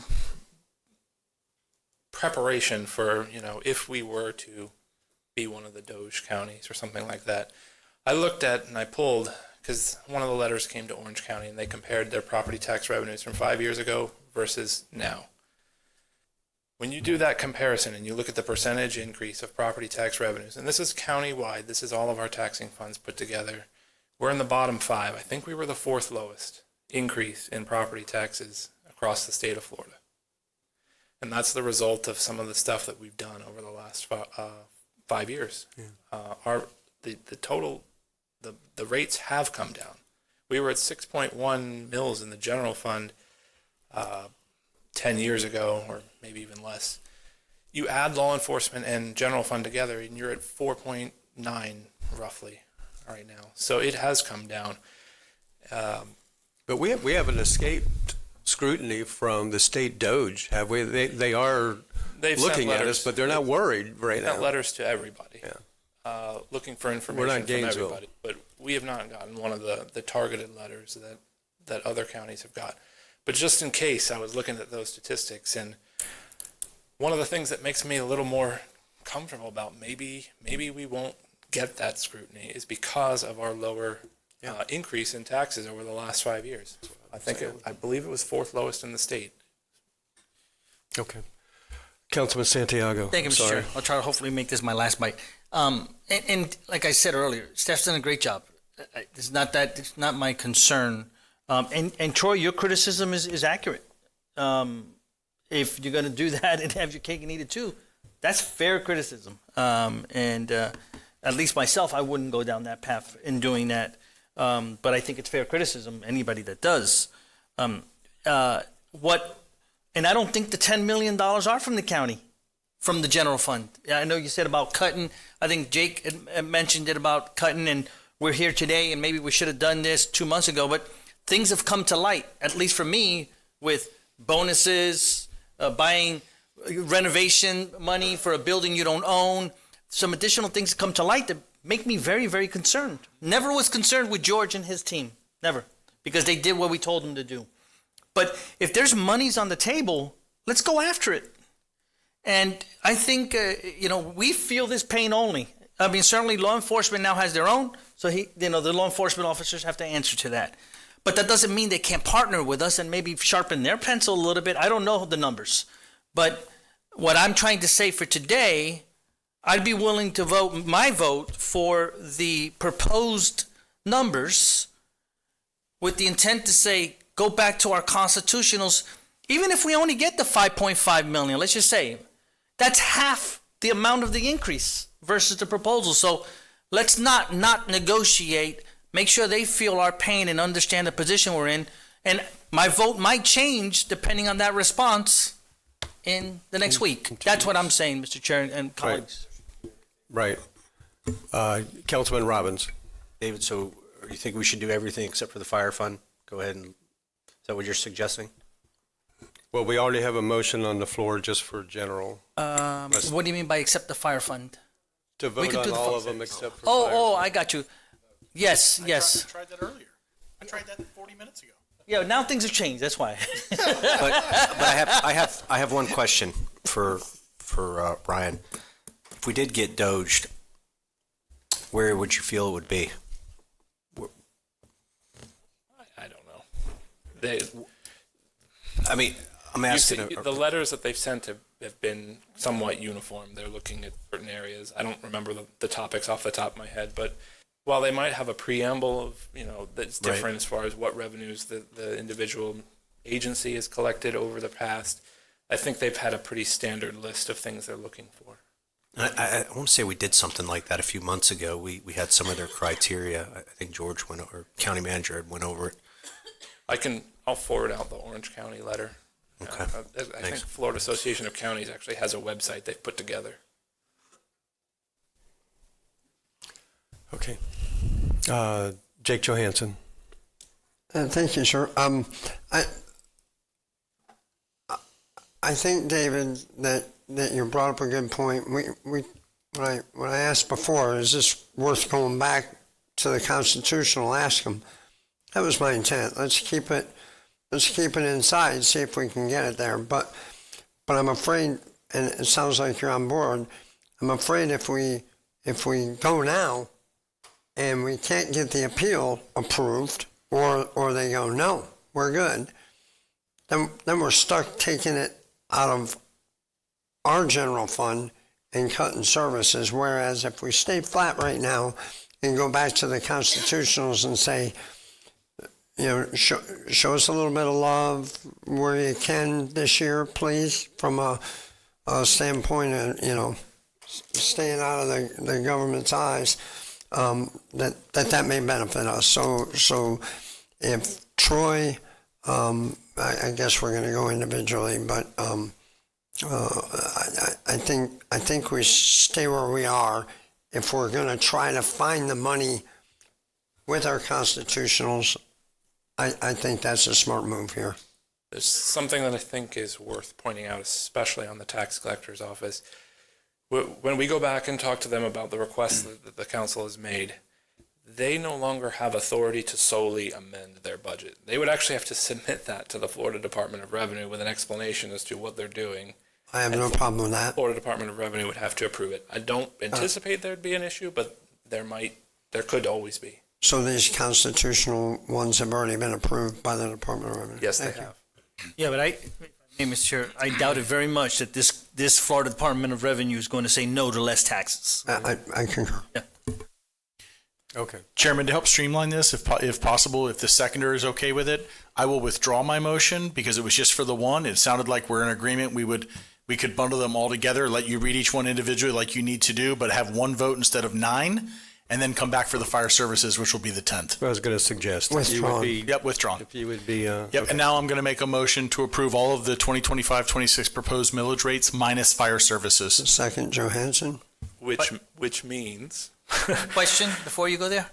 Yeah. Does that, I know it's not in the motion, I just want to make sure we're all clear that still sends direction for staff to go meet with all the constitutionals. And that sends direction to staff to meet with all the constitutionals, and it currently has 5 of them at a flat rate and 4 of them at a rollback rate, and the one fire service I left out of that. According to the trim statute, I still have to read them the way that Yes. they've got them prescribed, which is the rest of them are the fiscal year 25-26 operating millage rate for the countywide taxing authority of Volusia County Law Enforcement Fund is 1.5994 mils, which is greater than the rollback rate of 1.5182 mils by 5.35%. The fiscal year 2025-2026 operating millage rate for the countywide taxing authority of Volusia County Library Fund is the rollback rate of 0.3697 mils.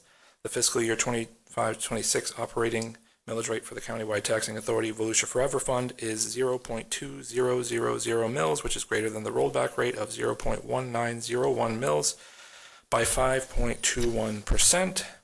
The fiscal year 2025-26 operating millage rate for the countywide taxing authority of Volusia Echo Fund is 0.2000 mils, which is greater than the rollback rate of 0.1901 mils by 5.21%.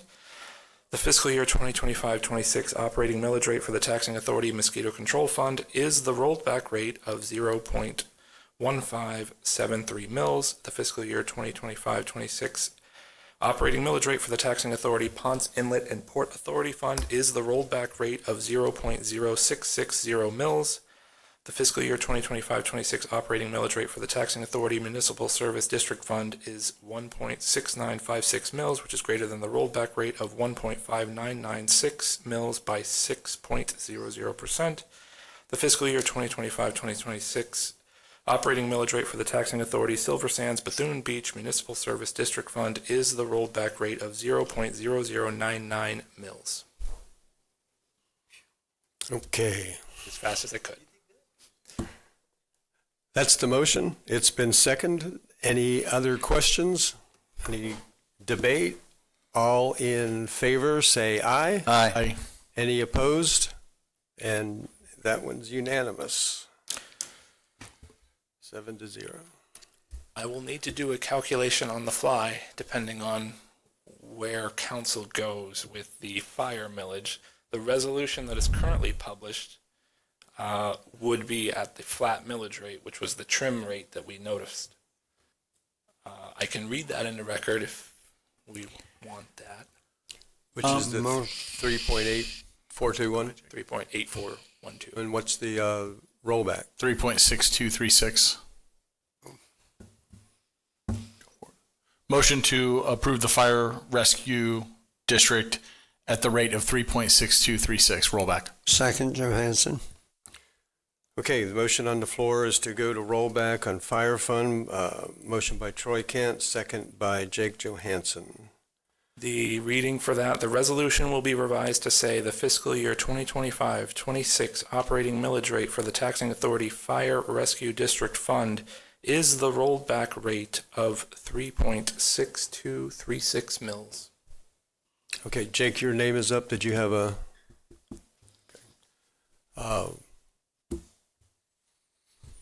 Everybody understands the motion. I don't know where we are, so Carissa, you want to call the roll on this one? Mr. Reinhardt. No. Mr. Robbins. No. Mr. Santiago. Yes. Mr. Dempsey. Yes. Mr. Johansson. Yes.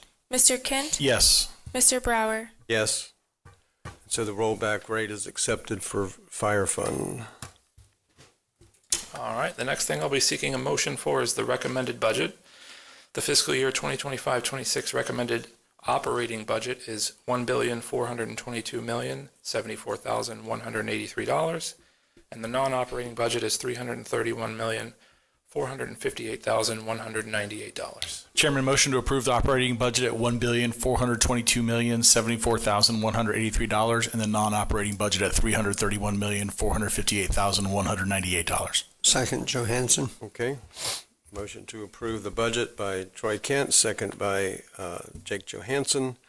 Any questions, comments? All in favor say aye. Aye. Aye. Any opposed? The budget is passed 7-0.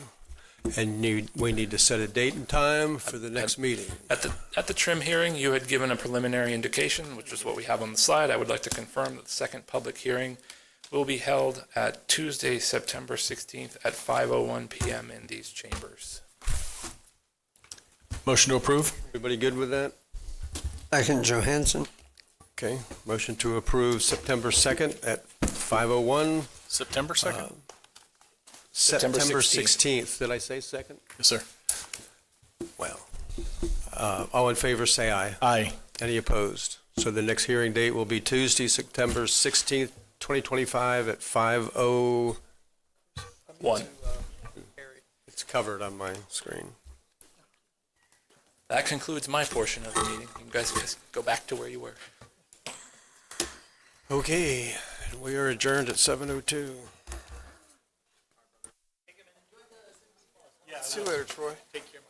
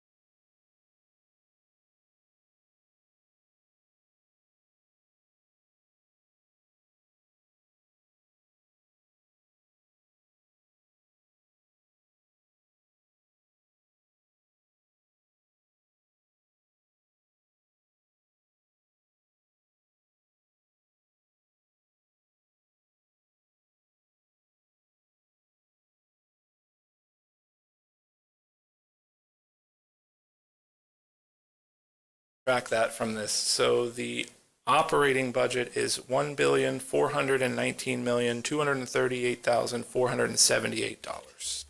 Move to adopt. All in favor? Questions, comments? All in favor, say aye. Aye. Any opposed? Thank you. And now can we That adjourn? is 6-0, 7-0. Oh, he's here. We just reduced the budget for you. We had to subtract the $2,800,000 from the fire, from the number that's on your screen right there. From the fire. Did we vote? Yes. I'm a yes. 7-0. Thank you.